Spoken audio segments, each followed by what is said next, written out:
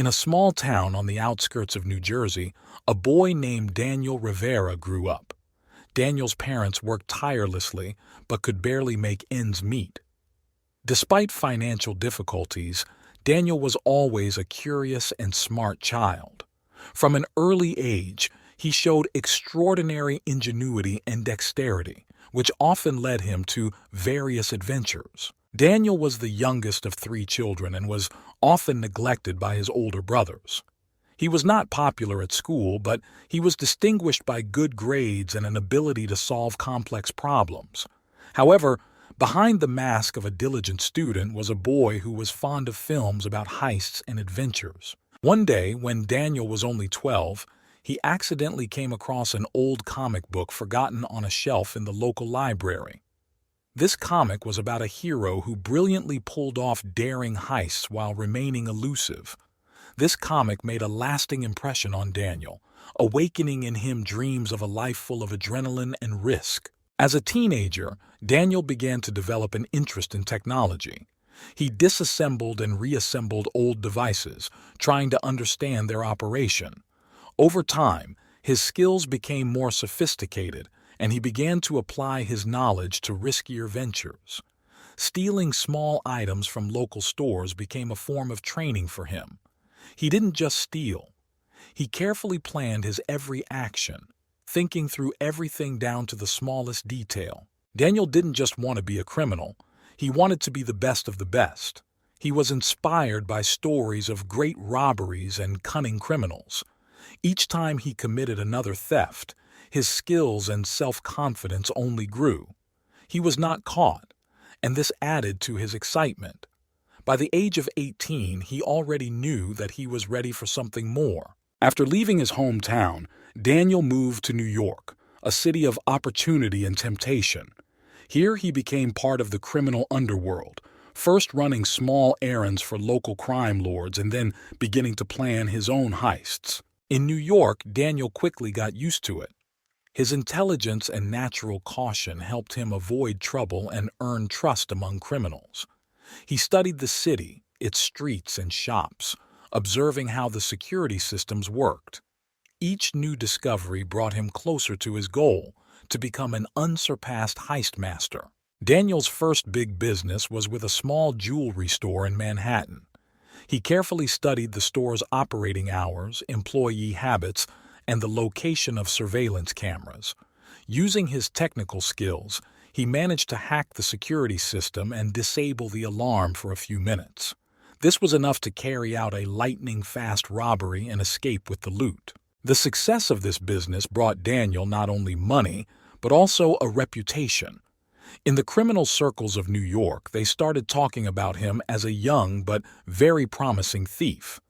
Daniel continued to work alone, trusting no one and carefully concealing his identity.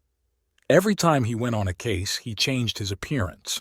He used wigs, disguises, and even fake documents.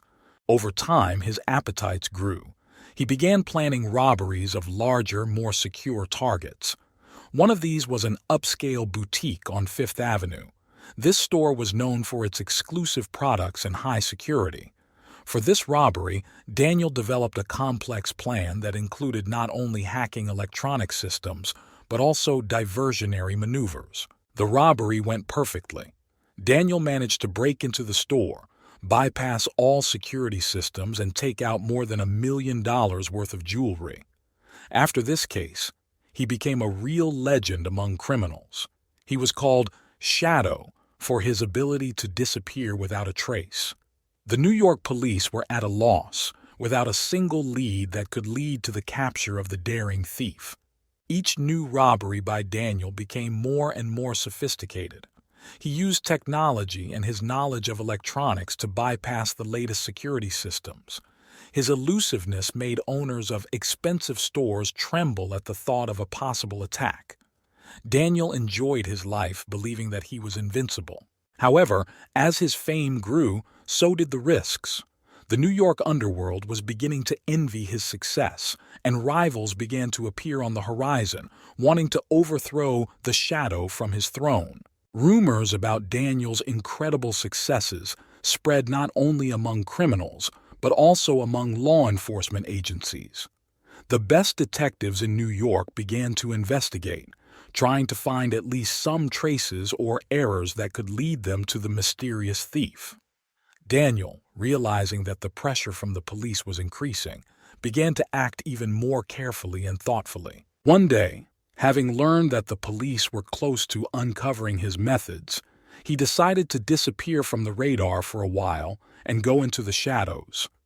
He changed his place of residence and got a regular job in order to divert suspicion from his person. Daniel used this time to develop new, even more complex methods of robbery.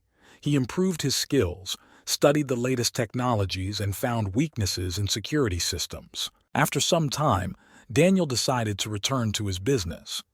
His next target was one of the most famous and guarded jewelry stores on Madison Avenue. This store was famous not only for its goods, but also for its impenetrable security systems. Preparations for this robbery took several months. Daniel collected information about every aspect of the store, including the security guards' schedules, the location of the cameras, and even the materials used to make the walls and doors. On the night of the robbery, Daniel acted as confidently and silently as always. He used the latest technology to bypass security systems and get inside. However, despite all his preparation, an unexpected surprise awaited him. There were additional security measures hidden in the store that Daniel was unaware of. This made his task much more difficult, but he did not back down. Showing all his ingenuity, he managed to cope with new obstacles and carry out the jewelry. The robbery was successfully completed, but it cost Daniel a lot of nerves. He realized that his methods were becoming outdated, and new technologies were beginning to be used against him. After this robbery, he decided to find a partner who would help him cope with new challenges. He was looking for a man who would share his passion for robbery and would be just as smart and careful. After much searching, he found Julia, a young and talented hacker with incredible cybersecurity skills. Julia was not only his partner but also became his friend whom he could trust. Now Daniel and Julia started working together. They developed new plans and improved their methods. Each new robbery became even more daring and complex. Their duo was invincible, and they continued to terrify the owners of expensive stores. Working together with Julia brought new opportunities and ideas to Daniel. Her cybersecurity abilities allowed them to hack into systems that previously seemed insurmountable. They developed an alarm system that allowed them to disable security devices remotely, leaving store owners in complete uncertainty. One day, preparing for one of the most ambitious robberies, Daniel and Julia chose as their target an elite boutique on Rockefeller Plaza. The boutique was famous for its unique jewelry, each of which cost a fortune. The pair began developing a detailed plan that included not only physical penetration, but also virtual penetration through the store's security systems and databases. The plan was simple in its genius. Julia used her skills to create false alarms, diverting the guards to the opposite side of town. This gave Daniel time to break into the store using fake IDs and access keys made by Julia. They also developed a sophisticated system to bypass security cameras by temporarily switching them to pre-recorded footage of empty rooms. At night, when the plan was put into action, everything went smoothly. Daniel and Julia worked together like a well-tuned machine. Daniel made his way inside the store and, following a well-thought-out route, disabled all remaining security systems. He filled the bag with jewelry, and by the time the guards realized what had happened, the couple had already disappeared without a trace. This robbery became their most successful case. The production exceeded all their expectations, and they became richer by several $1,000,000. However, this brought them even more attention from the police and competitors. Daniel knew that now they had to be even more careful not to fall into a trap. They decided to lay low for a while and carefully plan their further actions. Daniel and Julia moved to a new, safer location where they began working on new technologies and tactics. They knew that their next step would have to be even more daring and unpredictable in order to maintain a leading position in the criminal world. Despite the constant tension and risk, their partnership grew stronger. Daniel and Julia became not only colleagues but also true friends. Together they developed new plans, discussed strategy, and shared their dreams. Each new robbery became not only a test for them, but also an adventure in which they enjoyed every moment. They soon began to think about expanding their operations beyond New York. The world was full of rich stores and jewelry boutiques waiting to be robbed. Daniel and Julia planned to travel abroad and try their hand at other countries where their methods would be just as effective. Their plan for international activities began to take shape. Daniel and Julia decided to travel to Europe, where major cities such as Paris and London had some of the most luxurious and secure stores in the world. To do this, they needed to carefully prepare and acquire the necessary connections. Their first goal was Paris, the city of light and luxury. Daniel and Julia flew there under false names and began exploring local boutiques. They spent several weeks studying the opening hours, security routes, and security systems of the most expensive stores on the Champs-Élysées. The couple decided that their first target would be a famous jewelry house, famous for its exclusive jewelry. Preparation for this robbery took much more time and effort than all previous ones. Daniel and Julia realized that European security systems were different from those they had encountered in America. But this only fueled their interest and ambitions. Julia developed a complex scheme to hack digital locks and alarms, while Daniel thought through all possible escape routes and infiltration routes. Finally, the day of the robbery arrived. Daniel, dressed in a courier uniform, entered the building through the service entrance. At this time, Julia, sitting in a safe place, hacked into security systems, turning off cameras and alarms. Everything was going according to plan until one of the security guards accidentally noticed something strange in the operation of the video surveillance system.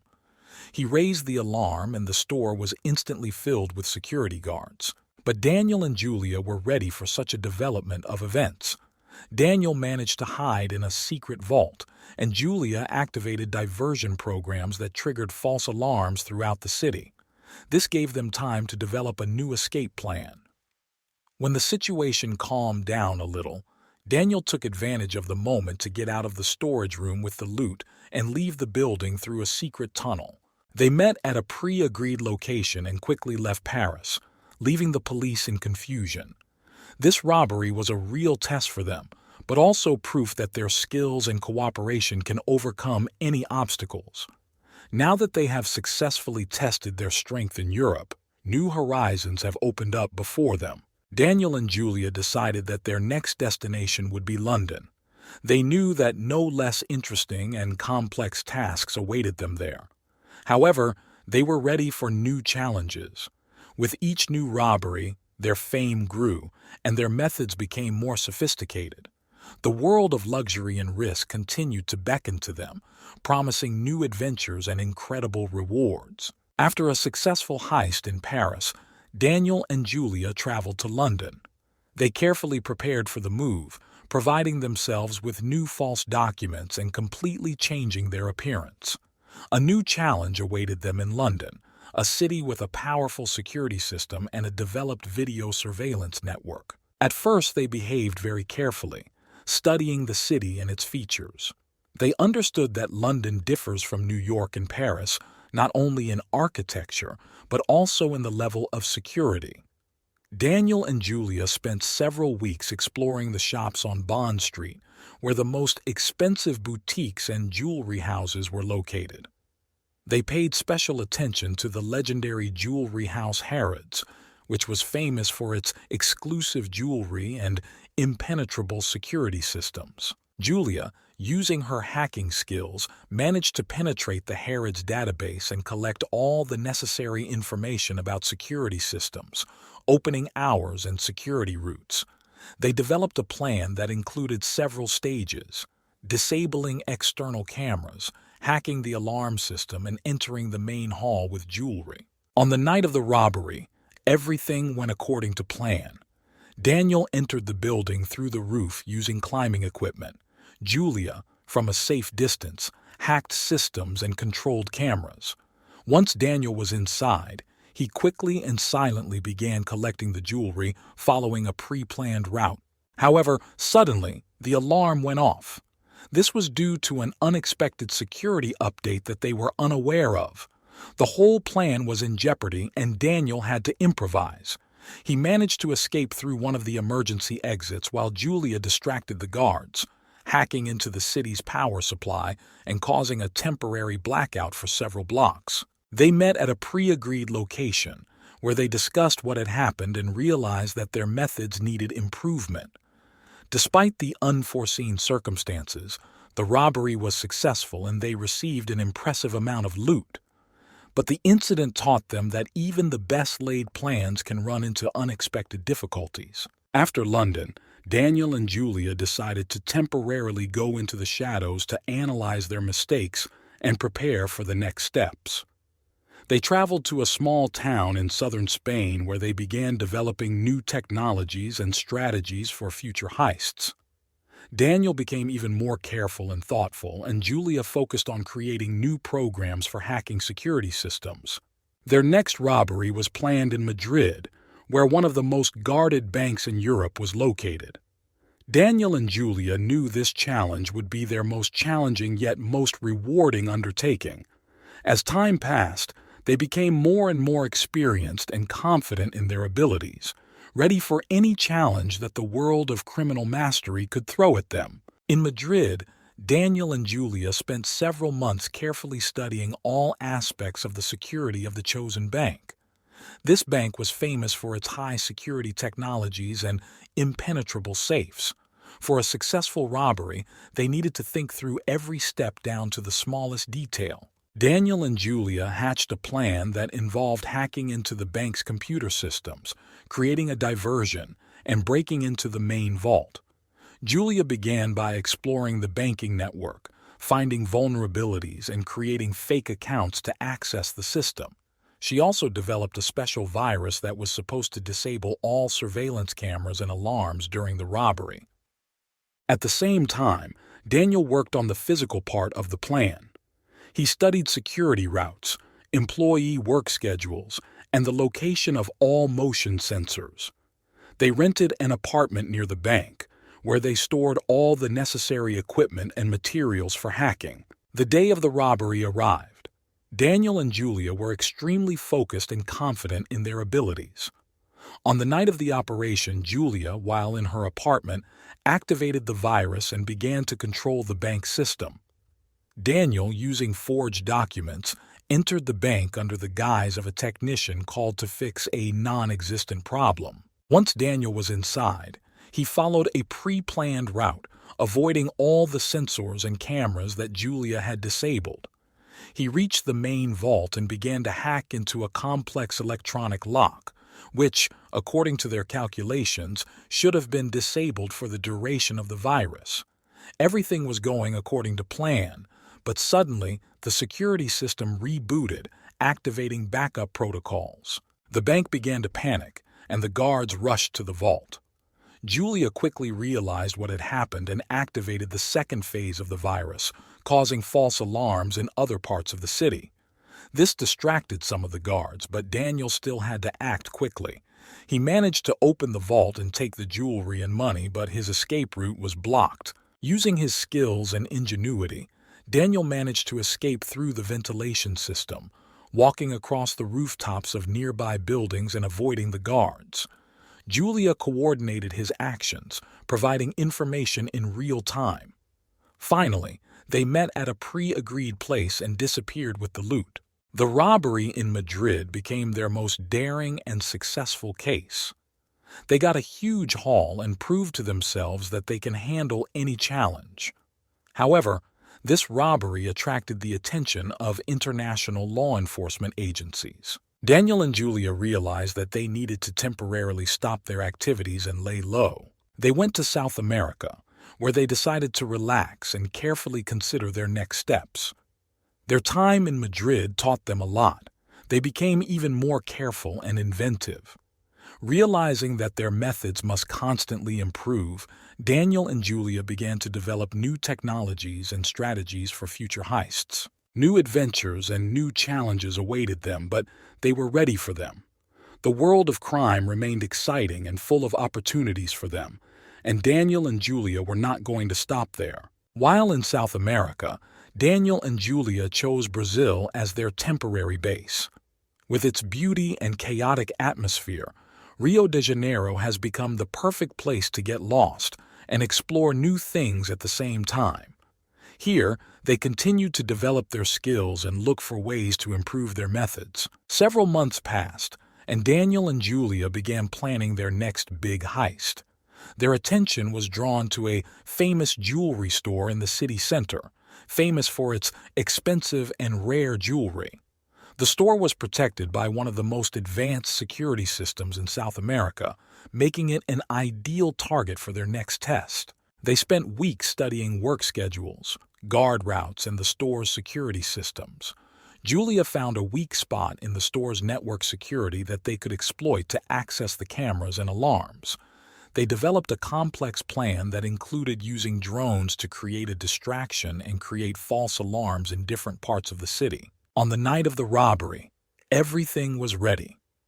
Daniel and Julia started by flying drones, creating chaos and distracting the police and security. Julia hacked the store's security systems, disabling the cameras and alarms long enough to gain entry. Daniel, using a laser cutter, carefully penetrated the roof of the building, avoiding motion sensors. When Daniel reached the main treasure room, he quickly collected the most valuable items. However, their plan again encountered unexpected problems. Suddenly, a new security system they didn't know about was activated. The store was instantly filled with security, and Daniel had to improvise. He used smoke grenades and laser traps to slow down the guards and managed to escape through the ventilation shafts. Julia, being in a safe place, coordinated his actions and distracted the attention of the guards by hacking into city control systems. They met at a pre-agreed place and escaped with the loot, once again proving their elusiveness and skill. A robbery in Rio de Janeiro brought even more attention to their activities. International law enforcement agencies are hunting a mysterious couple known for their daring, high-tech robberies.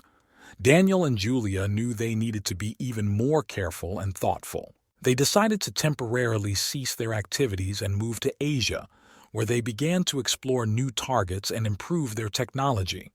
In Hong Kong, they found new opportunities for growth and development by studying local security systems and developing new hacking techniques. New adventures and challenges awaited them, but Daniel and Julia were ready for them. The world of crime remained exciting and full of opportunities for them, and they were not going to stop there. In Hong Kong, Daniel and Julia find themselves in a world where high technology and tradition are closely intertwined. This city became an ideal place for them to hide, and at the same time a new field for research. They rented a luxurious penthouse overlooking Victoria Harbor from where they could plan their operations without attracting too much attention. They soon discovered that Hong Kong was home to one of the richest collections of jewelry in the world, owned by a major tycoon named Wong Li. His collection was known not only for its value, but also for its uniqueness. It was kept in a private gallery, protected by the latest security systems developed by the best security specialists. Daniel and Julia began carefully planning the robbery. They knew that this time they would have to face levels of defense that they had never encountered before. Julia began studying gallery cybersecurity, and Daniel began studying physical security. They decided to use their old drone trick, but this time improved their software and added network hacking capabilities. The preparation took several months. They embedded their programs into the gallery's security system and also created several false objects to distract attention. On the night of the robbery, using fake IDs and drones, they began the operation. Everything was going according to plan until one of the guards accidentally noticed the unusual behavior of the drones. The alarm was raised and Daniel and Julia had to act quickly. Daniel made his way inside the gallery, using his skills and advanced gadgets to bypass the security systems. At this time, Julia distracted the attention of the guards, hacking the city's control systems and creating chaos on the streets. When Daniel reached the main collection hall, he began collecting the most valuable exhibits. However, a system that they had not foreseen was suddenly activated, laser traps that began to work automatically. Daniel had to show all his dexterity and ingenuity to avoid traps and get out of the building. They met on the roof of a nearby building where a helicopter, rented under false names, was waiting for them. At the last moment, when the guards were already close, they managed to take off and disappear into the night sky. The robbery was successful, but Daniel and Julia knew they were on the verge of exposure. Now they are being pursued not only by local authorities, but also by international agencies trying to catch the elusive couple. After the robbery in Hong Kong, they decided to go even deeper into the shadows. Their next target was Dubai, a city known for its wealthy residents and incredible levels of security. In Dubai, they began exploring new techniques, including using artificial intelligence and machine learning to hack systems. New challenges and adventures awaited them, but they were ready for them. The world of crime continued to beckon to them, promising new challenges and incredible rewards. In Dubai, a city of luxury and incredible technology, Daniel and Julia faced a whole new level of security. Here, among the skyscrapers and modern architectural marvels, they planned their next big heist. Their target was a legendary jewelry store in the heart of the city, known for its exclusive collection of rare jewelry. Daniel and Julia began by studying the city's infrastructure, security, and video surveillance systems. They knew that Dubai had one of the most sophisticated security systems in the world, so they decided to use their most advanced technologies and approaches. Julia began hacking networks and analyzing data, while Daniel developed an infiltration and evacuation strategy. Their plan included several stages. First, they decided to use a network of underground tunnels that were part of the city's old engineering structures. These tunnels led directly to the building where the jewelry store was located. Secondly, they developed a unique algorithm that made it possible to hack video surveillance systems and replace them with images recorded in advance. On the night of the robbery, Daniel and Julia set about executing the plan. Daniel, dressed in a maintenance uniform, entered the building through an underground tunnel that they had prepared in advance. At this time, Julia, being in a secluded place, hacked into security systems and turned off the alarm. They used the latest technology, including drones and unmanned vehicles, to distract guards and create false alarms.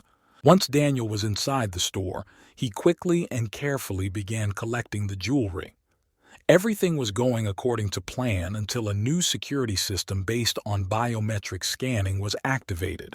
It turned out that the jewelry store updated their security system just days before the robbery, and this information was not available in their original data. Daniel had to improvise. He used a special device developed by Julia to break the biometric lock. It took longer than they expected, and the guards began to approach. Julia, seeing the situation, created a fake message about a fire in one of the neighboring buildings to distract attention and give Daniel more time. Finally, Daniel managed to open the lock and collect the most valuable jewelry. They escaped the building through the same underground tunnel they used to enter. The robbery was successful, but very tense. Daniel and Julia realized that their methods needed constant updating and improvement. After a successful robbery in Dubai, they decided to hide and relax for a while. They went to a small island in the Caribbean, where they were able to enjoy peace and tranquility, and also analyze their mistakes and achievements. On the island, they began to develop new devices and technologies that would help them in the future. Their next target was Singapore, a city known for its high technology and advanced security systems. Daniel and Julia knew that new challenges awaited them here, but they were ready for them.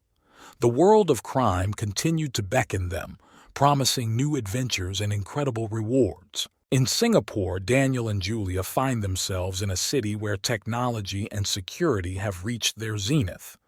Here, among the state-of-the-art skyscrapers and perfectly laid-out streets, they began plotting their next big heist. Their target was a famous jewelry store located in one of the most prestigious areas of the city. They began by carefully examining the store's security system, which included biometric scanners, thermal imaging cameras, and sophisticated artificial intelligence algorithms that analyze behavior. Julia used her skills to find vulnerabilities in the store's networks and infiltrate their systems, while Daniel did physical reconnaissance, analyzing guard locations and patrol routes. Their plan included using the latest technology and hacking techniques they had developed in the Caribbean. Daniel and Julia were confident in their abilities, but they did not take into account one important factor. In Singapore, there was a special group for combating high-tech crimes, which had been monitoring their activities for a long time. On the night of the robbery, everything started according to plan. Daniel entered the building through the ventilation system, and Julia hacked the security systems, creating false alarms and diverting the attention of the guards. They used drones and unmanned vehicles to monitor the situation outside and inside the building. However, as soon as Daniel approached the main treasure vault, the security system suddenly rebooted. Julia tried to regain control, but it turned out that the Special Crime Control Group was ready for their methods and introduced their own countermeasures. As a result, Daniel was trapped and Julia lost contact with him. Security and the special team began to approach the vault, and Daniel had very little time left. He used all his skills and ingenuity to bypass the extra security measures and open the vault. However, as he began to collect the jewelry, the vault door suddenly locked, trapping him inside. Julia, realizing the seriousness of the situation, decided to take extreme measures. She hacked into the city's power supply network and caused a temporary power outage in the area where the store was located. This gave Daniel some time to get out of the vault and find an escape route, but the special group was already on his trail. Daniel had to use his parkour and stealth skills to avoid capture. He left the building through the service entrance and, hiding in the shadows, went to the meeting place with Julia. They quickly left Singapore, leaving behind a trail of rubble and unsolved mysteries. This failure became an important lesson for them. Daniel and Julia realized they needed to be even more careful and thoughtful. They decided to go underground for a while and reconsider their methods. Their time in Singapore taught them a lot, and they were determined to use this experience for future success. Hiding on one of the sparsely populated islands of Indonesia, Daniel and Julia began to develop new strategies and technologies. They knew the next challenge would be even more difficult, but they were ready for it. The world of crime continued to beckon them, promising new adventures and incredible rewards. Singapore left its mark on Daniel and Julia, forcing them to rethink their approaches and strategies. This time, they decided to change tactics and act with more caution and cunning. Indonesia gave them the opportunity to hide and carefully consider their next move. They chose a small island, lost among many others, for their base.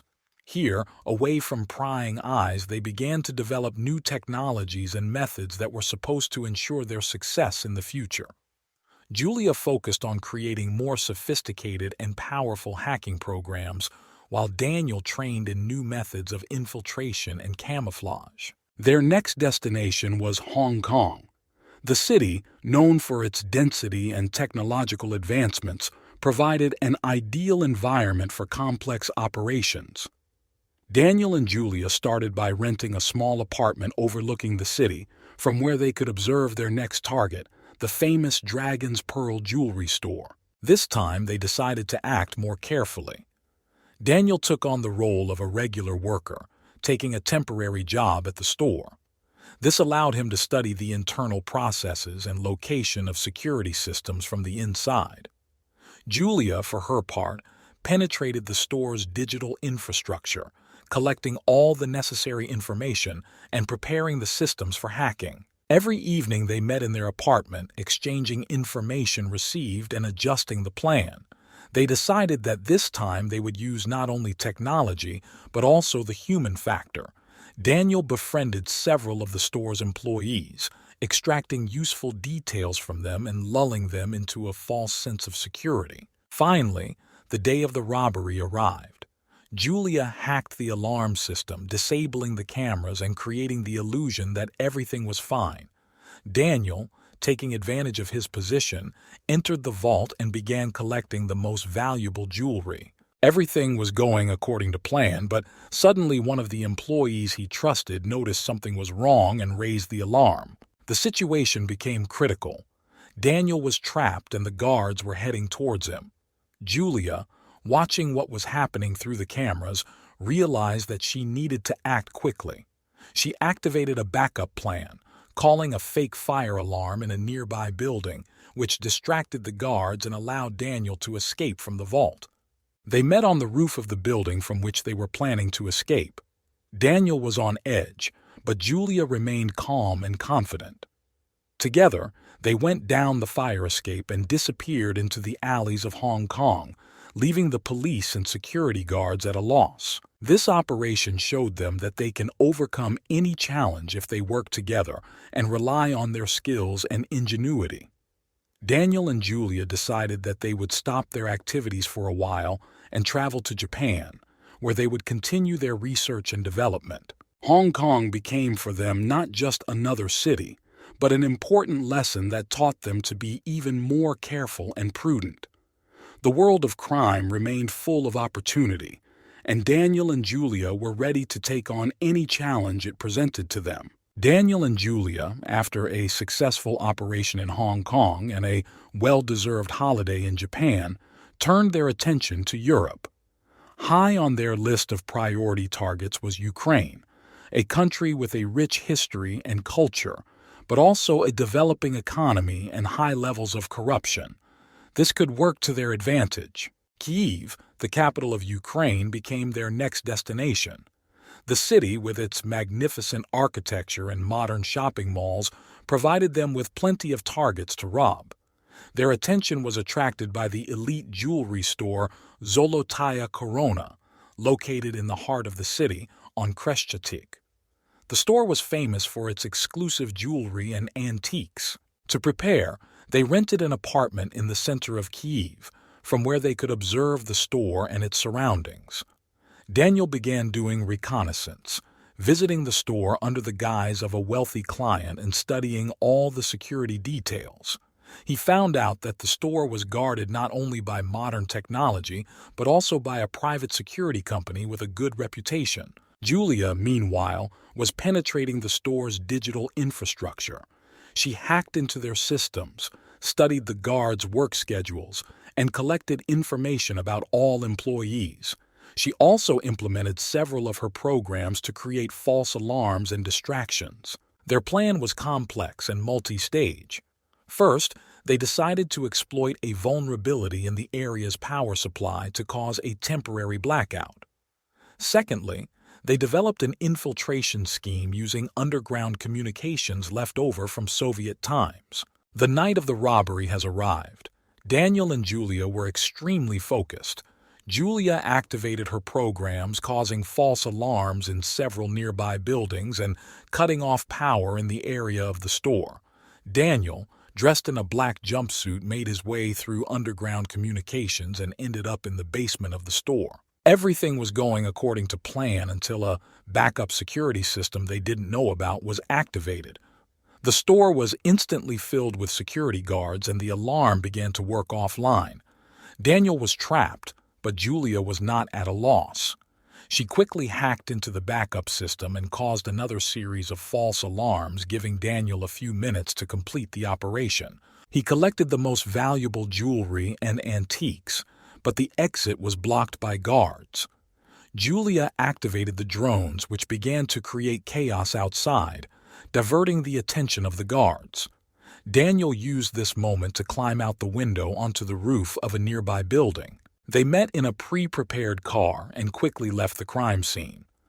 The Kiev robbery did not go as smoothly as planned, but they still achieved their goal. Daniel and Julia realized that Ukraine presented them with a new level of challenges and opportunities. After that, they decided to lay low for a while in one of the small cities in western Ukraine in order to analyze what happened and prepare for new operations. Their next step was full of unknowns, but they were ready for new challenges and adventures that could await them in the world of crime. After a successful but tense heist in Kyiv, Daniel and Julia decided to move to the south of Ukraine, to the port city of Odessa. Odessa, with its rich cultural traditions and vibrant atmosphere, seemed like the perfect place for our next venture. The city was known for its historic buildings, luxury shops, and hidden wealth, making it an attractive target for the next heist. They chose as their target the famous jewelry store Black Sea Star, located in the historical center of the city, not far from the Potemkin Stairs. This store was famous for its exclusive jewelry and expensive watches. Their main task was to enter the store and take out the most valuable things without attracting attention. To begin with, they rented an apartment overlooking Deribasovskaya Street, from where they could observe the store and its surroundings. Daniel began visiting the store, posing as a wealthy foreigner interested in unique jewelry to study the security systems and camera locations. He learned that the store was guarded by a private security company and had a sophisticated alarm system. Julia, in turn, began hacking into the store's digital infrastructure, gaining access to their internal systems and studying weaknesses. She discovered that the alarm system had a vulnerability that allowed it to be disabled for a short period of time without attracting attention. Their plan included several stages. First, Julia had to hack the alarm system and disable the security cameras. Secondly, Daniel had to enter the store through the back door, which they had prepared in advance, and collect all the valuable items. Thirdly, they had to escape without leaving a trace. The night of the robbery was full of tension. Julia activated her programs and disabled the store's security systems. Daniel, dressed in a black jumpsuit, entered through the back door and began collecting jewelry and expensive watches. Everything was going according to plan until an unexpected failure occurred in the system. One of the guards accidentally discovered that the cameras were not working and raised the alarm. The situation became critical. Julia quickly hacked into the city's lighting system, causing a temporary blackout in the area around the store. This gave Daniel a few minutes to complete the operation and escape through the underground communications that they had explored in advance. They met at a pre-agreed location and quickly left the city center, heading towards the port. Daniel and Julia knew that they might have more problems in Odessa due to the activity of local criminal groups and the police, so they decided to leave the city as soon as possible. They used a pre-prepared ship to leave Odessa and hide on the open sea. The operation taught them an important lesson, showing them that even the best-laid plans can run into unexpected problems. They decided to go to Romania, where they planned to hide and prepare for new challenges. Daniel and Julia were determined to continue their criminal adventures, despite all the difficulties that might come their way. The world of crime remained exciting and full of possibilities, and they had no intention of stopping there. Daniel and Julia, having disappeared into the open sea after a daring robbery in Odessa, headed to the shores of Romania. Their route took them through the Black Sea, and they hoped that sailing would help them avoid the attention of both Ukrainian and Romanian authorities. Arriving in Romania, they found refuge in a small coastal town known for its labyrinthine ancient streets and safety for fugitives. The Romanian coastal town became their temporary base. Here they rented a modest house on the outskirts where they could calmly review their past operations and prepare for new challenges. The Odessa operation had taught them a lot, and they decided that their next steps would need to be more thoughtful and sophisticated. They chose a famous jewelry house in Bucharest as their next target. It was one of the most guarded and prestigious stores in Romania, famous for its unique jewelry and antiques. Daniel and Julia began their preparation by carefully studying the store, its security and security systems. Daniel again used his method of infiltrating under the guise of a client. He visited the store several times, pretending to be a wealthy collector interested in antique jewelry. This allowed him to study the location of the cells, the work schedule of employees and security guards. Julia, meanwhile, hacked their security systems, gaining access to building plans and security patrol schedules. They developed a complex plan involving distractions and the use of false documents. First of all, they decided to create a false alarm in another area of the city in order to distract part of the guards. Then, using fake passes, Daniel had to infiltrate the building and collect the most valuable items while Julia controlled the security systems and cameras. The day of the operation arrived. Julia triggered a false alarm, causing chaos in another part of the city. The police and part of the security were distracted, which gave them the necessary time. Daniel, using fake passes, entered the building and began collecting jewelry. Everything went according to plan until one of the employees noticed the fake documents and raised the alarm. The situation got out of control again. Julia quickly hacked into the building's control system, blocking the exits and disabling the alarm.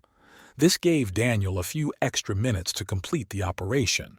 He collected the most valuable things and headed to the exit, where Julia was already waiting for him in a car. They managed to escape before the police and security arrived. The robbery in Bucharest was successful, but tensions grew. Daniel and Julia realized that with each new case they were attracting more and more attention from international law enforcement agencies. After the robbery, they decided to leave Romania and head to Central Europe. Their next destination was Budapest, a city with a rich history and many luxury shops. They knew that a new level of challenges and opportunities awaited them here, but they were ready for them. In Budapest, they began by exploring the city and choosing their next target. Daniel and Julia were determined to continue their criminal adventures, despite all the difficulties and dangers that might come their way. The world of crime remained exciting and full of possibilities, and they had no intention of stopping there. Daniel and Julia arrived in Budapest under cover of darkness, choosing a small apartment in a quiet area of the city for their hideout.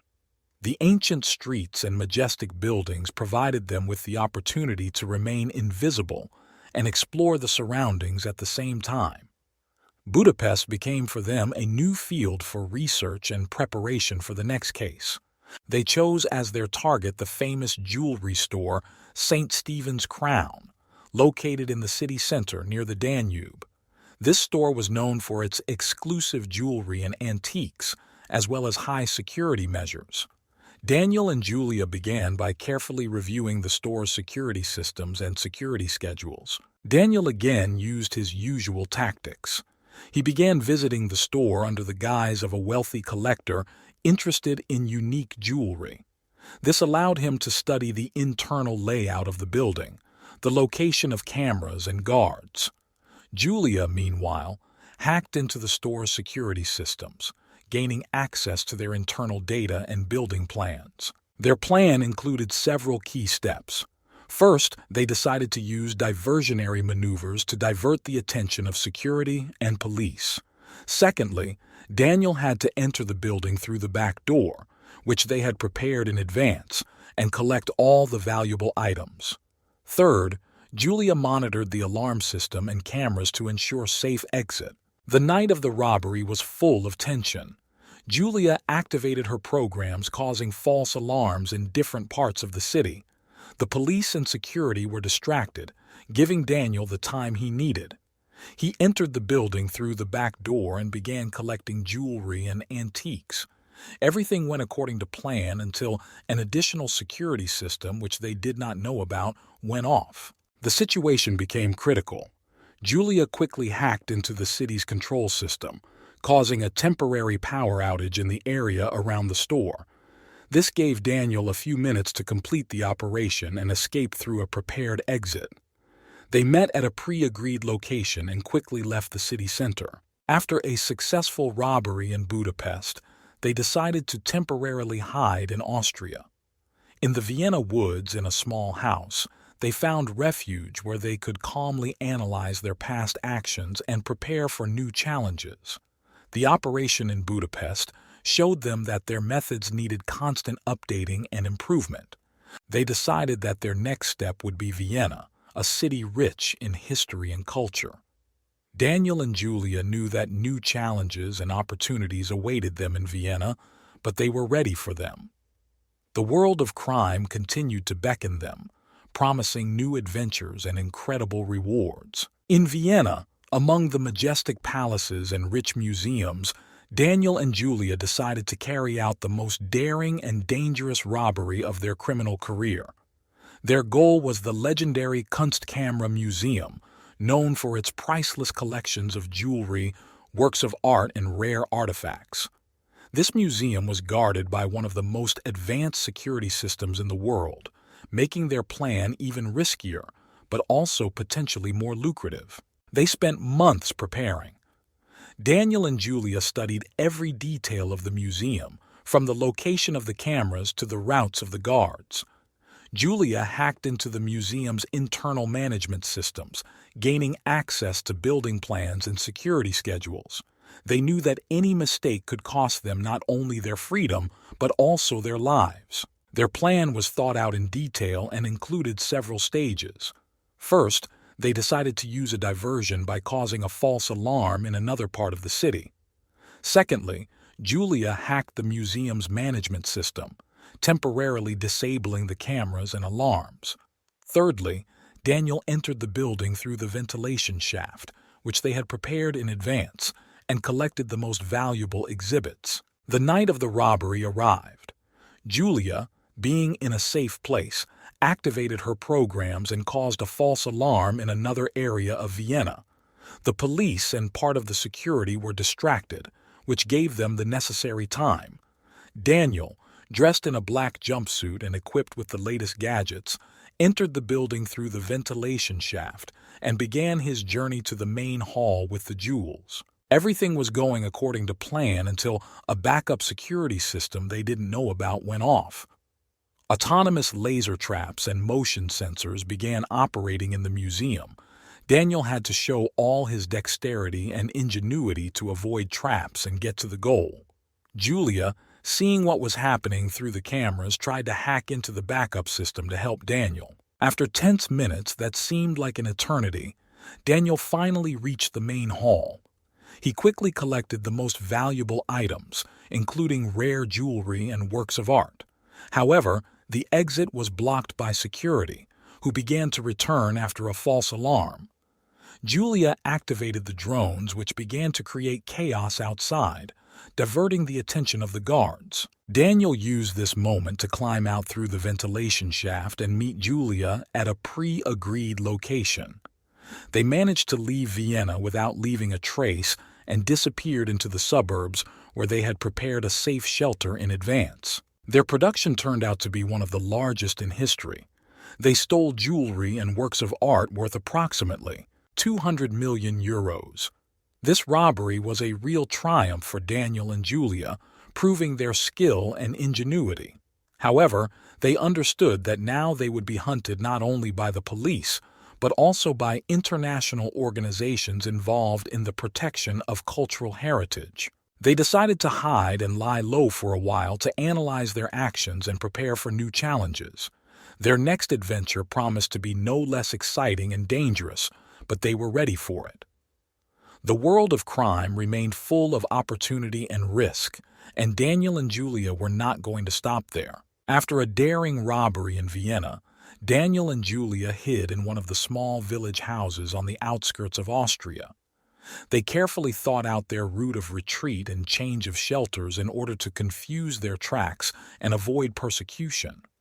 Realizing that their actions had attracted the attention of international law enforcement agencies, they decided to lay low for a while and develop new precautions. International police and cultural heritage agencies were determined to find the elusive couple.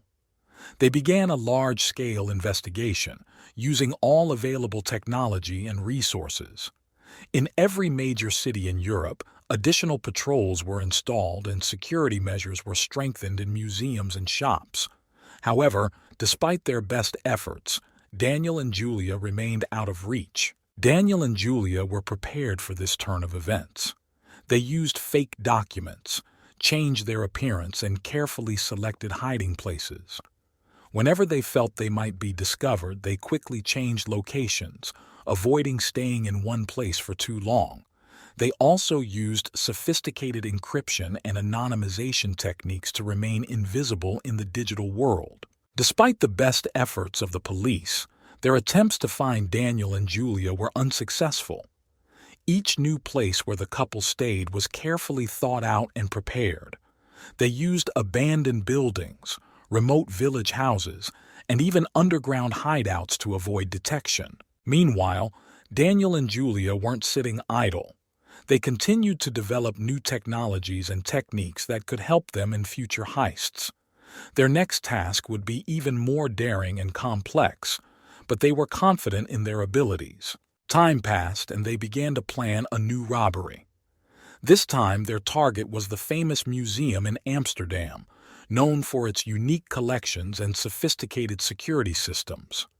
Daniel and Julia knew that this case would be the most difficult and risky they had ever planned, but this only fueled their excitement. They carefully studied the museum, its security systems, and patrol routes. Julia hacked into the museum's internal networks, gaining access to building plans and security schedules. Daniel, in turn, studied physical security and planned infiltration and evacuation routes. Their plan included several stages. First, they decided to use diversionary maneuvers to divert the attention of security and police. Secondly, Julia hacked the museum's management system, temporarily disabling the cameras and alarms. Thirdly, Daniel had to enter the building through a secret passage, which they had prepared in advance, and collect the most valuable exhibits. The night of the robbery arrived. Daniel and Julia were extremely focused. Julia activated her programs, causing false alarms in different parts of the city. The police and part of the security were distracted, which gave them the necessary time. Daniel, dressed in a black jumpsuit and equipped with the latest gadgets, entered the building through a secret passage and began his journey to the main hall with the jewels. Everything was going according to plan until a backup security system they didn't know about went off. Autonomous laser traps and motion sensors began operating in the museum. Daniel had to show all his dexterity and ingenuity to avoid traps and get to the goal. Julia, seeing what was happening through the cameras, tried to hack into the backup system to help Daniel. After tense minutes that seemed like an eternity, Daniel finally reached the main hall. He quickly collected the most valuable items, including rare jewelry and works of art. However, the exit was blocked by security, who began to return after a false alarm. Julia activated the drones, which began to create chaos outside, diverting the attention of the guards.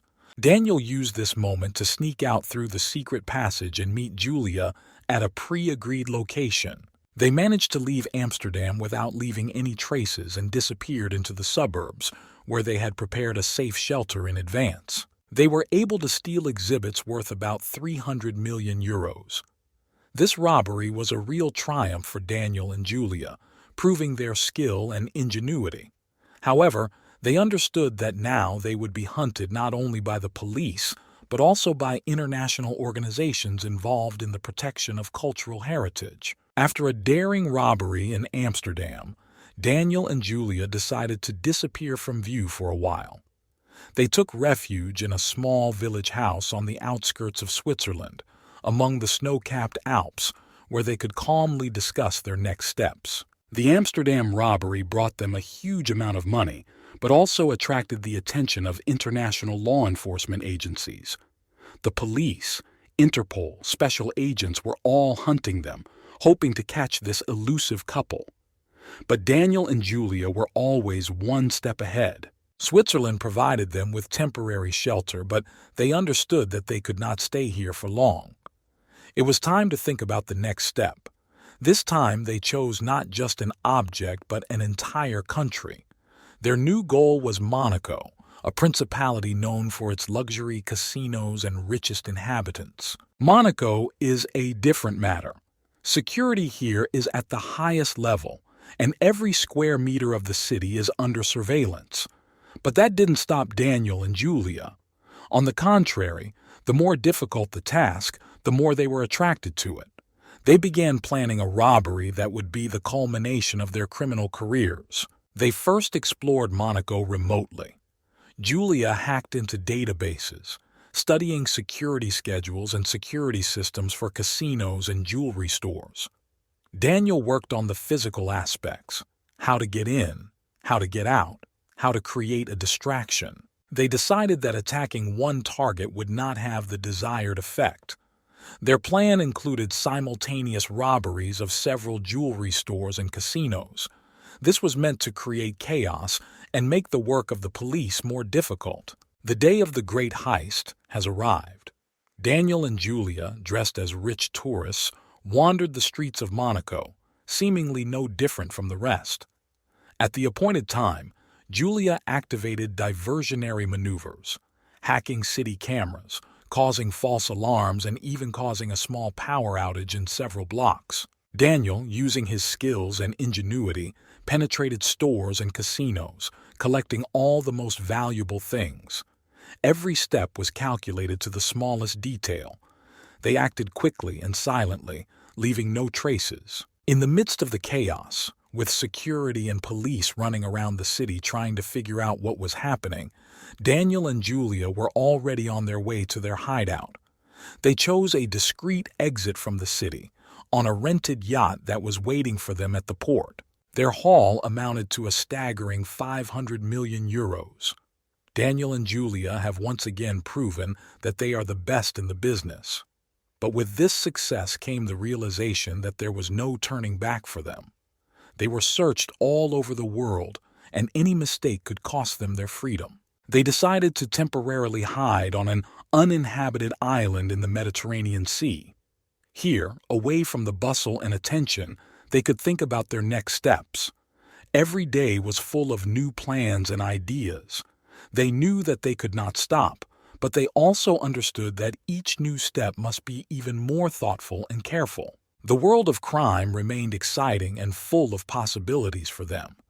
Daniel and Julia were ready for new challenges, but this time they were going to play by their own rules, leaving no chance for their pursuers. Daniel and Julia lived a life full of criminal adventures and uncharted roads.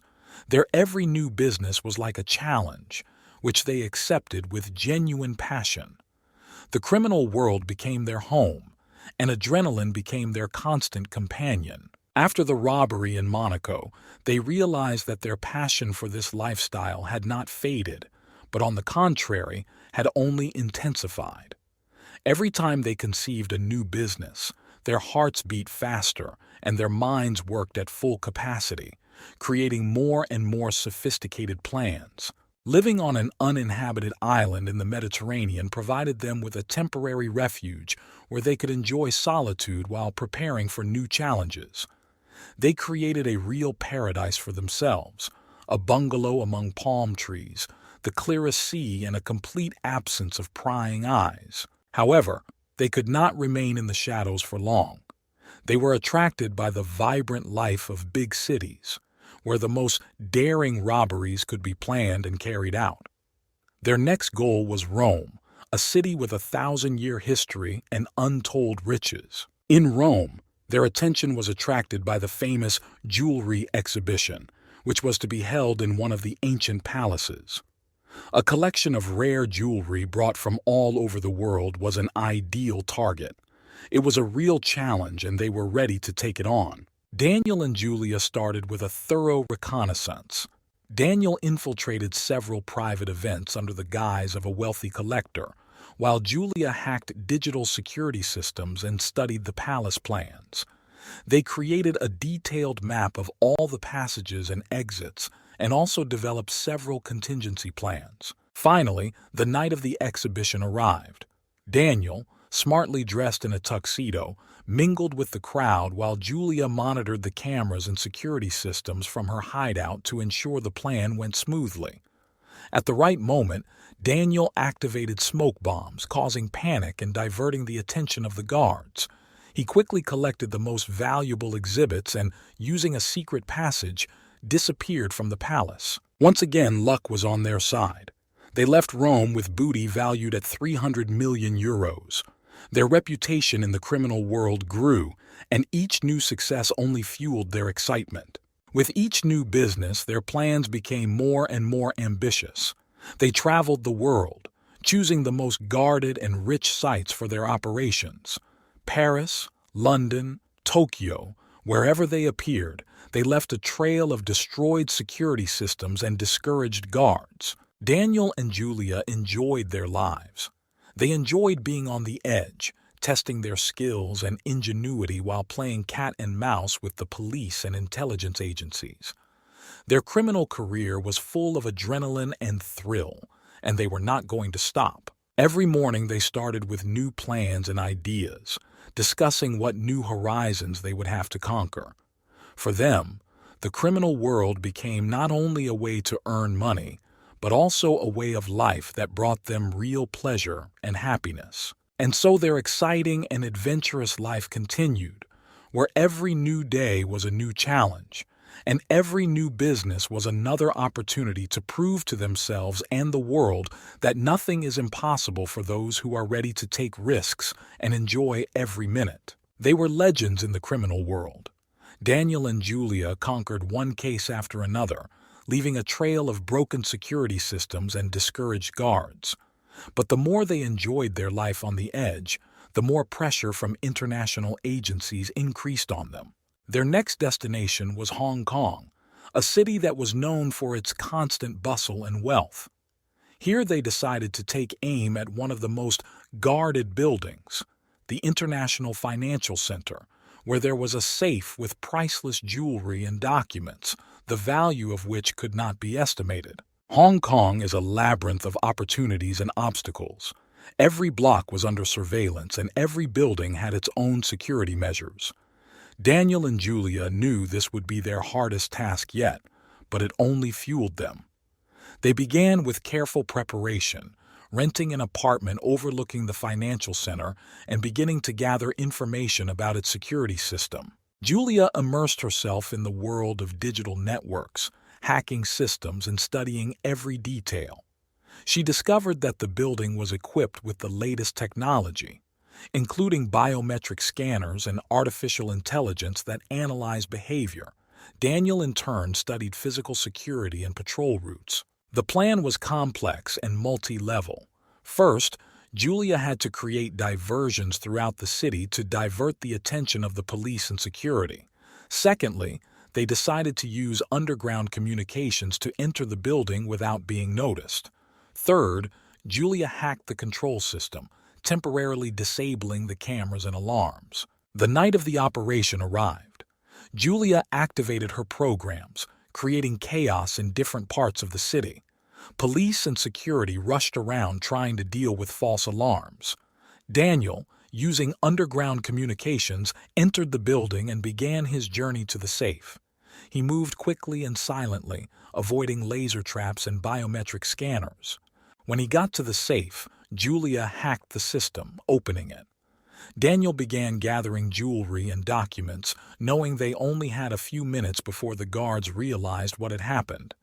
Suddenly, the security system began to reboot, and the guards received a signal about a break-in. Daniel had to improvise. He activated smoke bombs to create an additional distraction and quickly headed for the exit. Julia coordinated his actions, providing information in real time. They met at a pre-prepared place and fled the crime scene. Their haul was colossal, more than $500 million in jewelry and priceless documents. The Hong Kong robbery was a new triumph for Daniel and Julia, but also the riskiest case of their careers. They understood that now they would be hunted not only by the police, but also by private security agencies working for wealthy clients. They decided to temporarily lay low in one of the quiet villages of New Zealand. Here, among beautiful nature and tranquility, they could analyze their actions and prepare for new challenges. Daniel and Julia knew their journey wouldn't be easy, but they were prepared for anything. Living on the edge became their raison d'être. Every new task, every new challenge brought them pleasure and a sense of accomplishment. They knew that they could not stop, and that many more adventures and risks awaited them. The world of crime remained exciting and full of opportunity for them, and they had no intention of changing their lifestyle. Living on the edge has always been a source of adrenaline and pleasure for Daniel and Julia. But one day, everything changed. Julia began to notice changes in her body and, after several days of doubt, decided to take a test. The result was stunning. She was pregnant. This news shocked them both. Daniel and Julia were accustomed to danger, but now they faced a completely new reality. Pregnancy meant that their lives could no longer be the same as before. Responsibility for the child's future jeopardized their criminal careers and forced them to rethink many things. Daniel was confused. He had always been ready for any challenge, but now he was faced with a task for which he was not ready. Julia, despite her love of adrenaline and danger, began to think about the child's future and safety. They knew that their past lifestyle was too risky to raise a child. They decided to temporarily lay low and think about their next steps. Having moved to a small house in Novaya, Zealand, they began to plan how to cope with the new situation. Julia knew she needed to avoid stress and danger, which meant she wouldn't be able to participate in heists like she used to. Daniel took it upon himself to care for Julia, trying to keep her comfortable and safe. However, the thought that their lives would change forever haunted him. He understood that sooner or later their past might catch up with them, and they needed to be prepared for any surprises. Months passed. Julia was enjoying the peace and preparation for the birth of her baby, but Daniel couldn't just sit idly by. He began looking for ways to secure a future for his family without putting them in danger. But old habits and the desire to act did not give him rest. One day, strangers approached their house. Daniel quickly realized that these could be investigators or mercenaries working for those they had robbed. He decided to act quickly. They packed their things and left the house, heading inland. New Zealand provided them with plenty of cover, but they knew they couldn't hide forever. Julia, feeling her due date approaching, knew they needed to find a safe place. They decided to go to Australia, where they hoped to find peace and start a new life. In Sydney, they found a secluded place where they could hide for a while. Daniel got a job in a small workshop, where his skills and ingenuity were put to use in a more peaceful way. Julia prepared for the birth of her child, enjoying rare moments of peace. The birth of their daughter was a turning point in their lives. Little Emily brought light and joy to their existence, but also increased their worries and fears. They knew that their past could return, but now they had a new goal: to protect their family at all costs. Daniel and Julia knew that their criminal careers could not continue as before. They decided they had to find a new path that would allow them to provide security and a future for their daughter without putting her in danger. But giving up the old way of life was not so easy. They began planning how to use their skills and knowledge for legal and safe purposes. Daniel and Julia decided that their new life should be built on the same principles that helped them become the best in their business: resourcefulness, caution, and the pursuit of excellence. Investigators working on Daniel and Julia's case have finally received new information. They learned that the couple had changed their appearance and last names, but their current location remained unknown. This news gave new impetus to the investigation, and agents were able to narrow their search. Meanwhile, Daniel and Julia, now known as Alex and Laura Williams, were enjoying a quiet life in suburban Sydney. Several years have passed. Emily grew up and their life seemed calm and safe. Alex got a job as an electronics repairman, and Laura took care of the house and raising her daughter. They managed to integrate into the local community, avoiding unnecessary attention and carefully guarding their secret. However, they always remained on guard, knowing that their past could return at any moment. One day, Alex noticed that their house was being watched. He knew it could be an accident, but his intuition told him otherwise.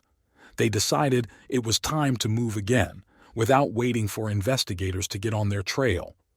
Laura prepared everything necessary for a quick departure, and they went into the interior of Australia to less populated areas. They found shelter in a small town where they rented a house on the outskirts.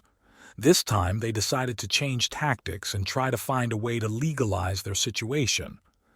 Alex began working remotely, using his programming and cybersecurity skills to provide income for his family without attracting attention. Meanwhile, investigators continued to search for them around the world. They knew that Alex and Laura Williams were just one of many masks, and that the couple could be anywhere. They assembled a team of cybersecurity specialists and began monitoring the internet and databases in search of the slightest traces. Alex, realizing that they could be searched through digital traces, took additional security measures. He created complex algorithms to mask their online activity and used anonymous networks to communicate with the outside world. It gave them time, but they knew it wouldn't last forever. One day, while analyzing their situation, they decided that they needed to find a way to legalize their situation. They began to look for old connections and people they could trust. One of these people was their old friend from the criminal world, who was now leading a legal life. He helped them organize new documents and prepare for legalization. They began the process of obtaining new documents that could withstand any scrutiny. It was a risky undertaking, but they understood that this was their only chance for a normal life. At the same time, they continued to hide and change their places of residence to avoid detection. Emily grew up, and they tried to give her everything she needed for a happy childhood. Despite the constant stress and risk, they found the strength to continue fighting for their family. Every day was a new challenge, but also a new opportunity. Alex and Laura knew that their journey would be long and difficult, but they were ready for anything for the safety and happiness of their daughter. Their criminal past had left its mark, but they believed they could create a new future, free from fear and persecution. The world was full of opportunities, and they were ready to take on any challenge to protect their family and start a new life. It's been several years since Alex and Laura Williams, formerly known as Daniel and Julia, left Australia. Their desire for a normal life, despite their criminal past, led them to a new stage. They managed to legalize their documents and started life with a clean slate. However, rumors of their movements continued to spread among those who tried to find them. Rumors led investigators to China, where legends circulated about a mysterious couple living in luxury with stolen money. They were said to have settled in Shanghai, one of the most dynamic and cosmopolitan cities in the world. Daniel and Julia, now known as Chen and Li Ming, truly enjoyed the life they were able to afford due to their wealth. Their new home was a luxurious penthouse overlooking the Huangpu River in the heart of Shanghai. They led a secretive but comfortable life, enjoying luxury and attention to detail. Chen used his cybersecurity skills to open a successful data protection company that quickly captured the market. Li was involved in philanthropy, investing in various projects and helping local communities. Emily, now grown, attended one of the best international schools, receiving an education that prepared her for a bright future. She didn't know all the details of her parents' past, but she understood that they did everything possible to provide her with a happy and safe life. Investigators continued to look for them, but each time they came across new false leads and false information. Chen and Li Ming were masters of disguise, and their experience in hiding their tracks allowed them to stay one step ahead. Rumors of rich life in China continued to spread, but no investigator could find evidence of their whereabouts. Daniel and Julia enjoyed every minute of their new lives, knowing that their past was behind them. They knew that despite their best efforts, they would always remember their criminal adventures. But now, their main priority was the safety and well-being of their family. Shanghai became their new home, where they could enjoy the fruits of their efforts and take care of their daughter's future. Daniel and Julia proved that, despite all the trials and dangers, they can build a new life full of happiness and success. Second story of the criminal. In a poor area of New York in 1985, a boy named Benjamin Reynolds was born. His family lived in a small old house that required constant renovation. Benjamin's mother, Linda, worked as a cleaner in one of the local office buildings, and his father, James, worked as a truck driver. The family struggled to make ends meet, and Benjamin realized the severity of life in poverty from an early age. Benjamin was an inquisitive and smart child. From early childhood, he observed life around him, absorbing every detail. He often walked the streets, exploring the shops and banks that were located in the city center. He was always interested in how these institutions worked and asked many questions. One day, walking past a large bank, he thought about how much money was stored inside and how he could get to it. At school, Benjamin showed himself to be a capable student, but his mind was often used not for the best purposes. He became a leader among his classmates, organizing petty pranks and practical jokes. His charisma and ability to persuade attracted other children to him, and he soon became the center of a small group that engaged in petty thefts and pranks. One day, during recess, Benjamin saw one of the students showing off his new toys. At that moment, he had the idea to steal these toys. He came up with a plan and, together with his friends, successfully carried out the theft. This first success inspired him and made him realize that he had the gift of planning and organization. Living in a disadvantaged area, Benjamin often encountered criminal elements. He watched as local bandits quickly became rich through robbery and theft. Despite his parents' attempts to keep him away from this environment, the streets of New York were themselves a school of life, where the fittest survive. One evening, while returning home, Benjamin witnessed a robbery at a local store. He carefully followed the actions of the robbers, remembering every detail. This incident left a deep imprint on his mind, and from that moment on, the thought of easy money and the adrenaline of robbery did not leave him. Every year, Benjamin's interest in the criminal world only intensified. He began studying books and films about famous bank robbers, dreaming of one day repeating their exploits. In high school, he already knew exactly what he wanted to do in the future. Benjamin did not strive to obtain a higher education or find an honest job. He believed that his destiny was to become a legendary bank robber. A plan gradually matured in his head, which was supposed to bring him the wealth and fame that he had dreamed of for so long. Thus began the journey of Benjamin Reynolds, a future serial bank robber who would forever change the criminal history of America. After graduating from school, Benjamin decided not to waste time and began to bring his plans to life. He found a job in one of the large banks in New York, getting a job as a security guard. This job gave him a unique opportunity to study the inner workings of a bank, including security systems, employee routines, and customer habits. Benjamin carefully studied every aspect of the bank's work. He memorized the collection schedule, observed how and where the money was stored, and analyzed all possible escape routes. He made himself duplicate keys to various rooms and secretly copied the access codes. During this time, he also strengthened his physical fitness and learned to move stealthily so as not to leave traces. In parallel with his work at the bank, Benjamin began to train in the art of breaking and entering.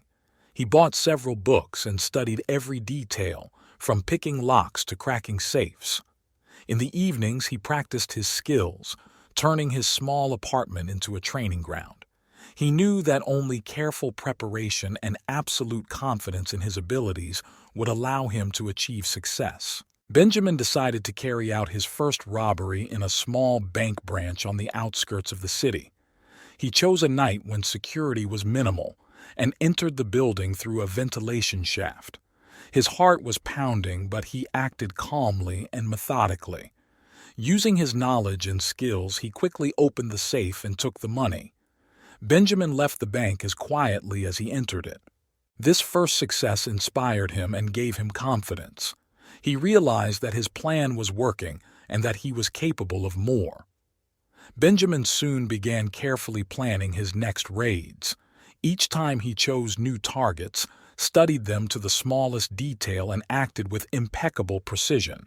Over time, his robberies became more and more daring. He infiltrated the largest banks in New York, leaving the police in confusion. Benjamin acted alone, relying only on his skills and sharp mind. He never left a trace and always went unnoticed, making him a real mystery to law enforcement. Benjamin Reynolds became a legend in the criminal world. His name aroused fear and admiration, and the New York police put him on the wanted list. But despite all their efforts, they were never able to catch him. Benjamin continued his journey, proving that he was capable of the impossible and that his genius knew no bounds. Benjamin realized that with each successful robbery, the pressure on him increased. The police and FBI began an intensified search for the unknown robber. They created a special working group to study each of his crimes, analyze his methods, and look for any possible clues. But Benjamin was always one step ahead. He began to change tactics to make their job more difficult. Instead of operating at night, he began committing robberies during the day when the bank was full of people. This required more careful preparation and incredible composure. He entered banks under the guise of an ordinary client, studied the situation, and waited for the right moment. Then, quickly and decisively, he would get down to business, using his skills and charm to avoid suspicion. Benjamin also began using disguises. He bought different costumes and wigs, changing his appearance to make him harder to recognize. This helped him remain unnoticed and leave without a trace. He became a master of disguise, and the police could not find a single description of his appearance. One day, when Benjamin was preparing for another robbery, he noticed that he was being followed. He realized that one of the bank employees might have suspected something was wrong. Benjamin changed his plans and decided to act differently. He went to another area of the city and chose a new goal, completely changing his usual routes. This incident made him even more careful. He began using technology to track police activity and avoid traps. Benjamin studied how surveillance cameras worked and found blind spots to stay undetected. He also began using fake documents to confuse those who were trying to track him down. Benjamin knew that sooner or later his luck might run out. But every time he committed another robbery and walked away with the loot, he felt that his skill was only growing. He liked to be the center of attention, even if it was from the police. With each new success, Benjamin became more and more daring. He didn't just steal money. He left behind himself peculiar signatures, small notes with riddles that further confused the police. These notes became his calling card, and people began to talk about him as a legend. However, despite all the precautions, Benjamin understood that the game was becoming more and more dangerous. He was at the top, but he also knew that every wrong step could lead to his fall. So he continued to act cautiously, always preparing for the next step and never forgetting that his freedom and life were at stake. Benjamin continued to operate with unprecedented dexterity, improving his skills and strategies. Each new day was an opportunity for him to improve his techniques and learn new ways to bypass security systems.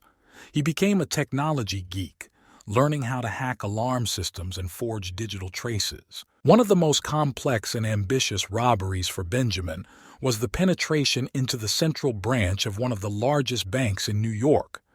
This department was equipped with the latest security systems, including biometric scanners, laser sensors, and continuous video surveillance.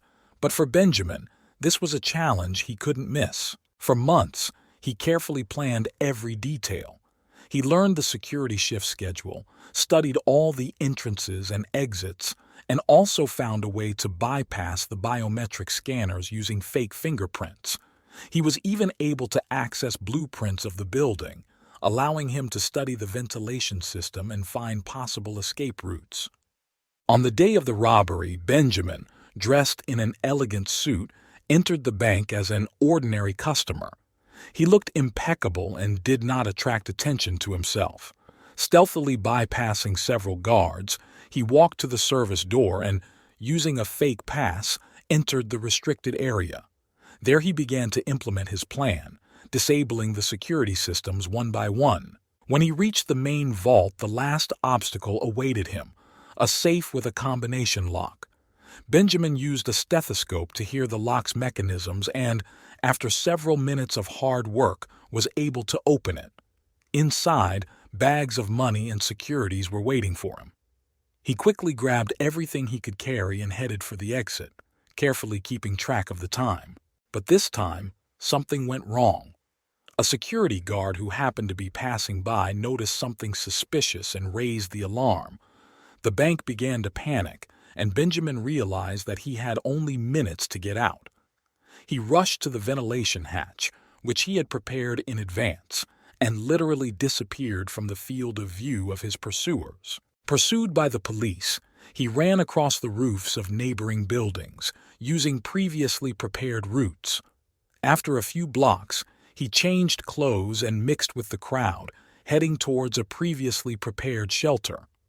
When he was finally safe, he realized how close he had come to failure. This experience was a lesson for Benjamin. He realized that he could not afford the slightest mistake. He began to act even more carefully, planning each robbery down to the smallest detail. His name became synonymous with elusiveness, and each new successful operation strengthened his reputation in the criminal world. Meanwhile, the New York police and the FBI did not give up trying to catch him. They stepped up surveillance of banks, checked all suspicious persons, and analyzed every little detail that could lead to his capture. But Benjamin was always one step ahead, playing cat and mouse with them and enjoying every moment of his dangerous life. With each new robbery, Benjamin improved his methods and strengthened his reputation in the criminal world. He became a legend, talked about throughout the country. Meanwhile, the police and FBI intensified their efforts to capture him. They collaborated with top security experts and analysts to try to predict his next move. Benjamin realized that each new robbery became more and more risky. He began looking for ways to leave New York and start a new life, perhaps even abroad. But his passion for adrenaline and thirst for new challenges did not allow him to stop. One of these challenges was the decision to rob the Federal Reserve Bank in New York. This bank was one of the most secure places in the city, and even the thought of robbing it seemed crazy. But Benjamin saw this as an opportunity to prove to himself and the whole world that he was capable of the impossible. This heist took months to plan. Benjamin studied every aspect of the bank's security system, analyzing employee routes and studying the building's ventilation layout. He also monitored how and when money was delivered to and collected from the bank. On the day of the robbery, Benjamin acted with incredible precision. He entered the bank under the guise of a maintenance contractor using false documents and forms. He bypassed the security systems and entered the vault, taking advantage of the time when the guards were busy with other matters. When he reached the main vault, he had to overcome several layers of defense. He used his technological training to disable alarm systems and bypass laser sensors. Finally, he found himself in front of a giant safe, which was to be his last obstacle. Opening the safe took longer than he expected. His hands shook with tension, but he continued to work methodically and calmly. At that moment, he realized how close he was to his goal. When the lock finally gave way, he opened the safe and saw mountains of cash and gold bars in front of him. Benjamin began loading the loot into the bags he had prepared. Suddenly, he heard the sound of footsteps. The guards returned earlier than he expected. His heart beat faster, but he kept his cool. He had to act quickly and decisively. He took as much as he could carry and headed towards the exit. This time, the path to salvation turned out to be more difficult. The guards noticed him and raised the alarm. Benjamin rushed to the ventilation hatch, but one of the guards managed to see him. A chase began through the corridors of the bank. Benjamin used all his skills and experience to escape his pursuers, but he realized that the situation was getting out of control. He got out of the building and headed towards a previously prepared shelter. At that moment, he realized that he could no longer continue to live like this. He decided that this would be his last robbery. But thoughts of a new life and freedom were overshadowed by the realization that he was now being persecuted with redoubled force. Benjamin hid in one of his hideouts, watching the news. He saw police and the FBI intensify their search, launching a massive operation to capture him. He needed to decide how to proceed. He knew that every step now had to be thought out to the smallest detail in order to avoid capture. The situation was heating up, and Benjamin realized that the game had become even more dangerous. His freedom hung in the balance, but he was ready to take on the challenge. He continued to develop a plan that would allow him to escape forever, leaving behind his legendary criminal career. Benjamin knew his time in New York was coming to an end. His latest operation caused a huge outcry, and the police increased patrols of the city, blocking all possible escape routes. However, Benjamin was always one step ahead. He knew he needed to think through his next move even more carefully to avoid the inevitable arrest. Benjamin decided that he needed to get as far away from New York as possible, but this required preparation. He created several false leads to confuse the police. He began spreading rumors and fake documents that indicated his possible presence in different parts of the country. His plan was to travel in a private vehicle, avoiding major roads and highways. One night, Benjamin secretly left his hiding place and set out on the road. He chose an old SUV that didn't attract attention and headed west. His path ran through forest roads and sparsely populated routes, where the chances of stumbling upon patrols were minimal. He understood that every kilometer removed him from danger, but he also knew that it was too early to relax. At one of the stops, when Benjamin was resting on an abandoned farm, he heard news on the radio about his capture. Police said they were on the verge of arresting him, but he had a plan. He continued to move, trying not to leave any traces. He changed cars from time to time, buying old cars for cash in small towns. After a few days of travel, Benjamin reached his goal, a small town on the Pacific coast. Here he found a secluded place where he could hide and start a new life. He changed his appearance, giving himself a new haircut and dyeing his hair, and also began using fake documents to avoid recognition. Benjamin got a job at a local restaurant where no one knew about his past. He lived a modest life, enjoying every day of freedom. Deep down, he knew that his criminal career was behind him, and that now his main task was to remain unnoticed. However, Benjamin could not completely abandon his past. He continued to follow the news, studying how the search was progressing. He knew that the police and the FBI would not give up trying to find him, but he was prepared for any development of events. Time passed, and Benjamin became more and more convinced that he had made the right choice. He began to make plans for the future, dreaming of a life free from crime and danger. He hoped that one day he could disappear completely, leaving behind only the legend of the elusive bank robber. Benjamin knew that his story was not over yet, and that a new chapter awaited him, full of unexpected turns and challenges. Benjamin enjoyed his new life in Mexico. He changed his name to Miguel and settled in a small town where no one knew about his past. He found work on a local farm, which gave him a sense of peace and security.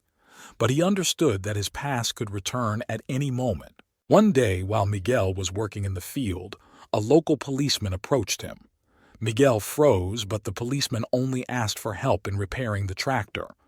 This incident reminded him that he must always be on alert. Despite the risk, Miguel made several friends among the locals. He became part of a small community, and people valued him for his hard work and kindness. Sometimes in the evenings he sat by the fire with new friends, telling them stories from his past life that were invented on the fly. One day, a stranger came to the town. He stopped at a local hotel and began asking residents about Miguel. Upon learning of this, Miguel realized that he had been found. He knew that there was no time to waste and began to prepare for another escape. At night, when the town was sleeping, Miguel packed his things and left the house. He headed towards the border with Belize, hoping that there he would be able to get lost among tourists and local residents. The road was dangerous, and he crossed paths with patrols several times, but each time he managed to escape. When Miguel finally made it to Belize, he felt like he could start over. Here he found work in a small restaurant on the seashore.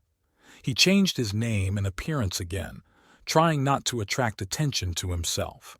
Life in Belize was calm and regular, and Miguel enjoyed every day. But despite his apparent calm, he knew that his past would always haunt him. He continued to live with alertness, ready to flee at any moment. Every night as he fell asleep, he thought that one day he would be able to find a place where no one would find him and begin to live truly freely. So continued the life of Miguel, the man who was once known as Benjamin Reynolds, the legendary bank robber. His story is not over yet, and new challenges and adventures await him. Despite his quiet life in Belize, Miguel, or Benjamin Reynolds as he was once known, could not shake his adrenaline rush and the excitement he felt during robberies. Thoughts about New York and his fame as a legendary bank robber haunted him.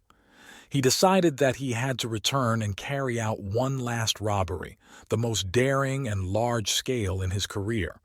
The plan was thought out to the smallest detail.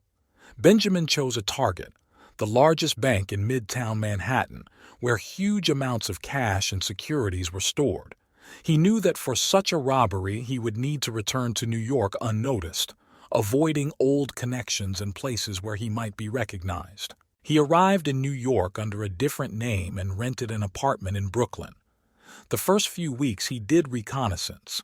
He watched the bank, studied the security schedule, the security systems, and the daily routine of the employees. He also purchased advanced hacking equipment and fake documents. The day came when everything was ready. Benjamin decided to act on a weekend when there were fewer people in the bank. He put on a suit that hid his face and headed towards the bank. After going through the back entrance, he used counterfeit keys and codes to gain access to the office premises. Entering the vault, he encountered a system of laser sensors and biometric protection, but Benjamin was ready.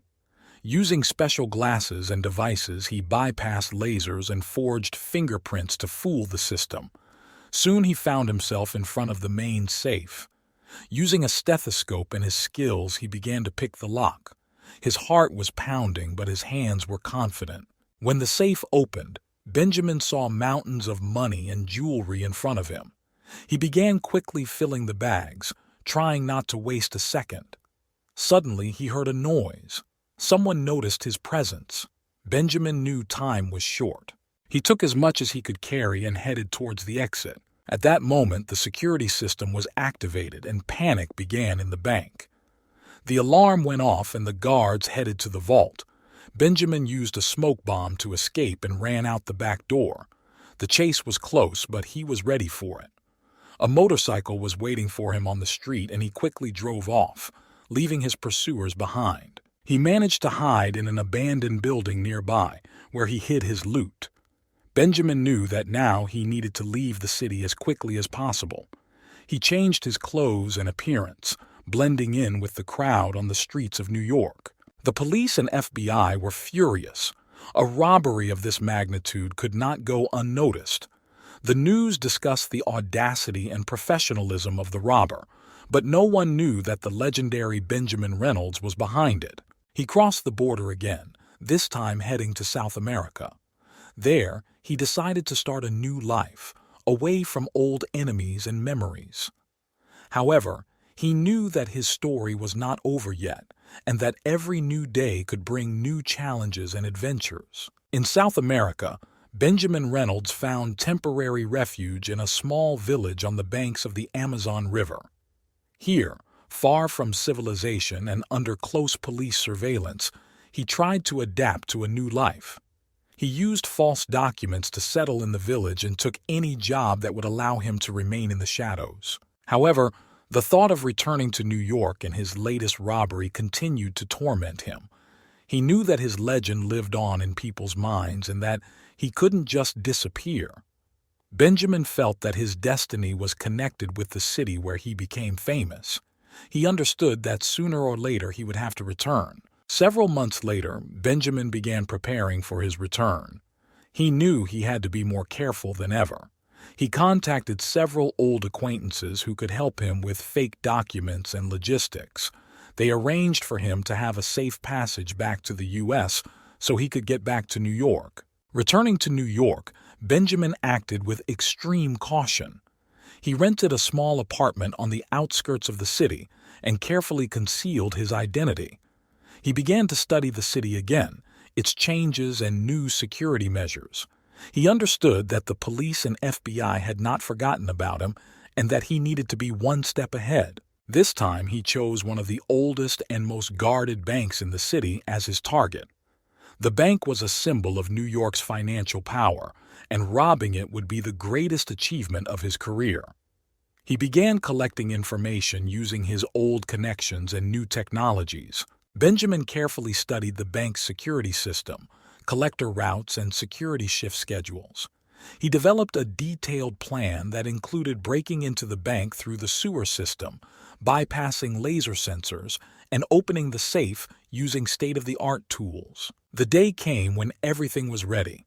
At night, Benjamin entered the sewer system and, using a map he had made in advance, reached the bank's basement. There he carefully made his way through narrow corridors, avoiding security cameras and laser sensors. He acted methodically and quickly as always. When he got to the safe, the most difficult part awaited him. Using his skills and the latest gadgets, he began to pick the lock. Time passed, and he felt the tension growing. Finally, the safe opened, revealing money and securities. But this time Benjamin decided not to take everything. He left a symbolic amount to show that what was more important to him was not wealth, but the process itself. He quickly left the bank, again using the sewer system, and headed towards his hideout. The police discovered the robbery only in the morning, and it caused a huge outcry. Everyone was talking about the return of the legendary robber and discussing his audacity and skill. But no one knew where he was now. Benjamin disappeared from New York again, this time heading to an unknown location. He knew that his story was not over yet and that new adventures awaited him. He relished the thought that his name would remain in people's memories as the name of a man who never gave up and continued to play his dangerous game until the very end. After successfully returning to New York and daringly robbing one of the city's oldest banks, Benjamin knew he had to keep moving. He knew that the police and FBI would not give up trying to catch him, and he decided that the next city for his great final heist would be Chicago. Chicago, with its rich history of organized crime and financial institutions, seemed an ideal place for the next strike. Benjamin carefully studied the city, its largest banks and security systems. He chose a target, one of the most prestigious banks in the city center, with a long history and a reputation for invulnerability. He arrived in Chicago under a different name, rented a small apartment, and began scouting. For the first few weeks he observed the bank, studying security schedules, security systems, and employee work schedules. He also looked at different escape routes to ensure he had multiple options in case of unforeseen circumstances. One of the main tasks was to enter the building undetected. Benjamin found a solution. He got a job as a technical specialist in one of the companies that maintains the bank's security system. This gave him access to important information and allowed him to plan his actions with maximum precision. Benjamin thought through every step.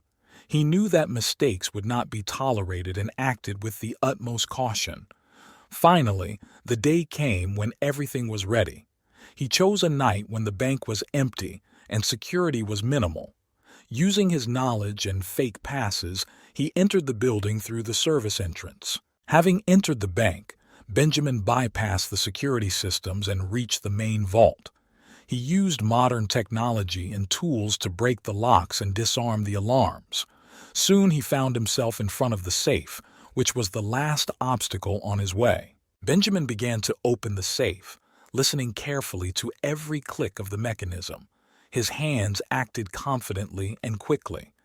When the lock gave way, he opened the door and saw in front of him huge amounts of cash and securities. He began filling the bags, trying not to waste time. However, at this moment something went wrong. One of the security guards patrolling the building noticed the stranger and raised the alarm. Benjamin realized that he had only minutes to leave the building. He quickly collected everything he could carry and headed towards the exit. A car was waiting for him on the street, which he had previously parked nearby. Benjamin rushed to the car, hearing the guards chasing him. He started the engine and took off, leaving his pursuers behind. Soon he found himself on one of the central routes, heading towards a previously prepared shelter. Chicago woke up to news of a daring robbery. The police and FBI were furious, and the city began to search for a mysterious robber who managed to bypass all security systems and escape with the loot. But Benjamin was already far away. He left behind another legend, adding a new name to the list of his successes. Now his path lay further, to new challenges and adventures. Benjamin understood that his story was not over yet. Each new robbery brought him closer to his final goal, to become the most famous and elusive bank robber in history. And he was ready for new challenges, knowing that many interesting things awaited him ahead. After a daring robbery in Chicago, Benjamin found his reputation as an elusive bank robber had reached new heights. The police and FBI redoubled their efforts to find him, but he had already left town, leaving them confused. Benjamin headed west, deciding to lay low for a while and plan his next great heist. He chose Los Angeles as his next destination. The city of angels, known for its luxury and wealth, provided many opportunities for the ambitious robber. Benjamin knew that this city was home to some of the largest banks and financial institutions in the country. He decided that his next target would be a bank known for its strict security measures and large cash reserves. Benjamin arrived in Los Angeles under a new name and rented an apartment in the suburbs. He spent the first few weeks again on reconnaissance, studying bank security systems and security patrol routes. He established surveillance of the bank and its employees, collecting all the necessary information for his plan. Benjamin knew that for a successful heist he needed to use the latest technology. He purchased electronic lockpicking equipment, signal jamming systems, and other devices that could help him bypass the bank's security system. He also began working out to maintain his fitness and sharpen his skills. The day came when everything was ready. Benjamin chose a night when the bank was closed for maintenance and the number of security guards was minimal. He entered the building using forged documents and key cards obtained through his job as a technician. Entering the bank, he carefully avoided security cameras and laser sensors as he approached the vault. Having reached the safe, Benjamin began his work. He used the latest devices to hack electronic locks and disarm alarms. Soon the safe opened to reveal millions of dollars in jewelry. He quickly filled the bags, trying not to waste time. But just as he was ready to leave the building, the security system was activated. The sirens started blaring and the bank filled with red alarm lights. Benjamin knew he only had a few minutes to escape. He rushed to the exit, moving along a pre-planned route. A motorcycle was waiting for him on the street, hidden in the alley behind the building. He quickly started it up and rushed away, escaping his pursuers. The city was filled with the sounds of sirens, but Benjamin was already far away. He navigated the streets of Los Angeles using his driving skills to escape pursuit. A few hours later, when everything had calmed down, he reached a previously prepared shelter in an abandoned warehouse on the outskirts of the city. Benjamin knew that he now needed to leave Los Angeles as quickly as possible. He left the motorcycle and got into another car, which he had previously parked nearby. This morning, the news reported a daring robbery in Los Angeles. The police and FBI are once again left in disarray, not knowing who is behind this crime. Benjamin continued his journey, heading to a new location where he could lay low and plan his next heist. He knew that his story was not over yet. New challenges and dangers awaited him ahead, but he was ready for anything.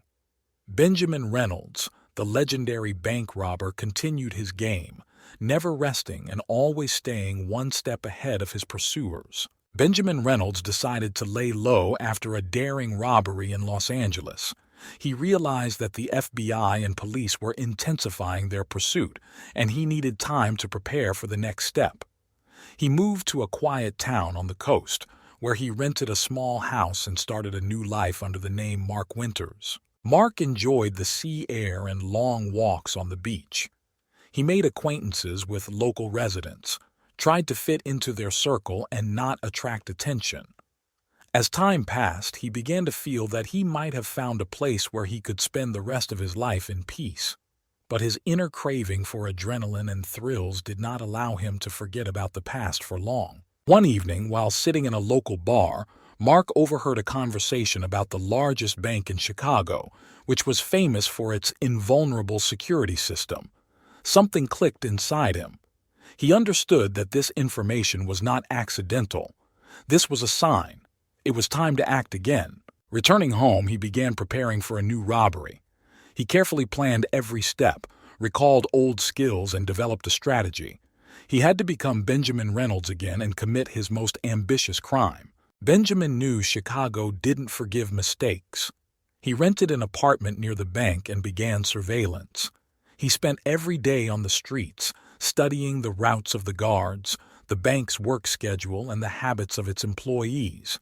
He created a false identity, Jacob Martinez, an IT specialist working for a company that services banking systems. Time passed, and Benjamin prepared carefully. He installed hidden cameras to monitor everything happening inside and outside the bank. Finally, the day came when he was ready. Dressed in a work uniform, he entered the bank under the guise of a technician, ostensibly to check security systems. His heart was pounding, but he kept his cool. Benjamin began to bypass the security systems one by one, disabling cameras and alarms. He knew he had limited time and acted quickly and decisively. When he reached the vault, he was greeted by a massive safe that required not only skill, but also patience. Using modern tools and his skills, he opened the lock. Inside, millions of dollars in cash and securities were waiting for him. Benjamin quickly filled the bags and prepared to leave. But at that moment, he heard footsteps. Someone was approaching. His heart began to beat faster, but he didn't let panic take over. He hid in a dark corner, watching the guard who passed by without noticing him. Benjamin took advantage of the moment and left the vault, moving towards the exit. When he went outside, a car parked in the alley was waiting for him. He got behind the wheel and, without looking back, left the crime scene. The news reported a daring robbery in Chicago, and Benjamin Reynolds' name was back on the front pages. But he was already far away, heading towards a new shelter. New challenges and adventures awaited him ahead, but he was ready for them. Benjamin knew that his story was not over yet and that new challenges lay ahead. Several months have passed since the successful robbery in Chicago. Benjamin Reynolds, hiding under the name Mark Winters, moved to Europe. He knew that the persecution by the American authorities continued unabated, but the change of continent gave him temporary refuge. Mark settled in a small town in the south of France where life moved slowly and calmly. However, despite the tranquility of the new place, Benjamin was again drawn to his old habits. He began to take an interest in the large banks of Europe, realizing that the European banking system could offer new challenges and opportunities. He was particularly interested in one of the largest banks in central London, known for its huge reserves and the latest security technologies. Mark started planning again. He spent several weeks exploring the city and the bank, creating a new identity for himself. Now he was John Smith, a security expert for an international company. This allowed him to access the necessary information and study all aspects of the bank's work. John got a job at a bank security company and began preparing for the robbery. He examined the guards' routes, shift schedules, and any weaknesses in the system. The day came when everything was ready. John entered the bank under the guise of an ordinary employee. He acted confidently, disabling surveillance cameras and alarms, using his knowledge and experience. When he got to the vault, he had to use all his skills to pick a complex electronic lock. When the safe door opened, not only money appeared in front of him, but also valuables that he had never seen before. John filled the bags with money and jewelry and headed out. He knew he had little time and acted quickly. But this time, everything did not go so smoothly. One of the security guards noticed the cameras were turned off and raised the alarm. John realized that he only had a few minutes to get out. He rushed to the emergency exit, which he had prepared in advance, but met several guards on his way. The chase began. John ran through the hallways, dodging guards and using his skills to stay one step ahead. When he ran outside, a motorcycle hidden in an alley was waiting for him. He started the engine and took off, leaving his pursuers behind. London was shocked by the news of the daring robbery. Police and international security services launched a large-scale operation to catch the robber, but John was already far away, heading towards a previously prepared shelter. Realizing that London was now dangerous for him, he decided to change his place again. This time his path lay in Asia, where he hoped to find a new refuge and new opportunities. Benjamin Reynolds, again changing his name and appearance, continued his dangerous game, remaining one step ahead of his pursuers. He knew his story was not over yet. New challenges and adventures lay ahead of him, and he was ready for them. Benjamin knew that every new city and every new robbery brought him closer to his ultimate goal, to become the most famous and elusive bank robber in history. Benjamin Reynolds decided to hide in one of the largest cities in Asia, Tokyo. This city attracted him with its combination of ultra-modern technology and ancient traditions. Here, among the skyscrapers and narrow streets, he hoped to find temporary shelter and prepare for the next, even more grandiose robbery. With a new name and a new appearance, Benjamin settled in a neighborhood where culture and innovation mixed. He rented a small apartment and got a job at a company developing and implementing security systems. This allowed him to study the latest technologies that were used in the largest banks in Tokyo. He devoted several months to observing and studying the security system of one of the largest banks in Japan. This bank was located in the heart of Tokyo's business district and was considered one of the most secure institutions in the country. Benjamin carefully planned every detail, developing a plan that was to be the pinnacle of his career. Finally, the day came when everything was ready. He chose a night when the bank was undergoing maintenance work and the number of security guards was minimal. Dressed in the uniform of a technical service employee, he entered the building using fake documents and equipment. Benjamin disabled the alarm system and surveillance cameras, then began to crack the safe. This time he had to cope with a multi-layered security system, which included biometric data, laser sensors, and complex mechanisms. But his skills and experience allowed him to bypass all obstacles. When the safe door finally opened, he was faced with billions of yen, jewelry, and securities. Benjamin quickly filled the bags, knowing that every second counted. He was about to leave the bank when he suddenly heard the sound of footsteps. A security guard patrolling the building noticed something was wrong and raised the alarm. Benjamin realized he had to act quickly. He rushed to the prepared exit, but the guards had already begun to tighten the ring around the building. A tense chase began. Benjamin rushed along the narrow corridors, trying not to fall into the hands of the guards. Using smoke bombs, he created a curtain to hide from the line of sight of his pursuers. When he ran outside, a motorcycle hidden in an alley was waiting for him. He started the engine and took off, leaving chaos and sirens behind. The night was dark, and he moved through the narrow streets of Tokyo, trying to avoid police patrols. Soon he reached an abandoned warehouse, where he hid his loot and changed his clothes. The next day, news of a daring robbery in Tokyo shocked Japan. Police and international security services launched a large-scale operation to catch the robber, but Benjamin was already far away, preparing for the next stage of his journey. He knew that now he was being pursued not only by American and European services, but also by Asian law enforcement agencies. This made his situation even more dangerous, but also added adrenaline and excitement. Benjamin decided to move on, this time heading to Singapore, a city famous for its financial institutions and high technology. New challenges and new opportunities awaited him ahead. He continued to play his dangerous game, staying one step ahead of everyone who tried to catch him. Benjamin Reynolds, changing his name and appearance, continued his legend, never resting and always ready for new challenges. After a successful robbery in Tokyo, Benjamin Reynolds decided to change things up and headed to Singapore. This city, known for its cutting-edge technology and strict security measures, seemed like the perfect place for a new challenge. However, this time he planned not just a bank robbery, but something more ambitious, the theft of an important artifact, which was kept in a high-tech museum in the city center. Benjamin knew that this artifact was a point of pride for Singapore, and its theft would be a big deal.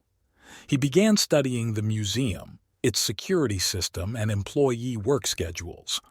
Attention has been drawn to the latest technologies using biometrics, laser systems, and artificial intelligence to ensure security. He carefully thought out a plan that included the use of drones, fake biometric data, and hacking artificial intelligence systems. It was risky, but Benjamin was confident in his abilities. He began to prepare, gathering the necessary equipment and working out the details of the operation. The day came when everything was ready. At night, Benjamin entered the museum building using forged documents and his burglary skills. He disabled the alarms and surveillance cameras, then used drones to bypass the laser systems. Having reached the hall where the artifact was kept, he used his knowledge of biometrics to fool the scanners. When he finally stood in front of the artifact, a feeling of triumph washed over him. But at that moment, something went wrong. The security system activated and the museum filled with red alarm lights. Benjamin realized that he only had a few minutes to escape. He quickly took the artifact and headed towards the prepared exit. But this time, a surprise awaited him. The guards were already on the spot and began to pursue him. A tense chase began through the corridors of the museum. Benjamin used all his skills to elude his pursuers, but he realized that the situation was getting out of control. At the last moment, he ran to the roof of the building and used a grappling hook to get down to the street. A motorcycle was waiting for him on the street, on which he quickly drove off, leaving chaos and pursuers in his wake. The city was plunged into panic, and news of the daring kidnapping spread throughout the world. Benjamin went to a previously prepared shelter, where he hid the artifact and changed his clothes. He knew that he was now being pursued not only by Singaporean law enforcement agencies, but also by international security services. This made his situation even more dangerous, but also added excitement and adrenaline. He decided to lie low for a while, hiding from his pursuers. In his hideout, he began to analyze the past operation, studying his mistakes and developing new strategies. Benjamin knew that his story was not over yet, and new challenges and adventures awaited him. Now his goal was not just to rob banks, but to leave his mark on history as the most daring and elusive criminal. He understood that each new step would require even greater caution and skill from him, but he was ready for it. Benjamin Reynolds, changing names and appearances, continued his dangerous game, always remaining one step ahead of his pursuers. Benjamin Reynolds, now known as Richard Stone, sat at a table in a luxurious Macau casino. That evening he was a model of calm and confidence. His eyes closely followed the dealer's movements, but his thoughts were far from the card table. He was preparing for the most daring robbery of his career. In Richard's head, every action was calculated down to the second. He knew the guard schedules. He knew when the security cameras were changing, and he knew that every second would be worth its weight in gold. He had become a regular visitor to the casino in recent months, carefully studying the behavior of the staff and finding weaknesses in the security system. The evening was noisy, as always in Macau.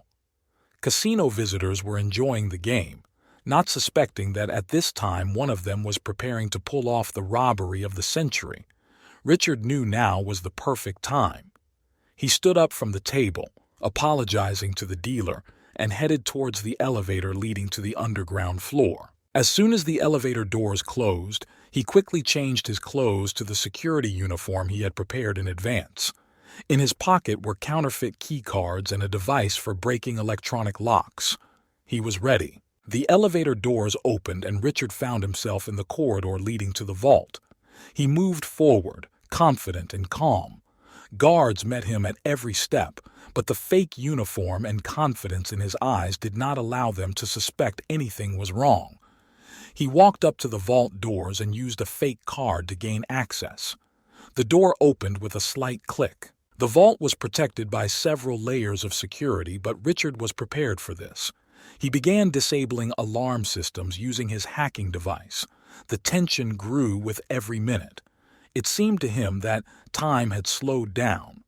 Finally, he reached the safe. At this moment, his breathing quickened. He knew that every step could be his last. Richard used a stethoscope to hear the locking mechanism, and within minutes, the safe gave way. Millions of dollars in jewelry were waiting for him inside. He quickly filled the bags with money and jewelry. Time was running out. Richard left the vault and headed back to the elevator, trying not to attract attention. As soon as the elevator doors closed, he changed out of his uniform into regular clothes and took his bags with him. When he returned to the casino floor, everything was as calm as before. Richard smiled as if nothing had happened and headed towards the exit. His heart was pounding, but he maintained his outward calm. As he walked out of the casino and into his rental car, he felt the tension subside. He knew that he now needed to leave Macau as quickly as possible. Richard headed to a private airfield where a plane was waiting for him, ready to take him to his new country. He knew that every second counted, but he knew that he did everything he could. The plane took off and Richard sat back in his seat with relief. He did it. New adventures and new challenges awaited him ahead, but now he could enjoy the moment of victory. Benjamin Reynolds, or Richard Stone as he was known in Macau, continued his legend, leaving behind another heist and another city. A few months later, as Benjamin Reynolds was beginning to get used to his new life as Richard Stone, the FBI was finally able to catch a lead leading to him. It all started with one seemingly insignificant mistake. One of the FBI agents, Jennifer Miller, who had been working on the Reynolds case for several years, came across traces of unusual transactions in Macau. After carefully analyzing bank data and monitoring suspicious transactions, she noticed regular large transfers that connected seemingly unrelated events. Each time a robbery occurred, it was followed by large transfers to unknown accounts registered in false names. Jennifer began to dig deeper and discovered that these transactions had similarities to those carried out in other countries following the robberies attributed to Reynolds. She theorized that Reynolds used these accounts to move stolen funds. This gave her her first real mark in years. She shared her findings with the team, and they began tracking down any transactions that might match the pattern. They soon came across transactions leading to one specific account in Switzerland.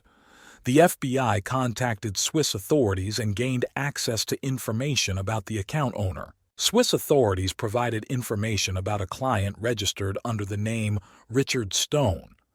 This information attracted attention because it matched Reynolds' description. Agent Miller and her team realized that they had finally found the real Reynolds. They began to monitor his movements using Swiss resources and international connections. They managed to track him to one of the luxurious villas on the French coast, where Richard was hiding after his last robbery. The FBI decided to act carefully so as not to scare him away. They sent a small team of agents to watch the villa and record all his movements. For several days, they carefully monitored Richard, recording his every meeting and movement. One morning, when Richard went shopping in a nearby town, the agents decided to act. They were waiting for him near the supermarket. When he left the store, he was surrounded by several agents. Richard, realizing that he had no choice, decided not to resist. He was arrested and taken to the local police station, from where he was to be extradited to the United States. During the interrogation, he remained calm and confident. The agents asked questions, trying to find out all the details of his crimes, but Richard was persistent and said only what he considered necessary. However, the evidence collected was undeniable, and he was charged with multiple charges. The news of the capture of Benjamin Reynolds, the legendary bank robber, spread throughout the world. His name was again on the front pages of the newspapers, but now in the context of his arrest. People reacted differently to this news. Some admired his skill, others rejoiced at his capture. Richard was taken to the United States, where a long trial began. The FBI and prosecutors prepared carefully for this case, collecting all possible evidence and testimony. Richard knew that a harsh sentence awaited him, but he did not lose hope. He understood that his legend would live on, regardless of the outcome of the trial. Behind bars, he remained calm and confident. He knew that his story was not over yet. Perhaps new trials and challenges awaited him ahead, and he was ready for them. Benjamin Reynolds, or Richard Stone, continued his game, remaining true to himself and his principles until the very end. The trial of Benjamin Reynolds, or Richard Stone as he was known in recent months, has proven to be one of the most talked about events in the world of forensics. His name again appeared in newspaper headlines and on television screens. Many were waiting for a fair trial, and some hoped to see him behind bars for many years. However, fate prepared an unexpected twist. One morning, prison guards discovered the body of Benjamin Reynolds in his cell. He was dead. Death came unexpectedly and for no apparent reason.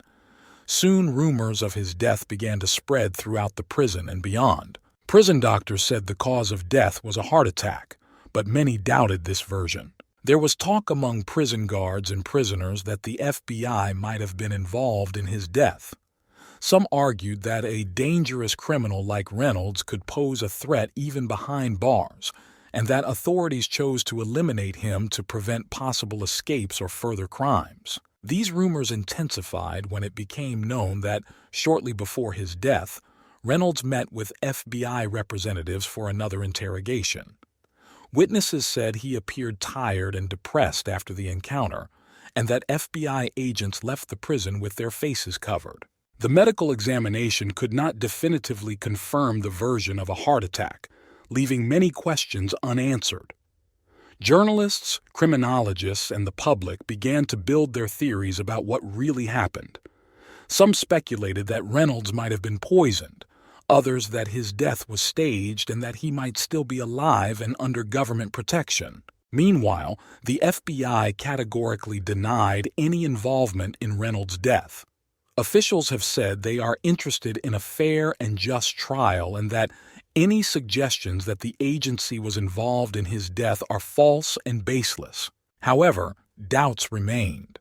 For many, Reynolds was not just a criminal, but a legend who was able to deceive the system and remain free for so long. His death gave rise to even more myths and rumors about his life and crimes. Sometime later, on one of the independent internet forums, information appeared from an anonymous source claiming that Reynolds was indeed killed on the orders of high-ranking officials in order to cover up the traces of some of his affairs that could expose corruption in high circles. This information caused a wave of discussions and controversy, but was not confirmed. One way or another, the death of Benjamin Reynolds left a deep mark on the history of the criminal world. His name continued to inspire admiration and fear, and his legend lived on. For many, he remained a symbol of audacity and elusiveness, a man who played by his own rules until the very end. The death of Benjamin Reynolds left behind many questions and theories, but life went on.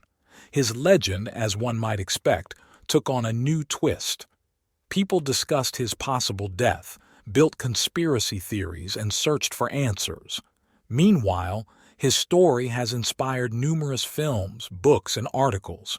Benjamin became a symbol of insolence and rebellion. But among all the rumors and speculation, one theory stood out in particular. Some claimed that his death was staged and that Reynolds was able to negotiate with the authorities to start a new life under a different name. These rumors were supported by secret reports and anonymous sources claiming to have seen Reynolds in different parts of the world. A few years later, in a small town in southern Italy, a mysterious man opened a cafe. He called himself Luca Ricci and was friendly and welcoming to his visitors. No one knew about his past, and people respected him for his hard work and good nature. However, some noticed that a shadow of the past sometimes flashed in his eyes, and there was amazing dexterity and precision in his movements. One day, while Luca was sitting at the counter enjoying a cup of espresso, a young woman entered the cafe. She was a journalist who came to the town looking for inspiration for a new article. She started talking with Luca, and her attention was drawn to his hands, strong and skillful, but with thin scars that spoke of a difficult past. The journalist began to ask Luca about his life, but he only smiled and answered in vague phrases. She felt that there was something more behind his goodwill. Curious, she decided to do her own research, but found no trace of his past. Time passed, and Luca Ricci continued his life in a small Italian town. He became a respected member of the community, and people valued him for his kindness and help. But those who knew him better sometimes noticed how he, sitting over a cup of coffee, looked into the distance as if remembering something from a past life. Benjamin Reynolds may have actually died in prison, as authorities claimed. Or maybe he started a new life, leaving behind his past and the legend of the elusive bank robber. Be that as it may, his story remained alive in the hearts of those who remembered his daring robberies and elusive nature. While the truth of his fate may never be known, his spirit lived on, inspiring new adventurers and reminding him that sometimes to be free, you have to risk everything. Third criminal story. In a small, modest area of London, where many of the houses looked like sad brick boxes, a boy named Lewis Harding grew up. Born into a family where money was an eternal problem, Lewis knew from childhood what poverty was. His father worked in a factory, barely making ends meet, and his mother worked as a cleaner at the school Lewis attended. The family lived in a small, cramped apartment, and every day was a struggle for survival. Lewis was not a typical child. Unlike his peers, he rarely smiled and practically did not play outside. His mind was occupied with other thoughts. He dreamed of wealth and a better life. Every morning on his way to school, he would pass large houses in more affluent areas and wonder why his family couldn't live the same way. At school, Lewis was quiet and reserved. Classmates often laughed at his worn clothes and old backpack. This further strengthened his desire to get out of poverty. He studied hard, hoping that knowledge would help him achieve success. But gradually, Lewis began to understand that honest work could not earn much money. He needed quick and radical ways to change his life. As a teenager, Lewis began hanging out with local bullies. He quickly realized that the criminal world was full of opportunities for those willing to take risks.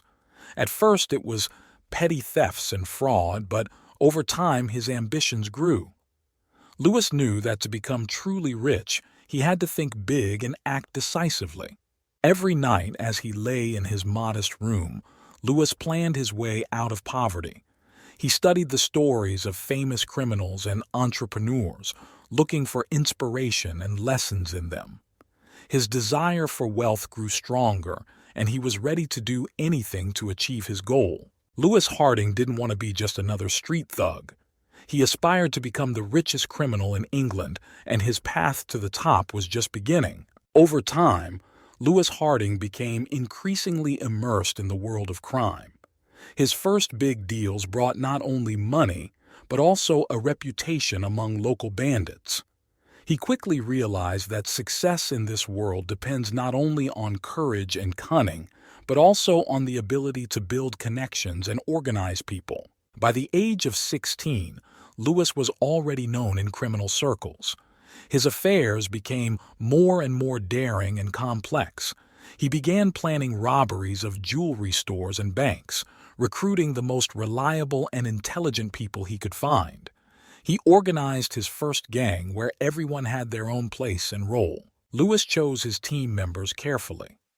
Among them were professionals in various fields: burglars, drivers, experts in forged documents, and even former police officers who knew how to evade the attention of law enforcement agencies. He understood that successful operations require precise coordination and complete trust among the participants. One of the first significant successes of the Lewis gang was the robbery of a large bank in central London. The plan was thought out in detail: distractions, false leads, well-thought-out escape routes. The operation went perfectly, and the team walked away with millions of pounds without leaving any trace. This success not only brought Lewis money, but also established his reputation as a brilliant strategist and organizer. He began investing money in legitimate businesses, using front men and shell companies to hide his criminal proceeds. Thanks to this, he began to build the image of a successful entrepreneur. But despite his success, Lewis understood that every new step brought him closer to danger. Competition among criminal gangs became increasingly fierce, and the police intensified their efforts to combat organized crime. Lewis had to constantly be one step ahead, predict the actions of enemies and law enforcement officers. However, Lewis's desire for wealth and power was irresistible. He wanted not only to become rich, but also to become a legend of the criminal world, a man who would be remembered and feared. His ambitions became more and more ambitious, and he began to think about international operations, smuggling and money laundering through offshore companies. Soon Lewis Harding became famous not only in England, but also abroad. His name was associated with impeccably planned robberies and frauds. But he knew that at the top danger lurks at every turn, and he was ready for new tests and challenges. Over time, Lewis Harding realized that success in the criminal world required not only impeccable planning and the ability to hide, but also strategic thinking on an international level. He began to establish connections with criminal groups from other countries, which opened up new business opportunities and expansion of influence. One of Lewis's first major international projects was cooperation with the Mexican cartel. They supplied drugs to Europe, and Lewis organized their safe transportation and distribution throughout London and other major cities. This partnership brought huge profits, but also increased risks. Lewis knew that any mistake could cost him his life. To minimize risks, he began to actively introduce technology into his activities. Lewis hired a group of talented hackers to break into security systems, falsify documents, and track the movements of law enforcement agencies. Thanks to these innovations, Lewis was able to stay one step ahead of the police and the competition. However, his successes did not go unnoticed. The police began to work more closely with international partners, and a large-scale operation was launched against Lewis. Intelligence agencies from different countries joined forces to catch Harding and destroy his empire. Despite the growing threats, Lewis continued to move forward. He began investing in legitimate businesses such as real estate and financial services, using them to launder money. He also opened a charitable foundation, which helped create a positive image in society and divert attention from his criminal activities. But his main goal always remained money and power. Lewis knew that everything could collapse at any moment, and was prepared for any turn of events. He developed several escape plans, having prepared safe havens in different countries in advance. One day, when the pressure from the police became unbearable, Lewis decided to leave England for a while. He moved to Switzerland, where he used his accumulated wealth to create a new base of operations. Here he began to build a network of international contacts, planning new projects and schemes. Every day, Lewis woke up with the thought that today could be his last day of freedom. But that didn't stop him. He continued to pursue his goals, convinced that he could cheat the system and emerge victorious. Thus, Lewis Harding became not just a wealthy criminal, but a true legend, a man who was not afraid to challenge the world and change his destiny forever. In Switzerland, Lewis Harding felt safe, but knew that this feeling could be imaginary. His criminal empire continued to grow, and with each new success he became more and more confident in his abilities. Lewis began planning his next big move, an operation that would make his name known throughout the world. His target was the world's largest jewelry store in Geneva, which has a unique security system. Lewis knew that he couldn't get here using conventional methods, and therefore decided to use his entire team, including hackers and former special forces. He developed a detailed plan that included hacking the security system, distractions, and the exact timing of the action. The operation began early in the morning when the store first opened. Hackers penetrated the system and disabled the alarm, creating the illusion of normal operation. At this time, Lewis's group entered the building under the guise of security officers. Everything went according to plan, and half an hour later they left the store with bags full of jewelry. This daring raid became a real sensation. Media around the world discussed how a group of unknown people managed to rob one of the most secure stores in the world. The police were confused, without a single lead. Lewis and his team celebrated their success, realizing that this robbery was their greatest achievement. However, Lewis did not stop there. He began planning new operations, using the funds he had gained to expand his influence. His plans included both legal and illegal enterprises, from investment funds to arms and drug smuggling.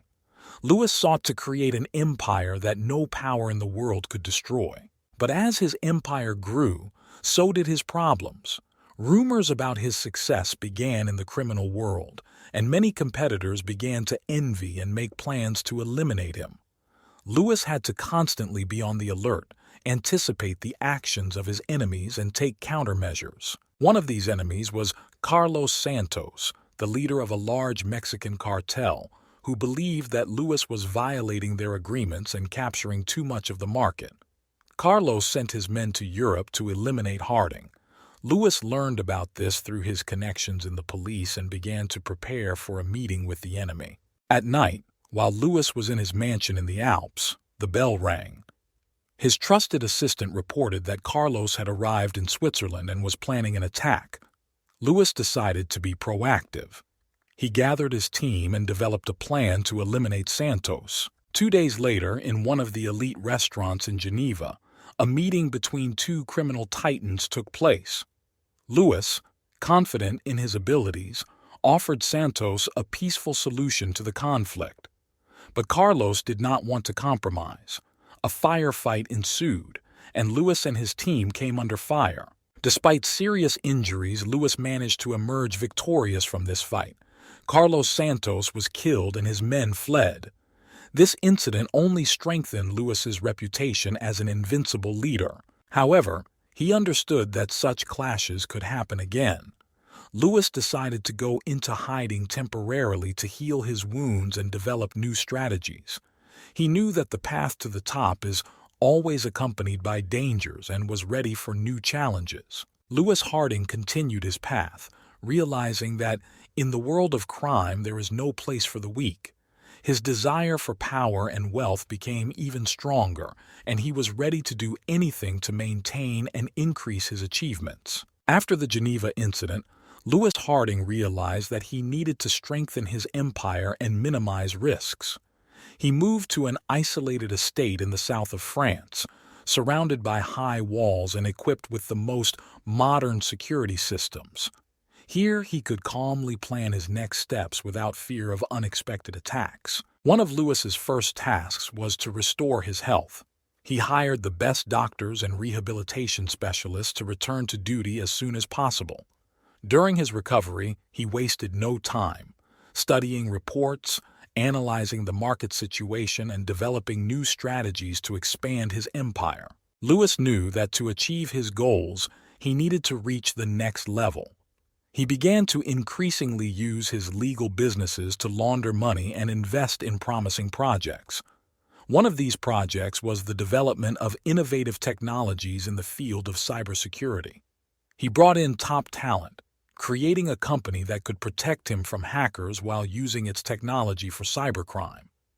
As his operations grew, Lewis had to rethink his team. He began bringing in new people who could bring fresh ideas and improve the efficiency of operations. Among them were former intelligence agents, economists, lawyers, and technologists. They helped him build complex schemes that allowed him to hide his true income and avoid the attention of the authorities. Lewis also began to strengthen his connections with influential figures in politics and business. He organized private parties where he invited members of the elite, gave expensive gifts, and made lucrative deals. Thanks to this, he acquired reliable allies who could help him in critical situations. One day, Lewis learned about a major businessman who owned a chain of elite casinos throughout Europe. This man was known for his connections with criminal structures and influence in financial circles. Lewis decided that an alliance with him could open up new horizons for his empire. He organized a meeting and proposed mutually beneficial cooperation. The deal was struck, and Lewis soon began investing in casinos, using them to launder money and conduct illegal transactions. This partnership brought him huge profits and strengthened his position on the international stage. Lewis became even more powerful and influential, but he knew that there would always be those who would try to topple him from his pedestal. One day, having received information about an impending attempt on his life, Lewis decided to take radical measures. He initiated an operation to eliminate his enemies, using his connections and resources. A series of targeted strikes were carried out, as a result of which many of his competitors and ill-wishers were neutralized. After this purge, Lewis realized that to continue to succeed, he needed to further strengthen his security and intelligence. He hired former intelligence agents to create sophisticated surveillance and counterintelligence systems. This allowed him to always be one step ahead and prevent any threats. Lewis Harding became more and more powerful. His name inspired fear and respect in the criminal world.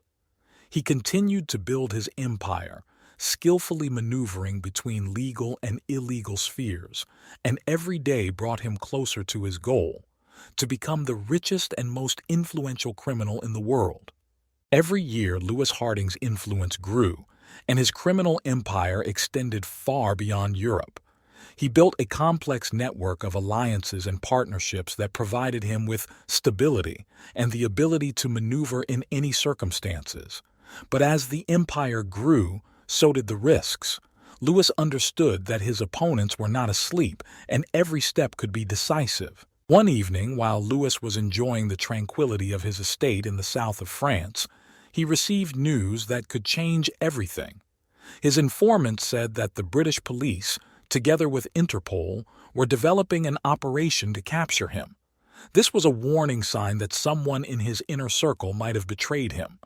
Lewis didn't waste any time. He called an emergency meeting of his most trusted people. The focus was on one task: to identify the traitor and neutralize the threat. Over the course of several days, his team conducted a thorough investigation, analyzing all contacts and recent activities of each member of their group. Finally, the traitor was found. It turned out to be one of the new team members, whom Lewis had accepted only a few months ago. This man turned out to be a double agent working for the police. Lewis acted quickly and decisively.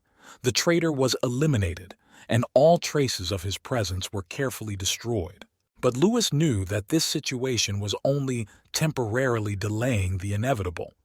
He decided to carry out a major operation that would divert the attention of law enforcement agencies and give him time to prepare for new challenges. At the center of his plan was the robbery of the world's largest diamond vault in Antwerp. Preparation for the operation took several months. Lewis carefully studied the vault's security system, developed a complex infiltration plan, and selected the best people to carry out the task. His team included professionals, each of whom was an expert in his field: burglars, masters of disguise, explosives experts, and hackers. The night of the robbery arrived. The operation began with a distraction. A group of hackers broke into the security system, disabling cameras and alarms. At the same time, another team entered the building through an underground tunnel prepared in advance by Lewis. Everything went according to plan, and soon the team found itself in the hall with diamonds. But at the most critical moment, something went wrong. The security system was suddenly activated, and an alarm began. Lewis knew they only had a few minutes left before the police arrived. He decided to act quickly and decisively. The team began collecting diamonds, but there was too little time. With huge losses, but still with some of the loot, Lewis and his team managed to get out of the vault and escape. This robbery became one of the most daring operations in the history of crime and attracted enormous attention from the media and law enforcement agencies. Lewis knew that he was now at the forefront of the attack, and any mistake could cost him everything. Returning to his estate, Lewis knew that his empire had reached its peak, and it would only become more difficult to maintain control.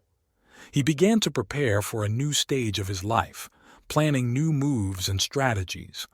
He knew that the struggle for power and wealth never ends, and he was ready to face any challenge to maintain his place at the top. After a daring robbery in Antwerp, Lewis Harding realized he needed to radically change his strategy. His position became increasingly vulnerable, and he realized that it was time for a change. Lewis decided to temporarily lay low and develop a plan for a global reorganization of his empire. He moved to a secluded refuge in South America, carefully guarded and equipped with the latest technology. Here Lewis gathered his most trusted people to discuss the future. He announced that he intends to create a new network based on the principles of decentralization to minimize risks and increase efficiency. Lewis's first step was to create several independent cells, each of which specialized in specific areas: smuggling, cybercrime, money laundering, and illegal weapons trafficking. Each cell was led by a trusted person who reported directly only to Lewis. This made it possible to reduce the risks of information leaks and increase the structure's resistance to attacks from law enforcement agencies. Lewis also began actively using cryptocurrencies and blockchain technologies for his operations. He invested in creating anonymous platforms for financial transactions, allowing him to hide his tracks and remain out of sight of traditional monitoring systems. This innovation gave him a significant advantage, allowing him to conduct financial transactions faster and more securely. Meanwhile, the police and Interpol did not give up trying to catch Lewis. They increased the pressure on his known contacts and allies, carried out searches and arrests, but each time Lewis remained one step ahead. His new decentralization strategy and use of advanced technology made him virtually elusive. One of Lewis's new projects was the creation of an international network of illegal casinos. He understood that gambling is a huge market that can be used to launder money and generate stable income. He began collaborating with major mafia groups in Asia and Europe, creating illegal establishments in the most unexpected places, from luxury yachts to underground clubs. These casinos became not only a source of income, but also an excellent cover for his other operations. Lewis skillfully disguised his actions using complex schemes and fictitious companies. Thanks to this, his activities remained in the shadows and his income grew. However, despite his success, Lewis knew that he needed to be prepared for any eventuality. He continued to strengthen his security system, hired new specialists, and developed plans for force majeure. A former intelligence services general joined his team to help him with strategic planning and defense organization. Meanwhile, efforts to combat organized crime were intensifying in Europe and the United States. Governments were introducing new laws and technologies to track criminal operations, but Lewis was ready for it. He used his resources to remain invisible, changing transportation routes, creating false leads and diversionary maneuvers. One day, having received information about a major international operation against his network, Lewis decided to launch a preemptive strike. He organized a large-scale hacker attack on the servers of the police and Interpol, which led to serious disruptions in their work and temporary loss of access to key information. This allowed Lewis to buy time and strengthen the protection of his assets. Lewis Harding continued his rise, becoming one of the most influential figures in the world of crime. His ambition knew no bounds, and he was willing to do anything to maintain his position and continue to build his empire. He knew that the struggle never ends, and he was ready for any challenge to achieve his goals. Time passed, and Lewis Harding continued to develop his empire, making increasingly complex and daring decisions. His new hideout in South America has become a real control center for a global network of criminal operations. Lewis acted extremely carefully, realizing that his every move could be tracked. He used code names, encrypted communication channels, and multiple layers of security to maintain his anonymity. One of Lewis's largest and most ambitious projects was the development of a scheme for international money laundering through a network of shell companies and banks. He created fictitious enterprises that engaged in legal transactions, but in reality were just a front for transferring criminal proceeds into legitimate assets. This scheme was so complex and intricate that even the most experienced investigators could not unravel its threads. One day, Lewis received information that several of his key bank accounts might be compromised. He knew that this could be the beginning of the end of his empire if he did not take immediate action. Lewis decided to carry out an operation to withdraw all assets into cryptocurrency and immediately transfer them to safe jurisdictions. It was a risky move, but he had no other choice. The operation began at night, when most banking systems were less secure. Lewis's team of top hackers and cybersecurity experts got to work. They hacked into systems, transferred money, and cleared traces left in the digital space. The entire operation took several hours, but in the end, they managed to transfer billions of dollars without leaving a single trace. Meanwhile, law enforcement began to realize that they were dealing with one of the most intelligent and dangerous criminals in the world. They increased the pressure on everyone who had ever dealt with Lewis, trying to find any information that would help their investigation. However, Lewis was ready for this. His people knew how to behave under pressure, and no one let anything slip. Lewis continued to develop his projects, but one day he faced a new threat. Interpol agents infiltrated his network and managed to quietly penetrate one of his European cells. They began to collect evidence that could lead to the exposure of the entire network. Lewis learned of this through his police contacts and decided to act immediately. He organized a meeting with the leaders of all his cells to discuss a plan of action. It was decided to carry out a large-scale operation to identify and eliminate spies. Lewis's team got to work using every means available, from surveillance to bribery and even physical elimination. As a result of several weeks of hard work, all agents were identified and neutralized. This operation did not pass without a trace for Lewis. He realized that his network needed further strengthening and development. He began working on new methods to protect information and recruit new members who could bring fresh ideas and technology. Lewis also began investing in new areas such as artificial intelligence and biotechnology, seeing them as the future of its operations. However, despite all the successes, Lewis did not forget about his past and those who helped him in the early days. He always remained true to his principles and the people who were with him from the very beginning. This is what helped him maintain the loyalty and devotion of his men, which was the most important factor in his success. Every day, Lewis Harding woke up with the thought that his empire continued to grow and develop. He knew that there were still many challenges ahead, but he was ready for them. His goal remained the same: to become the most powerful and richest criminal in history, and he was willing to do anything to achieve this goal. Over time, Lewis Harding achieved such a level of influence and wealth that his name became a legend in the criminal world. But he knew that with such success comes great danger. More authorities began a coordinated effort to capture him, and the pressure grew. Lewis knew he had to stay ahead of the curve using his ingenuity and resources. One day, Lewis received information that the British police and Interpol were preparing a large-scale operation to capture him, planning to launch simultaneous strikes on his targets in different countries. He knew that this would be a serious blow to his empire if he did not take preventive measures.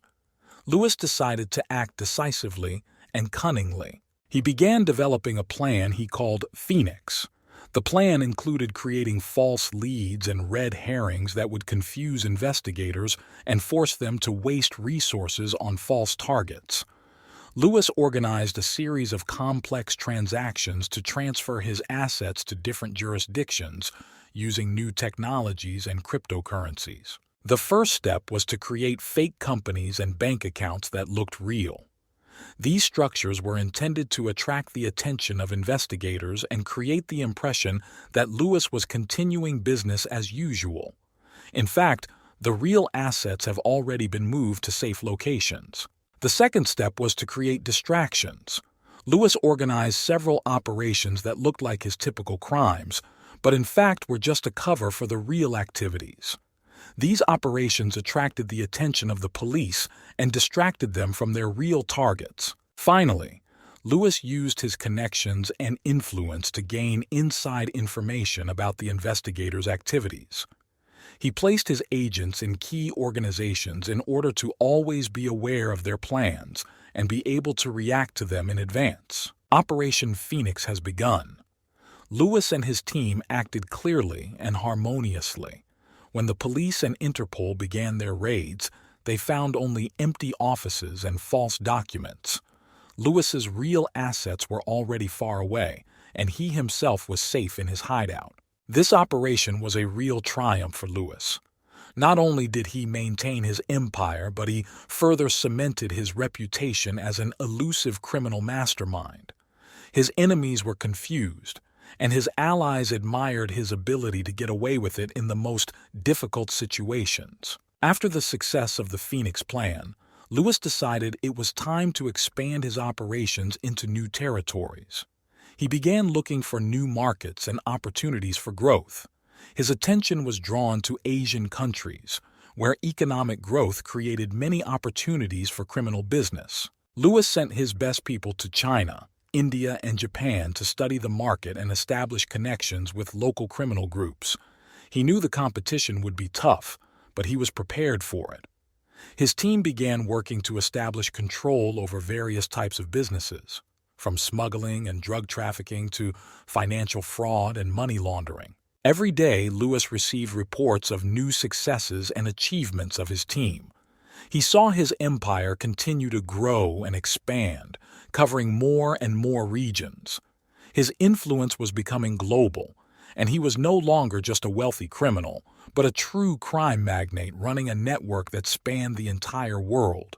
But despite all the successes, Lewis did not forget about those who helped him along the way. He continued to keep in touch with his old friends and allies, always ready to lend a helping hand in times of need. This helped him maintain the loyalty and dedication of his team, which was a critical factor in his success. Lewis Harding continued his ascent, knowing that new challenges and trials awaited him. But he was ready for anything, confident in his strengths and skills. His goal remained the same: to become the most powerful and richest criminal in history, and he was willing to do anything to achieve this goal. After the success of Operation Phoenix, Louis Harding realized that he needed to not only stay afloat, but also change to meet the new times. He began to introduce innovations that he had never even thought about before. The introduction of artificial intelligence and blockchain technologies became a new stage in his criminal empire. These technologies allowed him to act faster, more accurately, and most importantly, unnoticed. In one of the tallest skyscrapers in Hong Kong, where Louis now often stayed, he set up his new headquarters. The panoramic windows overlooked the sparkling city, and Louis loved to watch the bustling life of the metropolis. Here he could calmly plan his operations, away from the close attention of European law enforcement officers. Louis began active expansion into Asia. He hired local experts to better understand the cultural and business characteristics of the region. One of his first partners was an influential Chinese businessman who had connections in both legal and shadow business. This partnership opened the door to new opportunities for Louis. He began investing in technology startups that could not only bring him profit, but also serve as a cover for his illegal activities. Through these companies, he laundered money and implemented his solutions into security systems around the world. One evening, Louis, sitting in his office, received a message from his old friend and colleague. It was a video that showed his enemies discussing a plan to eliminate him. Louis knew that this was a real threat. The enemies could not be given a chance. Louis called his best people for an urgent meeting. Preparations for a new operation began. Louis developed a plan that included a series of attacks on key figures in the conspiracy. He knew that only decisive action could save his empire and life. Louis's team worked well together. They used all available technology and their skills to achieve their goals. Cyber attacks have been carried out that have disabled the security systems of enemies. Then came targeted strikes that eliminated key players. Louis acted ruthlessly, knowing that his life and his empire depended on it. After successfully eliminating the threat, Louis realized it was time for more radical changes. He decided to use his influence and wealth for legalization. He began to actively participate in charitable projects, investing money in the development of infrastructure and education in third world countries. These actions not only improved his image, but also created new business opportunities. Louis has also begun working with governments to offer his cybersecurity services. He knew that his skills and technology could be useful not only in the criminal world, but also in the legal sphere. This helped him create new connections and strengthen his influence. One day, Louis was sitting on the veranda of his new oceanfront home, enjoying the sunset. He reflected on his path, about the difficulties and dangers that he had to overcome. He knew that there were still many challenges ahead, but he was confident that he could cope with them. Louis Harding continued his ascent, knowing that his journey was far from over.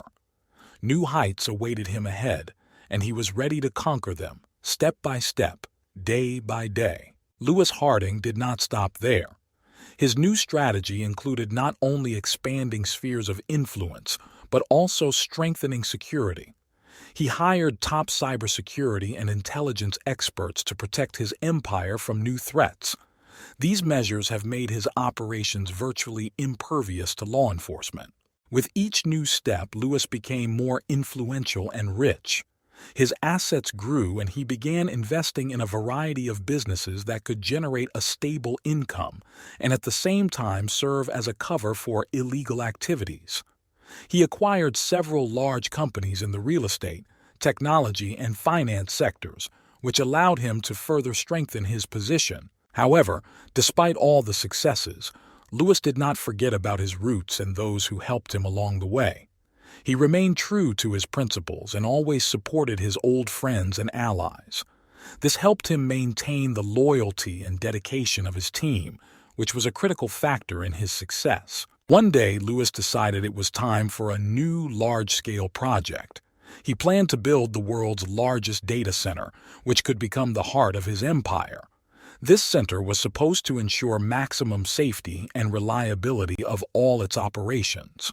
To implement this project, Lewis attracted the best architects and engineers to create a real miracle of technology.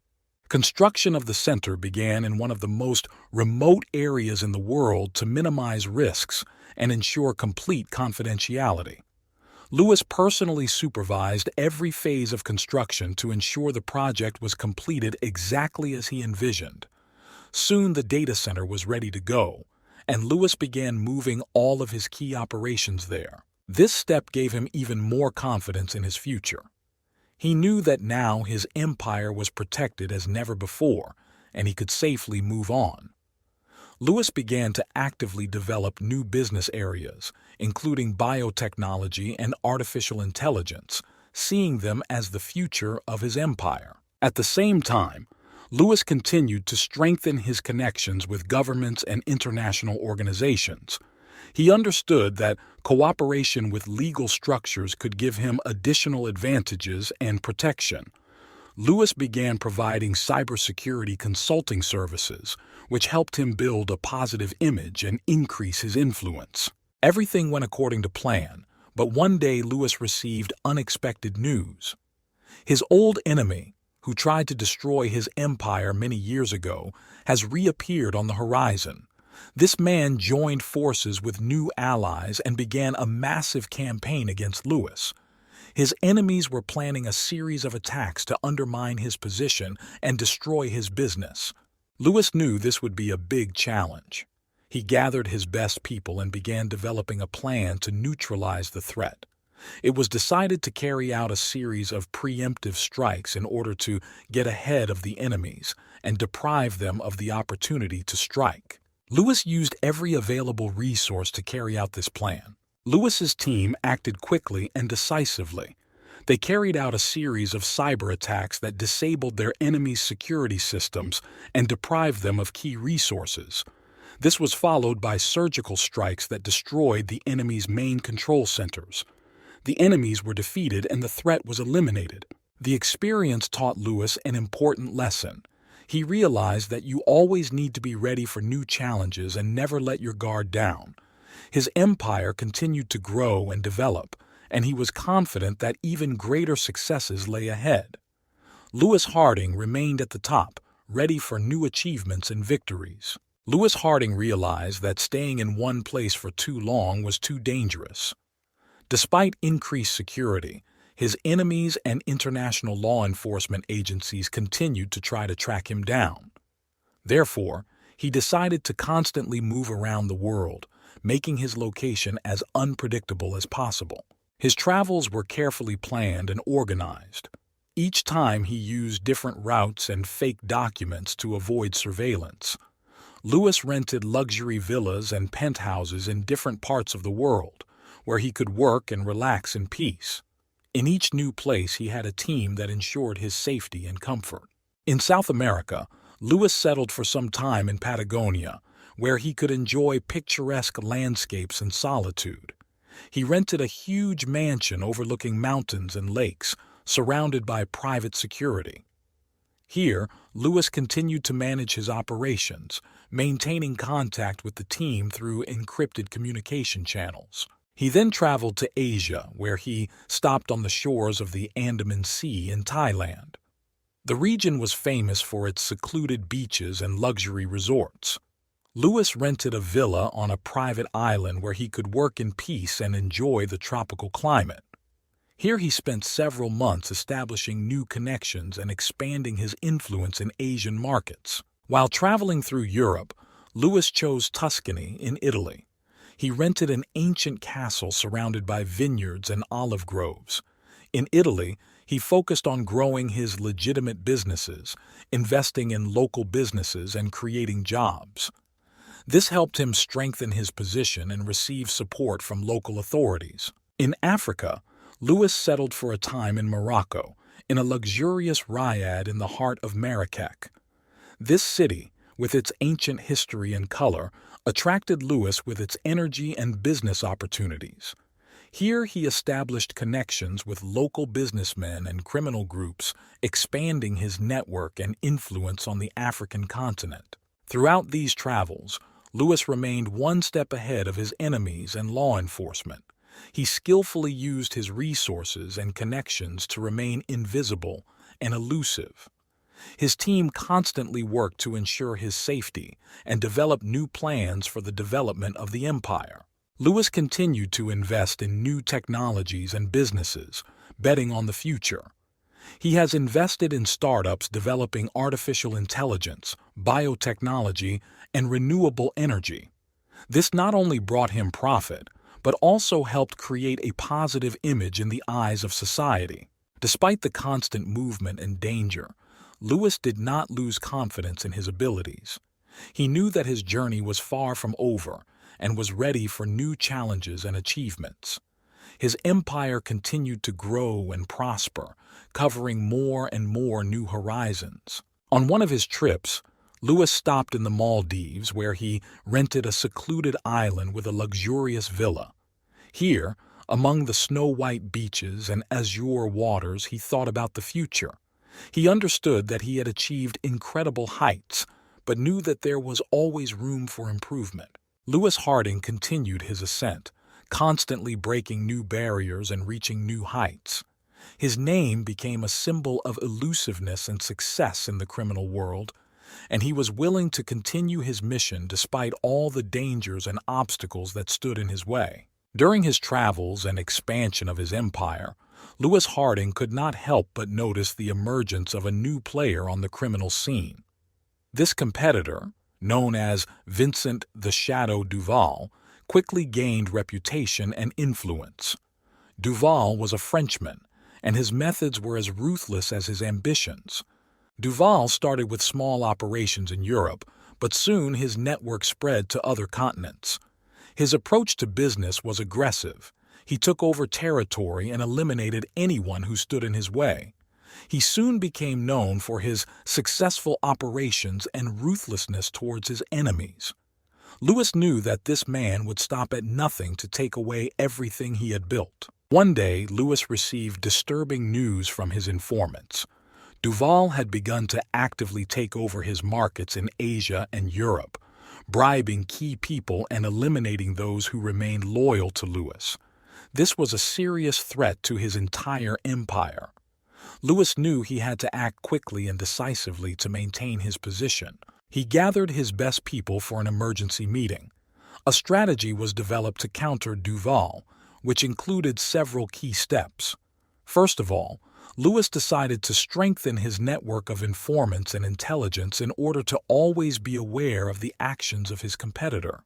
He then began to launch a series of preemptive attacks to weaken Duval's position and show that he was willing to defend his empire at any cost. In one such strike, Lewis decided to strike at Duval's main sources of income.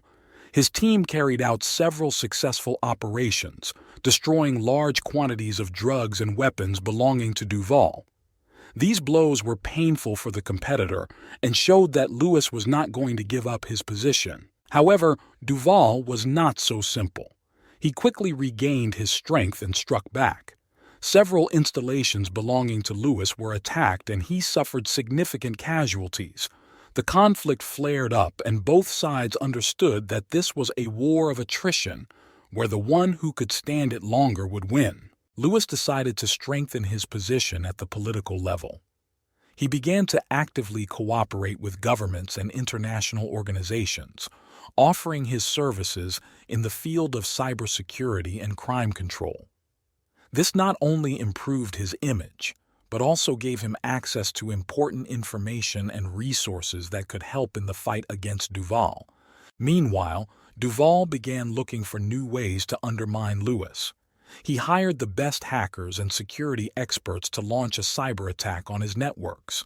However, Lewis was ready for this and hired the best experts to protect his systems.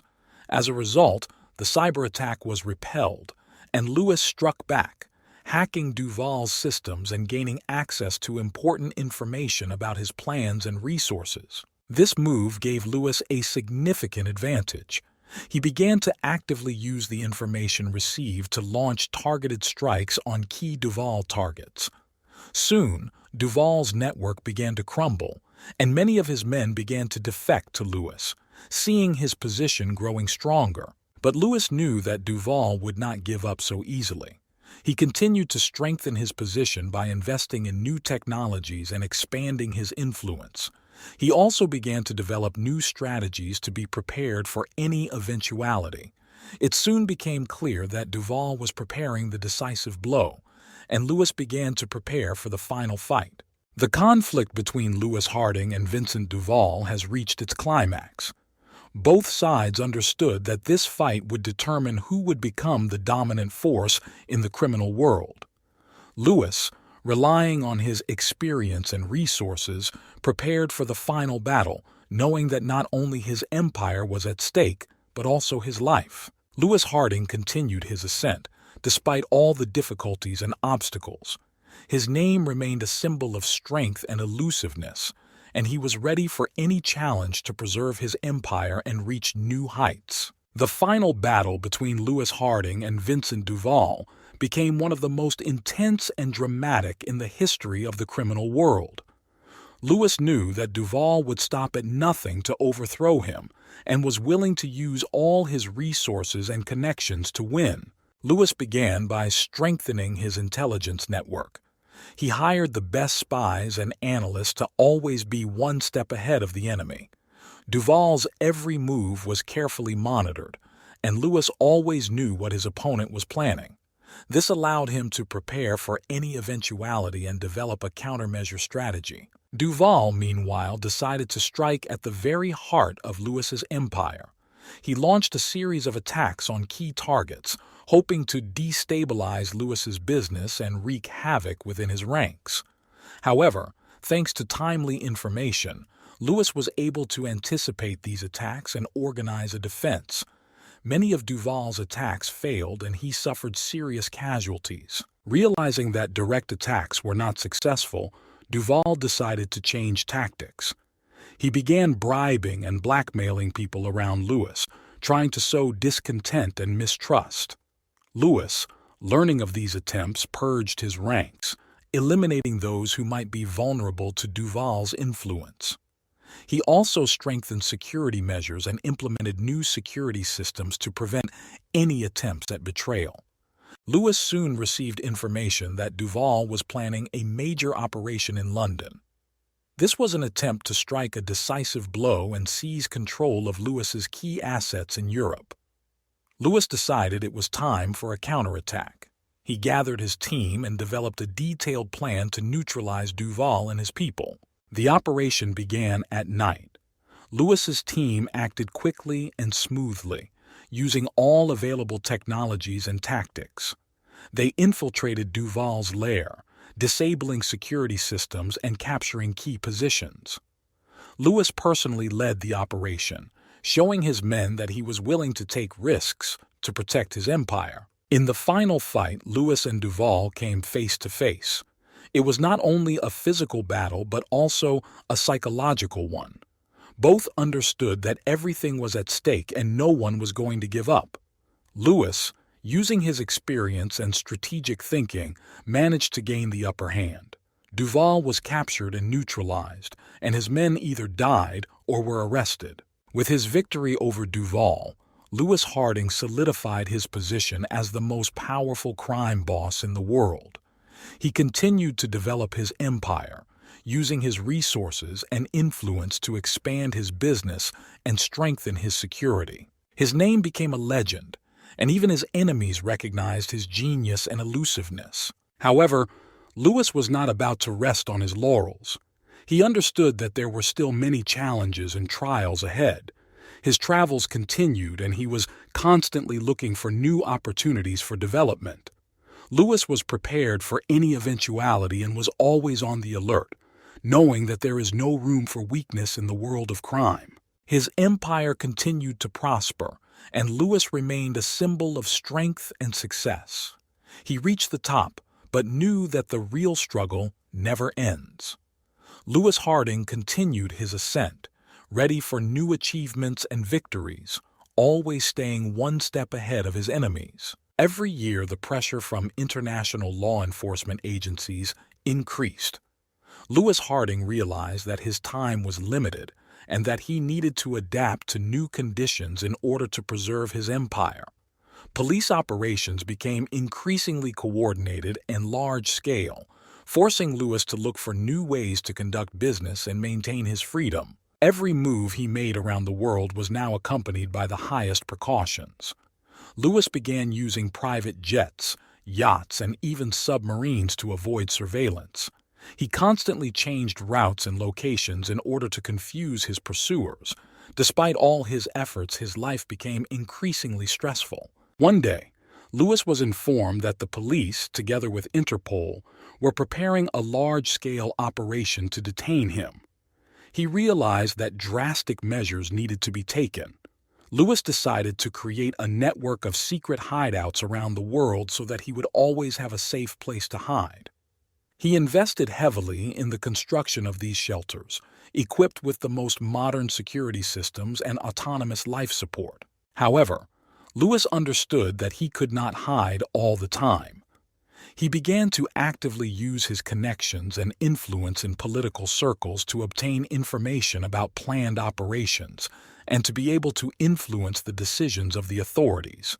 He has also strengthened his legal teams to protect his interests in court and minimize the consequences of possible arrests. Meanwhile, his criminal empire continued to operate. Louis focused on developing new schemes and technologies that would allow him to remain under the radar of law enforcement. He began using cryptocurrencies and blockchain for anonymous transactions and creating complex financial schemes. This made his operations virtually elusive and difficult to track. One such innovation was the use of decentralized networks and autonomous organizations to manage businesses. Louis created a network of companies that operated independently of each other, but were linked by a common purpose and strategy. This made it possible to minimize risks and ensure that each part of the empire could function independently in the event of the arrest or liquidation of other parts. One day, when Louis was in his refuge on one of the Caribbean islands, he received a message that the police were preparing another raid on his facilities in Europe.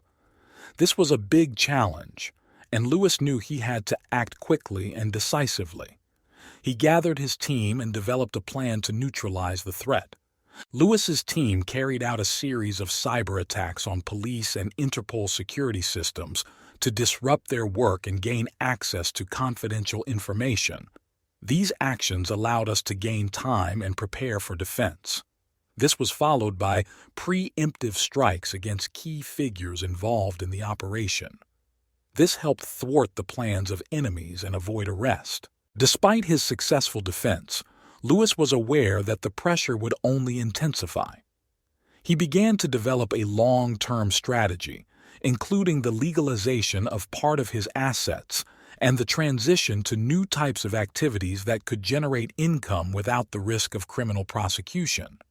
Louis invested in technology, medicine, and environmental projects, creating new businesses. His criminal empire gradually transformed, becoming more legal and stable. Louis knew that this path would be long and difficult, but he was ready for any challenge. His goal remained the same: to maintain his influence and wealth, despite all the efforts of his enemies and law enforcement agencies. Louis Harding continued his ascent, despite all the difficulties and obstacles. His name remained a symbol of strength and elusiveness, and he was ready for new challenges to preserve his empire and reach new heights. Every morning he woke up with the thought that his struggle was not over yet and was ready to move forward, overcoming any obstacles in his path. Louis Harding understood that in order to preserve his empire and strengthen his financial position, he needed to carry out a large-scale operation that would provide him with resources for a long time. He began to develop a plan for the most daring robbery of his career, the robbery of the largest gold vault in the world, located in Switzerland. This vault, known as the Alpine Fortress, was considered impregnable. It was protected by multiple layers of security, including biometric locks, CCTV systems, armored doors, and armed guards. But Lewis knew that by using his resources and talents, he could overcome any obstacle. The first step was to assemble a team of the best specialists. Lewis brought in experienced hackers, engineers, safecrackers, and former Special Forces soldiers to the operation. He carefully selected people he could trust and began planning the operation down to the smallest detail. The preparation took several months. Lewis's team studied building layouts, security systems, and security guard schedules. Hackers began hacking into video surveillance and security systems, creating fake recordings to distract security at the right time. Engineers developed special devices for opening armored doors and safes. On the day of the robbery, everything was ready.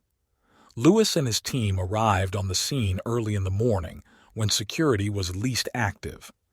They used fake documents and uniforms to enter the building under the guise of technical staff. Once inside, the hackers took control of the security systems, disabling the alarm and surveillance cameras. The engineers quickly and accurately breached the armored doors leading to the main vault. At that moment, the safecrackers began their work, opening the massive metal doors behind which were tons of gold. Everything went according to plan, and Lewis's team acted smoothly and accurately. However, despite all the precautions, one of the guards accidentally stumbled upon their operation and raised the alarm. Lewis knew they only had a few minutes left before the police arrived. He gave the command to speed up the process, and the team began to quickly load the gold into the prepared containers. When police arrived at the scene, Lewis and his team had already left the building. They used several escape routes, prepared in advance for such cases. One of the routes passed through underground tunnels that led to previously hidden vehicles. The other was through the roof, where the helicopters were waiting for them. The helicopters took off, carrying away the team and the stolen gold. Lewis, aboard one of the helicopters, looked down at the city behind him and knew that they had managed to fool the system again. This robbery was a real triumph, which strengthened his reputation as a brilliant strategist and leader. But Lewis knew that their victory would not last long unless precautions were taken. He organized the distribution of the looted gold among several caches in different countries to reduce risks. Some of the gold was melted down and sold on the black market, and some was invested in legal enterprises. This operation brought Lewis and his team huge profits and temporary respite. He understood that his empire needed constant development and protection, and continued to look for new ways to strengthen his position. Lewis Harding remained at the top, ready for new challenges and achievements. His name again became a legend, and he was ready to continue his ascent, despite all the difficulties and dangers. After a daring robbery in Switzerland, Lewis Harding knew he needed to step up his precautions and expand his network to avoid prosecution and strengthen his empire.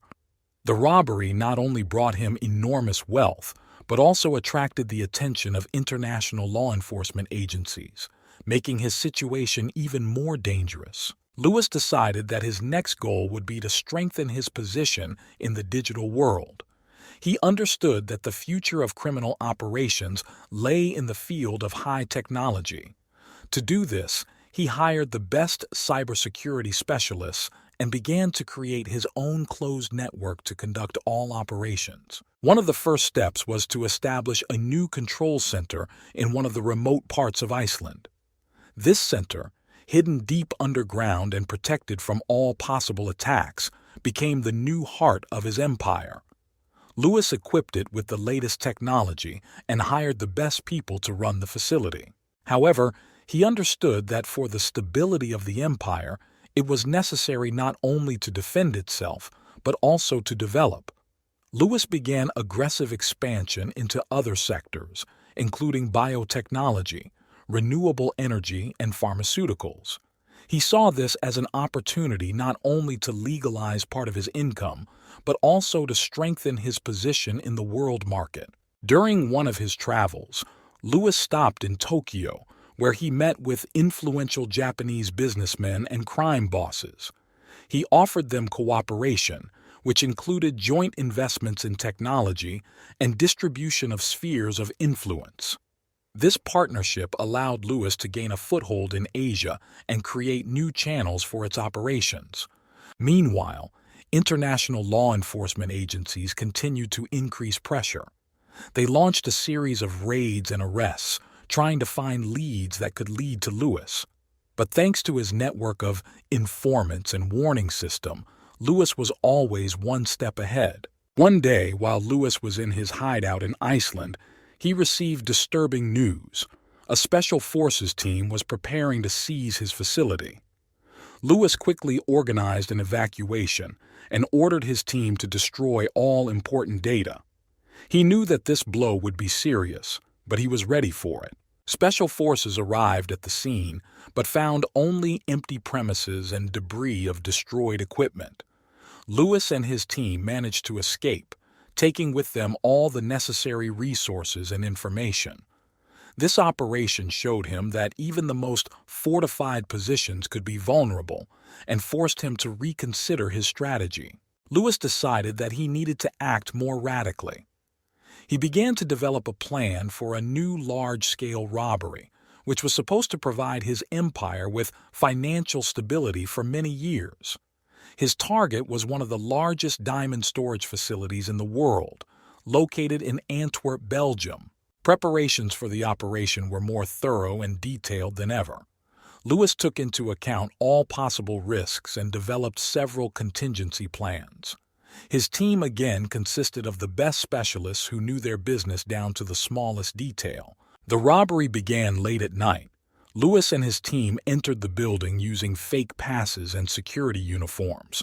Hackers hacked the security systems and disabled the alarm, giving the team access to the vault. Safecrackers worked quickly and accurately, breaking open security doors and removing diamonds. But this time the police were ready for their actions. A special squad was stationed nearby, and as soon as the alarm was turned off, they began moving towards the robbery site. Lewis knew that they had little time left and gave the command to speed up the process. When the police burst into the building, Lewis and his team were already leaving the crime scene. Using pre-prepared tunnels and shelters, they were able to escape persecution. Helicopters and boats were waiting for them in safe areas, and soon they were already far from the scene. The Antwerp robbery was another triumph for Lewis and his team. The diamonds were distributed among caches and partially sold on the black market. This allowed Lewis to obtain the necessary funds to further develop his empire. The FBI has long been trying to find a way to penetrate Lewis Harding's impenetrable network. Every time they got closer to the solution, Lewis slipped away, leaving them empty-handed. But they knew that the key to the solution lay in one of Lewis's most loyal and best assistants, Mark Randall, who was responsible for cybersecurity and encryption of all operations of the empire. Mark Randall was a genius hacker and cybersecurity specialist who ensured Lewis was protected from all possible threats. His work allowed Lewis's empire to remain elusive and invisible. The FBI realized that capturing Randall could be a key step in destroying Harding's entire network. The FBI developed a complex operation to capture Randall. They started by monitoring his habits and behavior using modern tracking and data analysis technologies. They were able to establish that Mark periodically uses the same channel to communicate with Lewis and other team members. Using this information, the FBI installed an agent under the guise of a hacker offering his services on the black market. The agent was presented as a specialist, capable of offering new encryption and protection methods. They knew such proposals might interest Randall, who was always looking for new ways to improve security. After some time, the FBI agent was able to establish contact with Mark and proposed a meeting to discuss the details of cooperation. The meeting was scheduled in one of the cafes in Berlin, where Randall was on his business. The agent was well trained and had hidden devices for recording and transmitting information, During the meeting, the agent was able to convince Randall of his competence and even gave him several fake software samples for testing. This allowed the FBI to gain access to Randall's computer and begin tracking his activities. They began hacking his system and established constant surveillance of his activities. After this, the FBI organized an operation to capture him. They knew that Mark periodically visited the same apartment in Berlin, where he stored his equipment and carried out part of his operations. The FBI set up an ambush near the apartment and prepared to take over. That day, as Randall returned to his apartment, the FBI acted quickly and decisively. They broke into the apartment while he was setting up new equipment. Mark tried to resist, but he had no chance against well-trained agents. He was arrested and immediately taken to a secure location for questioning. The FBI knew that Mark Randall was a valuable source of information and began interrogating him using various methods of pressure and persuasion. They offered him a reduced sentence in exchange for cooperation. At first, Mark was reluctant and refused to talk, but after several days of intense interrogation, he realized that he had no other choice. Mark began to reveal key information about the structure of Lewis's empire, encryption methods, and the locations of some of the caches. This information was a real breakthrough for the FBI. They began planning a series of operations to seize Lewis's assets and destroy his network. Meanwhile, Lewis learned of Randall's capture and realized that their network was under threat. He immediately began taking measures to minimize the damage. Lewis organized the evacuation of his people from known locations, changed all codes and encryption keys, and began implementing new security methods. Despite these efforts, the FBI managed to deal a serious blow to Lewis's empire. They carried out several successful raids, seizing a significant portion of his assets and arresting several key figures. Lewis knew this was just the beginning, and he would have to rebuild his empire to survive. Lewis Harding was not going to give up. He understood that the fight was just beginning and was ready to use all his resources and skills to restore his influence and protect his people. New challenges and trials awaited him ahead, but he was confident that he could overcome them and continue his ascent to the top. With each passing month, Lewis Harding felt the pressure on him and his empire intensify. Following the arrest of Mark Randall and a series of successful FBI raids, his once powerful criminal organization began to crumble. The gangs became smaller and smaller, and key figures left it, fleeing arrest or going over to the side of competitors. Lewis found it increasingly difficult to hide from the police and keep the remnants of his empire afloat. Lewis realized that his usual methods were no longer working. He lost access to a significant part of his resources, and the remaining assets were under close surveillance by law enforcement agencies. His trusted people who remained with him became increasingly nervous and suspicious, fearing for their lives and freedom. In an attempt to escape arrest, Lewis began to constantly move from one country to another, using fake documents and changing his appearance. He could no longer rely on his previous network of refugees and contacts, and every day was a fight for survival. One of these days, while in hiding on the outskirts of Madrid, Lewis received news that several more of his closest associates had been arrested. This was a serious blow for him. He understood that time was working against him, and his opportunities were decreasing every day. His finances were rapidly melting, and his options for maneuver were becoming increasingly limited. Realizing that a new path had to be found, Lewis decided to hold a meeting with the remnants of his team. In an abandoned warehouse, away from prying eyes, they discussed possible courses of action. The remaining people were full of determination, but understood that without drastic changes, they would not survive. Lewis proposed a risky plan. One last big heist that could provide them with the funds for a new start. He chose a target, a large private bank in Geneva, which stored huge amounts of cash and jewelry. This bank was known for its impenetrable security system, but Lewis knew they had no other choice. The preparations for the robbery were rushed and intense. Lewis had to gather the remaining specialists and use all available resources to develop a plan. They knew this was their last chance, and every detail had to be planned perfectly. On the day of the robbery, the team entered the bank building using fake passes and hacking skills to bypass security systems. Everything went according to plan until one of the guards accidentally discovered them and raised the alarm. Soon the building was surrounded by police. Lewis and his men were trapped. They did not have time for long thoughts. They began to overload the safes, realizing that the chances of a successful escape were rapidly dwindling. Soon the building was filled with the sounds of sirens and approaching footsteps. They tried to break through the back exit, but the police were already there. A shootout ensued, and Lewis understood that the chances of salvation were minimal. Some of his men were wounded, and the situation became increasingly desperate. Lewis decided to send his men through a pre-prepared tunnel leading to a nearby underground garage. He himself stayed behind to hold off the police and give his team a chance to escape. He knew this was probably his last fight. Police stormed the building, and Lewis found himself face to face with dozens of armed agents. He resisted to the last, but the forces were unequal. He was eventually arrested and taken out of the building in handcuffs. This day marked the end of Lewis Harding's empire.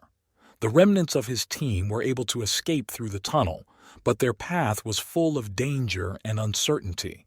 Lewis was convicted and sentenced to life in prison without parole. His name became a symbol of the fall of the great crime boss. Lewis Harding, who was once elusive and powerful, finds himself behind bars, reflecting on his life and the mistakes he made. His empire collapsed, but his memory remained alive in the legends of the criminal world. After Lewis Harding's arrest, the FBI continued to actively search for and arrest the remnants of his team.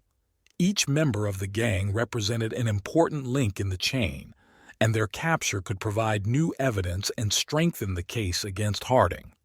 Using information received from Mark Randall and other sources, the agents began carefully planning their operations. The first person to be tracked down was James "Cyber" Miller, a hacker who was responsible for hacking security systems and creating false documents. The FBI used cyber investigative techniques to track his whereabouts. They discovered that James had taken refuge in one of the old industrial areas of Los Angeles, where he continued his hacking operations. Agents surrounded the building in which Miller was hiding and began an operation to capture him. They cut off the building's power and internet connection, leaving him unable to resist or escape. After several hours of negotiations, James surrendered and was arrested. His computers and equipment were seized, giving the FBI additional evidence against the gang. Next in line was Thomas "Engineer" Reed, a specialist in hacking and creating special devices. He went into hiding in Rio de Janeiro, Brazil, where he lived under an assumed name. The FBI located him through financial transactions and assistance from Brazilian police. FBI agents and local police organized a joint operation to capture Reed. They surrounded his house and carried out a lightning raid, taking him by surprise. Reed tried to escape out the back exit, but was caught and arrested. In his house, they found many tools and equipment that were used for criminal operations. Anna "Shadow" Carter, master of disguise and logistics expert, was hiding in Hong Kong. She was one of the most cautious members of the team, and her capture posed a major challenge for the FBI. Using information received from other arrested gang members, agents located her and began surveillance. The operation to capture Anna was carried out in several stages. The FBI first established her route and schedule, and then set up an ambush at one of the places she frequented. When Anna appeared, the agents quickly and quietly detained her. She turned out to be a real treasure trove of information, as she kept records of many of the gang's operations. The final key member of the team was Michael "Muscle" Brown, responsible for physical security and force support for operations. He hid in the Nevada desert, hoping that the remoteness and desert landscape would help him evade capture. But the FBI used satellite intelligence and trackers to pinpoint his location. When Michael's location was confirmed, the FBI launched a sting operation using helicopters and ground teams. They surrounded his hideout and asked him to surrender. Michael tried to resist, but quickly realized that he had no chance. He surrendered and was arrested. With the capture of all the key members of Louis Harding's team, the FBI was able to finally destroy his once mighty empire. Each person arrested provided new evidence and information that helped strengthen the case against Harding and his gang. Their criminal organization was dismantled and Harding himself remained in prison, realizing that his time had passed. The legend of Louis Harding and his gang will live on in crime history, but their era is over. The FBI has won a victory, exposing and dismantling one of the most powerful criminal organizations of our time. Louis Harding, during his many years of criminal career, managed to steal more than $500 million. His life was filled with daring robberies, complex schemes, and a constant game of cat and mouse with law enforcement. Despite all the difficulties and obstacles, he always stayed one step ahead, using his intelligence and skills to avoid arrest. However, with each new robbery and successful operation, the pressure on Louis grew. The authorities never tired of pursuing him, and every month it became more and more difficult to hide. His team was getting smaller, and resources were running out. Ultimately, the FBI was able to track down and arrest one of Louis's top lieutenants, giving them key information to capture the rest of the gang.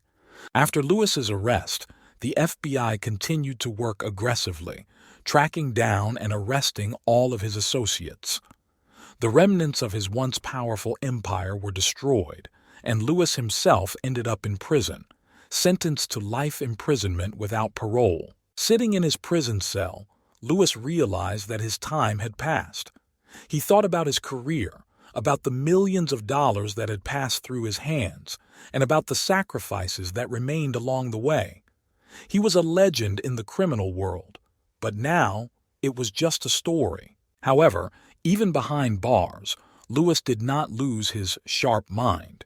He knew that he had left a mark on history, and perhaps his name would be remembered for a long time. But most importantly, he understood that his fate was now in the hands of the system, which he had deceived and bypassed for so many years. And although his life in prison was far from luxury and freedom, Louis Harding remained calm.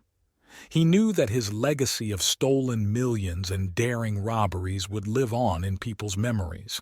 His story became a warning to others and an example of how high you can fly and how low you can fall. Louis Harding lived his life on the edge of the law and crime, and although his career ended behind bars, he left his mark on history as one of the most cunning and successful criminals of his time. The story of the fourth criminal. As a child, Andrew Smith was an ordinary boy living in the suburbs of Chicago. His family was not rich, but his parents always tried to give him the best they could. Andrew was an inquisitive and intelligent child who showed an interest in technology and various mechanisms from an early age. He enjoyed disassembling and assembling toys and later household appliances. When Andrew was 10 years old, his father lost his job and the family found themselves on the brink of poverty. This event became a turning point in the boy's life. He saw how hard his parents had to find ways to survive, and this gave him a feeling of injustice.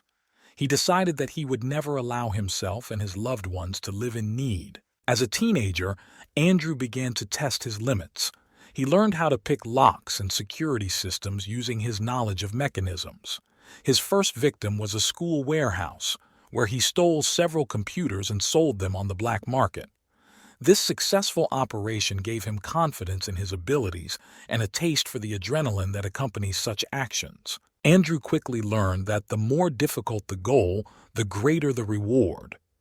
He began planning larger thefts, carefully studying the security systems of the sites. His next targets were large shopping centers and warehouses. However, Andrew did not forget about his roots. He often distributed part of the loot to those who needed help, which created an aura around him of a kind of modern Robin Hood. But as his thefts became more bold, so did the attention of the police. Andrew knew he needed to be even smarter and more careful. He began to carefully plan his operations, avoiding surveillance cameras and leaving a minimum of traces. His knowledge and skills allowed him to hack even the most complex security systems. His first major success came when he decided to rob a local airport. Using his connections and skills, Andrew was able to infiltrate the cargo terminal and steal the precious cargo.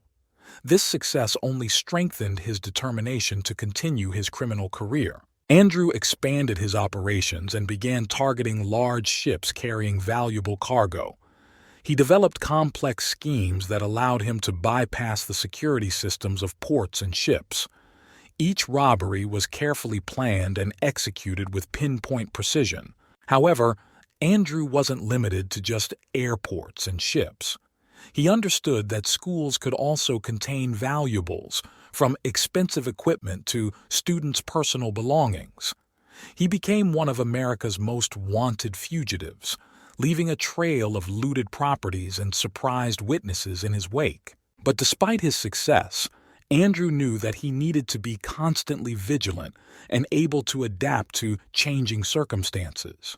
His life became an endless game of cat and mouse with the law, in which the stakes grew higher every day. Andrew continued his daring robberies, becoming more and more skilled at his craft.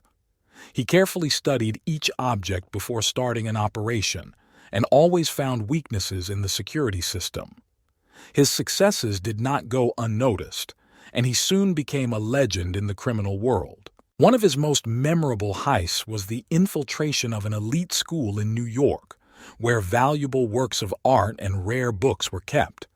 Andrew managed to bypass all security systems, including cameras and guards, and came out with loot worth millions of dollars.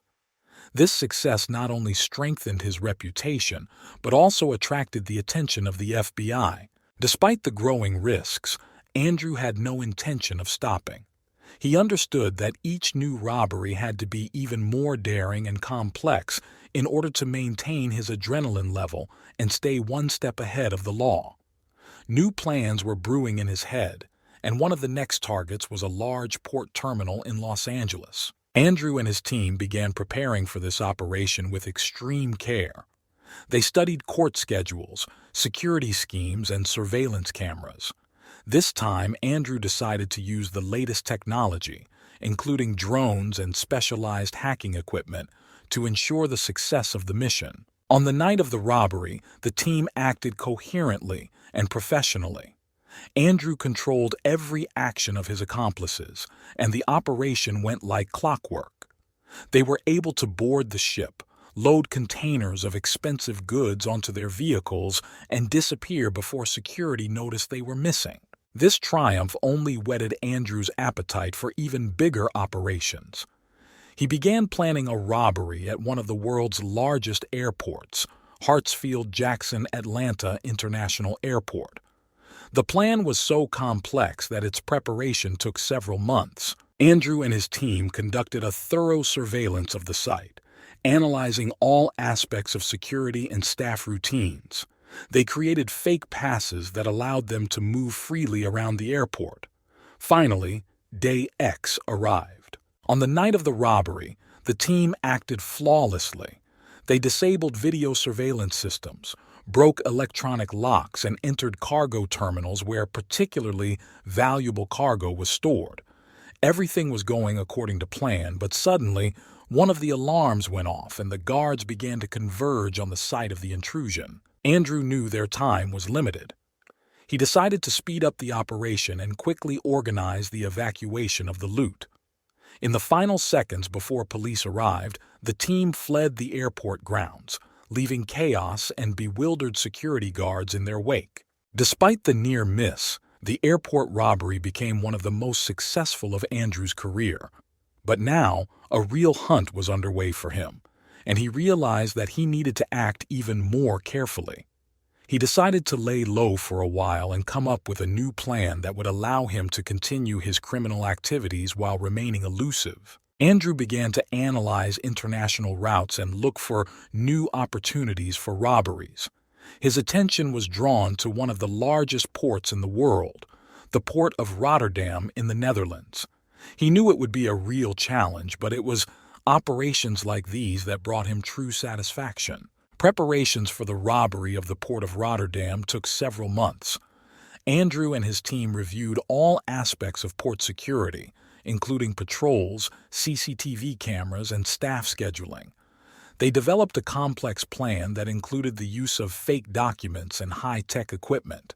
On the night of the operation, the team acted coherently and confidently. Andrew controlled their every move, and soon they were able to enter the port. Everything went according to plan, and they began loading containers of valuable goods onto their vehicles. But suddenly, one of the port employees appeared and noticed something was wrong. Andrew made a quick decision to neutralize the witness and speed up the loading process. They were able to complete the operation and leave the port before the police arrived. The robbery of the port of Rotterdam became one of the most daring and successful in his career. Now Andrew was confident that he could cope with any task. His next target was one of the largest banks in the world, the Bank of England. It took more than a year to prepare for this heist, but Andrew knew the results would be worth it. Andrew and his team began preparing for the Bank of England robbery with a detailed plan. They studied every corner of the building, every cell, and every shift of security. This bank was famous for its impenetrable security systems, and Andrew knew that they were about to have the most difficult robbery of his career. They developed several action scenarios to be prepared for any unforeseen circumstances. Andrew brought the best specialists to the operation: hackers, safecrackers, and camouflage experts. They created fake documents and legends that allowed them to sneak inside the bank unnoticed. The day of the robbery was scheduled for a quiet Sunday morning when there was minimal activity at the bank. On the appointed day, the team began to act.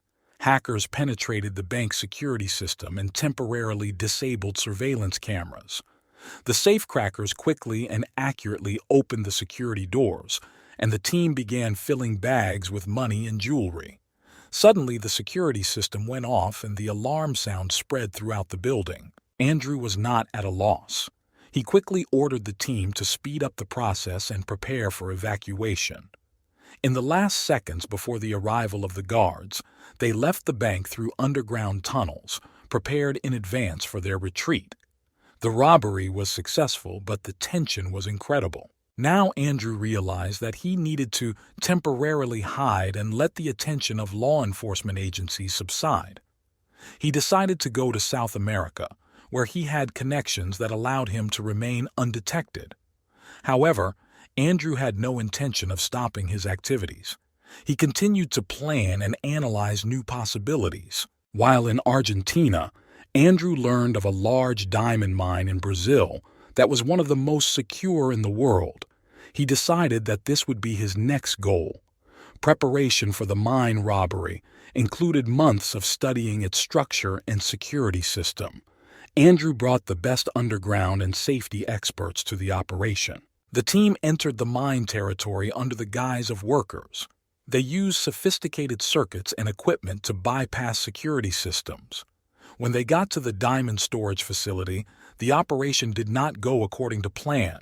One of the motion sensors was activated and the guards began to converge on the infiltration site. Andrew quickly decided to evacuate, taking with him only part of the loot. The mine robbery brought less than they expected, but made them realize that even the most protected objects have weak points. Andrew continued to seek new goals and improve his methods.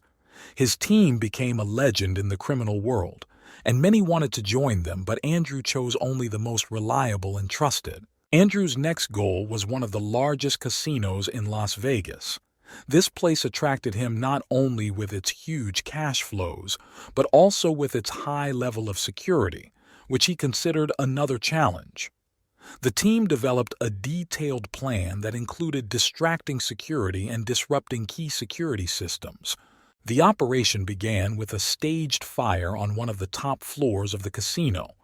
While security and staff evacuated visitors, Andrew's team entered the vault and began opening the safes. They soon encountered an unexpected obstacle: reinforced security, which, despite the fire alarm, remained at its post. Andrew and his team were forced to improvise.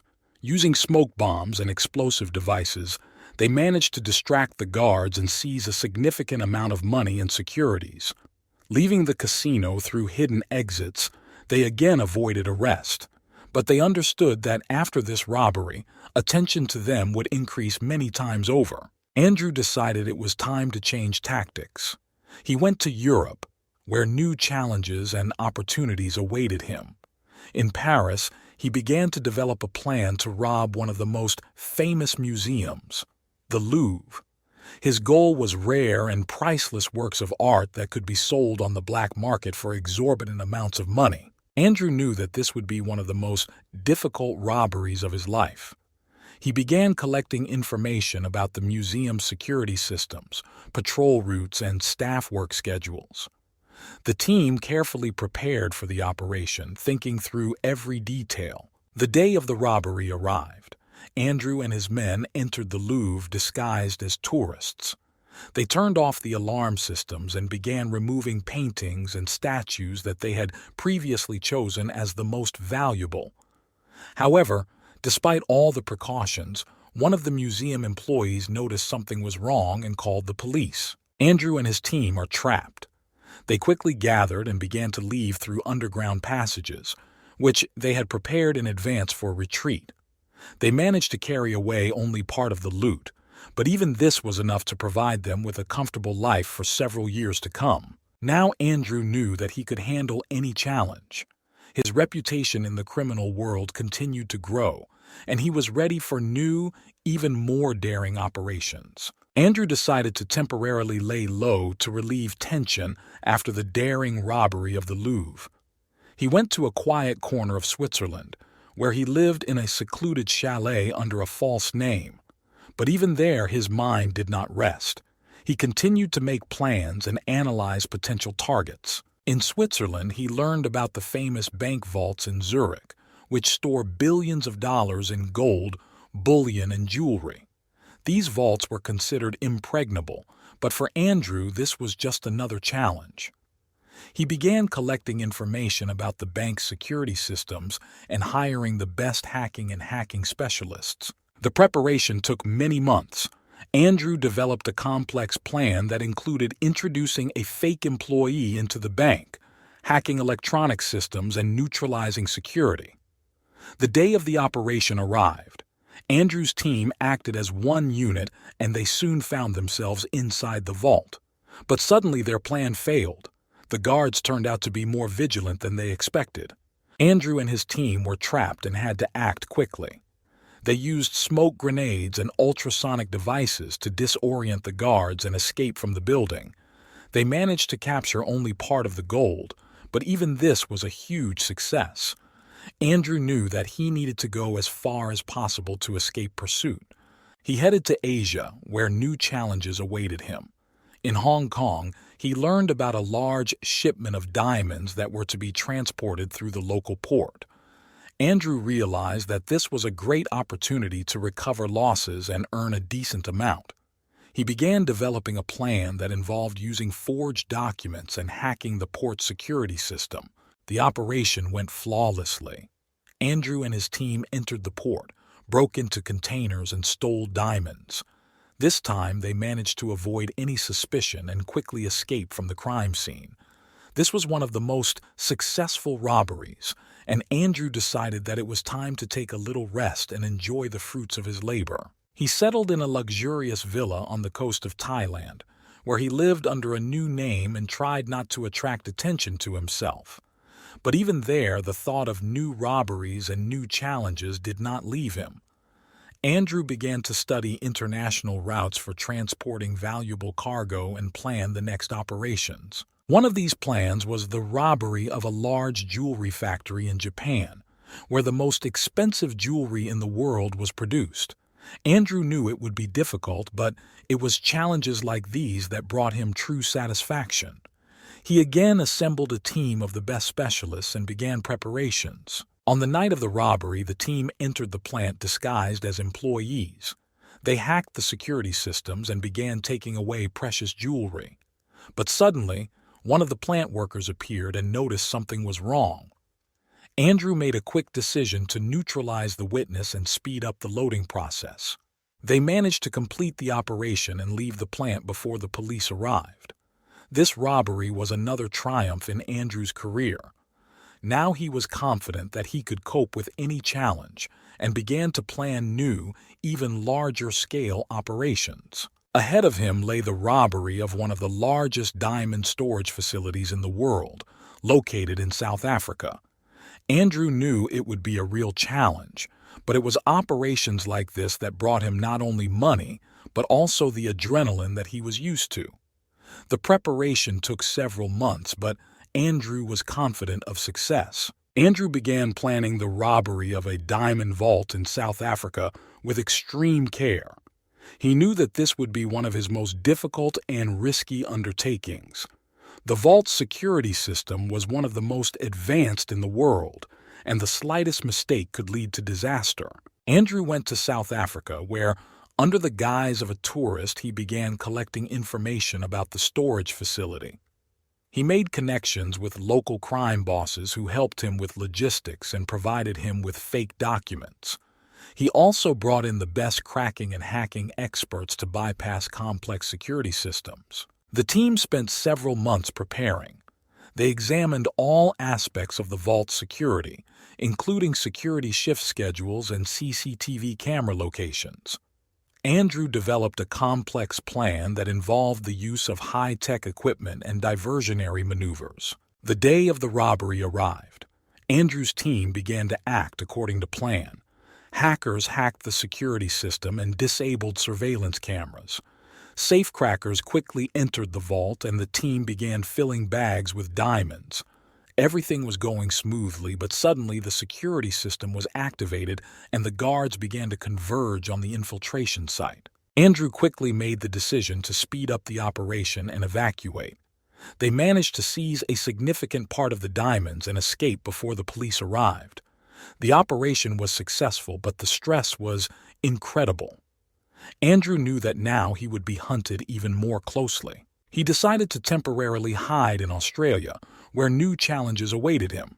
In Sydney, he learned about a large shipment of gold that was to be transported through the local port. Andrew began developing a plan that involved using forged documents and hacking the port's security system. The operation in Sydney went flawlessly. Andrew's team entered the port, broke into containers, and stole gold. They managed to avoid any suspicion and quickly escape from the crime scene. This robbery was one of the most successful, and Andrew decided that it was time to enjoy the fruits of his labor. He moved to a quiet island in the Pacific Ocean, where he lived under a new name and tried not to attract attention to himself. But even there, the thought of new robberies and new challenges did not leave him. Andrew began to study international routes for transporting valuable cargo and plan the next operations. Andrew's next target was one of the largest banks in Shanghai. The bank was famous for its impenetrable security systems, and Andrew knew this would be a real challenge. He began collecting information about the bank's security system and hiring the best hacking and hacking specialists. The preparation took many months. Andrew developed a complex plan that included introducing a fake employee into the bank, hacking electronic systems, and neutralizing security. The day of the operation arrived. Andrew's team acted as one unit, and they soon found themselves inside the vault. But suddenly, their plan failed. The guards turned out to be more vigilant than they expected. Andrew and his team were trapped and had to act quickly. They used smoke grenades and ultrasonic devices to disorient the guards and escape from the building. They managed to capture only part of the gold, but even this was a huge success. Andrew knew that he needed to go as far as possible to escape pursuit. He headed to South America, where new challenges awaited him. In Brazil, he learned about a large shipment of diamonds that were to be transported through the local port. Andrew realized that this was a great opportunity to recover losses and earn a decent amount. He began developing a plan that involved using forged documents and hacking the port's security system. The operation in Brazil went flawlessly. Andrew and his team entered the port, broke into containers, and stole diamonds. This time, they managed to avoid any suspicion and quickly escape from the crime scene. This was one of the most successful robberies, and Andrew decided that it was time to take a little rest and enjoy the fruits of his labor. He settled in a luxurious villa on the coast of Uruguay, where he lived under a new name and tried not to attract attention to himself. But even there, the thought of new robberies and new challenges did not leave him. Andrew began to study international routes for transporting valuable cargo and plan the next operations. One of these plans was the robbery of a large jewelry factory in India, where the most expensive jewelry in the world was produced.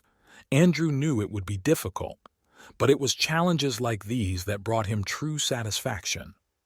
He again assembled a team of the best specialists and began preparations. On the night of the robbery, the team entered the plant disguised as employees.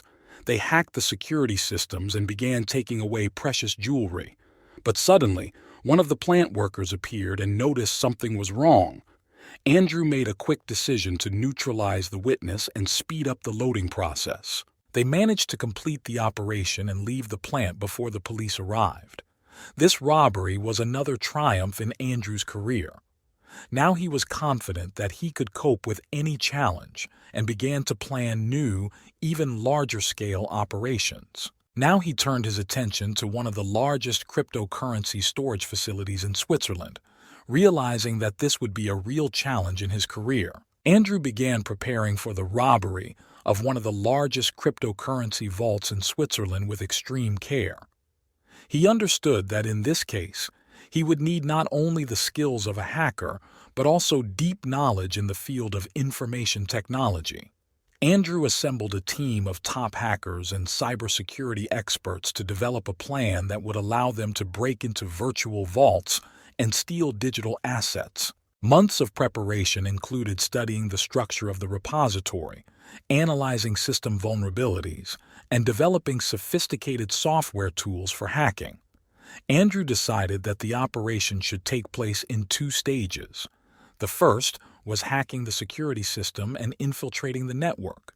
The second was the theft and safe evacuation of digital assets. The day of the operation arrived. Andrew and his team began operating from the hideout of a rented chalet in the Alps. Hackers penetrated the storage security system and disabled security protocols, creating the illusion of normal operation. They then began hacking key servers to gain access to cryptocurrency wallets. Everything was going according to plan, but suddenly the security system activated backup protocols. The operation was in jeopardy. Andrew quickly made the decision to speed up the process and complete the hack before the protection was fully activated.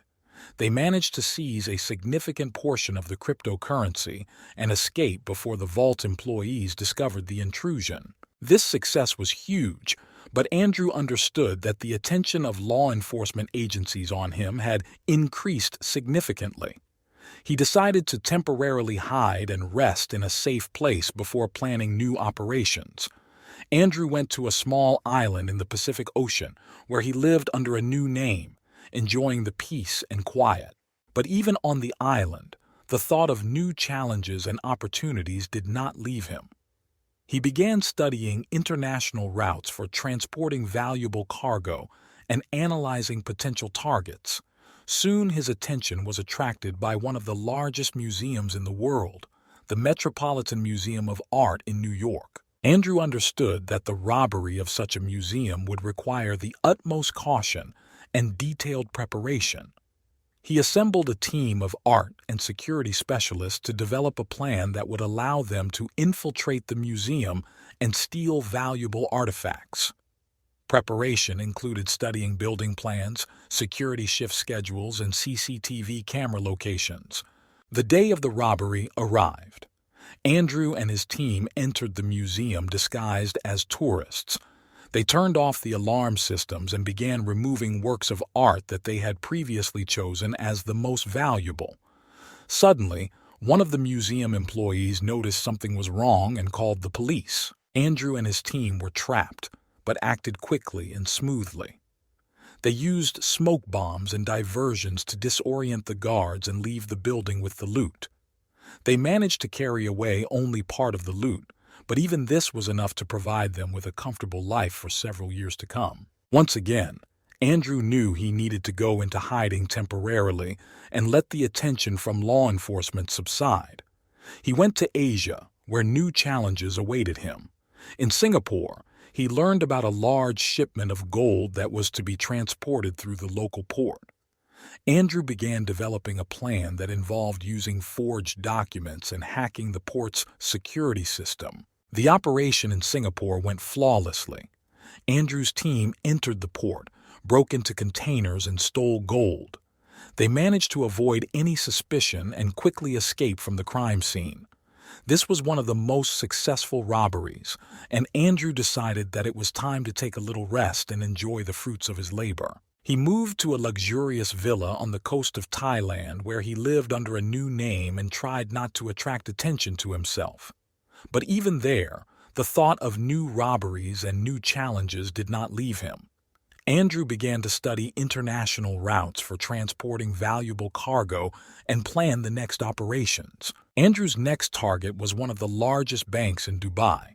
The bank was famous for its impenetrable security systems, and Andrew knew this would be a real challenge.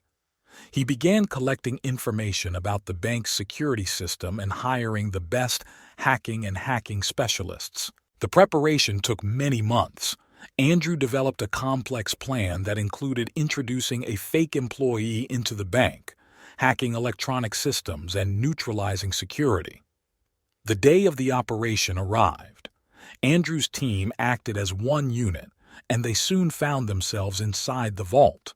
But suddenly their plan failed. The guards turned out to be more vigilant than they expected. Andrew and his team were trapped and had to act quickly.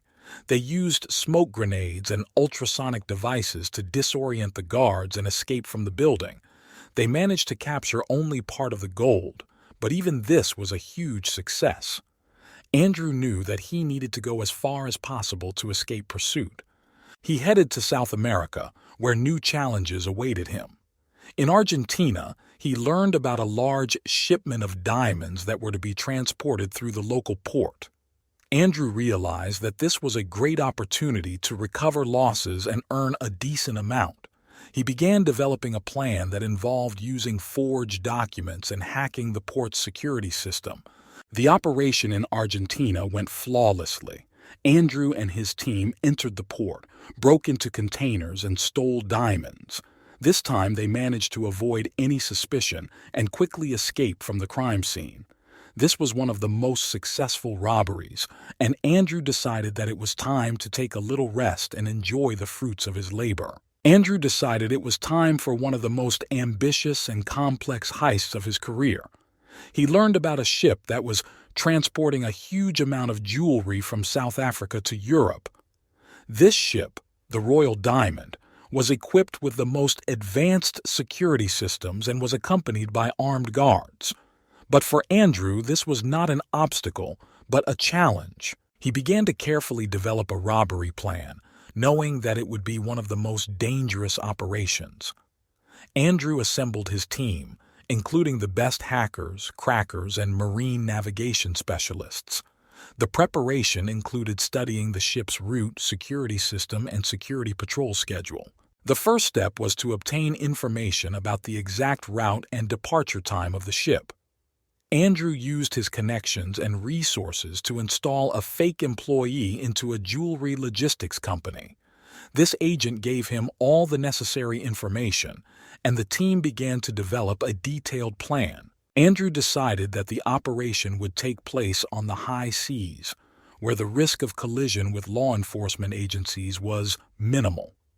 They rented a small but powerful yacht, equipped with all the necessary equipment for breaking and entering. The team also developed an evacuation plan in case things didn't go according to plan. The day of the operation arrived.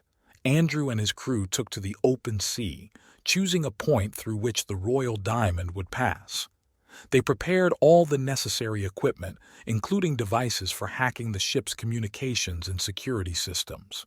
Once the Royal Diamond was within their reach, the team swung into action. Hackers hacked the ship's communication system, disabling all alarms and surveillance cameras. They then sent out a false distress signal to distract the guards and crew. At that moment, Andrew's team on the yacht approached the ship and used special devices to open the sealed hatches and get on board. On the ship, the guards were at a loss due to a false distress signal, and Andrew's crew took advantage of this moment. They quickly neutralized the guards using stun devices and gas grenades. They then began to load the jewelry into the prepared containers. But suddenly one of the guards managed to sound an alarm, and the team realized that they had little time. Andrew ordered the loading process to be accelerated and preparations for evacuation. They managed to grab most of the jewelry and leave the ship before help arrived. Andrew's team returned to their yacht and quickly fled the crime scene, leaving behind only a light trail in the open sea. They headed to a pre-prepared evacuation point where transport was waiting for them for further movement. The robbery was successful, but Andrew knew that it was one of the riskiest things he had ever done. With a huge amount of jewelry in hand, Andrew and his crew headed to a safe place where they could divide the loot and lay low. They knew that law enforcement agencies and international agents would be looking for them, so they decided to temporarily hide in different parts of the world. Andrew went to Asia, where he settled in Hong Kong under a new name. But even there, he did not forget about new challenges and opportunities. His life was filled with adrenaline and continuous plans for the future. Each new challenge only strengthened his resolve and desire to remain an elusive heist master. Andrew enjoyed the temporary peace in Hong Kong, but soon realized that he could not remain in the shadows for long. His mind was constantly busy with new ideas and plans. He had heard about a legendary jewelry collection belonging to one of Asia's richest men, who kept his treasures in an underground bunker beneath his mansion in Shanghai. This collection was known as the Dragon Treasure and included rare artifacts and jewelry worth billions of dollars. Andrew was intrigued and decided that this would be his next goal. He began collecting information about the owner of the collection, the bunker's security system, and the layout of the mansion. Andrew hired the best intelligence and security specialists to develop a detailed plan for the robbery. He knew that this time he would have to face the most modern security technologies and a high degree of security. The first step was to introduce a fake employee into the mansion's security team. This agent was able to convey important information to Andrew about security hours, security camera locations, and alarm systems. Andrew and his team developed a complex plan that included the use of high-tech equipment, distractions, and artificial intelligence. The day of the operation arrived. Andrew and his team entered the mansion under the guise of service personnel. They used special devices to disable surveillance cameras and open electronic locks. Upon entering the underground bunker, they encountered several layers of defense, including laser barriers and biometric scanners. Andrew knew they didn't have much time. They used precision laser drones to bypass laser barriers and fake biometrics for scanners. They soon found themselves in the heart of the bunker where the dragon treasures were kept. The team quickly began filling bags with jewelry and artifacts. But suddenly, a hidden security system was activated, and a protracted battle began in the bunker. Andrew and his team were forced to improvise. They used smoke grenades and ultrasonic devices to disorient the guards and leave the bunker with the loot. They managed to evade capture and escape from the crime scene. Andrew understood that this robbery would attract a lot of attention, so he decided to temporarily hide in one of the most remote corners of the world, on an island in the Pacific Ocean. He and his team divided the loot and agreed to go their separate ways for a while to throw law enforcement off their scent. But Andrew couldn't stay idle for long. On the island, he began to develop a new plan, which promised to be the largest and most daring robbery of his career. He learned of a secret operation to transport large quantities of rough diamonds through Antarctica. This operation was classified and protected by international security forces. Andrew decided that this would be his next challenge. He assembled a team including the best specialists in survival in extreme conditions, hackers, and engineers. Preparations for this operation took many months, and Andrew's team studied all aspects of the route and security systems. The day of the operation arrived. Andrew and his team traveled to Antarctica on a specially equipped vessel equipped with the latest technology. They used drones for reconnaissance and hacked satellite surveillance systems to avoid detection. When the diamond convoy came within their range, the team began to act. They used specialized vehicles to reach the convoy and used high-tech equipment to hack security systems. They soon found themselves at the center of the operation, and a fight with the guards began. Andrew and his team used all their skills and equipment to capture the diamonds and escape until reinforcements arrived. The operation was a success, and Andrew knew that he was now one of the most wanted figures in the world. He and his crew headed to safety to divide up the loot and lay low. But even then, Andrew couldn't stop. A new plan was already maturing in his head: to rob one of the most guarded banks in the world, located in the very heart of Tokyo. Andrew and his team successfully escaped after a robbery in Antarctica, but they knew that now the whole world would be hunting them. They needed to carefully prepare for the next operation to avoid arrest and ensure their safety. Andrew chose Tokyo not by chance. This city was one of the largest financial centers in the world, and the bank he targeted was famous for its inaccessibility. The Imperial Security Bank was known for its modern security systems and an army of guards working around the clock. Andrew understood that this operation would require maximum preparation and team coordination. He began collecting information about the bank, its structure and security. Using forged documents and connections, Andrew managed to infiltrate his people into the bank's service staff so they could gather the necessary information from the inside. The preparation took many months.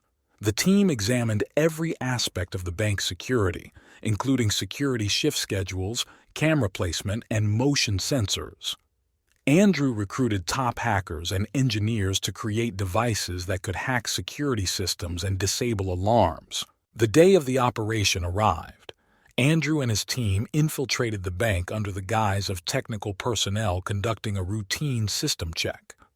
They used the latest devices to disable surveillance cameras and break into electronic locks. They soon found themselves in a vault containing huge amounts of cash, jewelry, and securities. However, despite all the careful preparation, the operation encountered unforeseen difficulties. One of the bank employees working the night shift noticed something was wrong and called security. Andrew and his team are trapped and a fight with the guards ensues. They used smoke grenades and paralyzing devices to disorient their opponents and buy time. Andrew quickly made the decision to speed up the loading process and evacuate. They managed to capture a significant part of the contents of the vault and escape through underground tunnels that they had prepared in advance. But this time, the chase was close. Police and security forces quickly responded and began combing the area. Andrew's team climbed to the surface and headed to the pre-prepared vehicles. They left Tokyo, leaving a trail of destruction and confused guards in their wake. Andrew knew that now the whole world was looking for them, and they needed to temporarily lie low. Andrew decided to go to South America, where he had connections and safe hideouts. They set up camp in the Amazon jungle, where they could rest and consider their next steps. But even there, Andrew could not stop. He knew they needed to be one step ahead of their pursuers. His attention was drawn to a major jewelry exhibition in Rio de Janeiro, where unique jewelry and works of art from all over the world were to be presented. Andrew understood that this was a great opportunity not only to make money, but also to divert attention from previous robberies. He began developing a new plan that included the use of high-tech devices and elaborate distractions. The team spent several weeks preparing, studying the exhibition center layout and security schedule. The day of the robbery arrived. Andrew and his team entered the exhibition under the guise of representatives of the press. They used special devices to disable alarms and open protective cases. Everything was going according to plan, but suddenly one of the guards noticed something was wrong and raised the alarm. Andrew and his team had to act quickly. They used smoke grenades and ultrasonic devices to disorient guards and visitors. They managed to seize a significant part of the jewelry and escape before the police arrived.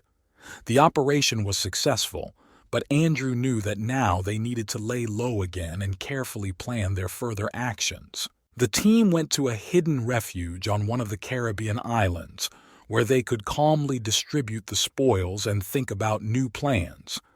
Andrew knew that with each new robbery, their risks increased, but it was precisely these types of challenges that attracted him.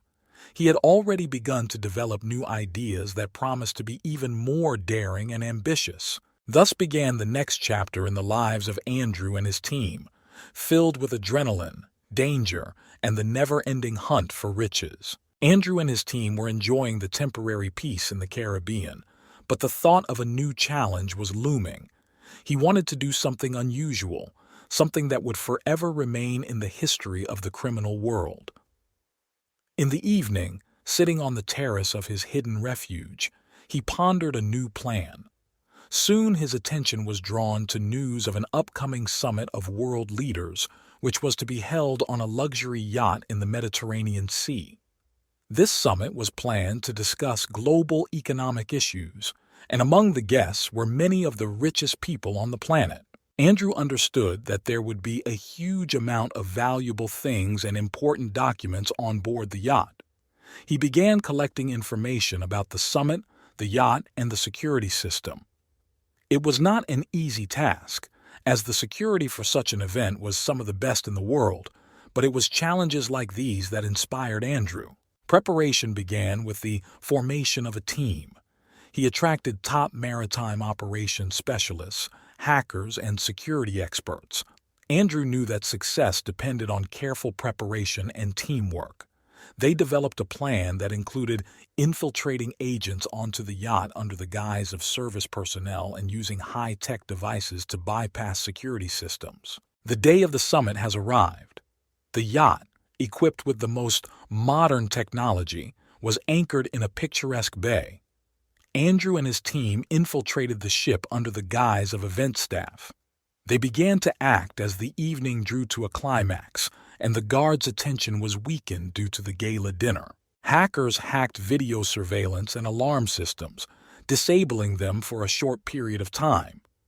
Andrew and his men quickly entered the cabins where valuables and important documents were kept. They filled bags with jewelry, paintings, and secret papers. However, unexpectedly, the security system activated hidden protocols, and the yacht began to block all exits. Andrew knew they didn't have much time. He quickly got his bearings and gave the order to speed up the evacuation process.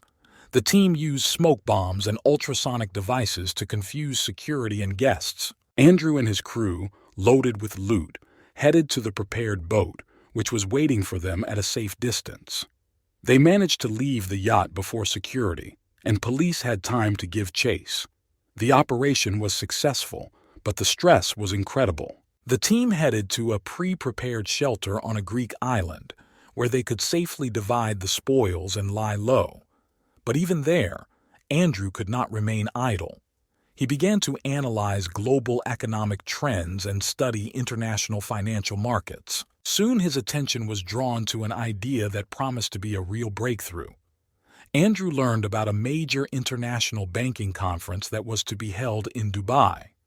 This conference attracted senior banking executives from around the world and discussed issues related to global investment and the security of financial transactions. Andrew realized that this was not only an opportunity for another daring heist, but also a chance to gain access to inside information that could change his life forever.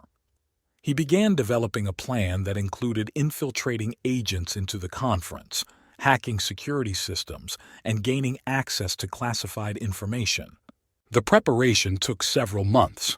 The team studied plans for the building where the conference was to be held and security schedules. Andrew brought in top cybersecurity and espionage experts to create a plan that would be as effective and undetectable as possible. The day of the conference arrived. Andrew and his team entered the building under the guise of participants and staff. They used special devices to hack security systems and gain access to private sessions and databases. The team began downloading classified information onto secure media and copying data on major financial transactions. But suddenly their plan was revealed. One of the security officers noticed something was wrong and raised the alarm. Andrew and his team were trapped but acted quickly and decisively. They used smoke grenades and diversionary maneuvers to disorient the guards and leave the building with the information they received. The operation was successful, and the team escaped in previously prepared vehicles. Andrew knew that he now had access to information that could change his life and give him new opportunities for further action. He headed to one of his hideouts in Asia, where he could calmly ponder the findings and develop new plans. Thus began a new chapter in the lives of Andrew and his team, filled with new challenges, risks, and opportunities that promised to make them even richer and more powerful. Andrew and his team were enjoying success after a daring heist in Dubai, but their thirst for adrenaline and desire for new challenges kept them from staying put for long. At one of his hideouts in Asia, Andrew learned of a large train shipment of money that would pass through several European countries. The train, called the Golden Express, was specially equipped to transport huge amounts of cash between Europe's central banks. Andrew knew this would be one of the most ambitious and complex plans yet.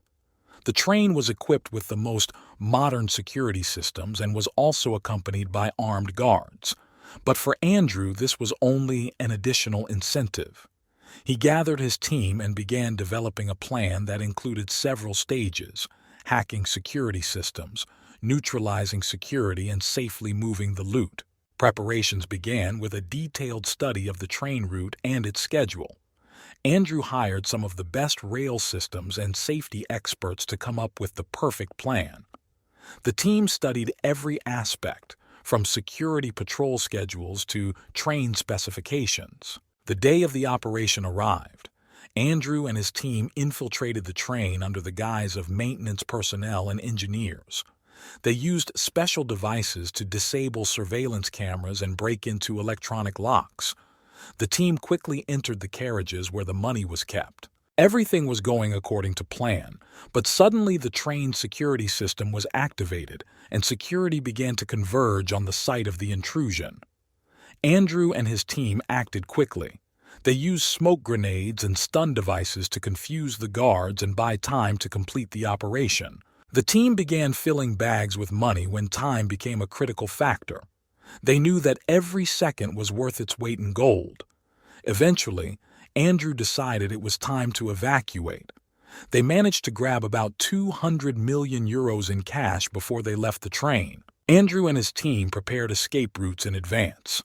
They used helicopters to quickly leave the robbery site and escape before reinforcements arrived. The operation was successful, but the stress was incredible. They headed to a previously prepared shelter in the Alps, where they could divide the spoils and lie low. With a sum of 200 million euros in his hands, Andrew understood that now all of Europe was looking for them. They needed to be extremely careful and think through their next steps. He decided that they would have to lie low for a while and let the attention of law enforcement agencies subside. Andrew's team scattered to different parts of the world, but even in such moments, Andrew did not stop thinking about new challenges and opportunities.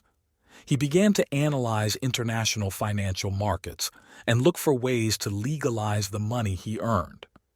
New targets appeared on his horizon, and he knew that new, even more daring operations awaited them. Thus began a new chapter in the lives of Andrew and his team, filled with new challenges, risks, and opportunities that promised to make them even richer and more powerful. After successfully robbing the Golden Express and temporarily hiding in the Alps, Andrew and his team began planning their next steps. They understood that legalizing such a huge amount of money would require not only caution, but also creativity. Andrew decided that they needed to infiltrate the world of high technology and use the power of cryptocurrencies to launder money. Andrew learned about a major blockchain conference that was going to be held in Las Vegas. This conference attracted the best experts in cryptocurrencies and blockchain technologies from all over the world. Andrew decided that this was an ideal opportunity to penetrate this area and find ways to legalize his funds. The team went to Las Vegas disguised as conference participants. They began to establish connections with leading experts and study the latest trends in the world of cryptocurrencies. Andrew realized that in order to successfully legalize, they needed to create their own cryptocurrency exchange, which would allow them to safely withdraw funds and conduct large financial transactions. At the conference, they met a talented young programmer named Alex, who was willing to help them for a generous reward. Alex developed a plan to create a cryptocurrency exchange that would be legal on the surface, but would allow for illegal transactions behind the scenes. The team began implementing this plan, investing part of their funds in developing the platform and attracting customers. Thanks to their newfound cryptocurrency exchange, Andrew and his team were able to legalize most of their funds and start living large. But despite this, Andrew could not stop. He longed for new challenges and adventures. His attention was drawn to rumors of a large shipment of gold bullion that was to be transported across the Atlantic Ocean on a cargo ship. This transport was organized by the largest banks in Europe and the USA and was carefully guarded. Andrew realized this was the perfect opportunity for another daring heist. He began developing a plan that involved using underwater drones and specialized equipment to break into the ship's holds. Andrew knew that the operation would be difficult and risky, but this only fueled his desire to act. The day of the operation arrived. Andrew and his team used speedboats and underwater drones to reach a cargo ship in the open ocean. They disabled the ship's video surveillance and alarm systems using hacking methods and began opening the holds where the gold bars were stored. The operation was going according to plan, but suddenly the backup security system was activated and the guards began to act. Andrew and his team used smoke grenades and stun devices to confuse the guards and buy time. They managed to capture a significant amount of gold bars and escape before reinforcements arrived. Andrew and his crew returned to shore with a haul worth millions of dollars. They headed to a previously prepared shelter where they could calmly divide the spoils and lie low. But even there, Andrew did not stop thinking about new plans and opportunities. Now, with a huge amount of gold and legalized funds, Andrew decided it was time to take things to the next level. He began to study global financial markets and look for ways to influence them.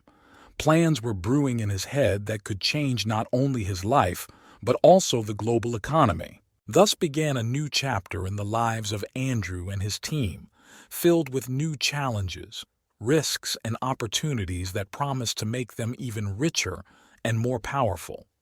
Ahead of them lay new daring operations and exciting adventures that would forever go down in the history of the criminal world. Andrew and his team enjoyed their wealth and success, but their ambitions knew no bounds. After a daring heist of a gold cargo, they decided it was time to take things to the next level and start influencing global financial markets. Andrew had something truly big in mind, an operation that could not only bring them a huge fortune, but also change the world economy. He began studying international financial systems and discovered that some of the world's largest banks were negotiating the creation of a new global financial center in Dubai. This center was to become a major hub for major financial transactions and attract trillions of dollars in investment. Andrew realized that if he could penetrate this center and gain control of its systems, he could carry out the most daring operation of his career. The team began to prepare for a new operation. They recruited top hackers, security specialists, and financial experts to develop a plan that would allow them to infiltrate the global financial center and gain access to its systems. The preparation took several months, and every step was thought out to the smallest detail. The day of the operation arrived. Andrew and his team entered the building under the guise of representatives of a large technology company, which allegedly offered its security services. Their elaborate legends and forged documents allowed them to enter the heart of the financial center. Hackers began breaking into security systems, and financial experts were gaining access to key databases. Andrew personally supervised every step of the operation to ensure everything went according to plan. They penetrated the financial transaction management system and began copying data on the largest transactions and accounts. But suddenly the security system was activated, and the guards began to converge on the site of the intrusion. Andrew realized they didn't have much time. He gave the order to speed up the process and prepare for evacuation. The team managed to capture a significant amount of data and copies of transactions before they left the building. The operation was successful, but the stress was incredible. Andrew and his team headed to a pre-prepared shelter in the desert where they could safely analyze the data they received. They discovered that they now had access to information that could revolutionize the world economy.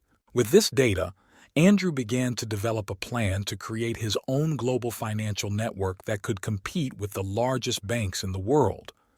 He understood that this would require not only huge funds but also powerful allies. Andrew began looking for partners among the most influential people and organizations to bring his plan to life. Meanwhile, law enforcement agencies and the world's largest banks began hunting for Andrew and his team. They became the most wanted criminals in the world, but this only fueled their determination and thirst for new challenges. Andrew and his team began to build their financial network, attracting investors and clients from all over the world. Their system became known as Alpha Bank, and it offered unique services and a high degree of security that attracted many large clients. Soon, Alpha Bank became a serious player in the global financial market. Andrew knew they couldn't stay in the shadows for long. He began developing a new operation that could become his greatest success. His attention was drawn to information about a major transaction for the sale of rare land plots in London, the value of which amounted to billions of dollars. Andrew decided that this would be his next goal. He began developing a plan that included hacking security systems, forging documents, and manipulating property records. The team began preparations, studying every aspect of the deal and security systems to ensure the success of the operation. The day of the operation arrived. Andrew and his team entered the building of the company involved in the deal and began hacking the security systems. Everything was going according to plan, but suddenly the system detected an intrusion and the security began to act. Andrew and his team acted quickly and decisively. They used smoke grenades and diversions to confuse the guards and complete the operation. They managed to capture the necessary data and leave the building before reinforcements arrived. The operation was successful, and Andrew now had all the necessary documents and data to complete the transaction. Andrew and his team successfully completed a transaction in London, capturing the necessary documents and data to complete the sale of rare land. They were now richer and more powerful than ever, but Andrew understood that they were under increasing pressure from law enforcement and competitors. Not only did they need to defend their position, but they also had to keep moving forward to stay one step ahead. At this time, Andrew learned about a new project in Europe, the construction of the largest data center in the world, which was to become the main hub for storing and processing data from major corporations and governments. This project attracted huge investments and attention from the most influential people on the planet. Andrew decided that this would be his next goal. His plan was bold and ambitious. He decided not only to steal data, but also to embed his devices into the data center system in order to have constant access to information. This would allow him to control data flows and obtain inside information that could change the rules of the game in the global market. Preparations began with the introduction of agents to construction sites and companies involved in project development. Andrew used his connections and resources to gain access to the building's plans and security systems. He hired top cybersecurity and espionage experts to develop devices that could infiltrate the data center systems undetected. The day of the operation arrived. Andrew and his team entered the construction site under the guise of workers. They began installing devices at key points in the building, while hacking security systems and bypassing surveillance cameras. Everything was going according to plan, but suddenly their presence was discovered. Security began to converge on the site of the infiltration, and Andrew realized that they had little time. He gave the order to speed up the installation of devices and prepare for evacuation. The team acted quickly and coordinatedly. They managed to install all the devices and leave the area before reinforcements arrived. The operation was successful, and Andrew now had permanent access to one of the largest data warehouses in the world. This opened up new opportunities for him to manipulate markets and obtain insider information. But he understood that it also attracted the attention of the most powerful and influential people on the planet. Using access to data, Andrew began to establish relationships with major corporations and financial institutions. He began offering them unique services that allowed companies to access critical information and make transactions that could change their fortunes. Soon, Alpha Bank became one of the most influential players in the world market. But Andrew didn't stop there. He began to develop a new plan that could surpass all previous operations. His attention was drawn to rumors of a large shipment of rare gems that were to be transported across Africa on a private jet. These stones were unique and had enormous value on the black market. Andrew began developing a plan that included hacking the airport's security systems, neutralizing the guards, and hijacking the plane in mid-air. The team spent several weeks preparing, studying routes and schedules, and developing special equipment for the operation. The day of the operation arrived. Andrew and his team entered the airport under the guise of service personnel. They hacked security systems and disabled surveillance cameras. Once the plane took off, the team used a specially equipped helicopter to reach it in the air. They entered the plane through the hatch and quickly neutralized the guards. Andrew and his team began filling bags with gemstones. But suddenly the plane's pilot sounded an alarm, and the crew realized they were running out of time. They quickly completed the operation and left the plane by helicopter, leaving only a light trail in the sky.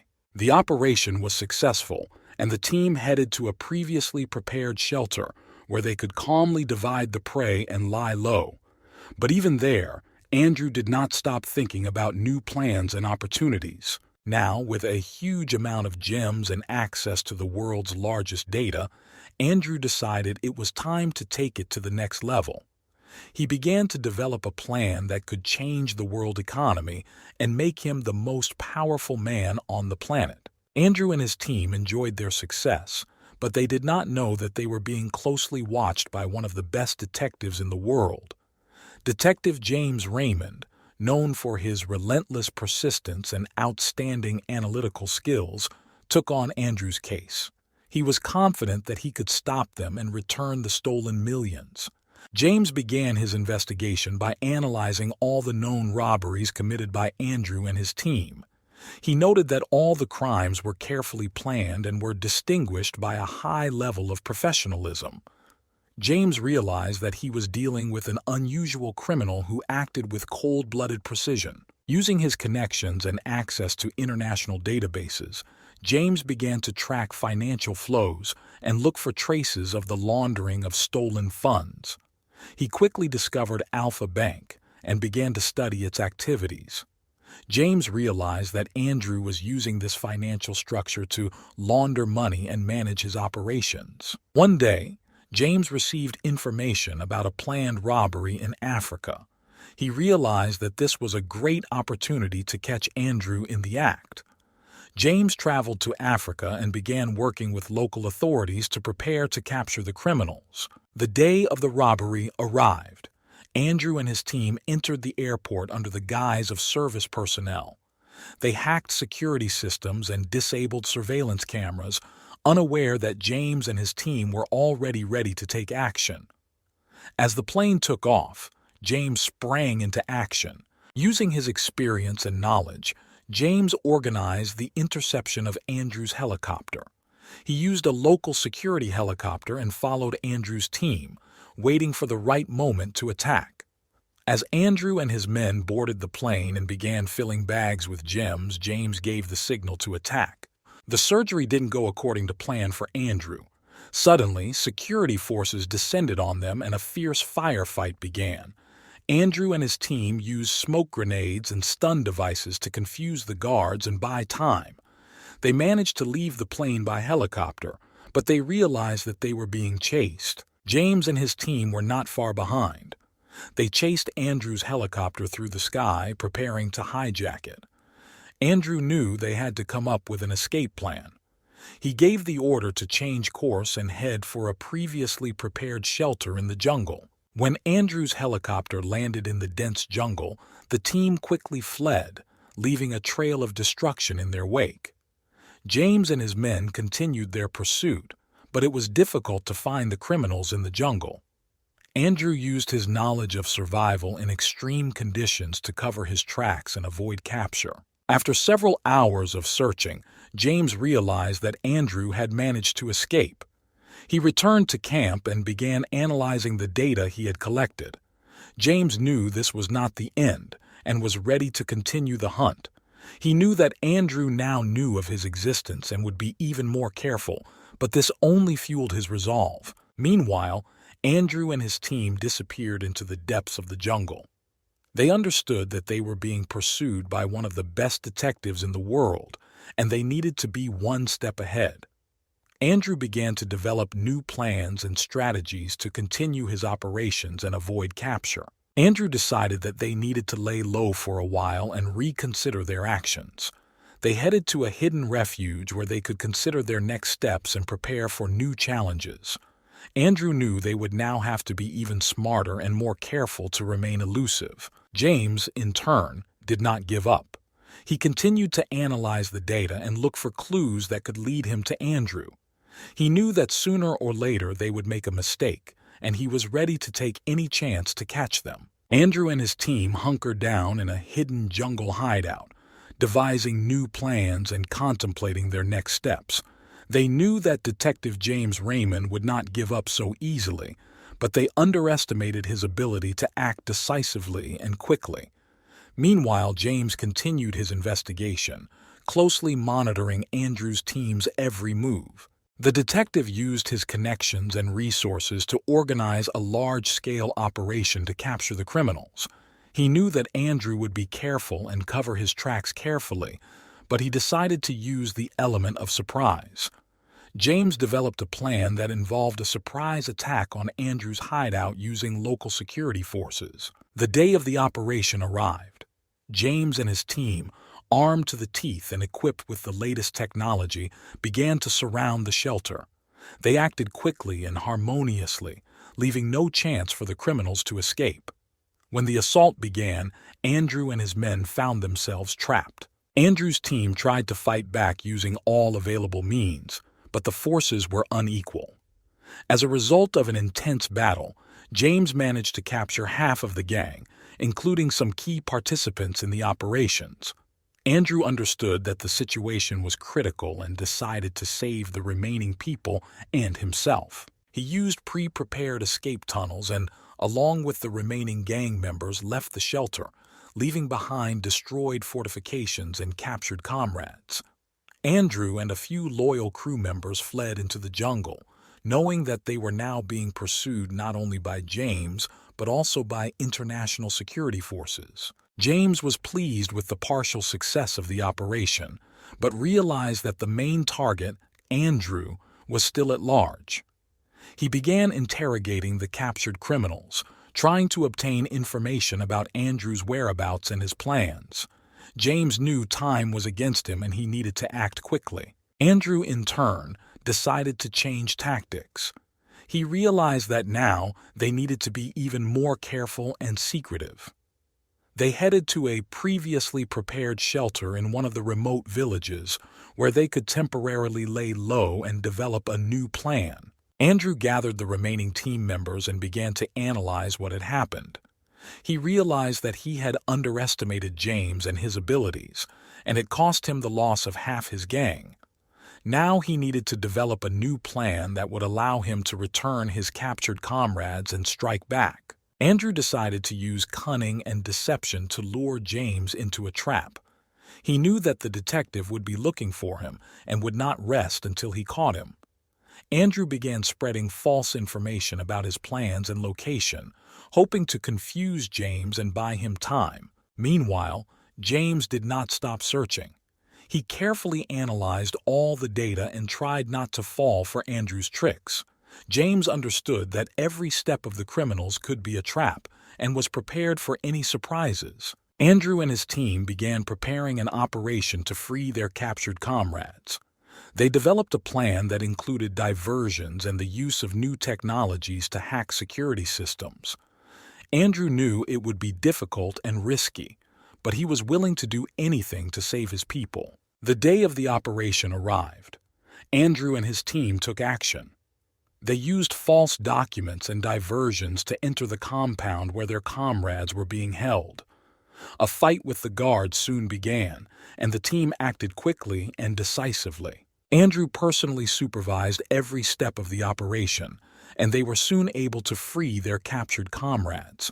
But suddenly, they encountered James, who had expected such a development of events. A fierce firefight began, and Andrew knew that they urgently needed to evacuate. Using previously prepared escape routes, Andrew and his team fled the operation, leaving destruction and confused guards in their wake. They managed to free their people and avoid capture, but they understood that now they would be hunted even more brutally. Thus began a new chapter in the life of Andrew and his team, filled with new challenges, risks, and an ongoing hunt.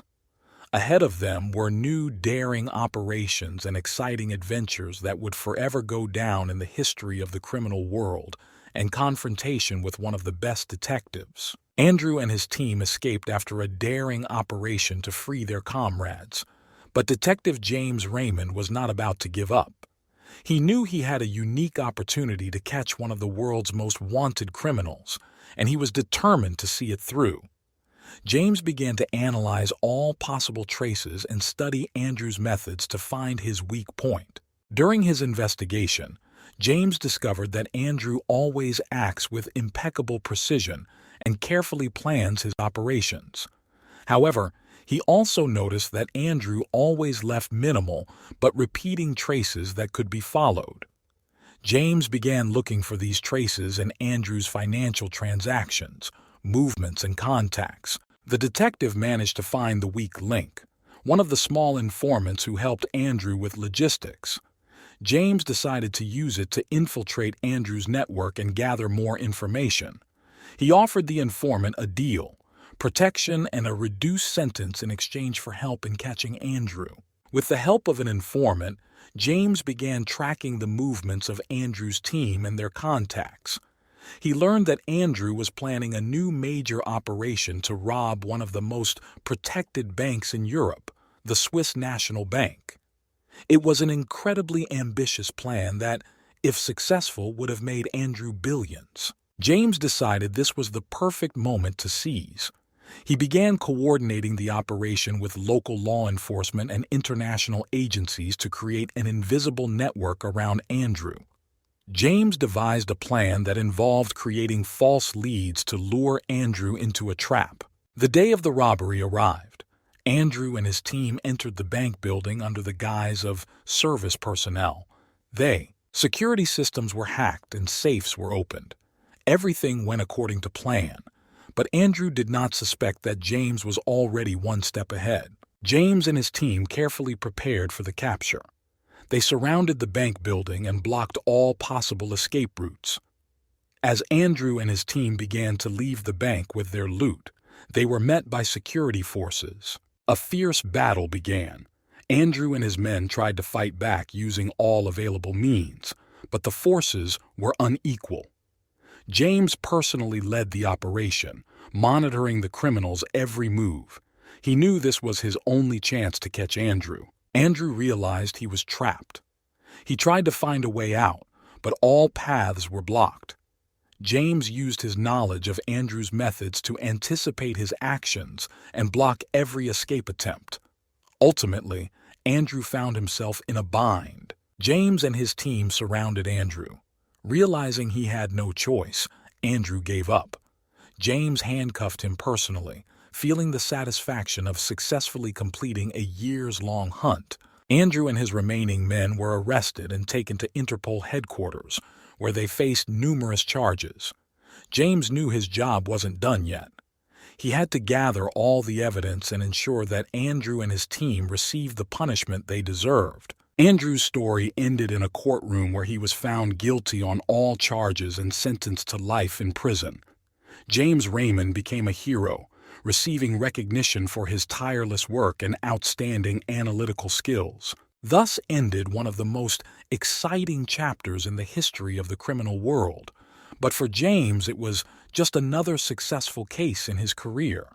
He knew that new challenges and new criminals awaited him ahead who would need to be stopped. Criminal History 5. In one of the poorest areas of a small town in southern Colombia, a boy was born who was destined to become the most dangerous drug lord in the world. His name was Pedro Montalvo. From an early age, Pedro was faced with the harsh realities of life. His family lived in a small house with a leaky roof, and food on the table was rare.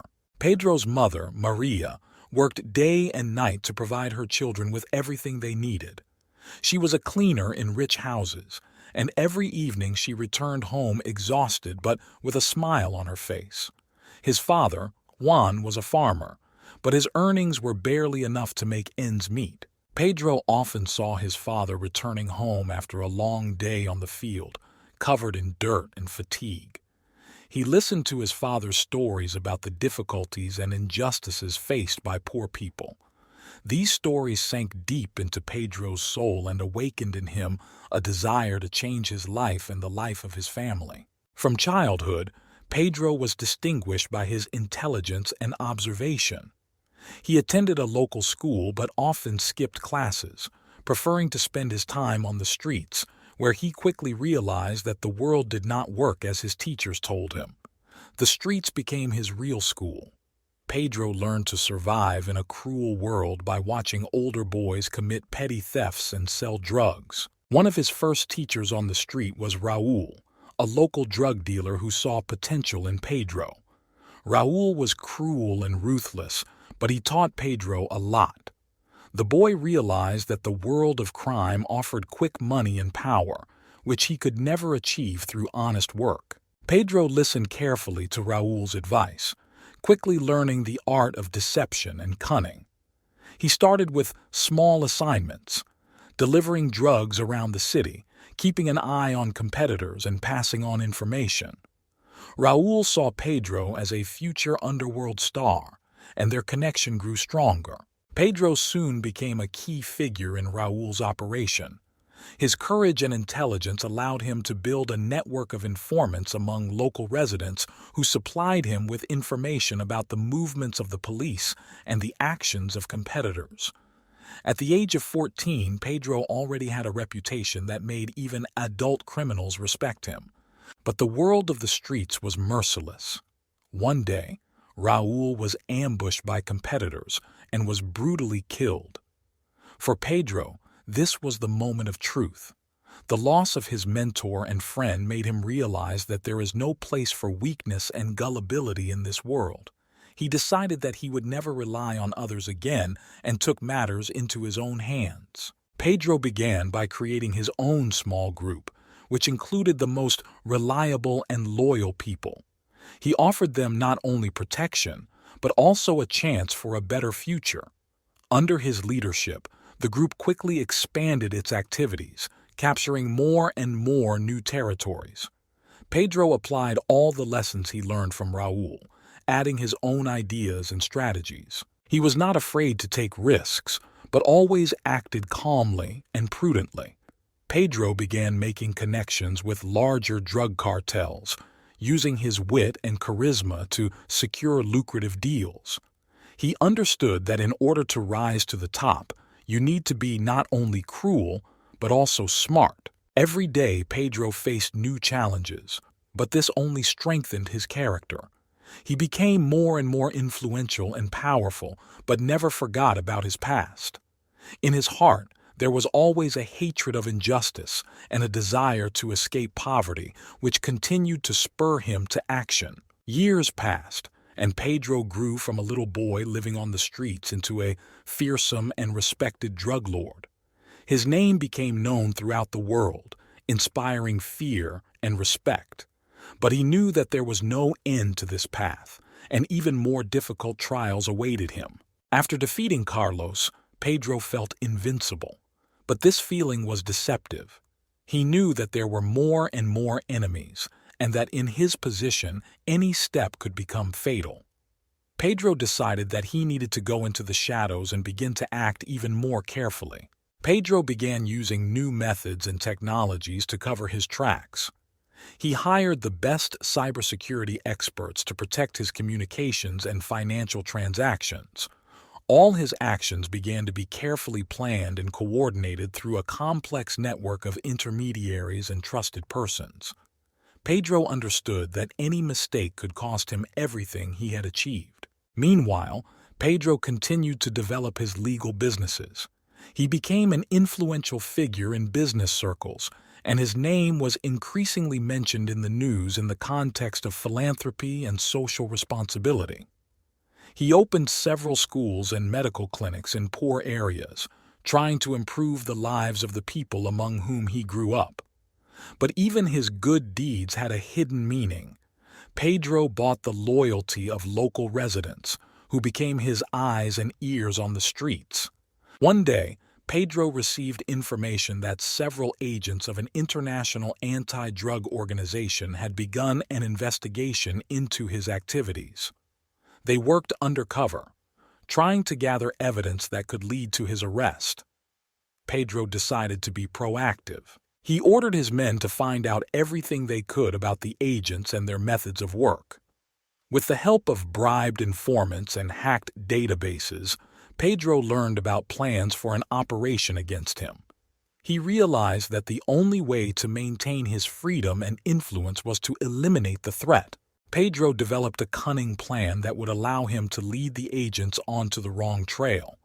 He organized a fake operation to transport a large shipment of drugs, setting everything up so that the agents received information about it. When the agents arrived at the scene, an unpleasant surprise awaited them. Pedro and his men captured them and took them to a secret hideout. Pedro personally interrogated the agents, learning about all the details of the investigation. He realized that the problem was much more serious than he thought. Not only local law enforcement agencies, but also international intelligence agencies were working against him. Realizing that his enemies had become even more dangerous, Pedro decided to make a move that would shock everyone. He released the agents, but not before forcing them to convey a message to their superiors. Pedro said that he was ready to negotiate, and that his power was so great that no one could stop him. It was a bold move that was meant to show his confidence and power. However, Pedro knew inside that the game had become too dangerous. He began to prepare escape routes if the situation became unbearable. Pedro developed several false identities and secret hideouts around the world where he could hide if necessary. Time passed and tension grew.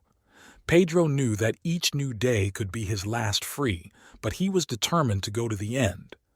In his heart there was always a hatred of injustice and a desire to escape poverty, and now he was ready to defend everything he had built until his last breath. Despite pressure from law enforcement, Pedro continued to expand his empire. He began to play on the international stage, making deals with cartels from Mexico, as well as with European and Asian criminal organizations. His name became synonymous with power and fear in the criminal world. However, Pedro knew that his enemies would not stop. He needed to find a way to strengthen his position and reduce the risk of exposure. He began to look for allies among high-ranking officials and government officials.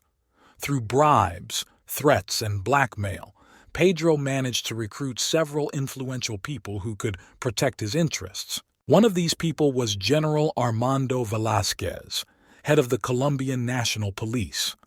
Velázquez was known for his intransigence towards criminals, but Pedro managed to find incriminating evidence on him and use it for his own purposes. The general reluctantly agreed to cooperate, realizing that this was the only way to save his career and life. Pedro began to receive information about all the operations planned against him. This allowed him to always be one step ahead of his enemies. He organized false operations to divert the attention of the police and intelligence agencies, and also held secret meetings with international partners, strengthening his connections. Soon, Pedro decided to expand his influence in the political sphere. He began supporting several up-and-coming politicians by financing their election campaigns.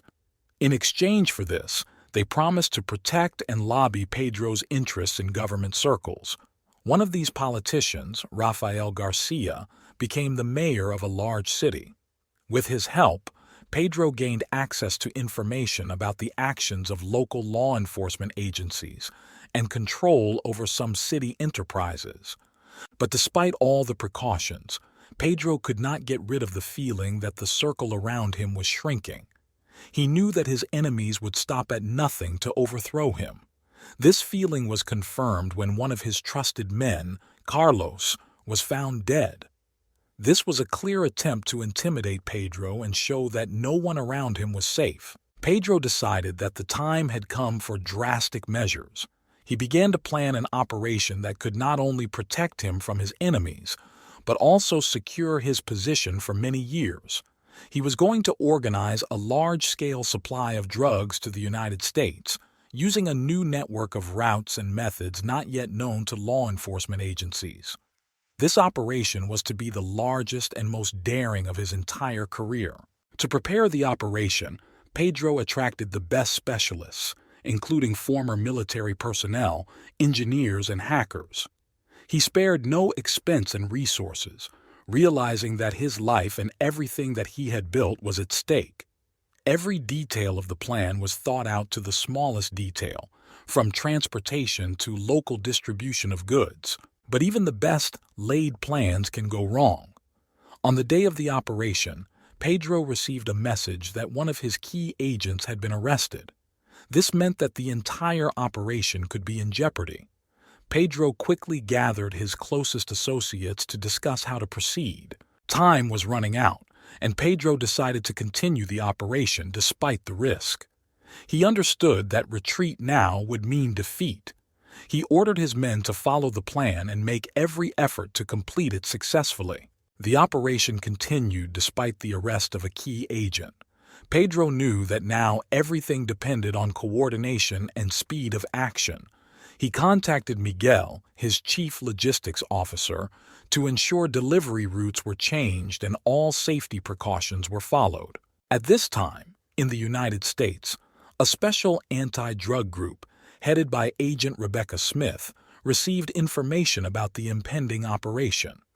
Rebecca had been hunting for Pedro for a long time and saw this operation as a chance to put an end to his empire once and for all. She understood that she needed to act quickly and decisively. Pedro knew about the approaching danger and decided to play it safe. He ordered his men to create several diversionary maneuvers to confuse law enforcement. False loads were launched and sent along secondary routes, diverting attention to themselves. At this time, the real cargo, carefully disguised, crossed the border under the guise of legal goods. Pedro understood that discipline and coherence of his team played a key role at this stage. Each person knew his role and acted strictly according to plan. However, Rebecca did not give up. She intuitively felt that Pedro was preparing something big. Through data analysis and information from informants, she was able to identify several suspicious routes. She decided to conduct several raids simultaneously to catch Pedro by surprise. The decisive moment has arrived. One of the cargoes, following the main route, was discovered by Rebecca's agents. A chase began, which could lead to the failure of the entire operation. Pedro watched events unfold from a safe distance, receiving constant updates from his men. Realizing that the situation was getting out of control, Pedro decided to activate the last stage of the plan. He gave the command to destroy the cargo to prevent its capture. At the same time, the remaining routes continued to move, avoiding clashes with law enforcement agencies. Rebecca was furious when she learned that the cargo had been destroyed, but she didn't give up. Her team continued to follow other routes, hoping to find at least some traces of Pedro's activities. Despite all the difficulties and risks, most of the cargo achieved its goals. Pedro knew that the victory was temporary, and that Rebecca and her team would not stop there.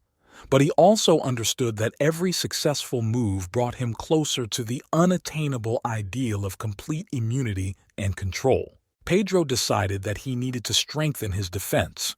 He began investing in even more sophisticated security systems, including biometric locks and monitoring systems. He also stepped up measures to protect his loved ones, aware that his enemies might try to use them to put pressure on him. Meanwhile, Rebecca was developing new strategies. She understood that Pedro had become even more careful and cunning, but she was not going to give up. Her goal was clear: to overthrow Pedro and destroy his empire. Pedro realized that his game of survival was becoming more intense every day. He knew that his inner circle of trusted people was his most valuable resource. Two people stood out among them: Alejandro, his chief strategist, and Sofia, a talented analyst who could predict the moves of enemies several moves ahead. Alejandro proposed expanding operations to other regions where Pedro's influence was still weak. This would provide an opportunity to create additional sources of income and reduce dependence on current routes that were already under the radar of law enforcement. Sofia, in turn, developed a comprehensive plan to collect and analyze data on the movements of Rebecca's agents in order to always be one step ahead. During this time, Rebecca realized that she needed to go beyond standard methods to catch Pedro. She decided to involve international organizations in the investigation and strengthen cooperation with the authorities of other countries. Her goal was not just to catch Pedro, but to destroy his entire network. Pedro continued to strengthen his position. He began investing in high-tech companies that could give him access to advanced security and monitoring systems. One of these companies was an artificial intelligence development company that created a unique data analysis and threat prediction system for Pedro. One day, Pedro received disturbing news. One of his closest associates, Ricardo, was captured by Rebecca's agents. This was a serious blow, since Ricardo knew many of the organization's secrets. Pedro knew he needed to act quickly to prevent information leakage. Pedro called an emergency meeting with Alejandro and Sofia. They decided that they needed to carry out an operation to save Ricardo, but to do it in such a way as not to arouse suspicion. It was decided to use a diversion to divert the attention of Rebecca and her team. On the night of the operation, Pedro's team set off a series of explosions at several sites associated with his activities. This forced Rebecca and her agents to focus their efforts on investigating these incidents, leaving the base where Ricardo was being held with minimal security. Meanwhile, a specially trained group led by Alejandro entered the base. They acted quickly and decisively, using advanced technology and equipment. Ricardo was rescued and taken to safety. The operation was successful, but Pedro understood that it was only a temporary victory. Rebecca was furious. Her plan to capture Ricardo failed, and she realized that Pedro was willing to do anything to protect his people. She decided it was time to use unconventional methods. Rebecca enlisted the help of an old friend and colleague, a psychological profiler, to try to predict Pedro's next moves. Pedro, in turn, understood that he needed to further strengthen security. It began installing facial recognition and biometric identification systems at all its facilities. Each member of his team was thoroughly vetted and trained to operate in high-threat environments. Several months passed and the situation seemed to have stabilized. But Pedro knew that this was just the calm before the storm.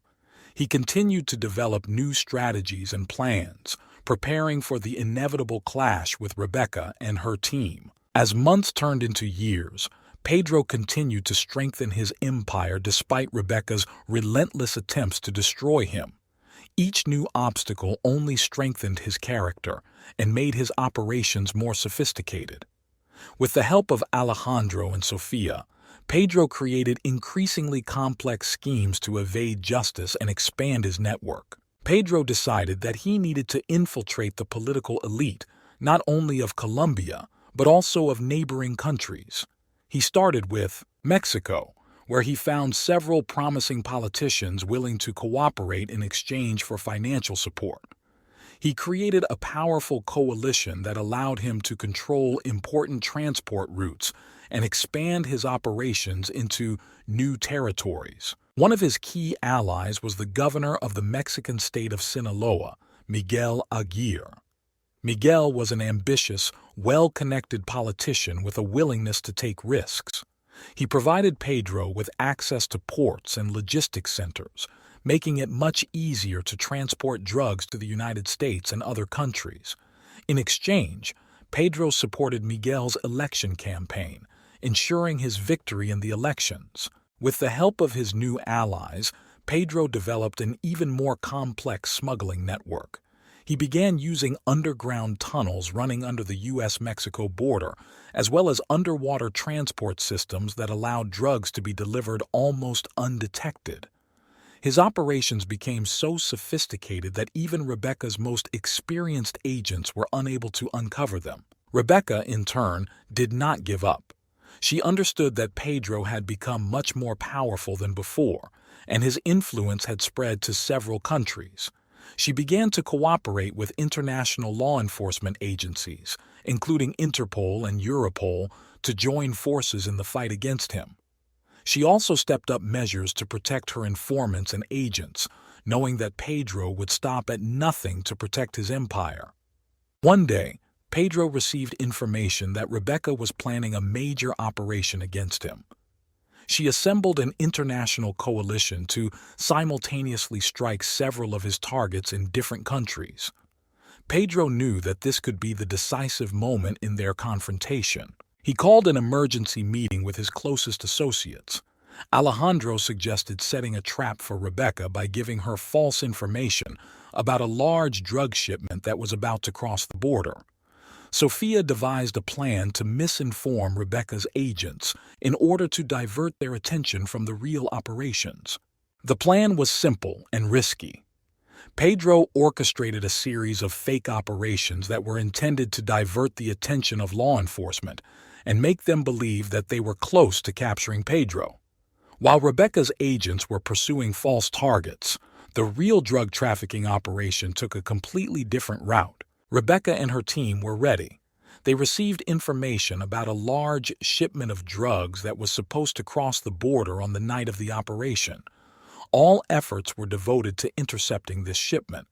However, when agents arrived at the scene, they found empty containers and dummies that were distracting their attention. The real cargo, carefully camouflaged, has already crossed the border through tunnels and underwater systems.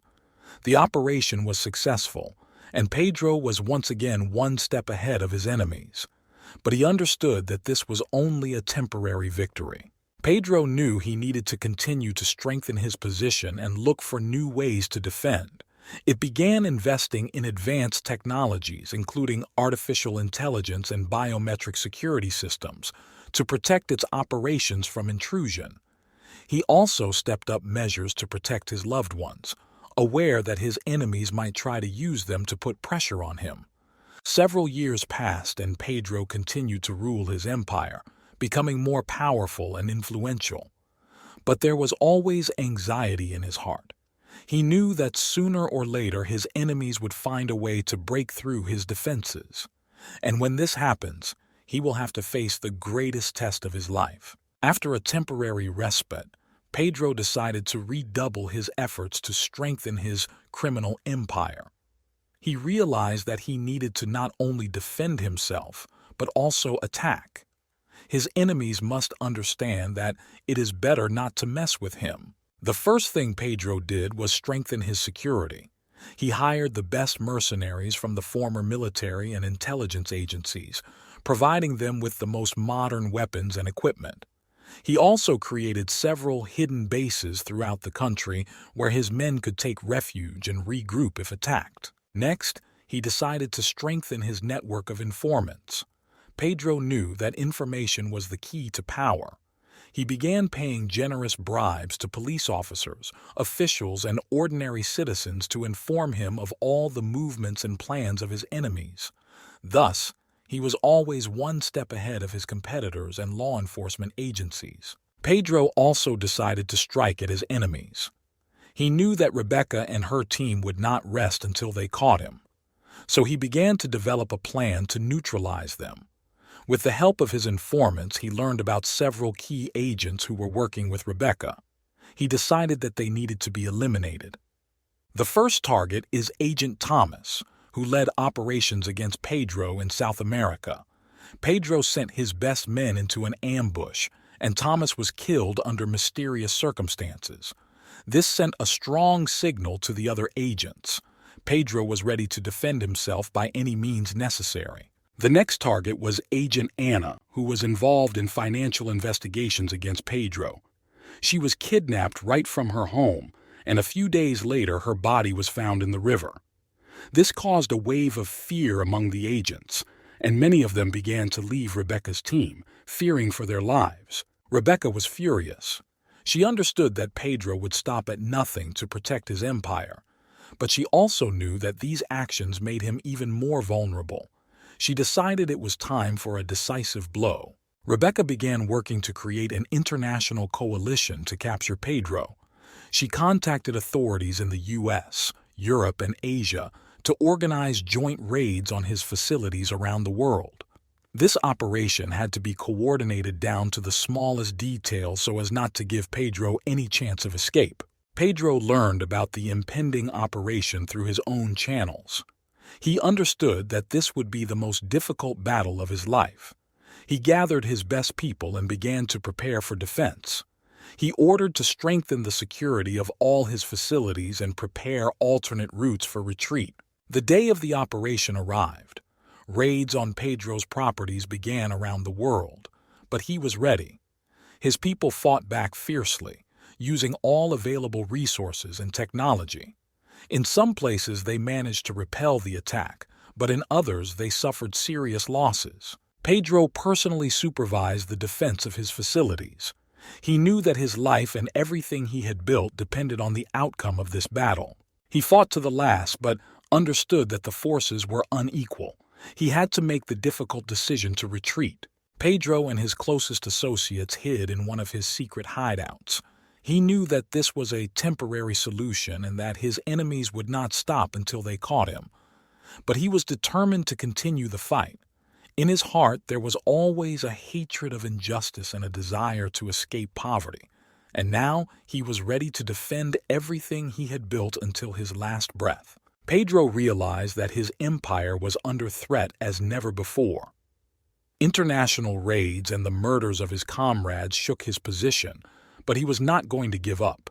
He decided to go on the offensive and show his enemies that he could not be easily destroyed. Pedro knew he had to strike a series of brutal blows to demoralize his enemies and strengthen his influence in the criminal world. He decided to start by eliminating the main competitors in Colombia and neighboring countries. To do this, he turned to his old allies Miguel and Alejandro to coordinate these operations. The first target was José Rodriguez, a drug lord who controlled vast areas of northern Colombia. Pedro sent a group of his best mercenaries to capture and destroy his entire organization. The operation was quick and merciless. Pedro's gunmen broke into José's mansion, destroying all the guards and José himself.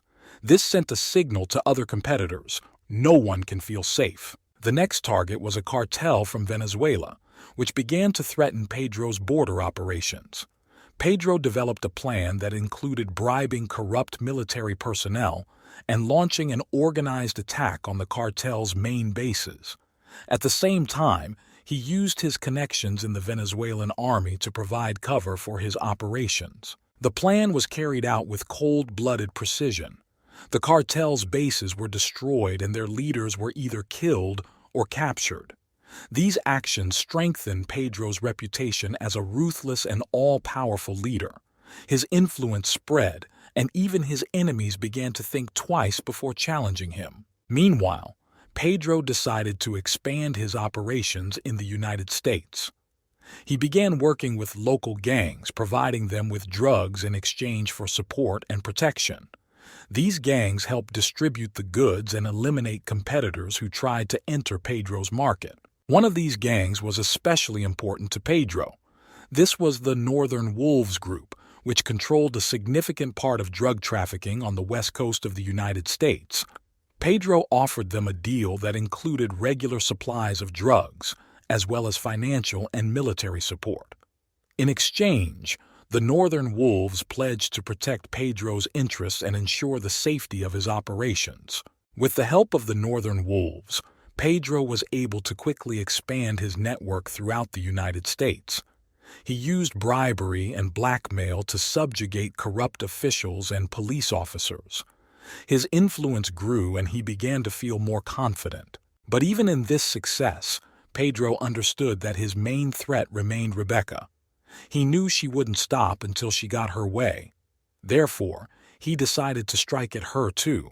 Pedro began to collect information about Rebecca and her closest associates. He learned that she had a family, which she tried to keep secret. Pedro decided to use this to his advantage. He developed a plan that involved kidnapping her family members to force her to stop hunting him. The operation was carefully planned and executed with precision. Pedro's men kidnapped Rebecca's son and husband, leaving her a message demanding that she stop all operations against him. It was a daring and cruel move that should have forced her to retreat. Rebecca was furious, but she understood that now not only her life was at stake, but also the lives of her loved ones. She decided to take a risky step and enter into negotiations with Pedro. She proposed a temporary truce and a meeting to discuss the terms of her family's release. Pedro agreed to the meeting, but he did not trust Rebecca. He understood that this could be a trap. He prepared for any eventuality by placing his men around the perimeter of the meeting place and installing hidden cameras for surveillance. At the meeting, Pedro and Rebecca came face to face for the first time. There was tension in the air. Pedro offered his own conditions. He would release her family if Rebecca stopped all operations against him and revoked the international warrants for his arrest. Rebecca reluctantly agreed, realizing that this was the only way to save her loved ones. After the release of Rebecca's family, a temporary truce took effect. But Pedro knew it was only a matter of time before Rebecca started hunting again. He began to prepare for the next stage of his struggle, realizing that every day could be decisive. After meeting with Rebecca and a temporary truce, Pedro decided to take advantage of the respite to further strengthen his empire. He understood that this truce was only an illusion of security, and that Rebecca would soon resume the hunt. Pedro decided to be proactive. The first step was the creation of a new, more complex smuggling network. Pedro began collaborating with international crime syndicates to expand his drug supply routes into Europe and Asia. He established connections with the Italian mafia, Russian and Chinese triads. These alliances allowed him to strengthen his position and create a powerful network spanning the entire world. One of Pedro's key partners in Europe was Lorenzo De Luca, the head of the Italian mafia in Naples. Lorenzo was known for his cruelty and skill in business. Pedro offered him a deal that included joint operations to transport drugs through the ports of Italy and other European countries. In exchange, Pedro gave Lorenzo access to his supply chains and protection from competitors. In Russia, Pedro established connections with an influential crime lord named Sergei Volkov. Volkov controlled a significant part of drug trafficking in Eastern Europe and was interested in expanding his activities. Pedro offered him a partnership that included a mutually beneficial exchange of resources and information. This allowed Pedro to strengthen his position in the region and expand his network. But Pedro knew that external alliances were not enough to protect his empire. He decided to strengthen internal security measures. Pedro hired the best cybersecurity experts to create impenetrable systems to protect his data and communications. He also strengthened measures to protect his people, providing them with the most modern weapons and equipment. During this time, Rebecca, despite the temporary truce, continued to collect information about Pedro and his operations. She knew that her chance to win would come when Pedro made a mistake. She decided to use all available means to monitor his actions and prepare for a new blow. One of these means was an undercover agent whom Rebecca introduced into Pedro's organization. This agent, Manuel, worked for Pedro for a long time and earned his trust. He provided Rebecca with valuable information about Pedro's plans and operations, helping her stay one step ahead. Manuel learned that Pedro was planning a large operation to transport drugs through the Caribbean Sea to the United States. This was an important operation that could bring Pedro huge profits and strengthen his position in the market. Rebecca decided this was her chance to strike the finishing blow. She organized a joint operation with the U.S. Coast Guard and international partners to intercept the cargo and arrest Pedro's men. The operation was carefully planned and coordinated. On the day the cargo was on its way, Rebecca's agents and the Coast Guard began an operation to seize it. But Pedro was ready. He knew about the impending operation thanks to his informants and developed a plan for a counterattack. He set up several false routes to confuse law enforcement and prepared his forces to protect the real cargo. When Rebecca's agents and the Coast Guard intercepted one of the decoys, they encountered fierce resistance. Pedro's people were ready for battle and gave a serious rebuff. At this time, the real cargo, under the protection of well-armed guards, continued its movement along a different route. Rebecca's operation was unsuccessful. Although they managed to capture several false cargoes and arrest several people, the real cargo reached its destination safely. Pedro was once again one step ahead, but he knew that this success was only temporary. After this operation, Pedro decided that it was time to strike at Rebecca herself. He knew that her main weakness was her loyalty to her team and loved ones. Pedro devised a plan to intimidate her into retreating. He began by attacking targets associated with her team. Several agents were killed and their families were threatened. This caused a wave of fear and paranoia among the agents, many of whom began to doubt their safety. Rebecca realized that Pedro had started hunting her and her team. She decided to take drastic measures to protect her people and continue the fight. She contacted international organizations to obtain additional support and resources. Meanwhile, Pedro continued to strengthen his empire. He knew that every new day brought new threats, but he was ready to fight. In his heart, there was always a hatred of injustice and a desire to escape poverty, and now he was ready to defend everything he had built until his last breath. The hatred and determination in Pedro's heart made him even more cruel and ruthless. His attacks on Rebecca's people created chaos and fear, but she did not retreat. Rebecca knew that every operation, every arrest could bring her closer to her goal, to catch Pedro. Meanwhile, Pedro decided to strengthen his presence in the drug market. He knew that to do this he needed to not only protect his current routes, but also find new ones.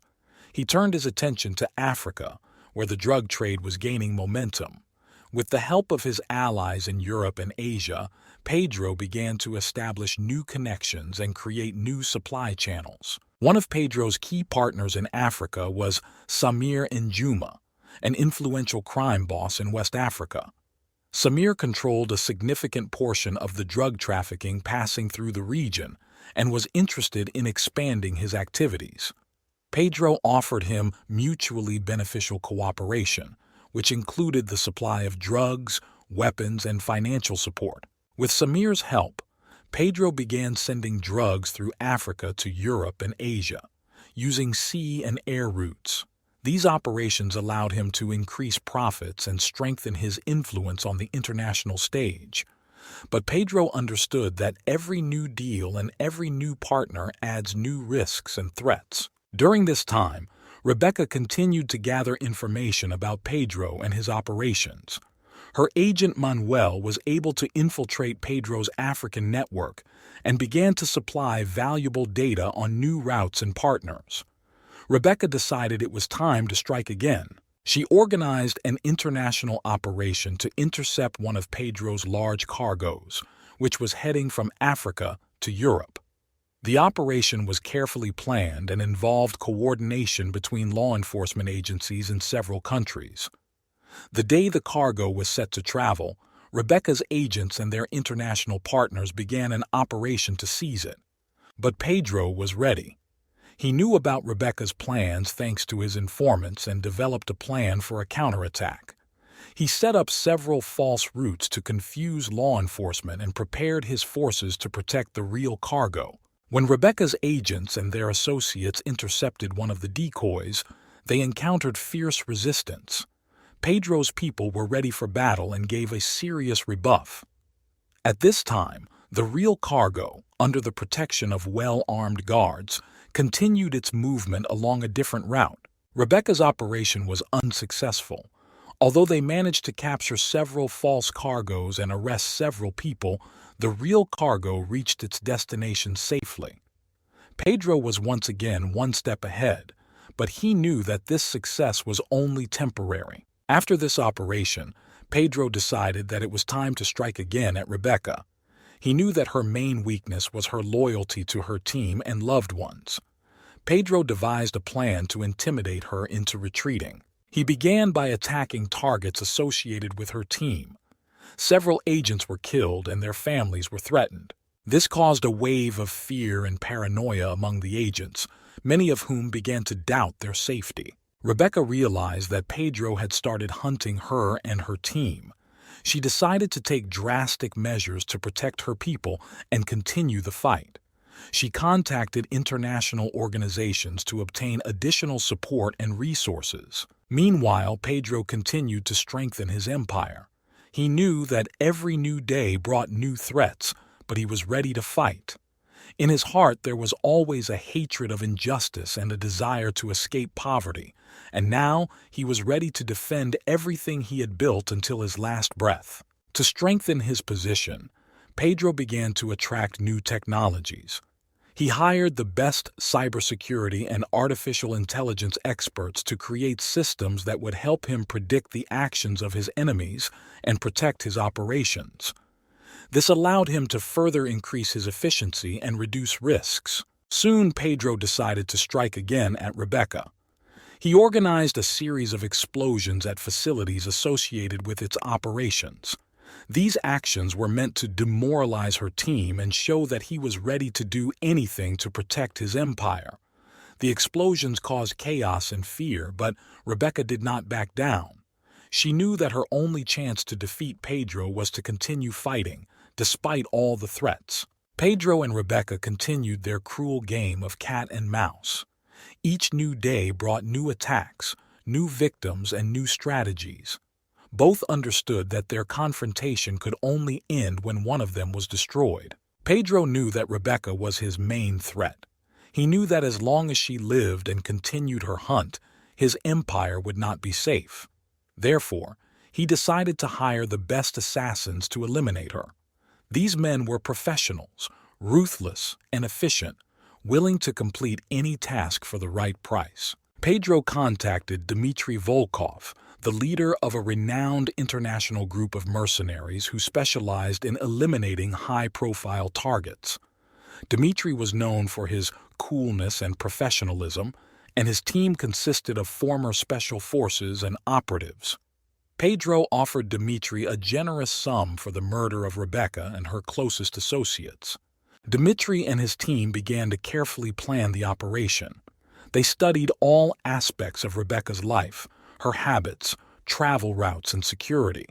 They knew it would be a difficult task as Rebecca was an experienced agent and always took precautions. But Dmitry was confident in his people and their abilities. The operation began early in the morning as Rebecca was heading to work. She was traveling in an armored car with guards, but Dmitry's mercenaries were ready. They set up an ambush on one of the narrow sections of the road, where it was easiest to attack. An explosive device planted in advance disabled Rebecca's armored car, forcing her to stop. The security immediately became combat ready, but Dmitry's mercenaries acted quickly and decisively. A fierce firefight ensued, during which most of Rebecca's guards were killed. Rebecca, using her skills and experience, was able to escape from the car and take refuge in a nearby building. She understood that her life was in danger, but she was ready to fight to the end. Dmitry and his men began to comb the building, methodically and mercilessly destroying everything in their path. At this time, Rebecca contacted her team, who immediately went to help. She knew she had to hold out until reinforcements arrived. Using her knowledge of tactics and terrain, Rebecca set several traps for the mercenaries, delaying them and ambushing them. But Dmitry was an experienced fighter. He understood that Rebecca would not give up without a fight, and he was preparing for a protracted fight.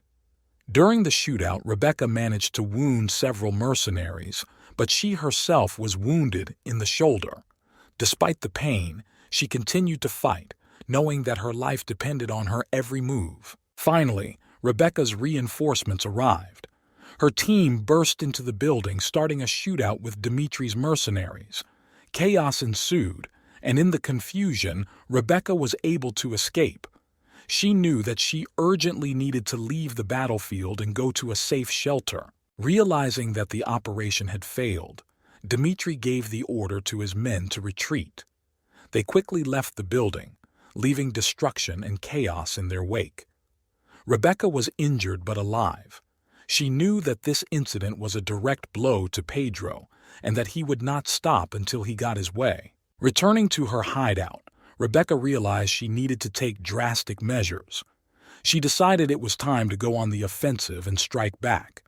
She began to develop a plan to capture key figures in Pedro's organization in order to weaken his influence and force him to make a mistake. Pedro, upon learning of the failure of the operation, was furious.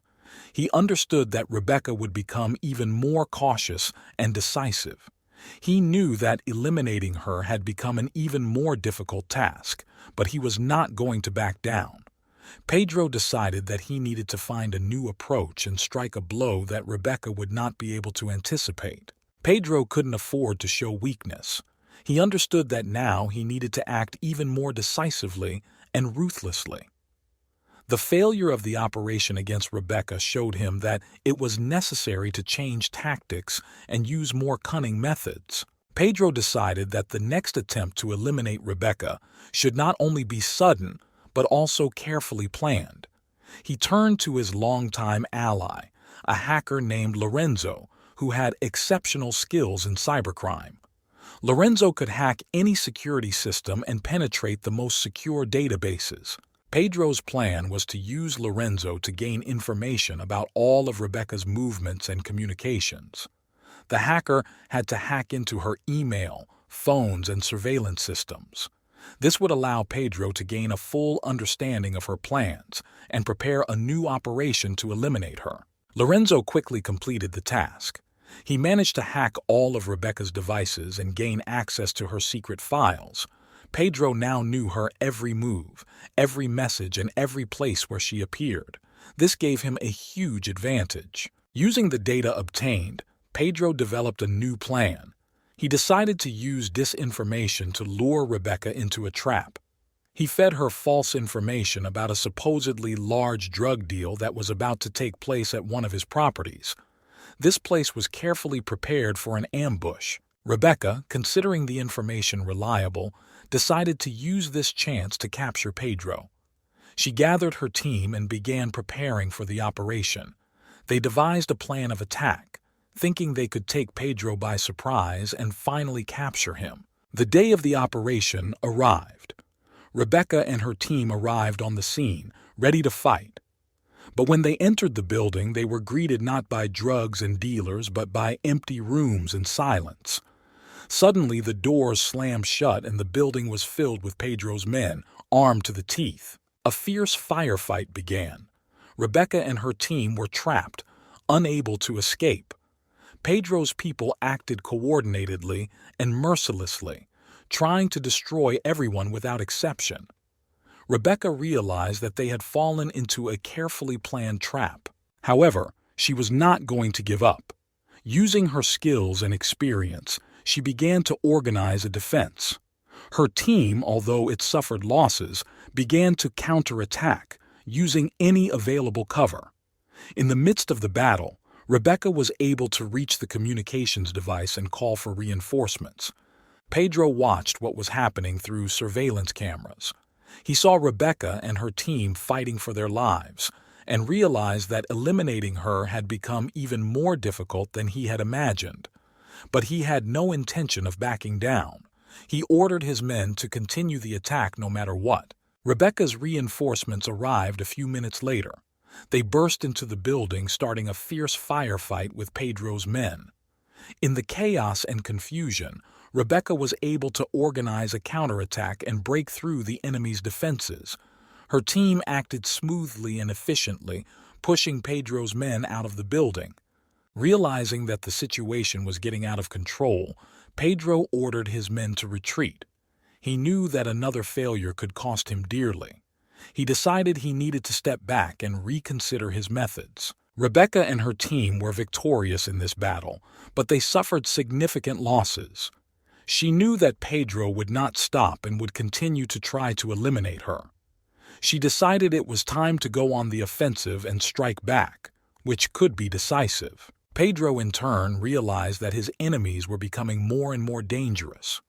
He began to prepare for a new stage of the struggle, knowing that even more brutal and merciless clashes awaited him. Pedro retreated to his refuge, holding his anger and determination. He knew that his attempts to eliminate Rebecca had only escalated the situation.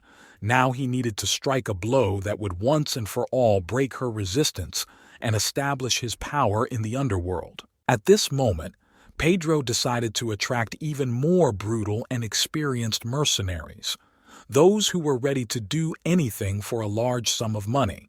He became involved with a group of international hitmen known as the Shadows, who were known for their ruthlessness and professionalism. These people asked no questions and left no witnesses. Pedro gave them a mission: to eliminate Rebecca and all of her closest associates, including informants and undercover agents. He wanted this strike to be fast, precise, and uncompromising. The Shadows began their hunt.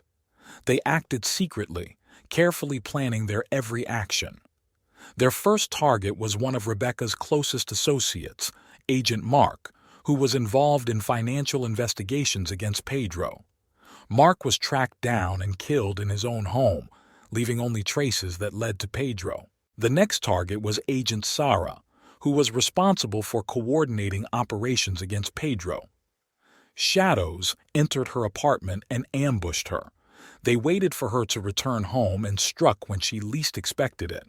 Sarah was killed quickly and quietly, leaving her body as a warning to others. Rebecca was furious and horrified. She understood that Pedro would not stop until he destroyed everyone who stood in his way. She tightened security and ordered her people to be ready. But even this could not prevent the next attack. The shadows continued the hunt, eliminating Rebecca's agents and informants one after another. Their actions were fast and deadly, leaving no time to react. Soon, Rebecca's entire department was in danger of being destroyed. Rebecca knew she had to strike back or her team would be destroyed. She decided to use the latest resources and information to deal a powerful blow to Pedro's empire. She contacted international law enforcement agencies and organized a major operation to seize several of Pedro's key assets. The operation began with simultaneous raids on Pedro's warehouses, laboratories, and logistics centers in several countries. Rebecca personally led one of the raids to show that she did not give up and was ready to fight to the end. During the raids, dozens of Pedro's people were arrested and huge quantities of drugs and weapons were seized. This was a serious blow to his empire, which showed that Rebecca did not intend to retreat. Pedro, learning about the losses, was furious. He knew that Rebecca had gone on the offensive and that he needed to take drastic measures. He decided to use his entire arsenal to regain control and show who was in charge. Pedro ordered his men to launch a series of attacks on key law enforcement-related installations and infrastructure. These attacks were meant to create chaos and fear, showing that Pedro was willing to do anything for his empire. The attacks began with explosions at several police stations and law enforcement offices. The explosions were carefully planned and synchronized to cause maximum damage and paralyze the police. At the same time, Pedro's men began to ambush patrols and detainee convoys, initiating brutal firefights and freeing their own. Rebecca knew the situation was getting out of control. She knew that Pedro was becoming more desperate and dangerous. She needed to find a way to stop him before it was too late. In a desperate attempt, Rebecca decided to use an old government connection. She turned to her former colleague, who now held a senior position in the Ministry of Defense. She told him everything that was happening and asked for help in organizing an operation using military force. The colleague agreed to help, realizing that Pedro posed a threat not only to law enforcement, but also to national security. He organized a special operation with the participation of elite units that were supposed to deal a decisive blow to Pedro's empire. The operation began with a large-scale invasion of several key Pedro installations. Military forces used all available means, including helicopters, armored vehicles, and special forces. This was a real assault aimed at destroying Pedro's entire infrastructure. At this time, Pedro, realizing that his empire was collapsing, began to prepare for the last battle. He gathered all his remaining men and fortified his main refuge, preparing to defend himself to the last. He knew that this was his last chance to hold on to everything he had built. The assault began early in the morning. Military forces surrounded Pedro's hideout and launched a massive attack. The smell of gunpowder was in the air and explosions were heard. Pedro's men fought desperately, but their forces were insignificant compared to the power of the war machine. In the midst of the battle, Pedro realized that it was all over. He knew that he could not hold on to his empire, but he was determined to fight to the end. He picked up his weapon and walked to the front line, ready to face his fate. Pedro understood that his empire was collapsing, and that the victory of Rebecca and her allies was inevitable.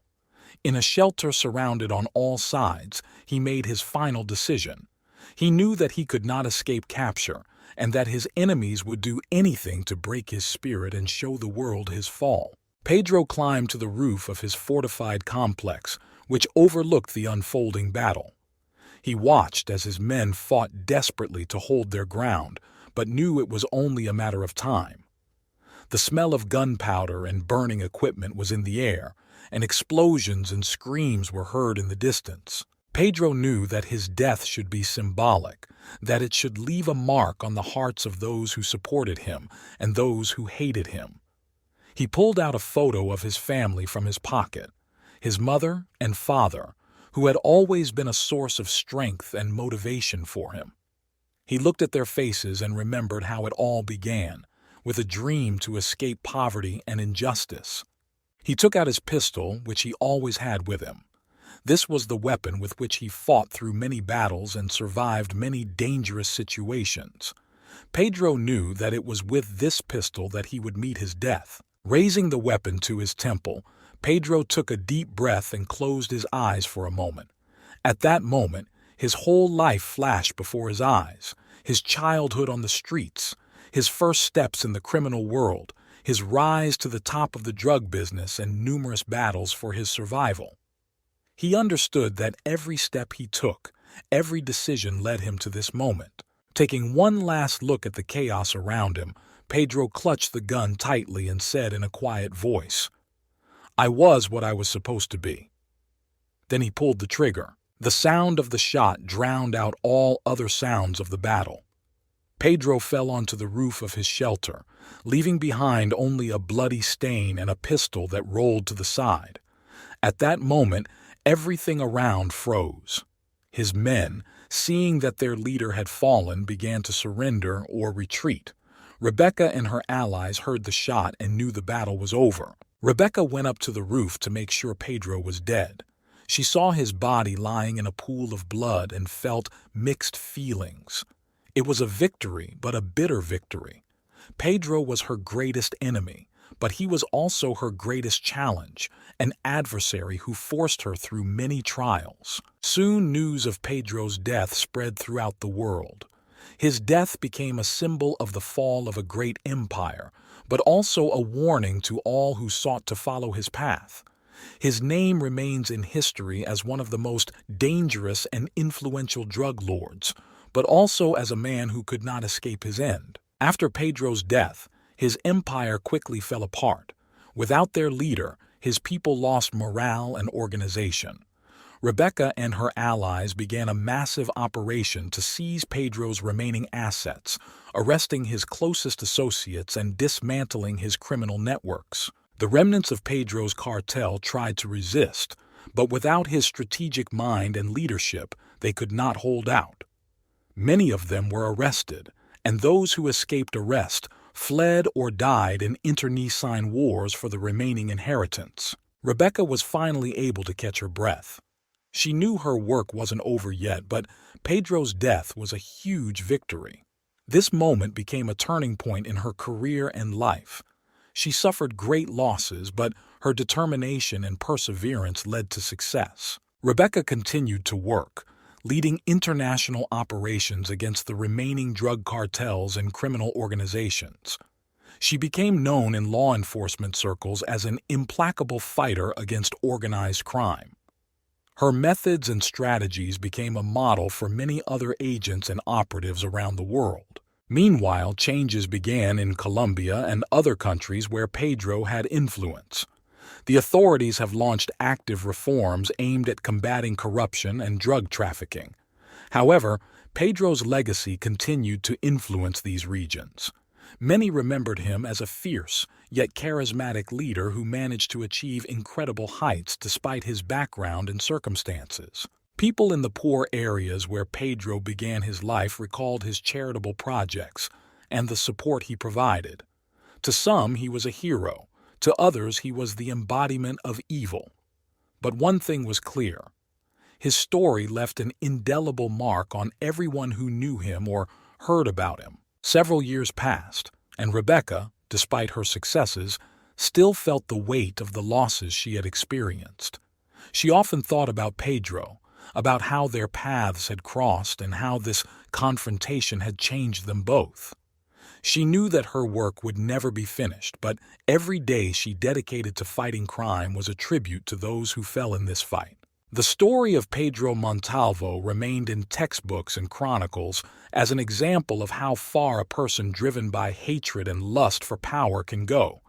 His life and death became a lesson for all who choose the path of crime, showing that even the most powerful empires can collapse, and their leaders can be vulnerable. Thus ended the story of one of the most dangerous drug lords in the world.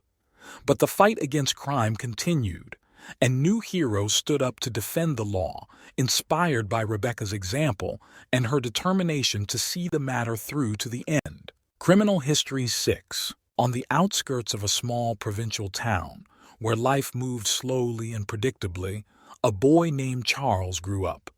In his childhood, he did not stand out from the crowd of other children.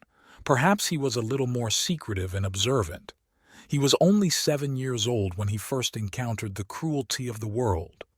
My father, a war veteran, was rarely at home, and when he returned, he brought with him the smell of alcohol and aggression. Charles's mother worked 2 jobs to make ends meet.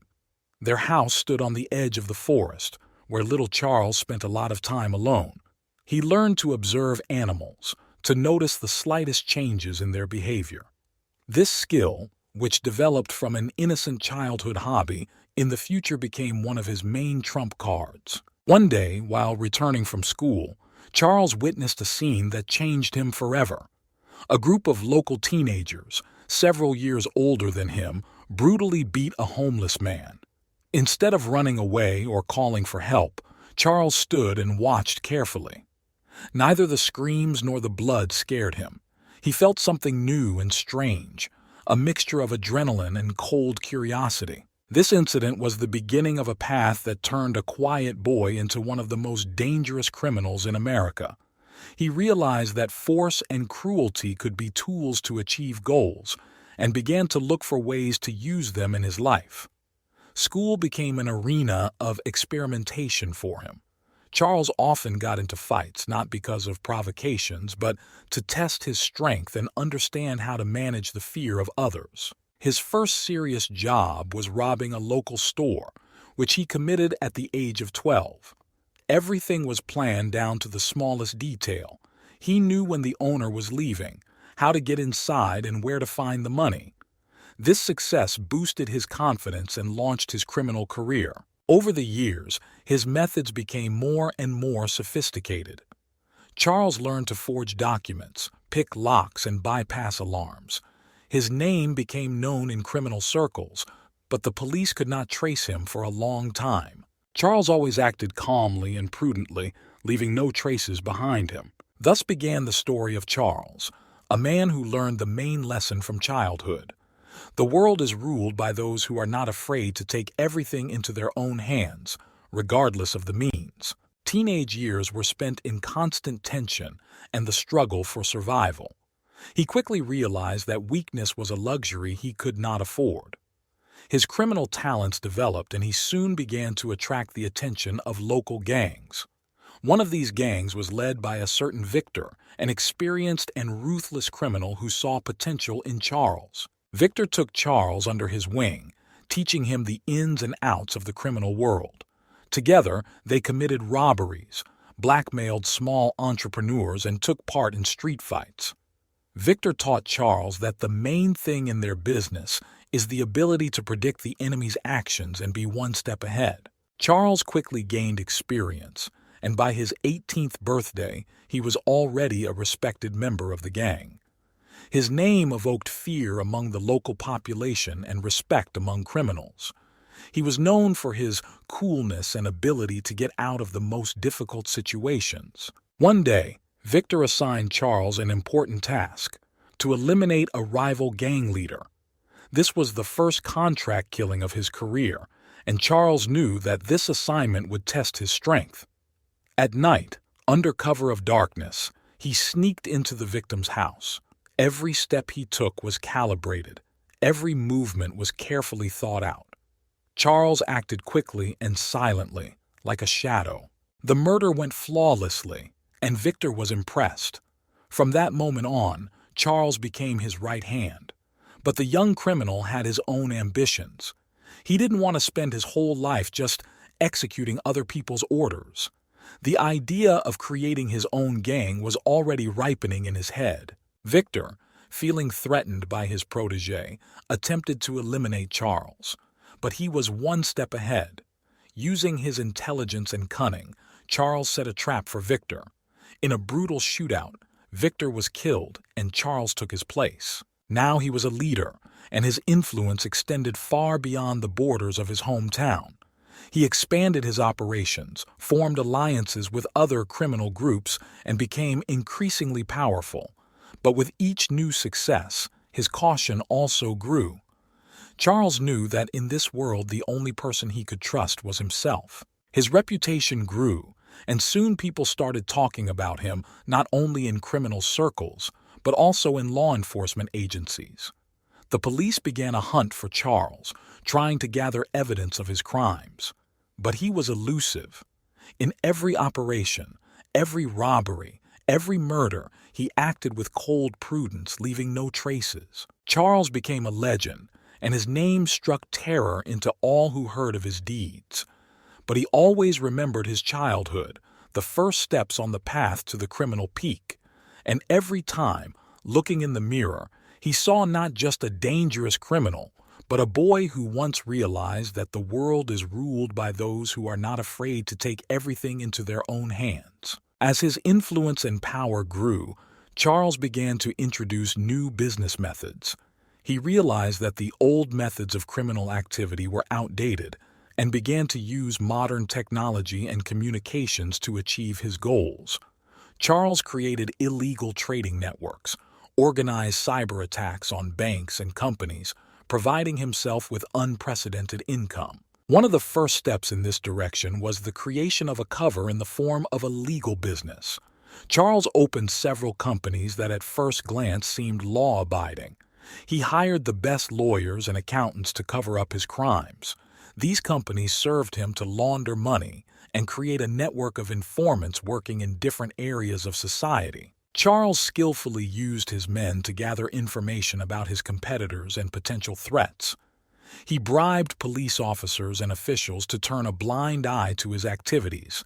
Thanks to this, he was always aware of the plans of law enforcement agencies and could quickly respond to any danger. One of Charles's most successful operations was the robbery of a large bank in the city center.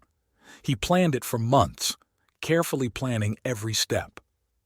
On the day of the robbery, his men entered the bank through underground communications, neutralized the guards, and took out all the cash and securities. This robbery became a real sensation, and the police again found themselves powerless in the face of Charles's genius. However, as the scale of his operations increased, so did the attention to his person. The FBI began an investigation aimed at capturing Charles. The best specialists were attracted to the agency, and the hunt began for one of the most dangerous criminals in American history. Charles realized that his position was becoming increasingly vulnerable.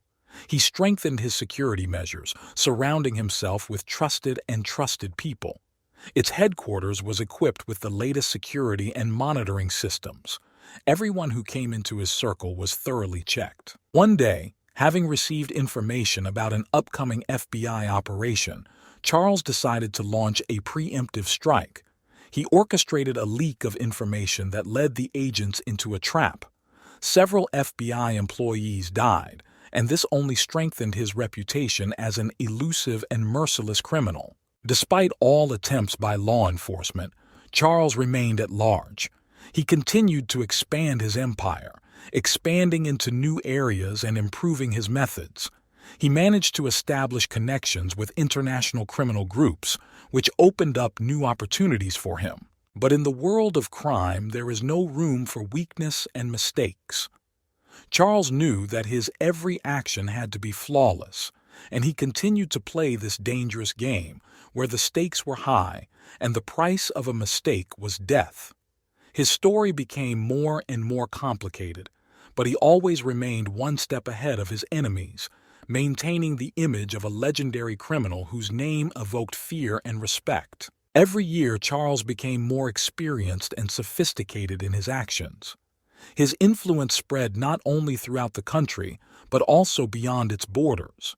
He skillfully used international connections, creating a global network of criminal activities.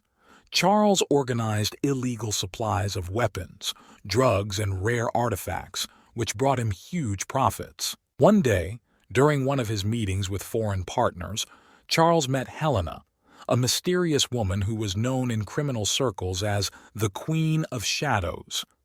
Helena was the head of a powerful criminal organization in Eastern Europe. There was immediate chemistry between them, and they began working together. Their collaboration became fruitful and dangerous for anyone who tried to get in their way. Charles and Helena planned a series of daring operations that led to the seizure of new territories and the elimination of competitors. Together, they developed a strategy to introduce their people into key points of government and business. These actions allowed them to control important financial flows and gain access to information that was inaccessible to ordinary criminal groups. But the success of Charles and Helena did not go unnoticed. The FBI and Interpol joined forces to catch them. A large-scale operation began, the goal of which was to destroy their entire network.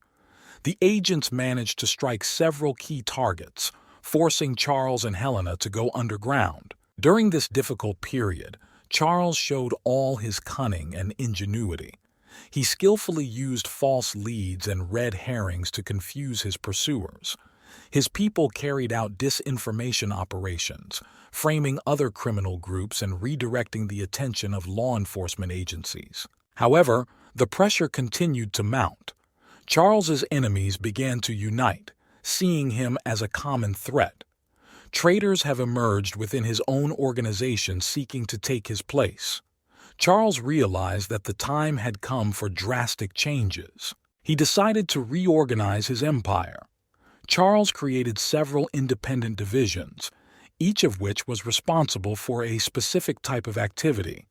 This made it possible to reduce risks and complicate the work of law enforcement agencies. He also strengthened security measures by introducing a multi-level protection system. During this period, Charles began to think about his legacy. He understood that sooner or later his path could end, and he wanted to leave behind something more than just fear and destruction. He began investing money in legal businesses and charitable projects to create the appearance of a law-abiding citizen. But his criminal activities continued to be his main passion. He couldn't stop because he knew that only by continuing to play this dangerous game did he feel alive. Charles continued to develop new plans and strategies, always staying one step ahead of his enemies. His name still struck terror in the hearts of those who knew of his deeds. He became a legend, whose story was passed down from mouth to mouth, frightening and delighting at the same time. Charles knew that every day could be his last, but this only spurred him on to move on, stopping at nothing. Over the years, Charles became increasingly elusive. He was several steps ahead of the police, skillfully manipulating information and using his extensive connections. His actions became more and more daring and sophisticated, and soon his name appeared on the lists of the most wanted criminals in the world. Law enforcement agencies in Eastern European countries began to take especially active actions against Charles. The local police, having information about his connections with Helena, Queen of Shadows, focused their efforts on his capture. During one of the operations, they received information about his location. This was supposed to be the culmination of a years-long investigation. Charles learned of the impending raid through his network of informants. He did not hide, but decided to use this moment to demonstrate his strength and influence.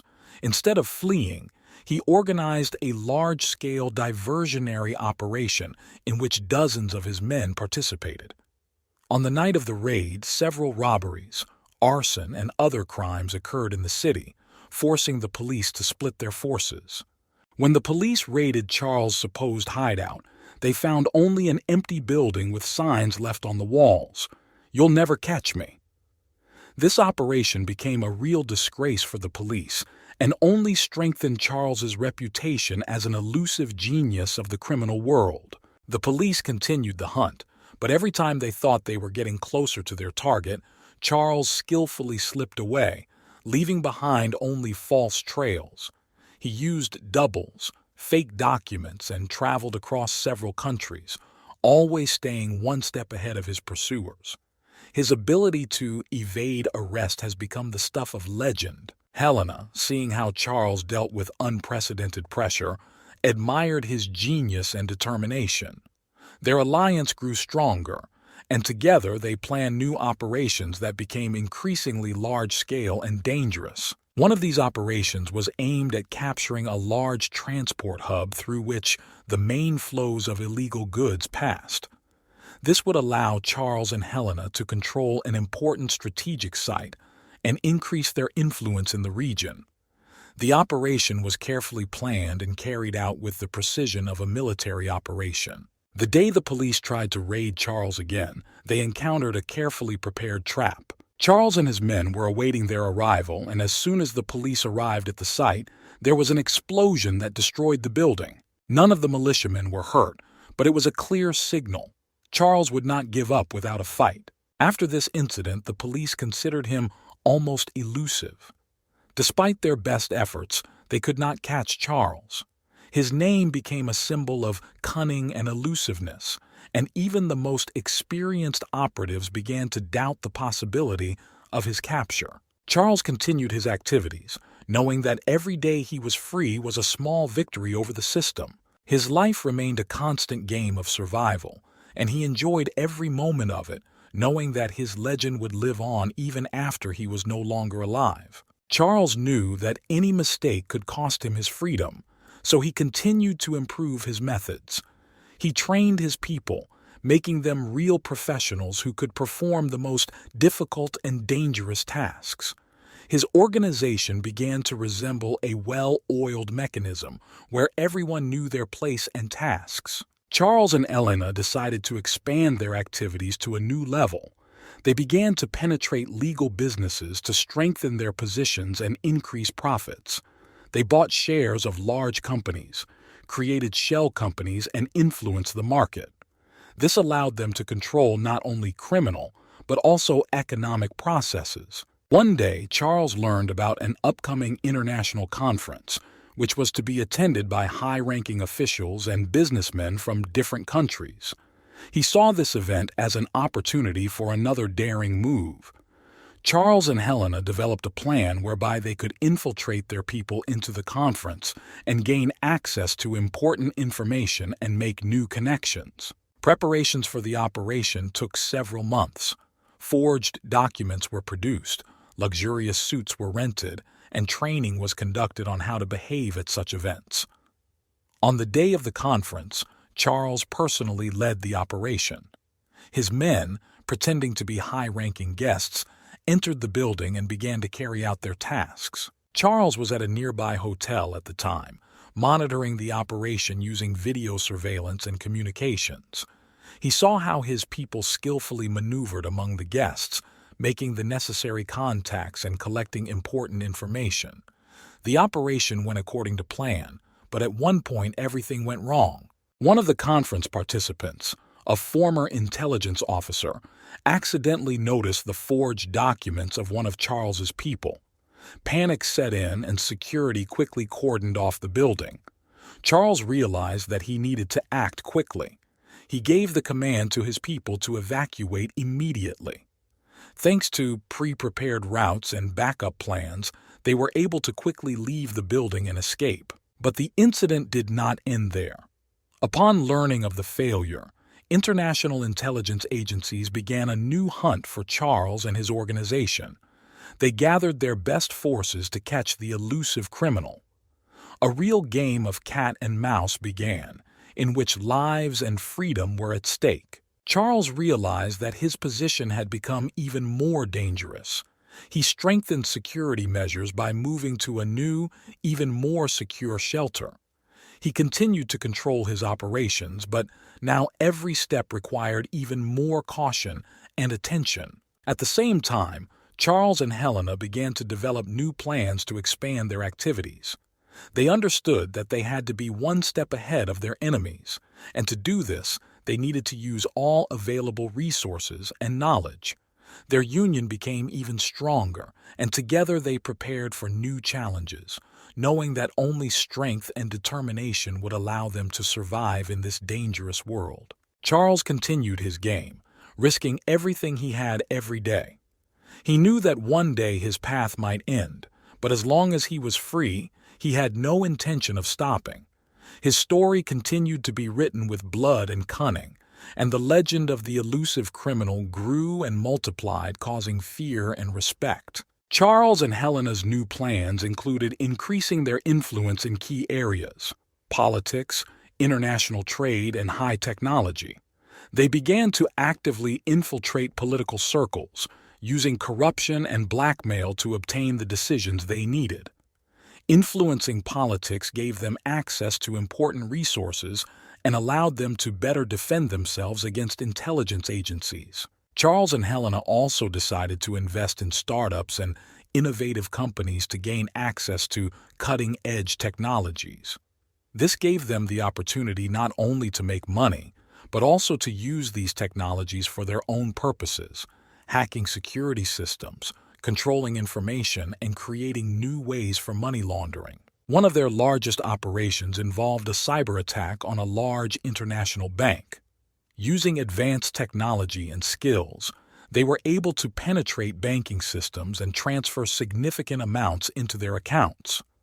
This robbery attracted the attention of the world's intelligence agencies and became a real challenge for everyone who tried to catch Charles. Meanwhile, international intelligence agencies did not give up trying to catch him. They created a special group of the best specialists whose goal was only one thing: to neutralize Charles and his organization. Large-scale operations began to collect information, infiltrate agents, and conduct raids. Charles, feeling the pressure mounting, decided to tighten his precautions. He changed several shelters, reduced the number of trusted people, and introduced new security rules. Despite all the efforts of the intelligence services, Charles continued to elude, leaving behind only traces that did not lead to his capture. Helena at this time was engaged in strengthening international relations. She organized a meeting with the leaders of the largest criminal groups to form new alliances and agree on mutual assistance. These connections allowed them to create a global network that operated smoothly and efficiently, leaving no chance for their enemies. One of the most risky operations was an attempt to seize control of an international drug trafficking network. Charles and Helena understood that this would not only bring them huge profits, but also make them even more influential in the criminal world. The operation was carefully planned and carried out with the highest degree of secrecy. Charles personally directed the operation using his skills and experience. They infiltrated their people into key locations, intercepted supply chains, and neutralized competitors.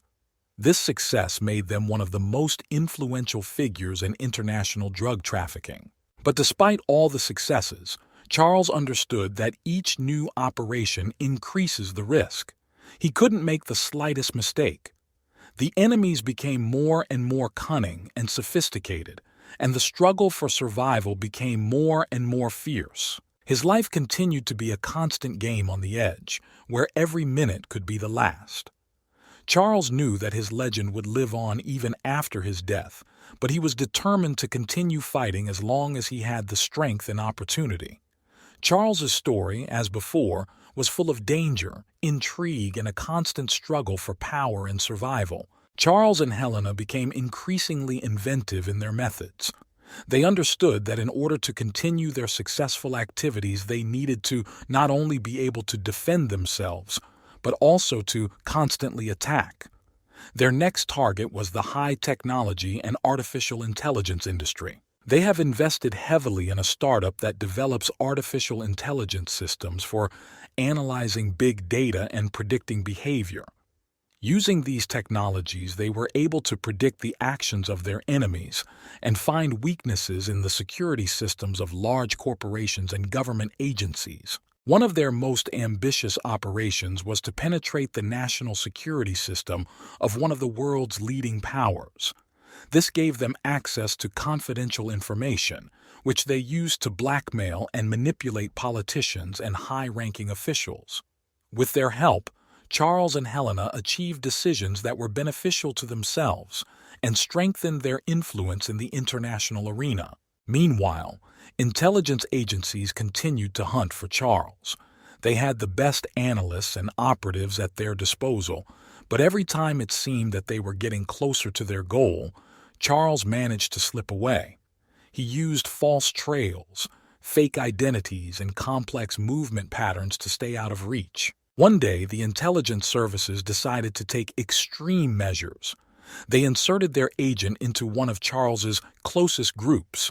The agent's name was Mark, and he was an experienced operative capable of infiltrating the most secretive organizations. Mark managed to earn trust and gradually climb the career ladder in Charles's criminal empire. Mark carefully collected information, passing it on to his superiors. However, Charles was not so simple. He suspected that there might be a traitor in his circle and began his own investigation. Using his skills and technology, he closely monitored all of his people, analyzing their behavior and actions. Charles's suspicions were confirmed when he discovered hidden data transmissions coming from Mark. He decided to use this situation to his advantage. Instead of eliminating the agent, Charles began to provide him with false information, directing the intelligence services in the wrong direction. This game of double agent continued for several months. Charles used it to carry out several important operations that diverted the attention of the intelligence services and allowed him to strengthen his position. But he understood that this was a temporary measure, and sooner or later the intelligence services would discover the deception. Deciding to launch a preemptive strike, Charles and Helena planned a large-scale operation to undermine confidence in the intelligence services. They launched a series of attacks on key targets that appeared to be the work of rival criminal gangs.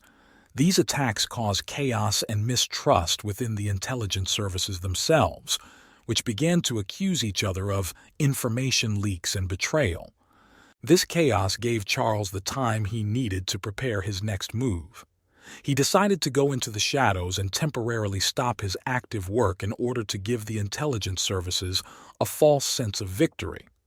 But in fact, he was only preparing for a new, even more ambitious plan, which was supposed to change the balance of power in the world of crime.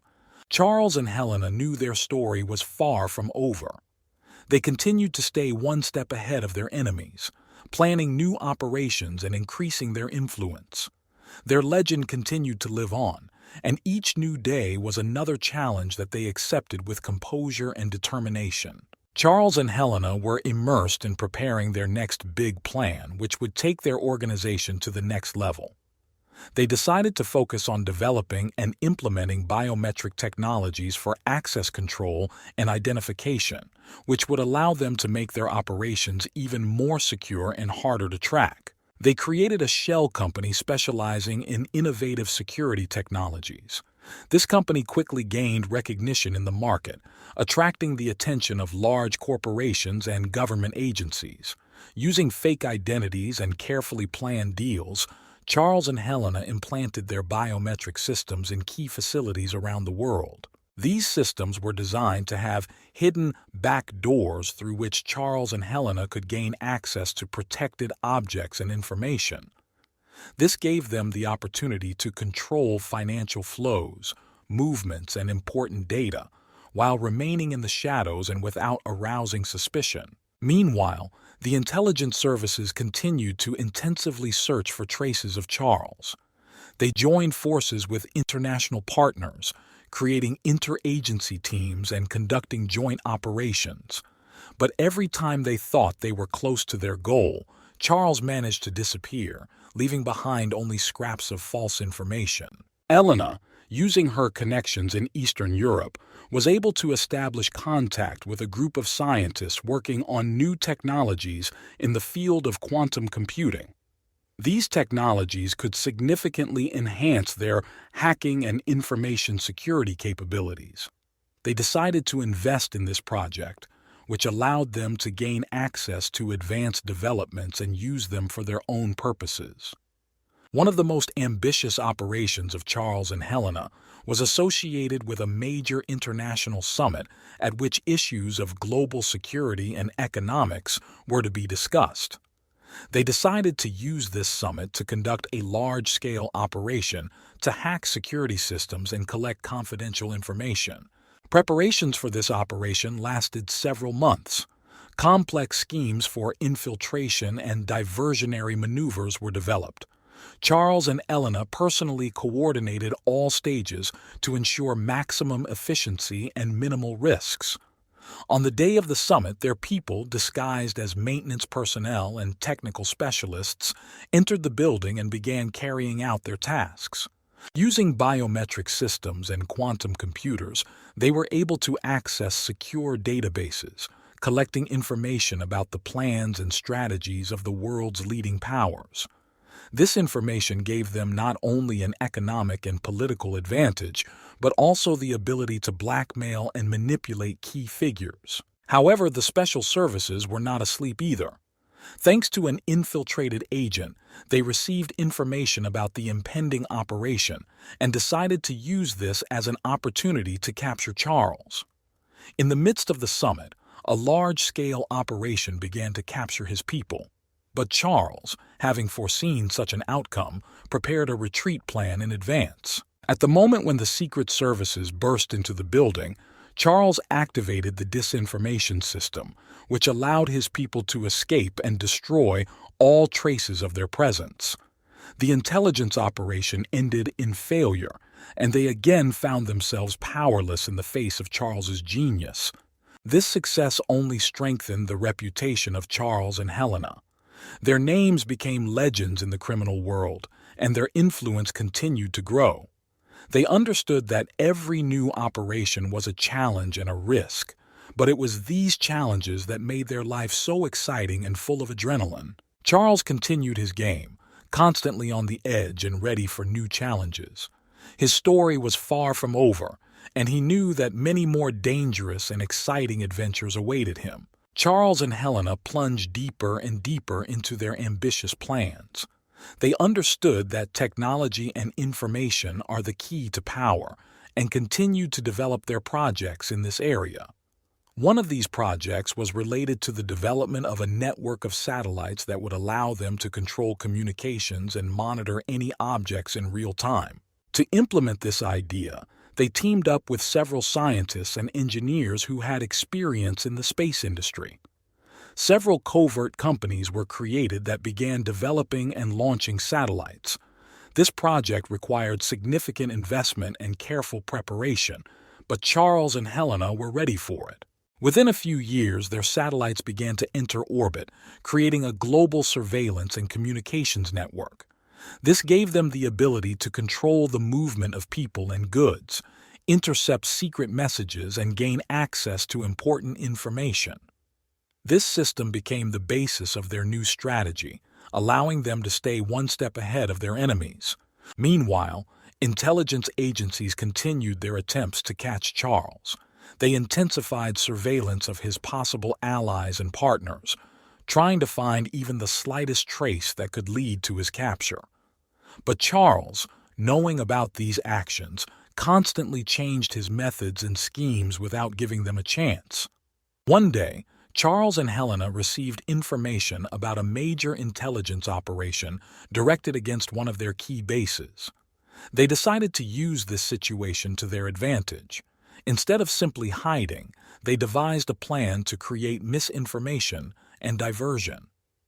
When the security forces attacked, their men were ready and launched a counterattack using pre-prepared traps and false leads. This operation not only avoided capture, but also dealt a serious blow to the intelligence services. The morale of their employees was undermined, and the internal atmosphere of mistrust and suspicion increased. Charles and Helena continued to gain time, strengthening their positions and developing new projects. During this period, they decided to expand their influence in the field of medicine. Charles and Elena invested in developments in genetic engineering and biotechnology. They saw this not only as a commercial benefit, but also as an opportunity to gain control over people's health and lives. Their laboratories worked to create new drugs, as well as technologies that could be used to their advantage. One of these technologies was the development of nanorobots capable of performing medical procedures inside the human body. These developments could be used both to treat diseases and for more secretive and dangerous purposes. Charles and Helena understood that control of such technology would give them a huge advantage. However, their activities did not go unnoticed. A new leader has emerged in the ranks of the intelligence services, a determined and intelligent agent named Alexei. He was ready to go to any lengths to catch Charles. Alexei began his hunt, studying every detail and analyzing every action of Charles and Helena. He was persistent and purposeful, and his methods became increasingly sophisticated. Alexei acted methodically and flawlessly. He knew that capturing Charles would require patience and cunning. His people penetrated deeper into the networks of companies associated with Charles's activities and gradually collected more and more incriminating information. Alexei understood that for a successful operation he needed accurate data and carefully planned actions. Meanwhile, Charles and Helena continued to expand their capabilities. Their satellite network, designed for control and surveillance, has borne fruit. They could track the movements of key figures in the government and intelligence agencies, which gave them an advantage in any situation. This information allowed them to plan their actions with incredible precision. However, Alexei was also not a failure. He managed to infiltrate one of Charles's most secure networks, gaining access to their satellite data. This allowed him not only to monitor Charles's actions, but also to organize his own operation to neutralize his network. Alexei understood that he couldn't take Charles with a direct attack. He needed to use his own methods, be one step ahead, and play a subtle game. In one of the laboratories of Charles and Elena, where nanorobots were being developed, Alexei introduced his agent. This agent managed to replace part of the development so that nanorobots could not only treat, but also destroy certain targets. Alexei hoped to use this technology against Charles, but did it so that no one would suspect his interference. Charles, always on guard, began to suspect that there was a traitor in his organizations. He strengthened internal security, conducting thorough checks and eliminating any suspicion. However, Alexei was more cunning. He left false traces, diverting suspicions. One day, having received information about an impending intelligence operation, Charles decided to launch a preemptive strike. He organized a series of attacks on objects related to Alexei's activities. These attacks were carefully planned and executed with surgical precision. But Alexei was ready for this too. He used this moment to infiltrate even more of his agents into Charles's ranks. Helena, observing the development of events, suggested that Charles temporarily go into the shadows and reconsider his strategies. They decided to focus on strengthening their position and developing new technologies that could give them even more control. At this time, Alexei continued his operations, preparing the decisive blow. Charles and Helena knew that their enemy was dangerous, but they were not going to give up. They began developing a new plan that would take them to the next level. Their idea was to create an autonomous control system capable of functioning without human intervention. This system could monitor all their operations and ensure maximum security. Alexei, feeling that the moment of truth was approaching, decided to speed up his actions. He assembled a team of the best specialists to deal a decisive blow to Charles's network. During one of the operations, he managed to capture important documents that could lead to the exposure of all the plans of Charles and Helena. However, Charles, always anticipating the moves of his enemies, was ready for this. He organized a diversionary operation that misled the intelligence services and allowed him to escape. This game continued, and each time Charles remained one step ahead. Their story continued, full of intrigue, danger, and constant struggle for survival. Charles and Helena knew that their journey was not over yet, and they were ready for new challenges, confident in their ability to overcome any obstacles.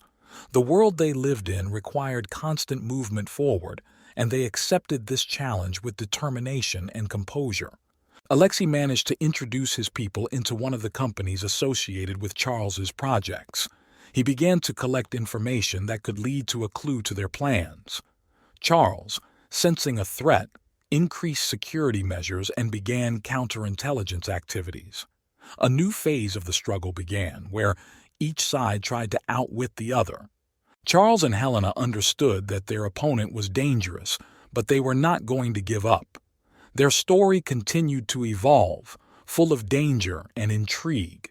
They were ready for new challenges and confident that their intelligence and determination would help them survive in this cruel world where every day was a struggle for power and survival. Every day the pressure on Charles and Helena increased. Alexei continued his operations, hoping that luck would eventually turn his way. He assembled a team of the best analysts and hackers to uncover all the secret passages and secluded places where Charles and his organization were hiding. Charles, realizing the seriousness of the situation, decided to take drastic measures. He gathered all his closest associates and proposed to them a plan that could radically change the course of their struggle. This plan consisted of creating a new control center located in a highly secret location inaccessible to intelligence agencies. This center would be the brains of their operation, controlled by the artificial intelligence they had been developing over the past few years. This center was built in an abandoned underground base left over from the Cold War. Charles and Helena personally supervised all stages of construction, ensuring maximum secrecy and protection. The latest technology was installed inside the base, allowing it to manage operations around the world without being noticed. Meanwhile, Alexei managed to obtain information that Charles and Helena were preparing something big. He intensified his efforts to find their new hideout. With the help of his agents, he began to look for any traces that could lead to this center. Charles and Helena, anticipating this move, decided to carry out a diversionary operation. They launched a series of hoax operations around the world to confuse intelligence agencies and give them false targets. At this time, their center was completely ready for work. The artificial intelligence they called Nexus was launched and began its work of coordinating all the activities of their organization. Nexus has proven to be incredibly effective. He analyzed huge amounts of data, predicted the actions of enemies, and developed strategies that were inaccessible even to Charles himself. This gave them a huge advantage, and their operations became even more successful and discreet. But Alexei did not give up. He felt that he was on the verge of solving a mystery. During one of the operations, he managed to capture one of Charles's people, who knew about the existence of the Nexus. Under pressure, the agent revealed the location of the underground base. Alexei immediately organized a large-scale operation to capture the base. At this time, Charles and Helena, having learned about the impending threat, decided to use their last trump card. They prepared the base to self-destruct in order to prevent the enemy from capturing the Nexus and all their developments. When the intelligence services burst into the base, Charles and Helena were already ready. At the last moment, they activated the self-destruct system and managed to escape through a secret tunnel. The base exploded, destroying all traces of their activities and leaving Alexei with nothing. But this was not the end. Charles and Helena understood that the struggle continued. They decided to start over from scratch, but now with even greater caution and secrecy. Their story is not over, and they are ready for new challenges, knowing that every day they are free is a small victory in this endless game. Alexei, realizing that they had slipped away again, did not give up. He knew that this battle was far from over and continued his hunt, hoping that one day luck would smile on him. The game continued, and the stakes became higher, but both Charles and Alexei were ready for this dangerous and exciting battle. Charles and Helena, realizing that their previous methods had become too risky, decided to make a move that could radically change their situation. They decided to focus on creating a network of influence that permeated all spheres of society, from politics to finance and media. They knew that their strength now lay not only in stealth, but also in control of key resources and people. To do this, they began work with recruiting new talent and creating a training system. They attracted young and promising specialists from various fields, providing them with unique opportunities for development. These people became their agents of influence, working in key positions in government, corporations, and the media. Thus, Charles and Helena created an invisible empire, where each figure was connected to them by invisible threads. Helena continued to develop her international connections, entering into new alliances and agreements with criminal groups and political leaders. She created a support network that allowed them to operate on a global level without attracting too much attention to themselves. One of Charles's main goals was to create a fund that would invest in promising startups and innovative projects. This fund, officially registered and legally operating, became a cover for their operations. With its help, they could not only earn money but also introduce their technologies and developments into various companies, gaining access to important information and resources. Meanwhile, Alexei, without giving up his attempts to catch Charles, began to study his new steps. He realized that Charles had changed tactics and was now acting more sophisticated. Alexei decided to use his experience and knowledge to penetrate this new network of influence. He began by creating a team of analysts who could identify patterns and connections between various figures and events. Gradually, they began to unravel how Charles and Helena were building their empire. Alexei decided to use this information to hit the most vulnerable parts of their network. Charles, having foreseen such a move, strengthened security measures and began to act even more secretly. He constantly changed his routes, used dummies, and created false leads, but Alexei was inexorable. He placed his agents in several key companies associated with Charles's foundation and began collecting data. Soon, Alexei realized that he had a real opportunity to strike. He organized a series of raids and arrests aimed at undermining Charles's network of influence. These actions created temporary chaos, but Charles and Helena, thanks to their preparedness and foresight, quickly adapted to the new situation. Charles decided to strike back. He organized a large-scale operation aimed at disinformation and undermining the reputation of Alexei and his team. With the help of his agents of influence, he spread false information that discredited the actions of the intelligence services and sowed distrust among their leadership. This move allowed Charles and Helena to regain their positions and strengthen their network of influence. They continued their game, stopping at nothing. Each new challenge made them stronger and smarter, helping them stay one step ahead of their enemies. Alexei, despite temporary setbacks, did not lose his determination. He understood that his opponents were incredibly smart and inventive, but this only spurred him on to new actions. He continued his hunt, knowing that the fight for justice and order required constant readiness and determination. The story of Charles and Helena continued, full of dangers, intrigues, and unexpected twists. They knew that their journey was not yet complete, and they were ready for new challenges, confident in their ability to overcome any obstacles. The world they lived in required constant movement forward, and they accepted this challenge with determination and composure. Charles and Helena understood that every mistake they made could be fatal. They have strengthened their security measures by implementing the latest developments in cyber defense and physical security. They created backup databases and duplication systems to protect their information from possible attacks. Alexei, despite temporary setbacks, continued his hunt. He developed a new plan that would undermine Charles's credibility within his own organization. Alexei began to spread rumors and fake evidence hinting at betrayal on the part of Charles's closest associates. This tactic sowed distrust and suspicion among his men.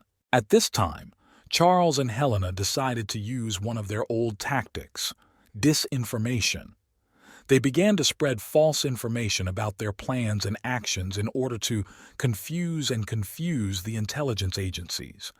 This operation was carefully thought out and planned so that the enemies could not distinguish truth from lies. One day, Charles received information about an upcoming intelligence operation aimed at capturing him.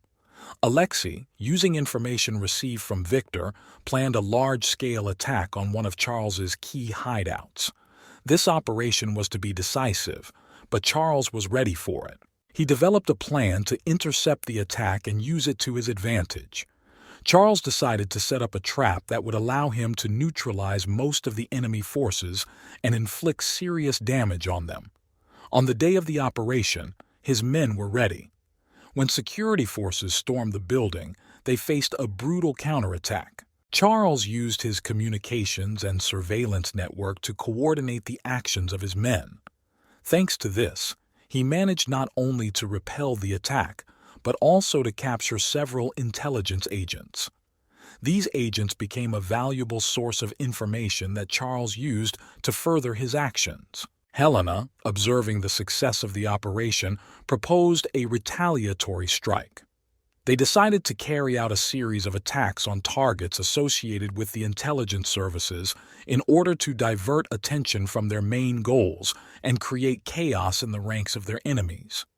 These attacks were carried out with precision and composure, allowing them to achieve significant successes. Alexei, realizing that his plan had failed, decided to change tactics. He began working with international partners to organize a larger operation against Charles. Joint groups were created, including the best cybersecurity specialists and analysts from different countries. Charles, anticipating this move, strengthened his international connections and strengthened alliances with other criminal groups. He knew that only well-coordinated actions could help them survive in this cruel game. He also began working on new projects that could give them even more advantages. One such initiative was the development of an artificial intelligence system capable of analyzing and predicting the actions of enemies. This project was carried out in strict secrecy, and its success would be an important step in the fight for survival. Nexus continued to evolve, becoming an increasingly powerful and effective tool. Meanwhile, Alexei prepared a new plan, which was supposed to be a decisive blow. He launched a cyber attack on Charles's key servers, hoping to gain access to their network and paralyze their activities. However, Charles was ready for this. Its security systems, built on the basis of artificial intelligence, repelled the attack and neutralized the threat. Charles and Helena continued to develop their empire, strengthening it and introducing new technologies. They knew that only innovation and constant movement forward would help them survive and maintain their influence. At the same time, they understood that their enemies were also not standing still and were developing new methods of struggle. One day, Charles and Helena received information about a major international conference on cybersecurity, which was supposed to bring together leading experts from different countries. They decided to use this conference for their own purposes, not only to gain access to new developments and technologies, but also to introduce their agents into the circles of high-ranking participants. Preparations for the operation began several months before the conference. Forged documents were produced, and a cover was created for their agents, who were supposed to work under the guise of representatives of legitimate companies. Charles and Helena personally coordinated all stages of preparation to ensure maximum safety and efficiency of the operation. On the day of the conference, their agents, carefully prepared and trained, began to carry out their tasks. They made acquaintances, collected information, and introduced special devices to intercept data. This operation was planned with the precision of a military mission, and Charles was confident of its success. However, Alexei, having learned about Charles's plans, decided to strike. He also infiltrated the conference, hoping to identify and capture Charles's men. Alexei understood that this was his chance to catch Charles and his people in the act. In the midst of the conference, a fierce battle broke out between Alexei's agents and Charles's men. It was a battle of technology and intelligence, where every step was thought out and verified. Charles, watching from his hideout, used the nexus to coordinate efforts and ensure the safety of his men. Elena, being on the spot, personally led the operation, ensuring prompt decision-making and real-time adjustments to the plan. Their agents, using advanced technology and the ability to disguise themselves, managed to bypass most of the traps and deftly avoided capture. Alexei, seeing that his plan was not working, decided to use extreme measures. He activated a cyber attack on the conference's security systems, hoping to create chaos and use it to his advantage. But Nexus, anticipating this move, repelled the attack and seized control of the systems. As a result, instead of catching Charles's people, the intelligence services found themselves trapped. Their networks were hacked, and information about their plans and operations fell into the hands of Charles. This was a huge success for him and his team, and they used the findings to further strengthen their position. Charles and Helena decided not to stop there. They understood that every success made them more vulnerable to new attacks. They began to develop new strategies and plans that were supposed to make them even more elusive and dangerous. They began to create a network of secret shelters and bases located in different countries. These bases were equipped with the latest technology and protected from all known threats. Charles and Helena personally inspected each base, ensuring it was prepared for any eventuality. Meanwhile, Alexei, realizing that his plan had failed, did not give up. He began to develop new tactics, which were to become even more cunning and insidious. He brought in the best experts in psychology and behavioral analysis to better understand Charles's actions and motives. Charles and Helena, feeling the growing pressure, did not relax. They continued to work on their projects, developing new technologies and strengthening ties with their allies. Their story continued, full of intrigue, danger, and unexpected turns. They knew that new challenges lay ahead, and they were ready to face them with determination and composure. Helena has always been Charles's faithful and reliable partner.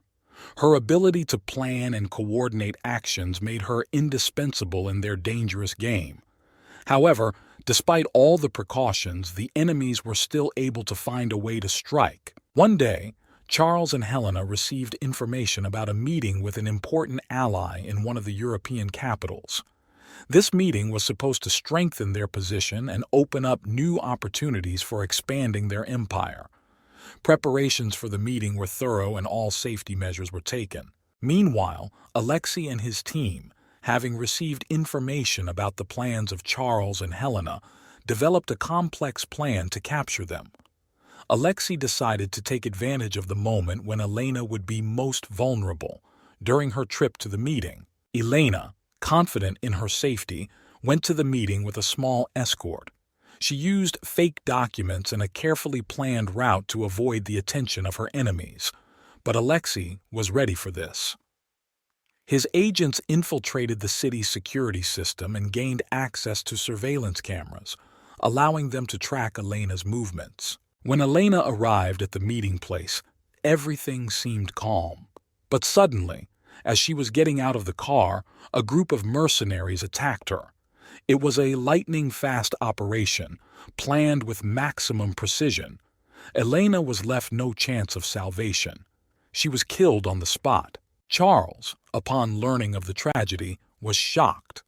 The loss of Elena was a huge blow for him. She was not only his partner but also a close friend. Charles felt like his world had collapsed, but he knew he couldn't afford to show weakness. His grief quickly turned to determination. He vowed to find and punish those behind the attack, using everything, his resources and connections. Charles began a large-scale investigation to identify those responsible. He acted coldly and ruthlessly, eliminating everyone who was involved in Elena's death. Alexei, realizing that Charles would not stop, strengthened security measures.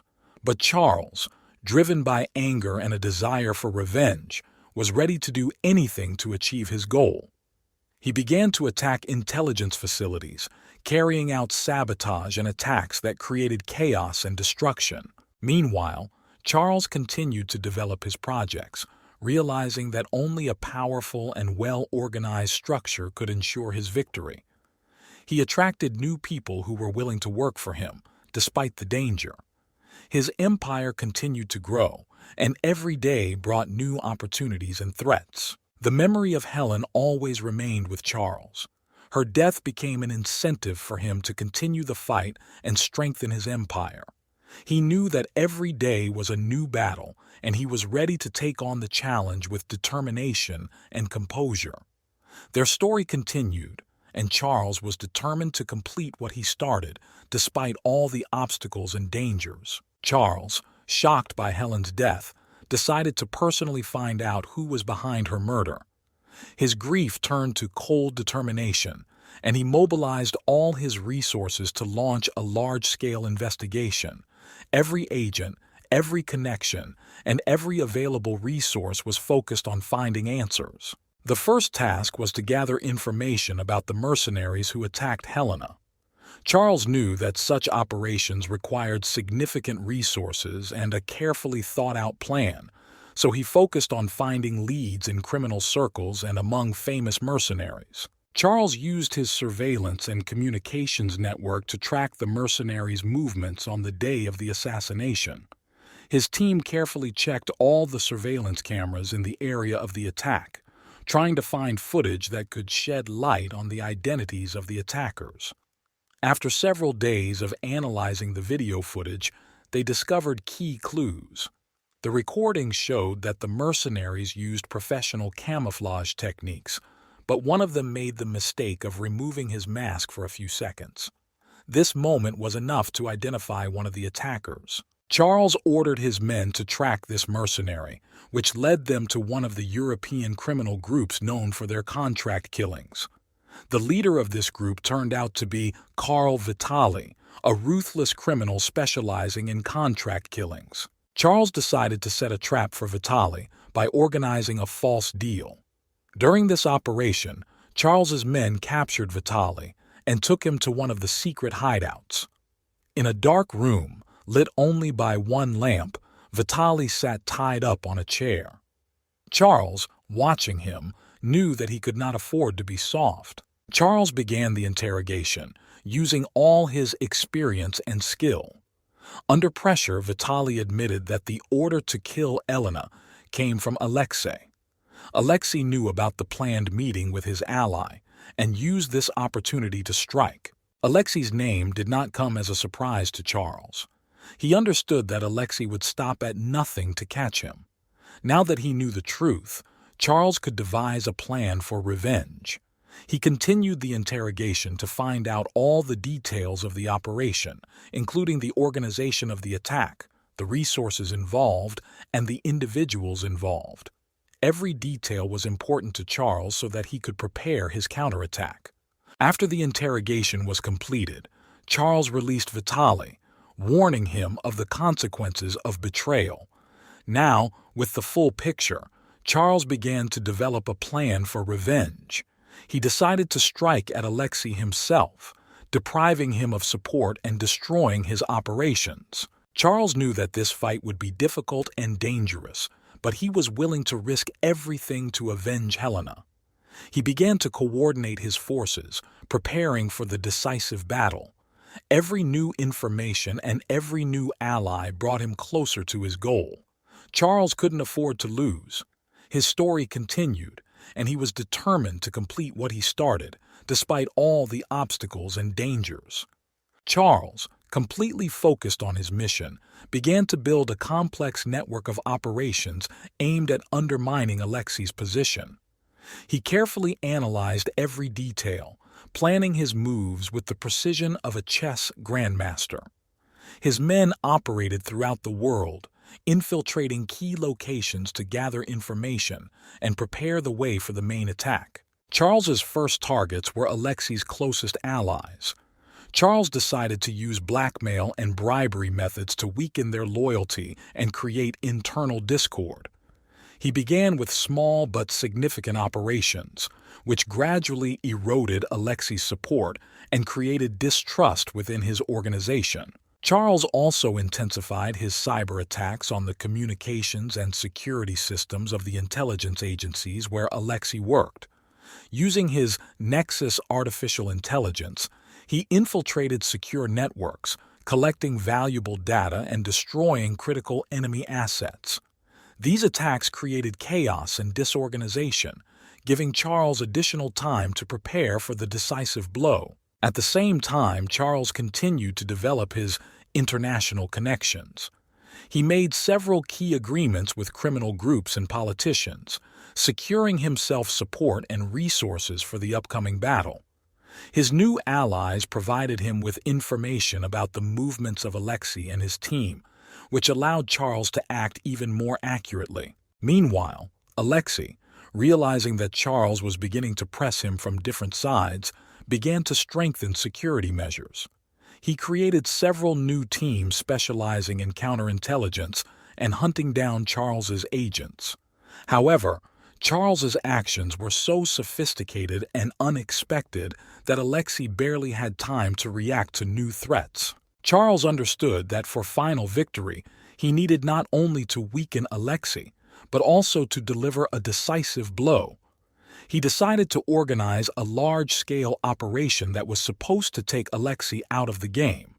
To do this, he developed a complex plan including several red herrings and false leads. Charles began by organizing a series of false operations that diverted the attention of Alexei and his team. While they were busy trying to expose these operations, Charles prepared the main attack. He chose the moment when Alexei was most vulnerable, during one of his secret meetings with informants. Charles used all his resources and capabilities to prepare this operation. His men infiltrated the secure area where the meeting was to take place and installed hidden cameras and microphones. When Alexei and his men arrived, Charles was ready. In the midst of the meeting, the attack began. Charles's men acted with lightning speed and ruthlessness. Within a few minutes, most of Alexei's guards were neutralized. Alexei, realizing that he had fallen into a trap, tried to hide, but Charles's people were everywhere. Charles, watching the operation through cameras, followed every move. Ultimately, Alexei was captured and taken to one of Charles's secret hideouts. This was the moment Charles had been waiting for since the day Helena died. Now that his main enemy was in his hands, Charles knew that his journey was not yet completed. He was ready to use all the information he received to finally destroy Alexei's organization and ensure the safety of his empire. With the death of Alexei, Charles felt relief, but knew that the victory was not yet final. Despite significant losses, Alexei's organization could try to take revenge or reform under a new leader. Charles decided to continue his campaign to destroy the remnants of Alexei's network. Charles focused his efforts on strengthening his position and preventing possible threats. He continued to use the Nexus to analyze data and predict enemy actions. With his help, Charles was able to identify and eliminate several hidden cells associated with Alexei's organization. One of the main tasks was to expose traitors and spies who might remain in his own ranks. Charles carried out a massive purge, testing the loyalty of every agent. Thanks to this, he managed to avoid several sabotage attempts and ensure the safety of his empire. Meanwhile, Charles continued to develop his projects. It has invested heavily in developing new technologies and expanding its international connections. His influence grew, and he became one of the most powerful and elusive criminal leaders in the world. However, despite the successes, Charles understood that he could not relax. He always remained on guard and prepared for possible attacks. His men continued to work around the clock to ensure security and control of key facilities. Several months passed, and Charles was finally able to return to his long-term plans. He began developing new projects in the field of biotechnology and artificial intelligence, seeking to use these advances to strengthen his empire. His goal was not only to maintain his influence, but also to create a basis for long-term control and protection. Charles also began working actively to improve his relations with governments and international organizations. He used his resources and influence to secure lucrative deals and secure high-level support. This allowed him to further strengthen his position and reduce the threat from law enforcement agencies. Despite his apparent calm, Charles was always ready for new challenges. He knew that in this world one could not be completely sure of one's safety, and he continued to develop his projects and strengthen his empire. His story continued, full of intrigue, danger, and unexpected twists. Years passed, and Charles's name became a legend in the criminal world. His achievements and ability to evade justice were feared and respected. He became a symbol of strength and cunning, and many tried to imitate him, but none could match his genius. After destroying Alexei's organization and strengthening his position, Charles decided to carry out another daring operation to show that he was still in the game and was not going to stop. This time, his target was a bank in Texas, one of the largest and most secure in the region. Charles knew that the success of this operation would not only bring him significant profits, but also strengthen his reputation as the elusive mastermind of the criminal world. Charles began by choosing a target. He conducted a thorough analysis of several banks in Texas, assessing their security systems, location, and profit potential. Ultimately, his choice fell on the Federal Reserve Bank of Dallas. This bank kept huge reserves of cash and securities, and its security systems were considered one of the most reliable in the country. Planning for the operation began with a detailed study of all aspects of the bank's security. Charles used his extensive connections to gain access to information about CCTV systems, security protocols, and patrol routes. He also hired a team of hacking and security experts to help him develop an infiltration plan. The first step was to introduce our people into the bank. Charles set up shell companies that contracted to provide services to the bank, from maintenance to security. These front workers began gathering information from the inside, analyzing weaknesses and developing infiltration strategies. At the same time, Charles developed diversionary maneuvers to divert the attention of the police and intelligence agencies. He planned a series of petty robberies and sabotages throughout the city to create chaos and disorganization. These actions were intended to provide additional time and reduce the risk of detection of the underlying operation. Charles also created several false leads that were supposed to lead the investigation astray. He framed several criminal gangs to appear as prime suspects in a series of robberies. This allowed him to maintain his anonymity and reduce the risk of exposure. When all preparations were completed, Charles assembled his team and gave detailed instructions. Each participant in the operation knew his role and tasks.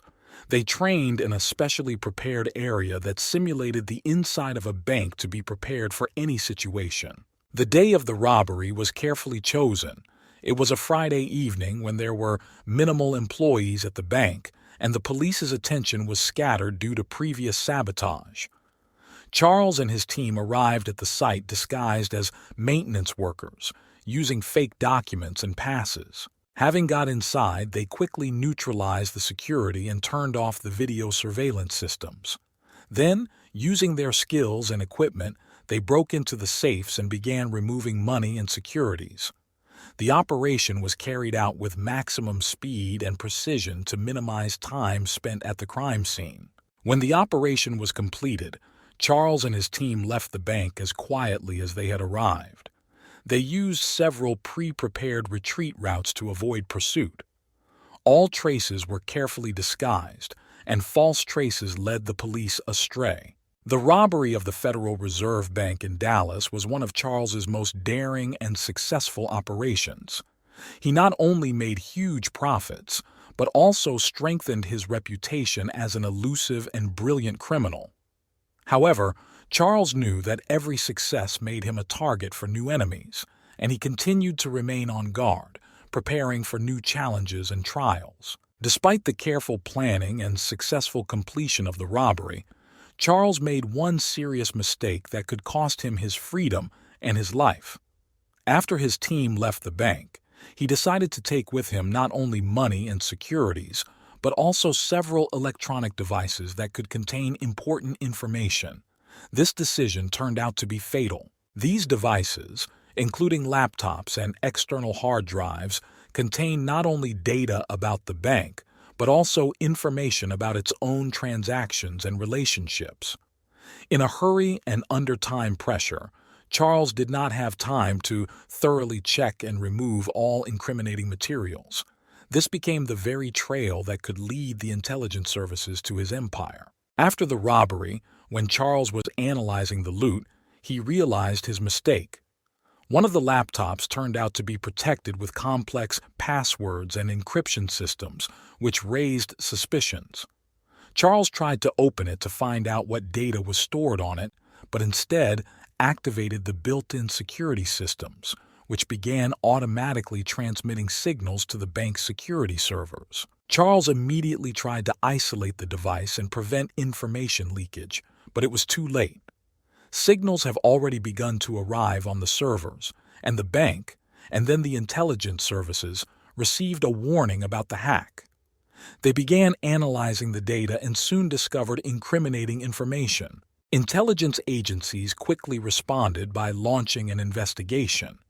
They noticed strange movements of funds and anomalous network activity that pointed to a connection between the robbery and Charles's organization.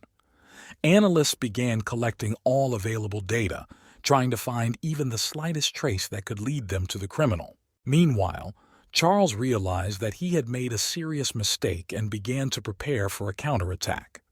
He knew that the intelligence services could get on his trail at any moment and began to develop a plan to destroy all possible evidence. He ordered his men to destroy all documents and data that could compromise him and his organization. However, the trail had already been left, and the intelligence services began to approach. Charles decided to use one of his old tactics, disinformation. He began to spread false leads that led the investigation away from his real operations. At the same time, he organized several diversionary maneuvers to slow down their progress. But the security services were persistent. They increased the pressure and began hunting Charles's men. Several of his closest associates were detained and, under threat of prison terms, began to testify. Charles knew that the circle was closing and he needed to act quickly. At this critical moment, Charles decided to risk everything to save his empire. He organized a daring operation to destroy the servers on which information about his actions was stored. This operation was extremely dangerous and required maximum precision and coordination. Charles and his team entered the data center where the servers were located and planted explosive devices. The operation was successful and all data was destroyed. This gave Charles time to regroup and tighten security measures. However, the security services did not give up. They continued the hunt, realizing that it was a matter of time to catch Charles. Charles knew that his life and his empire were hanging by a thread, but he was not going to give up. He continued to develop new strategies and plans, preparing for new challenges and dangers. Charles's story continued, full of intrigue, danger, and unexpected twists. He was ready for any battle, knowing that every new day is a new challenge that he must accept with determination and composure. Charles remained elusive for a long time, but his last mistake was the stone that launched the avalanche. After destroying the servers and temporarily eluding intelligence agencies, Charles decided that he needed to quiet down and reconsider his actions. However, Despite all his precautions, he was unable to completely erase the traces left by his operations. The intelligence services, having lost part of the data due to the explosion, did not give up. They began methodically collecting information about those who might be associated with Charles. One of these people turned out to be an old acquaintance of Charles named Victor, who once worked for him, but then went into the shadows. The intelligence services found Victor and, after much interrogation and persuasion, obtained key information from him. Victor knew enough about Charles's methods and connections to help the intelligence services create an accurate profile of his activities. He pointed out several key points where Charles could hide and conduct his operations. In exchange for protection and a reduced prison sentence, Victor agreed to work with the authorities. The intelligence services used the information received to organize a large-scale operation to capture Charles. They started by tracking his financial flows and contacts, hoping to find a weak link. Gradually, the circle narrowed and agents were able to identify several places that Charles could use as hideouts. One of these points turned out to be a country house, which Charles used for meetings and planning operations. This place was located in a remote area, and access to it was strictly limited. The intelligence services decided to use the element of surprise and carefully planned the operation. On the night of the siege, a group of special forces surrounded the house. They acted silently so as not to give away their presence ahead of time. When everything was ready, the team rushed inside. Charles and his men were taken by surprise. Charles tried to escape through a secret exit, but the special forces already knew about his existence and blocked it. Charles, realizing that he had fallen into a trap, made a last attempt at resistance, but the forces were unequal. He was captured and taken under heavy security to the headquarters of the Special Services. A long interrogation and trial awaited him there. Intelligence agencies carefully documented all the evidence collected against Charles. He was charged with multiple counts, including robbery, murder, and organizing a criminal group. The trial was long and complex, but Charles was ultimately found guilty and sentenced to life imprisonment without parole. The operation was a huge success for the intelligence services, and Charles's name became a symbol that even the most elusive criminals would eventually be caught. Despite all his skills and cunning, Charles made one mistake that became his downfall. His story, full of intrigue, danger, and unexpected turns, has come to an end, leaving behind a trail of destruction and betrayal. After Charles's capture and conviction, the criminal world breathed a sigh of relief, but also remained wary. His name became a legend, and many imitators tried to take his place. However, no one could match Charles's genius and audacity. Charles was placed in one of the most secure prisons in the country. Behind him were years filled with intrigue, danger, and incredible operations. He knew he would have a lot of time to think in prison. Despite his imprisonment, Charles did not lose spirit. He began writing memoirs describing his adventures and strategies. His records have become a valuable source for criminologists and intelligence agencies trying to understand and predict the actions of criminals like him. Meanwhile, the intelligence services continued to liquidate the remnants of his empire. A series of operations were carried out to detain the remaining members of his organization. Many of them tried to escape, but most were caught thanks to information received from Charles and his closest associates. Charles's life in prison was harsh. He was always under surveillance and his every move was controlled. But he remained calm and confident, knowing that he had done everything possible to build his empire and protect it. Even behind bars, his mind continued to work, and he did not give up trying to develop new plans. Gradually, his name began to fade from the news, and new criminals took his place in crime chronicles. However, the legend of Charles lived on in the memories of those who knew him and encountered him. His ability to evade justice, audacity, and cunning became an example for many who aspired to power and wealth. In the end, Charles accepted that his era was over. He left behind a legacy that will live long after he is gone. His story became a lesson for those who tried to follow in his footsteps, a reminder that everyone, even the most cunning criminal, will sooner or later meet his end. Thus ended the story of Charles, a legendary criminal genius whose name and deeds will be remembered for a long time. His journey was full of ups and downs, victories and defeats, but he left an indelible mark on the world of crime. The world continued to turn and new legends replaced old ones, but Charles's story will live on as a reminder of the power of the mind and the inexorability of fate. Criminal History 7. In a quiet suburb of Seattle, in a small house on the outskirts, lived a boy named Marcus Blake. From early childhood, Marcus was distinguished by his extraordinary intelligence and curiosity. He was only 5 years old when he first encountered a computer. His father, a software engineer, often brought home old computers to take apart and study with his son. Marcus quickly mastered the basics of working with technology, and soon his interest grew into a real passion. By the age of 8, Marcus was fluent in writing simple programs, had hacked into the school server to gain access to course materials, and exhibited abilities that far exceeded his peers.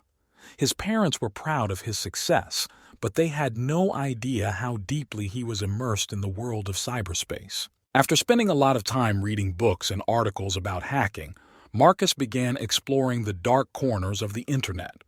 He met various hacker groups and quickly became part of their community. His skills grew, and by the age of 12 he could already hack complex security systems without being noticed. School became boring and unremarkable for Marcus. He could not find a common language with his peers, and he was often teased for his passion for computers. But Marcus didn't pay attention to it. His main goal was to prove to himself and the whole world that he was capable of more. At the age of 15, Marcus committed his first serious hack. He broke into the local bank system and managed to transfer a large amount of money into an account that he had prepared in advance. This success gave him confidence in his abilities and showed him that he could use his skills not only for fun, but also to achieve specific goals. By the age of 16, Marcus was already known in hacker circles under the pseudonym Nemesis. His actions became more daring and ambitious. He hacked the systems of large corporations, government agencies, and even international organizations. Marcus always remained one step ahead of his pursuers, playing a dangerous game with them, where his freedom and life were at stake. But despite all the success and recognition in the hacker community, Marcus remained lonely. He lived in constant fear of being exposed, and this made him even more careful. He carefully hid his identity, and none of his online acquaintances knew who he really was. Thus began the story of Marcus Blake, the most dangerous hacker in the world, whose actions changed the course of history and threatened the security of entire states. His journey was just beginning, and new challenges and dangers awaited him ahead, which he did not even suspect yet. Every year, Marcus Blake's skills became more and more sophisticated. His hacks became more and more daring, and his goals became more and more ambitious. He didn't just invade systems, he left behind traces that could lead to catastrophic consequences. His name began to appear in intelligence reports, but Marcus was always one step ahead. One day, during one of his hacks, Marcus discovered classified information that could compromise national security. These were plans for a large-scale operation against a terrorist organization. He realized that this information was of great value and decided to use it for his own purposes. By selling it to interested parties, he received not only a large sum of money, but also access to new resources and opportunities. Marcus began to create his network of hackers, selecting the most talented and ambitious. He shared his knowledge with them and helped develop their skills. His team became one of the most dangerous in the world, capable of hacking any system and infiltrating the most secure databases. One day, while Marcus was working on another hack, he discovered that he was being watched. Someone managed to break into his system and leave a message warning him that he was under close surveillance. Marcus realized that he was being hunted, and this made him even more careful. He changed his location and strengthened the protection of his systems, but the feeling of danger did not leave him. Despite all the precautions, one night the security services broke into his house. Marcus barely managed to escape, leaving behind hacked computers and destroyed data. He realized that he was now on the run, and his every move would be tracked. But that didn't stop him. On the contrary, it gave him even more determination. Marcus went underground but continued his activities. He became even more secretive and dangerous. His attacks became more destructive, and he began to act against those who hunted him. He hacked into intelligence systems, disrupted their plans, and revealed classified information, jeopardizing their operations. Marcus Blake has become a legend in the hacker community. His name evoked fear and respect. But he knew that his journey was just beginning.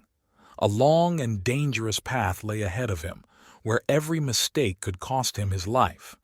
But Marcus was ready to take on this challenge. He was ready to go to the end to prove that he is the most dangerous hacker in the world. Moving to New York was a strategic move for Marcus Blake. He understood that in a huge metropolis with its millions of inhabitants and endless possibilities, it is easier to get lost and continue his activities. New York provided ideal conditions for anonymity and new attacks. Marcus rented a small apartment in Brooklyn, equipped it with the most modern technology, and turned it into a real command center.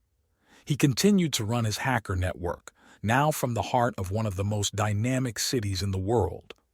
Every day, his operations became more and more sophisticated. One day, while sitting in front of his monitors, Marcus received a message from an unknown sender. It contained information about a large financial corporation that was engaged in dishonest fraud and money laundering. Marcus decided that this could be his next big hack. He began to study the corporation and soon discovered that influential people associated with the government were behind its activities. Marcus began to carefully plan his attack. He knew that he would have to confront not only powerful defense systems, but also highly trained cybersecurity specialists. Using all his skills and resources, he developed a plan that would be one of the most daring and large-scale hacks of his career. Finally, the day came when Marcus decided to take action. He connected to the corporation's system, hacking one security link after another. His fingers flashed across the keys with incredible speed, his eyes intensely watching the many screens. The system turned out to be more complex than he expected, but this only fueled his excitement. After several hours of hard work, Marcus finally got to the data he needed. He copied all the information about the corporation's illegal operations and prepared it for distribution. The hack was successful, but Marcus knew this was just the beginning. Now it was necessary to ensure that this information reached the right people and caused maximum resonance. Marcus sent the data to various news outlets and influential bloggers, leaving behind trails that led to corrupt officials and businessmen. Soon, information about the corporation's machinations appeared on the front pages of all news publications. The scandal erupted instantly, and an investigation began, which led to the arrests and resignations of high-ranking officials. Marcus knew that his actions drew even more attention to his person, but he also understood that only such bold steps could change the system and show that even the most powerful people are not immune from retribution. Now Marcus has become not just the most dangerous hacker in the world, but also a symbol of the fight against corruption and injustice. His name was spoken with respect and fear, and his actions aroused admiration and hatred. But for Marcus, this was just another victory on his long and dangerous path. New challenges awaited him ahead, and he was ready to accept them with an open heart and cold calculation. After successfully hacking and exposing a financial corporation, Marcus Blake realized that his influence and capabilities had grown significantly. However, with this came new dangers. He had to be even more careful and resourceful to stay one step ahead of his enemies. Soon, Marcus received another message, this time from a mysterious hacker group known as the Shadow. This group offered him cooperation as part of a large-scale operation against an international corporation involved in the illegal sale of weapons. Marcus knew that such alliances could be dangerous, but the offer was too tempting to refuse. He contacted the group's leader, known under the pseudonym Phantom. The Phantom told Marcus about the corporation's plans and how they could stop its activities. It was a difficult and risky undertaking, but Marcus saw this as an opportunity to once again prove his strength and skills. They began to work together, coordinating their actions and exchanging information. Marcus hacked the corporation's security systems, gaining access to their internal servers. There he discovered evidence of illegal activities and plans for future transactions. Using this information, he and Shadow developed a plan of attack. On the day of the operation, Marcus and his new team began their attack on several fronts. They hacked communication systems, paralyzed financial transactions, and released incriminating documents. The corporation found itself in chaos, and its leaders panicked and tried to hide traces of their crimes. However, the operation was not without complications. The corporation quickly realized that it was the victim of a hacker attack and tried to hire cybersecurity specialists to neutralize the threat.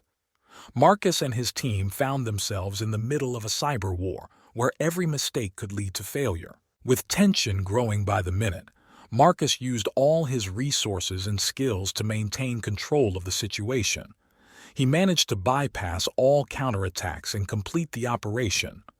When the dust settled, it turned out that the corporation had suffered a crushing defeat and its leaders were arrested. Marcus once again found himself at the pinnacle of glory, but he understood that he was now a target for even more powerful enemies. He continued to act cautiously, changing his methods and strengthening his defenses. Despite all this, he felt that he was constantly being watched. One night, while watching the news, Marcus saw a report about mysterious murders related to hacking activities. He realized that his enemies would not limit themselves to cyber attacks. They are ready to do anything to stop him. Marcus increased his security measures but knew that every next step could be decisive. He continued his fight, without giving up and stopping at nothing. A long and dangerous game lay ahead of him, where the stakes were higher than ever. But Marcus was ready to go to the end to preserve his freedom and continue his mission. Several months have passed since Marcus and his team dealt a crushing blow to an international corporation. However, the peace was imaginary, and he knew that the enemies were not going to give up.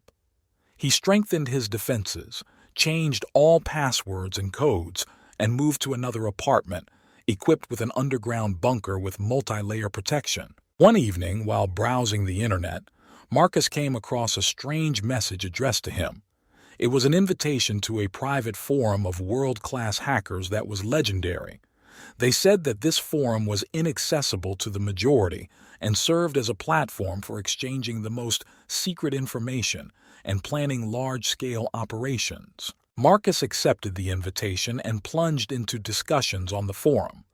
He found a lot of useful information but also realized that he was not alone in his desire to change the world.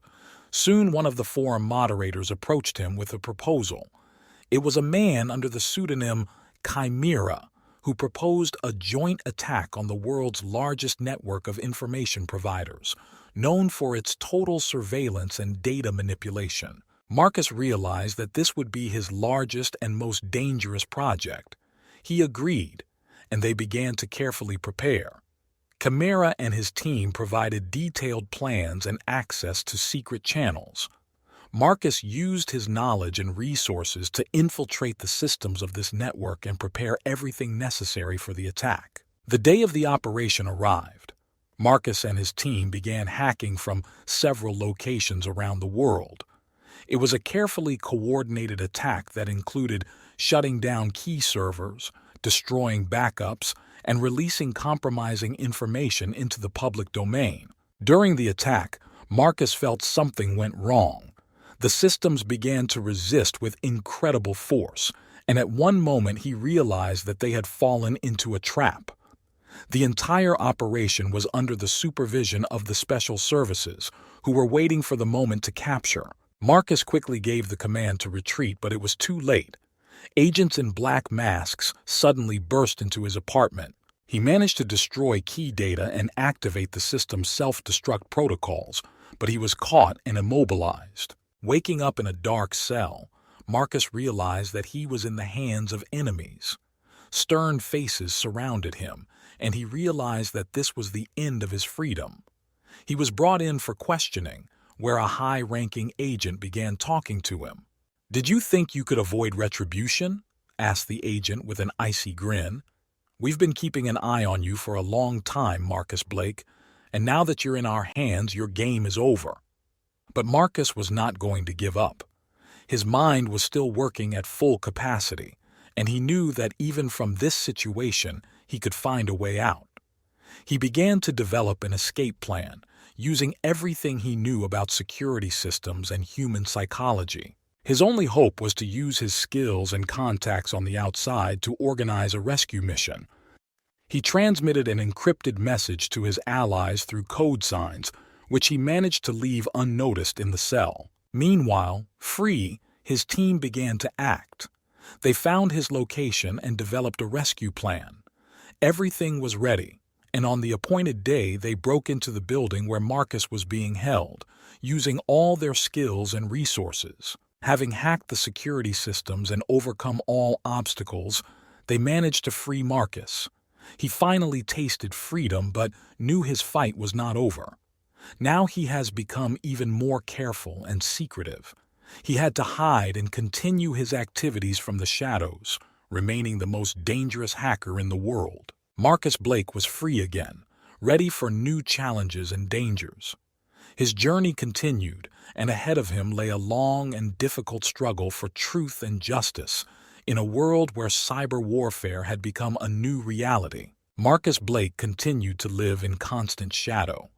After his escape, he realized that his enemies had become even more dangerous and would not stop until they caught him again. He moved to a new location, carefully hiding his location and avoiding any digital traces. Marcus soon discovered that his past enemies had united to form a global coalition against cybercrime.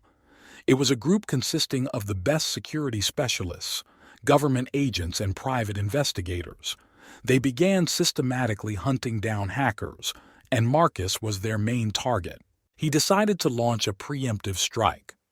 After analyzing their methods and weaknesses, Marcus developed a plan that could destroy this coalition from the inside.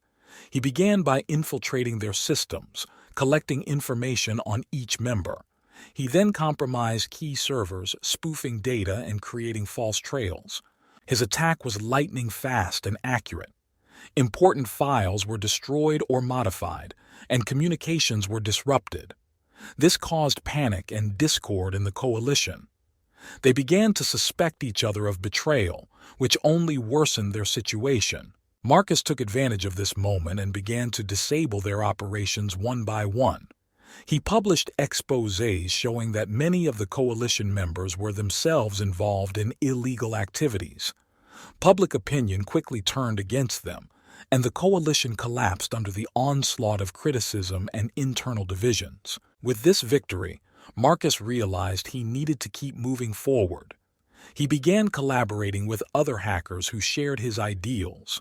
Together, they created new, more secure systems to protect personal information and combat mass surveillance. Marcus also began training young talents, passing on his knowledge and experience to them. He wanted to create a new generation of hackers who would use their skills for good, not evil. His school of hackers became famous in narrow circles, and many young people sought to get under his wing. Over time, Marcus became a legend, the subject of rumors and stories. His name inspired fear and respect, and his actions continued to change the world. But despite all the successes, he remained in the shadows, always ready for new challenges and dangers. Each new day brought him new tasks and goals. He continued to fight for freedom and justice in a world where technology could become both a tool of oppression and a weapon of liberation. Marcus Blake was ready for any challenge, and his story continued, full of tension and intrigue that made his life both dangerous and exciting. One day, Marcus received an encrypted message from one of his old contacts. It contained information about a large multinational corporation that was engaged in illegal activities, hiding its tracks through a network of subsidiaries and offshore accounts. This corporation was known for its strong security system, and hacking its networks was considered almost impossible. Marcus accepted the challenge. He began with a detailed study of the corporation's network structure. Using his contacts and resources, he gathered information about its security protocols, employees, and internal processes. It took several weeks, but Marcus was patient and methodical in his actions. The first step was to break the outer security layer. Marcus exploited vulnerabilities in the access control system to infiltrate the network. He created fake accounts and used them to bypass primary security mechanisms. He then introduced malware that collected data about the internal network and transmitted it to Marcus. Having gained access to the internal network, Marcus began targeted attacks on key servers. He used social engineering techniques to gain access to highly privileged employee accounts. Pretending to be technical support, he obtained important information about passwords and access keys. With this information, Marcus was able to gain access to the corporation's financial data. He discovered a complex network of offshore accounts and shell companies through which illegal transactions were conducted. Marcus copied all the data and prepared it for public release. But his plan was even more ambitious. Marcus decided to deal an irreparable blow to the corporation. He developed a special virus that was supposed to destroy all backup copies of data and paralyze the operation of key systems. The virus was programmed to activate at certain times when the largest number of employees would be offline, which would minimize their chances of a quick recovery. When Day X arrived, Marcus activated the virus. Within a few minutes, the corporation's main servers were disabled. Security systems were helpless against the attack, and all data was destroyed. At the same time, Marcus made public the collected evidence of the corporation's illegal activities, which caused a huge scandal in the media. The corporation suffered huge losses, and its leaders were under investigation. Marcus once again proved that there is no system he cannot hack. His actions attracted the attention of not only law enforcement agencies, but also the entire world. After this operation, Marcus again went into the shadows, continuing his fight for truth and justice.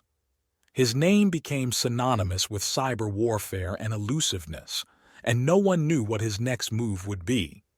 New challenges lay ahead, and Marcus was more ready for them than ever before. Several months after successfully hacking a multinational corporation, the name Marcus Blake resurfaced in the news. His actions attracted the attention of the FBI, and a special task force was created to capture him. This group was led by Agent Jonathan Reeves, known for his determination and impeccable reputation. FBI agents began to carefully study Marcus's every move. They collected all possible data about his past hacks, trying to understand his methods and motives. But despite their best efforts, every time they seemed to get closer to him, Marcus slipped away, leaving behind only hints of his presence. Marcus, aware of his pursuers, continued his activities, but now he acted even more carefully. He changed his location, used false documents, and limited his digital footprint as much as possible. Each of his moves was thought out to the smallest detail to avoid mistakes. One day, the FBI managed to get a tip on one of Marcus's hideouts. They were preparing a major operation to detain him. Agent Reeves personally led this operation, hoping to finally catch the most dangerous hacker in the world. But Marcus was ready. He set up a surveillance system in advance and learned about the FBI's plans. When agents burst into the supposed hideout, they found only an empty room and a message flashing on the screen of one of the abandoned computers. "You are late." Marcus slipped away again, leaving them confused and angry. Reeves was not going to give up. He strengthened the team, attracted the best analysts and cybersecurity specialists. They created a detailed profile of Marcus in an attempt to predict his next move. But each time, Marcus was one step ahead, anticipating their actions and avoiding traps. One day, while studying data, Reeves came across a strange anomaly in one of the systems. This was a clue that Marcus left on purpose. It led to a large corporation developing software for government agencies. Reeves realized it could be a trap, but decided to take the risk. They began to monitor the corporation, hoping to catch Marcus in the act. But instead, they discovered that it was an elaborate piece of disinformation. Marcus used their attention on this corporation to distract from his real goals.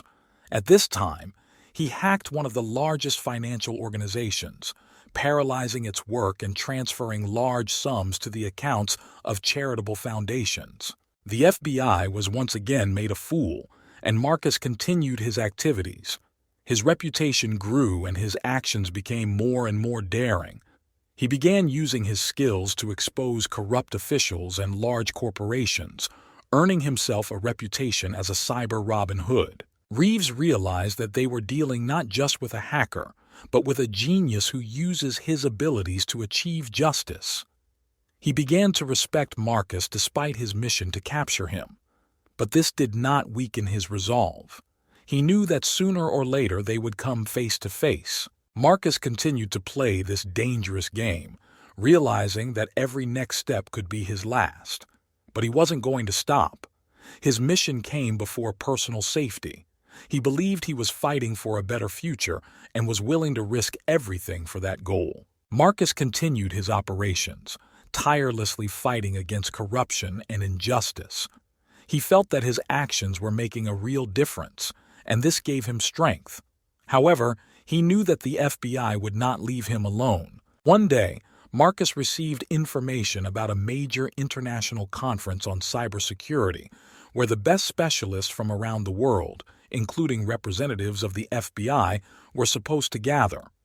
He saw this as an opportunity not only to learn more about the methods of his enemies, but also to strike a new blow to the system. Marcus prepared carefully.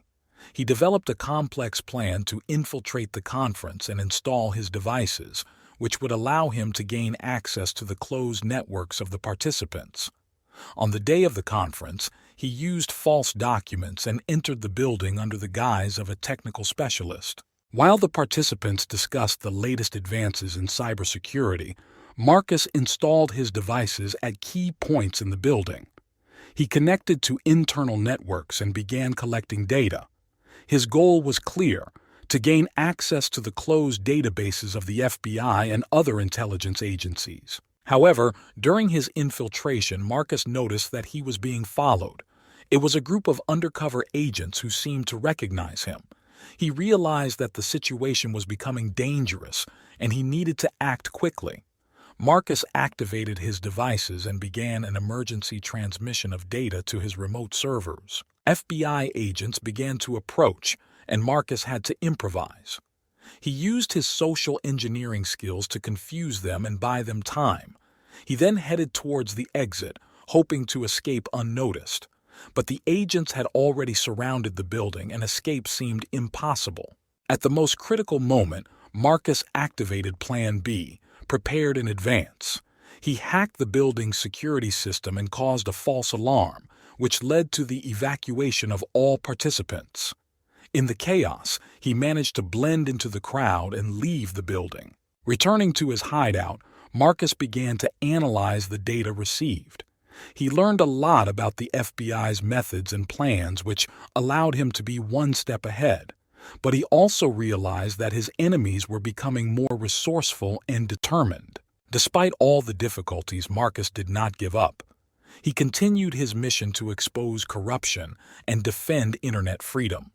His every action attracted more and more attention and support from ordinary people who saw him as a hero. The FBI, realizing that it was becoming increasingly difficult to catch Marcus, began to change their tactics. They began recruiting other hackers and cybersecurity experts, hoping that the collective wisdom could defeat one genius. But Marcus knew his strength lay in his independence and flexibility, and he continued to use his skills and intelligence to stay ahead of the curve. His story continued, full of dangers and unexpected turns. Each new day brought new challenges, but Marcus was ready for them. He believed in his cause and knew that the fight for justice and freedom was his path, and he would not turn away from it, no matter what. Marcus decided that his next operation would be against one of the most powerful banks in the world, known for its opaque dealings and connections to corrupt government officials. This bank has been involved in money laundering and financing illegal transactions around the world. Marcus understood that a blow to such a giant would not only cause serious damage to his enemies, but would also cause a huge resonance in society. Marcus's first step was to collect all available information about the bank and its security system.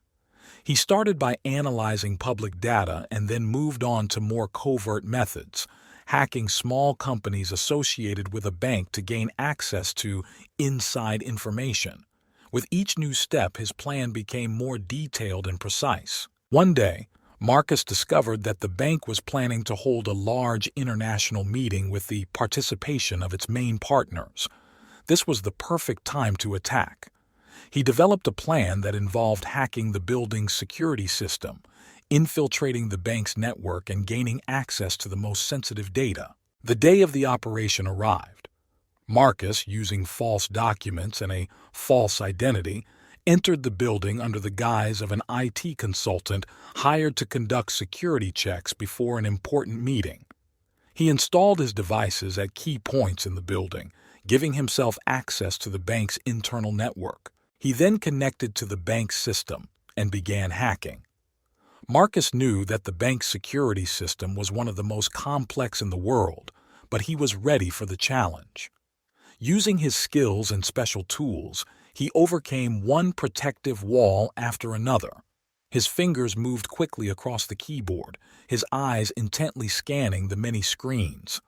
After several hours of hard work, Marcus reached the main server containing all the bank's secret data. He began copying information while simultaneously paralyzing security systems to cover his tracks. Important files on illegal transactions, customer lists, and transactions were in his possession. But Marcus knew he couldn't stop there. He prepared a special virus that was supposed to destroy all backup copies of data and paralyze the bank's work for several days. The virus was programmed to activate within a few hours of being installed, giving Marcus time to escape safely. Having completed the operation, Marcus left the building, mingling with the crowd. He returned to his shelter and began to analyze the data received. This was an incredible amount of information that could be used to expose many crimes. The virus activated exactly on schedule. All bank systems were disabled and data was destroyed. A scandal erupted in the media and investigations began. The bank's managers found themselves under close scrutiny from law enforcement agencies and the public. Their connections to corrupt officials were exposed, prompting mass resignations and arrests. Marcus has once again proven that his strength lies not only in his skills, but also in his ability to use them for good. His actions attracted even more supporters, and his name became a symbol of the fight against corruption and injustice. But he knew that his enemies would not leave it just like that. His pursuit continued, and each new day brought new challenges. Marcus was ready for them, knowing that his mission was not yet completed. His story continued, and new operations awaited him, each of which was a step towards his ultimate goal, a world without corruption and injustice. Marcus Blake continued his struggle, and each of his successful operations only fueled interest in his activities on the part of the special services pursuing him. After the bank was hacked and its illegal operations were exposed, it became the #1 target of all cybercrime agencies. But Marcus was ready for any challenge. One of these tests was a message he received from an unknown source. It contained information about an upcoming major government project related to the development of a global tracking system. This project, called the Eye of Horus, would allow authorities to monitor anyone in real time, posing a serious threat to the privacy and freedom of citizens around the world. Marcus realized that he had to stop this project. He began by studying details gathered from various sources, and soon realized that the Eye of Horus's main control and development center was located in one of the government's most heavily guarded facilities. It was a real challenge, but Marcus knew he had to take action. The first step was preparation. Marcus created several fake identities and began collecting information about the center's employees. Using his social engineering skills, he managed to gain access to some internal systems through naive employees who had no idea that they were working for the world's most dangerous hacker. Next, he developed a plan to penetrate the facility. He knew it would be nearly impossible to bypass physical security, so he decided to operate remotely. Using vulnerabilities in the systems, he hacked the building's security network and gained access to CCTV cameras. Now he could see all the movements inside the object. Marcus began preparing an attack on the main control server of the Eye of Horus. He knew that time would be a critical factor and any mistake could lead to failure. The night before the project launched, he activated his devices connected to internal networks. A tense game began with the freedom and privacy of millions of people at stake. The center's security systems began to signal suspicious activity, but Marcus was prepared. He used his knowledge and experience to bypass all defense mechanisms. His fingers ran quickly over the keys, his eyes intensely watching the many screens. Every second counted. Suddenly, he encountered an unexpected obstacle. The center's security systems began to reboot and block his access. This was direct evidence that his hack had been discovered. But Marcus didn't give up. He used backup channels and detours to continue the attack. At some point, he felt that he was surrounded. The virtual network was filled with traps and false data, trying to confuse him and delay him. But Marcus was ready for this. He activated a pre-prepared virus that destroyed all system backups and paralyzed the main server. He then began an emergency transmission of data to his remote servers. This included evidence of illegal government activities, plans to implement a surveillance system, and other incriminating documents. The moment the virus completed its work, Marcus switched off and destroyed all traces of his presence. The launch of the Eye of Horus project was disrupted. Soon, leaks began to appear in the media exposing the government's plans for mass surveillance. The public was furious, and there were mass protests and demands for an investigation. The project was frozen, and many of its initiators were under investigation. Marcus was victorious again, but knew that every step he took made his enemies even more persistent. He continued to hide, remaining in the shadows and preparing for new challenges. His mission was far from over, and even more dangerous and complex operations lay ahead. But he was ready for them, knowing that his struggle for freedom and justice was a long and dangerous path that he was ready to go to the end. Realizing that he needed allies to successfully carry out new operations, Marcus decided to recruit a team of 2 strong hackers. He began his search using his extensive connections in the hacker community. He managed to find 2 talented specialists, each of whom had unique skills and experience. The first was Alexei, known in hacker circles under the pseudonym Storm. Alexei was a master of social engineering and hacking complex security systems. His ability to find vulnerabilities in the most secure systems made him an indispensable member of the team. The second was Leah, working under the pseudonym Blizzard. She was an expert in cryptography and programming. Leah could develop complex algorithms and secure communication channels, which allowed Marcus and his team to work as secretly and efficiently as possible. Marcus contacted them and invited them to join his mission. After much discussion and exchange of encrypted messages, Alexei and Leah agreed.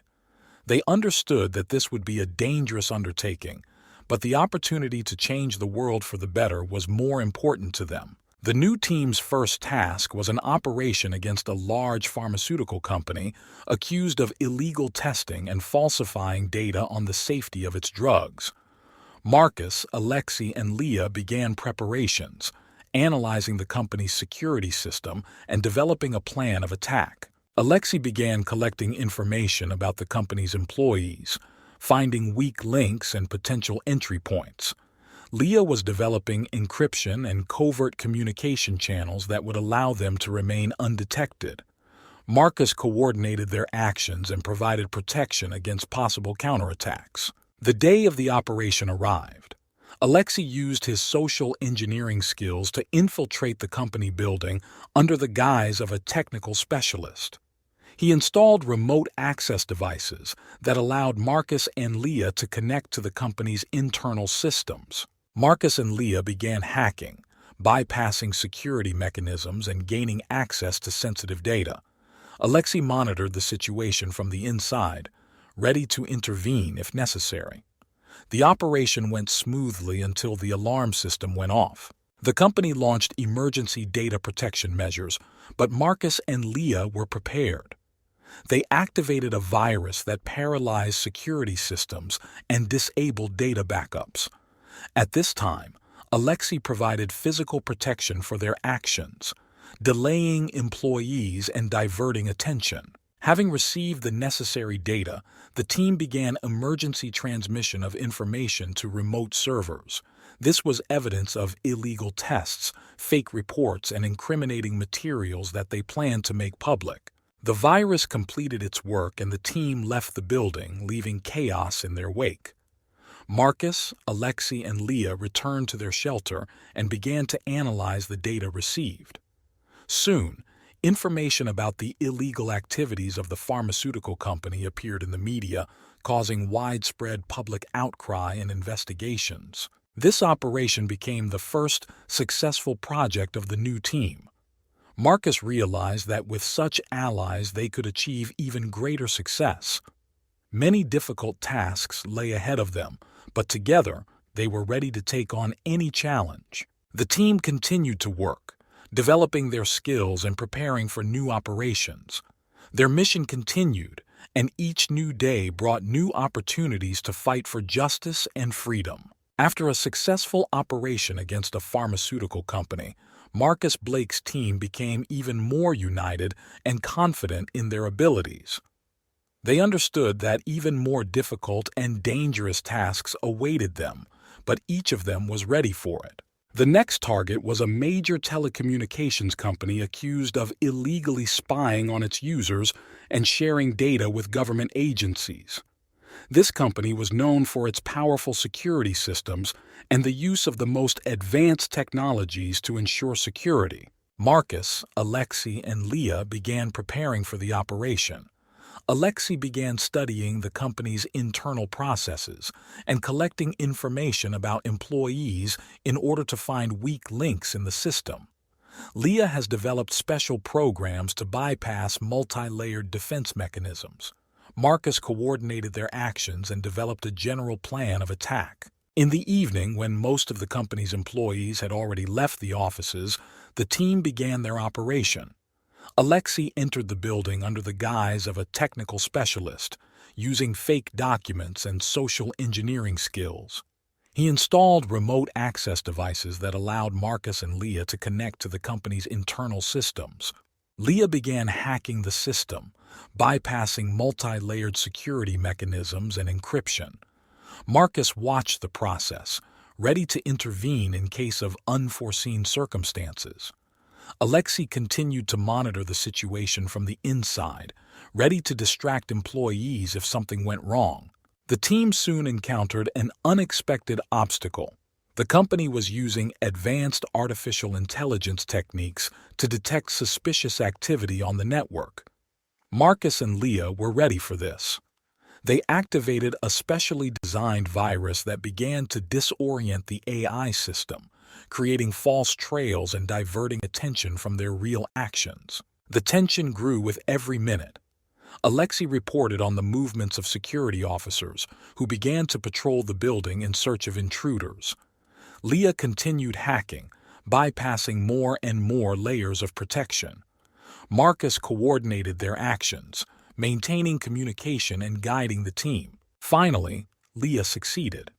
She gained access to the company's main servers and began copying data. These were incriminating materials confirming illegal surveillance and data transfer. During this time, Alexei distracted the guards by creating false alarms and moving around the building to confuse them. Marcus oversaw the data copying process and ensured the team's safety. When all the necessary files were copied, Leah activated a virus that destroyed all backup data and paralyzed the company's security system. The team successfully left the building, mingling with the crowd on the city streets. Returning to their shelter, they began to analyze the data received and prepare for their publication. Soon, information about the illegal activities of the telecommunications company appeared in the media, causing public outcry and large-scale investigations. This operation became another successful project of Marcus's team. They have proven that they can cope with the most difficult tasks and overcome any obstacles. New challenges and dangers awaited them ahead, but each of them was ready to continue the fight for justice and freedom. Marcus, Alexei, and Leah continued to work together, developing their skills and preparing for new operations. Their mission continued, and each new day brought new opportunities to fight against injustice and protect the rights of people. After successful operations against pharmaceutical and telecommunications companies, Marcus Blake's team decided to carry out a more daring and large-scale operation.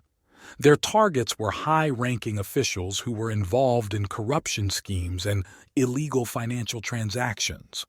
Marcus planned to steal more than $5 million from them and use the money for charity and support for those in need. Preparations for this operation began with a thorough examination of the targets. Alexei collected information about the accounts of officials, their habits and methods of protecting finances. Leah began developing complex programs to bypass banking systems and create untraceable transfers. Marcus coordinated their actions and developed a general plan of attack. The first step was to gain access to officials' personal devices and networks. Alexei used his social engineering skills to hack into their personal computers and mobile devices.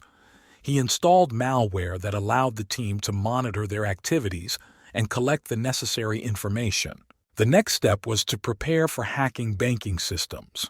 Leah created complex algorithms to bypass security systems and monitor financial transactions. It also developed programs to create fake accounts and hidden money transfer channels. The day of the operation arrived. Marcus, Alexei, and Leah launched a synchronized attack on the bank accounts of officials. Alexei activated malware on their devices, which allowed him to gain access to their personal data and passwords.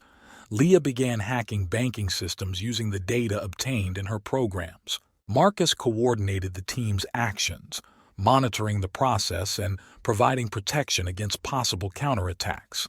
The hack was complex and required maximum concentration. The bank's security systems were multi-layered and equipped with advanced security techniques, but the team was ready for this challenge. Leah successfully infiltrated banking systems and began transferring money from officials' accounts to fake accounts created specifically for this operation. Marcus and Alexei ensured that the transfers were carried out unnoticed, using fake IDs and hidden communication channels. The tension grew with every minute. Banking systems began to notice suspicious activity and security teams began to take action. But Marcus and his team were ready. They used pre-prepared viruses that distracted attention and created false trails. When all the necessary transfers were completed, Leah activated a program that destroyed all traces of their presence in the banking systems. The team quickly left their workplaces and disappeared, avoiding possible prosecution.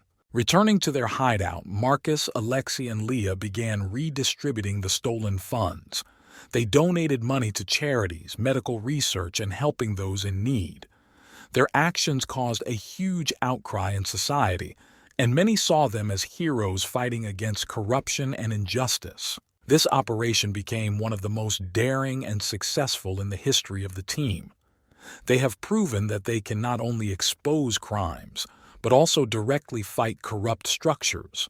New challenges awaited them, but each of them was ready to continue the fight for justice and freedom. Marcus, Alexei, and Leah continued to work together, developing their skills and preparing for new operations. Their mission continued, and each new day brought new opportunities to fight against injustice and protect the rights of people. Despite their noble intentions, the actions of Marcus's team did not go unnoticed. With each new success, they attracted more and more attention not only from the media and the public, but also from law enforcement agencies. In the eyes of the law, they were criminals hacking into the accounts of the rich and powerful. The FBI and other international organizations began an intensive investigation, trying to find traces and leads that could lead to the capture of Marcus and his team. Agent Jonathan Reeves, who had previously pursued Marcus, once again led the effort to capture him. He was determined to put an end to their activities. Marcus, realizing that their situation was becoming increasingly dangerous, decided to increase precautions. They changed their hideout and updated all security systems to minimize the risk of being discovered. However, tension within the team began to rise. Alexei and Leah understood that their actions, despite good intentions, still made them targets for the law. In one of his operations, Marcus received a message from an anonymous source, warning him that the FBI was finding more leads and could soon discover their location. This message made him think about the team's future actions and strategy. Meanwhile, Agent Reeves and his team began collecting data on Marcus's latest operations. They analyzed every step, every transaction, trying to find the weak link. During the investigation, they discovered traces that led them to one of Marcus's old hideouts. This was an important step forward, and Reeves knew they were close to their goal. Marcus decided that the time had come for the most daring operation that could divert the attention of the FBI and give them more time. He invited the team to hack a large international bank known for its involvement in money laundering and financing of criminal organizations. This operation was supposed to not only strike a blow at criminal structures, but also cause such a resonance that the FBI would be forced to switch its attention. The team began preparing for the operation. Alexei collected information about the bank, its security systems, and key employees. Leah has developed new programs to bypass security and create hidden money transfer channels. Marcus coordinated their actions, developing a detailed plan of attack. The day of the operation arrived. Alexei entered the bank building under the guise of an IT consultant, using his social engineering skills. Leah and Marcus connected to internal networks, bypassing security mechanisms and gaining access to key servers. The break-in was complex and stressful. The bank had advanced security systems installed, and every mistake could cost them their freedom. But the team worked harmoniously, overcoming one obstacle after another. When they reached the main server, Leah began copying the data, while Marcus monitored the process and provided protection. However, at some point the bank's security system detected suspicious activity. An alarm began and security officers began searching for the source of the break-in. Alexei, while inside the building, used his skills to distract them and create false leads. Meanwhile, Marcus and Leah completed copying the data and began transferring money to the fake accounts. At the last moment, they activated a virus that destroyed all traces of their presence and paralyzed the bank's security system. The team successfully left the building and returned to their shelter. They knew the FBI would be looking for them with renewed vigor, but they also knew that their actions had drawn attention to the bank's criminal activities and prompted a massive investigation. Marcus, Alexei, and Leah continued their struggle, realizing that their mission was becoming increasingly dangerous. They were ready for new challenges, knowing that their actions, despite the risks, helped fight injustice and protect people's rights. The operation against an international bank was one of the most daring ventures of Marcus Blake's team. In the weeks following the attack, the FBI hunted them relentlessly. Agent Jonathan Reeves continued to methodically collect evidence that could help catch Marcus and his team. Marcus knew their actions were teetering on the edge. On the one hand, they fought against corruption and injustice, but on the other, their methods put them outside the law. However, they had no intention of stopping.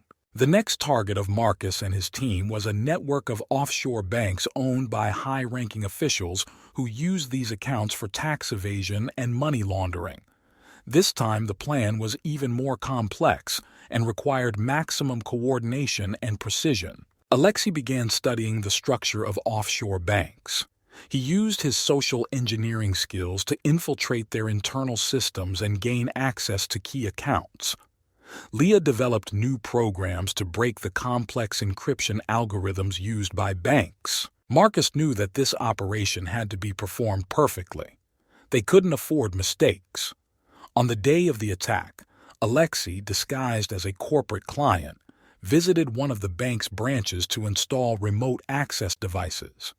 Leah and Marcus were in the hideout, ready to start breaking in. Offshore bank security systems were some of the most complex in the world, but Leah was up to the challenge. She began to bypass defense mechanisms using her programs and algorithms. Marcus coordinated their actions, ensuring smooth team communication. When Leah gained access to the main servers, they began copying data and transferring money from officials' accounts to prepared fake accounts. Alexei monitored the situation from the inside, ready to intervene if necessary. But this time, things didn't go according to plan. Suddenly, the bank's security systems activated an emergency security protocol and their access was blocked. Leah tried to regain control, but time passed and the alarm had already been raised. Alexei, being inside the building, noticed the increased attention of the guards and realized that they needed to leave. Marcus quickly made a decision. He ordered the evacuation and activated the data self-destruct program to destroy all traces of their presence. Alexei left the building using previously prepared escape routes. Leah completed the data transfer and disconnected from the system, at the last moment activating a virus that paralyzed the work of the bank servers. The team returned to their hideout knowing that this time they were on the verge of failure. They gained access to a significant part of the funds, but did not manage to copy all the data. However, the operation was successful enough to strike a blow against corrupt officials. The FBI and international agencies have intensified their search. Agent Reeves was close to finding them, and the team knew that their further actions must be even more careful and thoughtful. Marcus, Alexei, and Leah continued their mission, knowing that the fight against injustice was becoming more and more dangerous. They were ready for any challenge, understanding that their actions were not just hacking and attacks, but also a fight for a better future for everyone. After a successful but tense operation against offshore banks, Marcus Blake's team knew their position was becoming increasingly vulnerable. They knew that the FBI and other agencies were intensifying their search, and any wrong move could lead to their capture. Marcus decided that they needed to lay low for a while to think about their next steps. However, Agent Jonathan Reeves was not going to give them time to breathe. He used all available resources and connections to narrow down his search. Thanks to the painstaking work of analysts and operatives, he was able to discover a chain of digital traces leading to one of the team's old hideouts. Marcus, Alexei, and Leah had no idea that their old hideout could still be used to track them. They changed locations and updated their security systems, but Reeves was already one step ahead. He devised a plan to catch them by surprise. One evening, as the team was about to hold a regular meeting, they received a message from an anonymous source warning them of a possible ambush. Marcus was wary but decided to check the information. Alexei and Leah, unaware of the real danger, decided to stay in the shelter and continue working. At this time, FBI agents, following Reeves's plan, surrounded the building. They used advanced surveillance and interception technology to ensure that Marcus was indeed inside. When it became clear that Alexei and Leah were left alone, Reeves gave the command for the assault. Agents stormed the building using special devices to jam signals and block all exits. Alexei and Leah tried to resist, but they were taken by surprise. The shelter's security system was disabled, and they were unable to activate the data self-destruct protocols. Alexei tried to create a false trail to distract the agents, but Reeves was ready for this. Leah tried to block access to the main servers, but her efforts were in vain. FBI agents quickly neutralized them and seized all devices containing important data. Marcus, being at a safe distance, watched what was happening through surveillance cameras. He realized that he would not be able to save his comrades and decided that the best thing he could do was to hide and continue the fight. With a heavy heart, he left the area, knowing that Alexei and Leah were now in the hands of the FBI. Alexei and Leah were taken to FBI headquarters for questioning. Agent Reeves personally took up the case, deciding that they would help him find Marcus. However, Alexei and Leah were ready for such a situation. They refused to cooperate and delayed the interrogations in every possible way, giving Marcus time to develop a new plan. Marcus Blake understood that it was too dangerous to remain in the United States. After the capture of Alexei and Leah, the FBI intensified their search, and the chances of his capture increased significantly. He made the difficult decision to leave the country and head to Mexico, where he hoped to hide and formulate a plan to save his friends. When crossing the border, Marcus used fake documents and carefully planned routes to avoid attracting attention. Mexico provided many opportunities for hiding due to its vast and varied regions. He chose a small town on the coast where he rented a modest house and set up a new refuge. The first thing Marcus did was establish connections with the local hacker community. He knew that without allies and resources, his chances of success would be minimal. He soon met several talented hackers who were willing to help him in exchange for knowledge and experience. One of them was Emilio, a skilled hacker who specialized in hacking government systems and creating fake documents. Emilio had an extensive network of contacts that could help Marcus obtain the resources and information he needed. The second was Carla, a master of cryptography and programming. Her skills in developing security algorithms and covert communication channels were indispensable for planning further operations. Marcus shared with them his story and goal: to save Alexei and Leah from the hands of the FBI. Emilio and Carla agreed to help, realizing that their actions could change the course of events not only for them, but for many other people. The first step was to gather information about where Alexei and Leah were being held and what the security measures were around them. Emilio used his contacts in the hacker community and among corrupt officials to gain access to closed FBI databases. Carla began developing programs to bypass security systems and gain access to surveillance cameras and internal communications. After several weeks of hard work, they received the necessary data. Alexei and Leah were in a secret prison, surrounded by many layers of protection. The rescue plan was complex and required careful coordination. Marcus, Emilio, and Carla developed a strategy that included several stages. The first stage is to divert the attention of the FBI with the help of false information about a supposedly major hacker attack on government systems. This should have caused panic and a redistribution of resources. The second stage is to penetrate the prison security system and temporarily disable the main defense mechanisms. Carla created a complex virus that was supposed to paralyze surveillance cameras and block alarm signals. Emilio, using his connections, provided the team with fake passes and access to office premises. The day of the operation arrived. Marcus and his new team, having carefully prepared, began to act. Emilio activated a hoax attack, creating chaos in the FBI's systems. During this time, Carla introduced a virus into the prison system, temporarily disabling its protection. Marcus, taking advantage of the moment, entered the prison along with Emilio and Carla. They quickly found Alexei and Leah, who were ready to escape. Together, they headed to the pre-prepared exit, avoiding encounters with security and the use of fake documents. When security began to be restored, the team was already on their way to the border, moving through hidden routes. The pursuit began immediately, but Marcus and his team were ready for it. They used their skills to confuse their pursuers and escape into the mountains of Mexico. Operation was successfully completed. Alexei and Leah were rescued and the team was reunited again. Now they were in Mexico, where they began to build a new shelter and develop plans for the future. Marcus understood that the struggle was just beginning, and new challenges and dangers awaited them.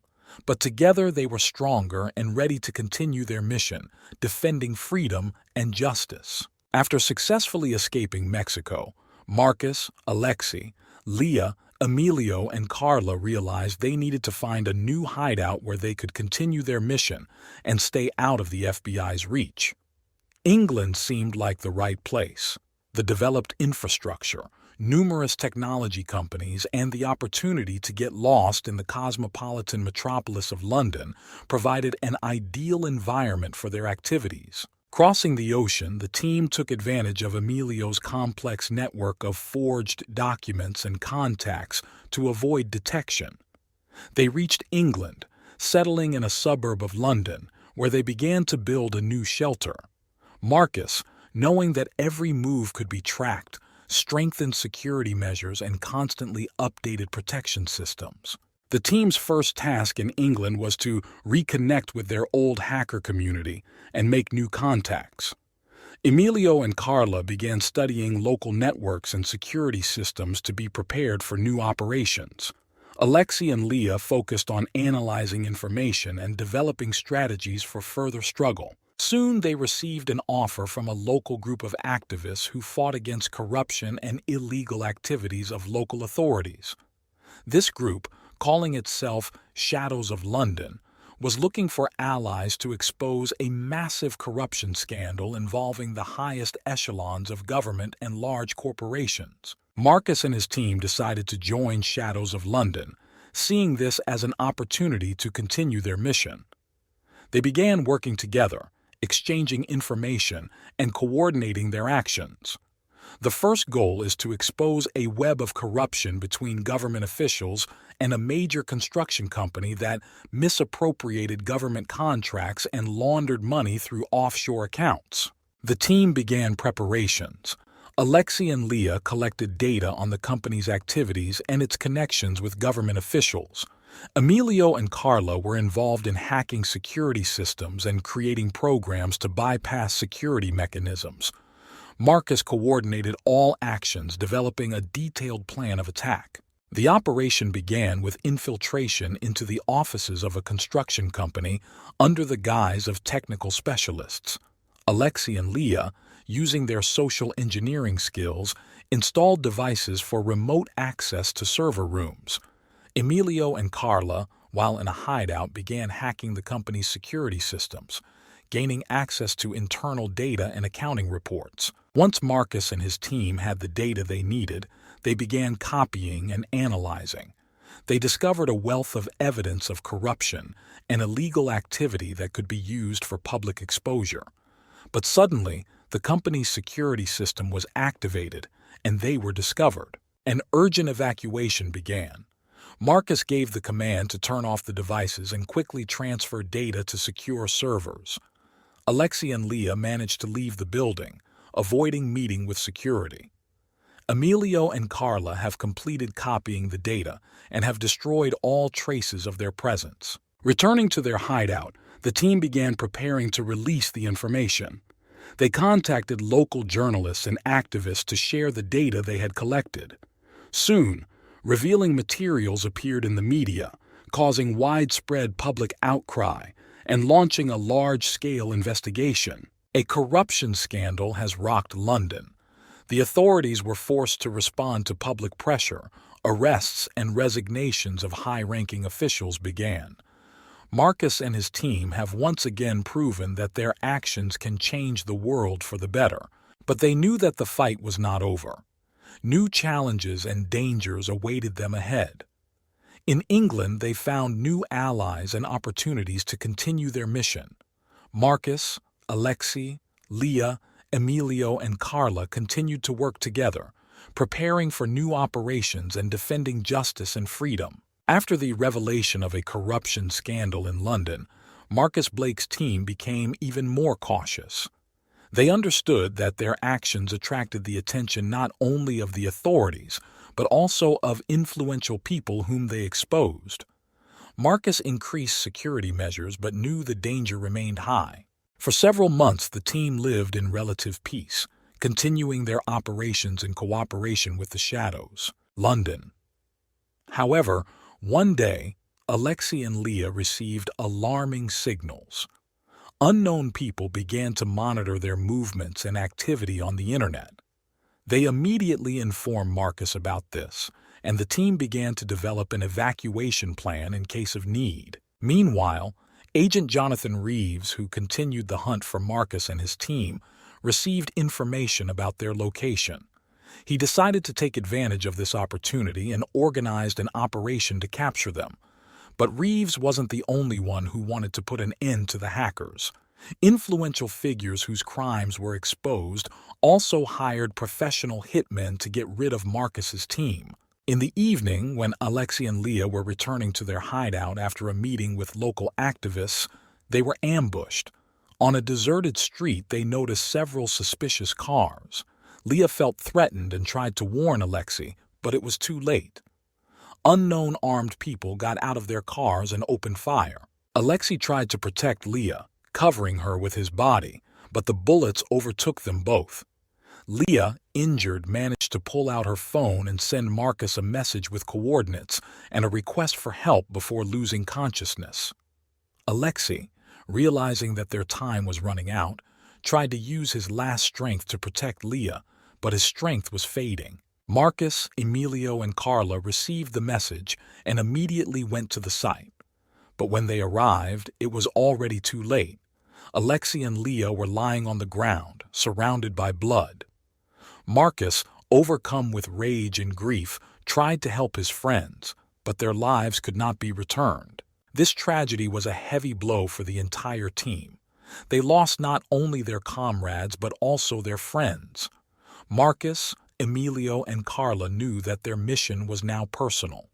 They decided that they must avenge the death of Alexei and Leah and continue the fight against injustice with even greater determination. They tightened security and began preparing for a new series of operations aimed at those who were behind the murder of their friends. Marcus understood that their enemies would not stop until they destroyed the entire team, but he was ready to go to the end. New challenges and dangers awaited them ahead. Marcus, Emilio, and Carla vowed that they would not back down until they got justice. Their struggle continued, and the memory of Alexei and Leah became a source of strength and determination for them. After the tragic deaths of Alexei and Leah, Marcus Blake and the remaining team, Emilio and Carla, increased their precautions. They became even more secretive, carefully planning each operation and avoiding unnecessary attention. However, Agent Jonathan Reeves, tirelessly pursuing them, did not give up. He continued to collect information and analyze the team's every move. Reeves knew that after killing Alexei and Leah, the team would become even more cautious, so he decided to use a different tactic. Instead of attacking directly, he decided to track them down through the digital trails they might have left behind. He knew he would need the best cybersecurity experts to do this. With the help of a team of digital footprint experts, Reeves began to carefully analyze all the possible internet access points that Marcus and his team could use. They found faint traces of activity leading to a small town on the outskirts of London. Marcus, Emilio, and Carla continued their work, unaware that they had been tracked. One night, as they prepared for another operation, Reeves and his team sprang into action. They received confirmation of the team's location through intercepted signals and decided to strike. The operation began suddenly. FBI SWAT surrounded the building where Marcus, Emilio, and Carla were located. They used advanced technology to jam the signals and block all outputs.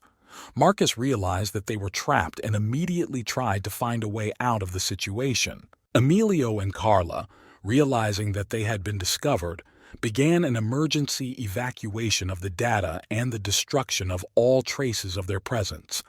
But time was against them.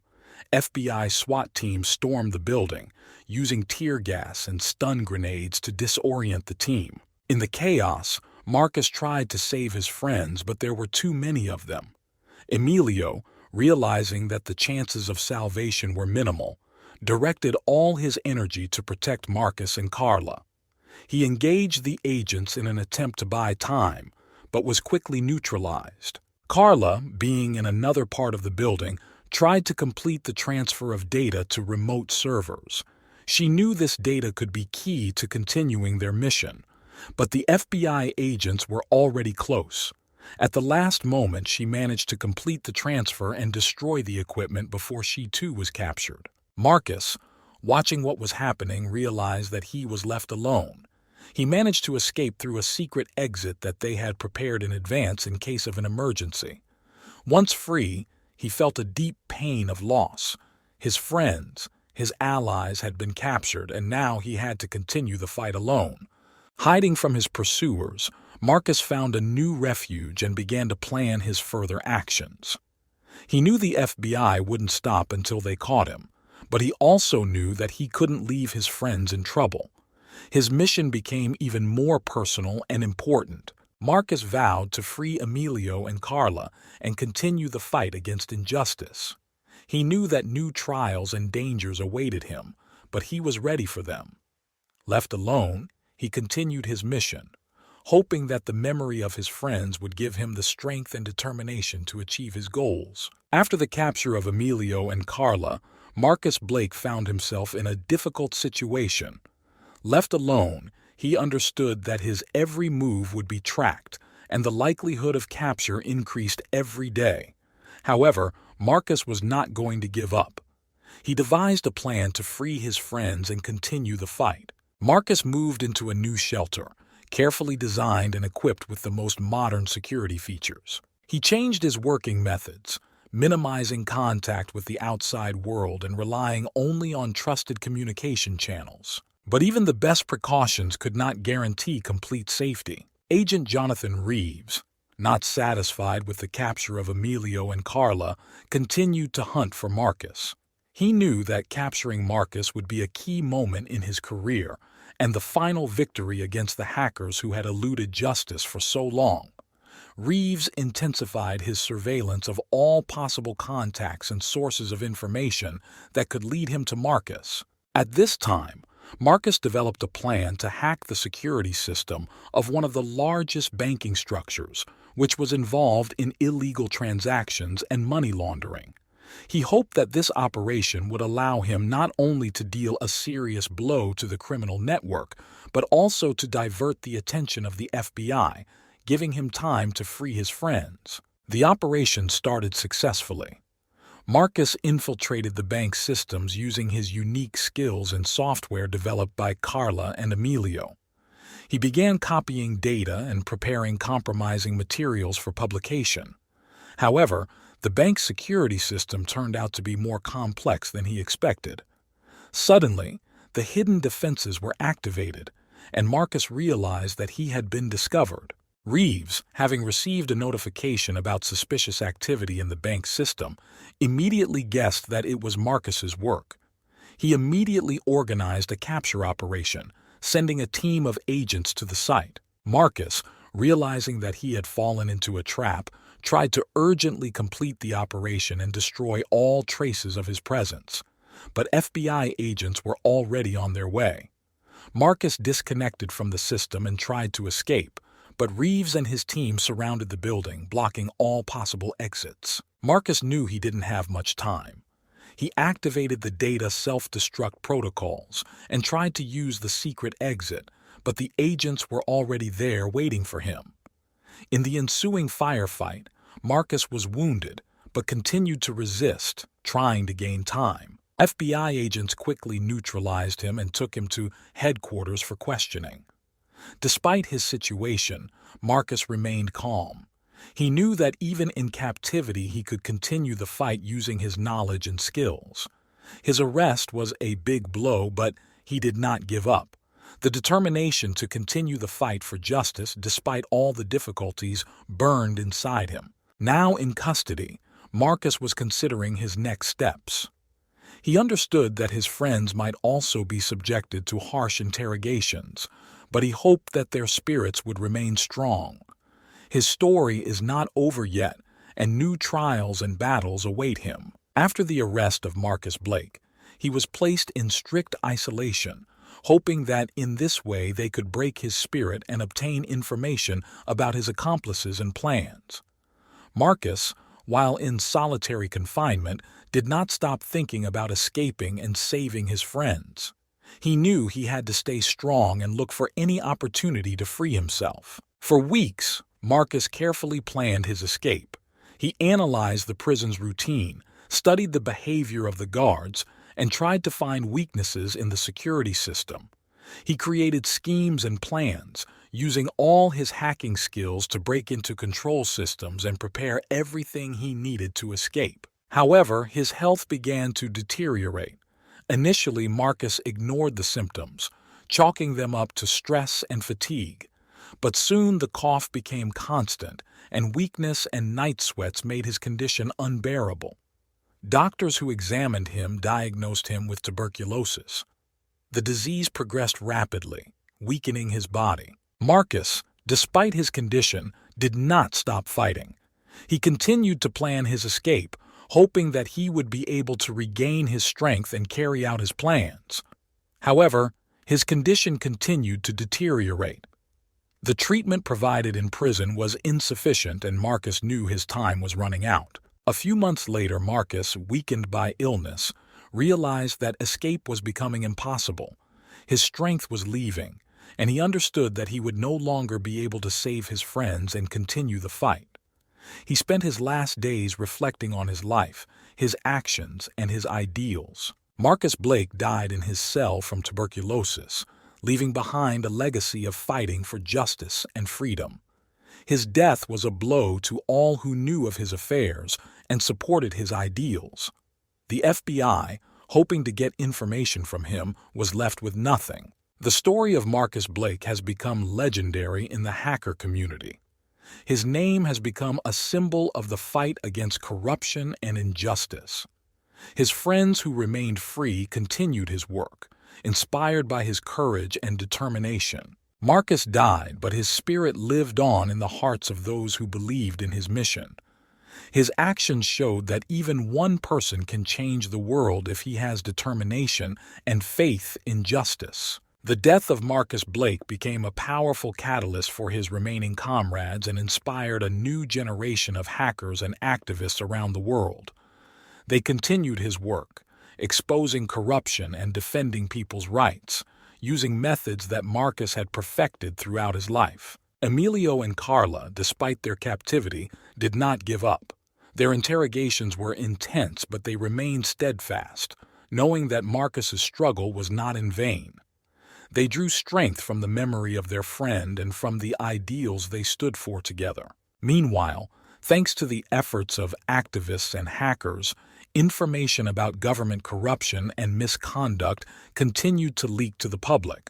The revelations initiated by Marcus received wide resonance. Under pressure from public opinion, many high-ranking officials were forced to resign, and some were even brought to justice. Emilio and Carla, realizing that their spirit was not broken, found ways to transmit information from prison, maintaining contact with the outside world and continuing to coordinate the actions of their allies.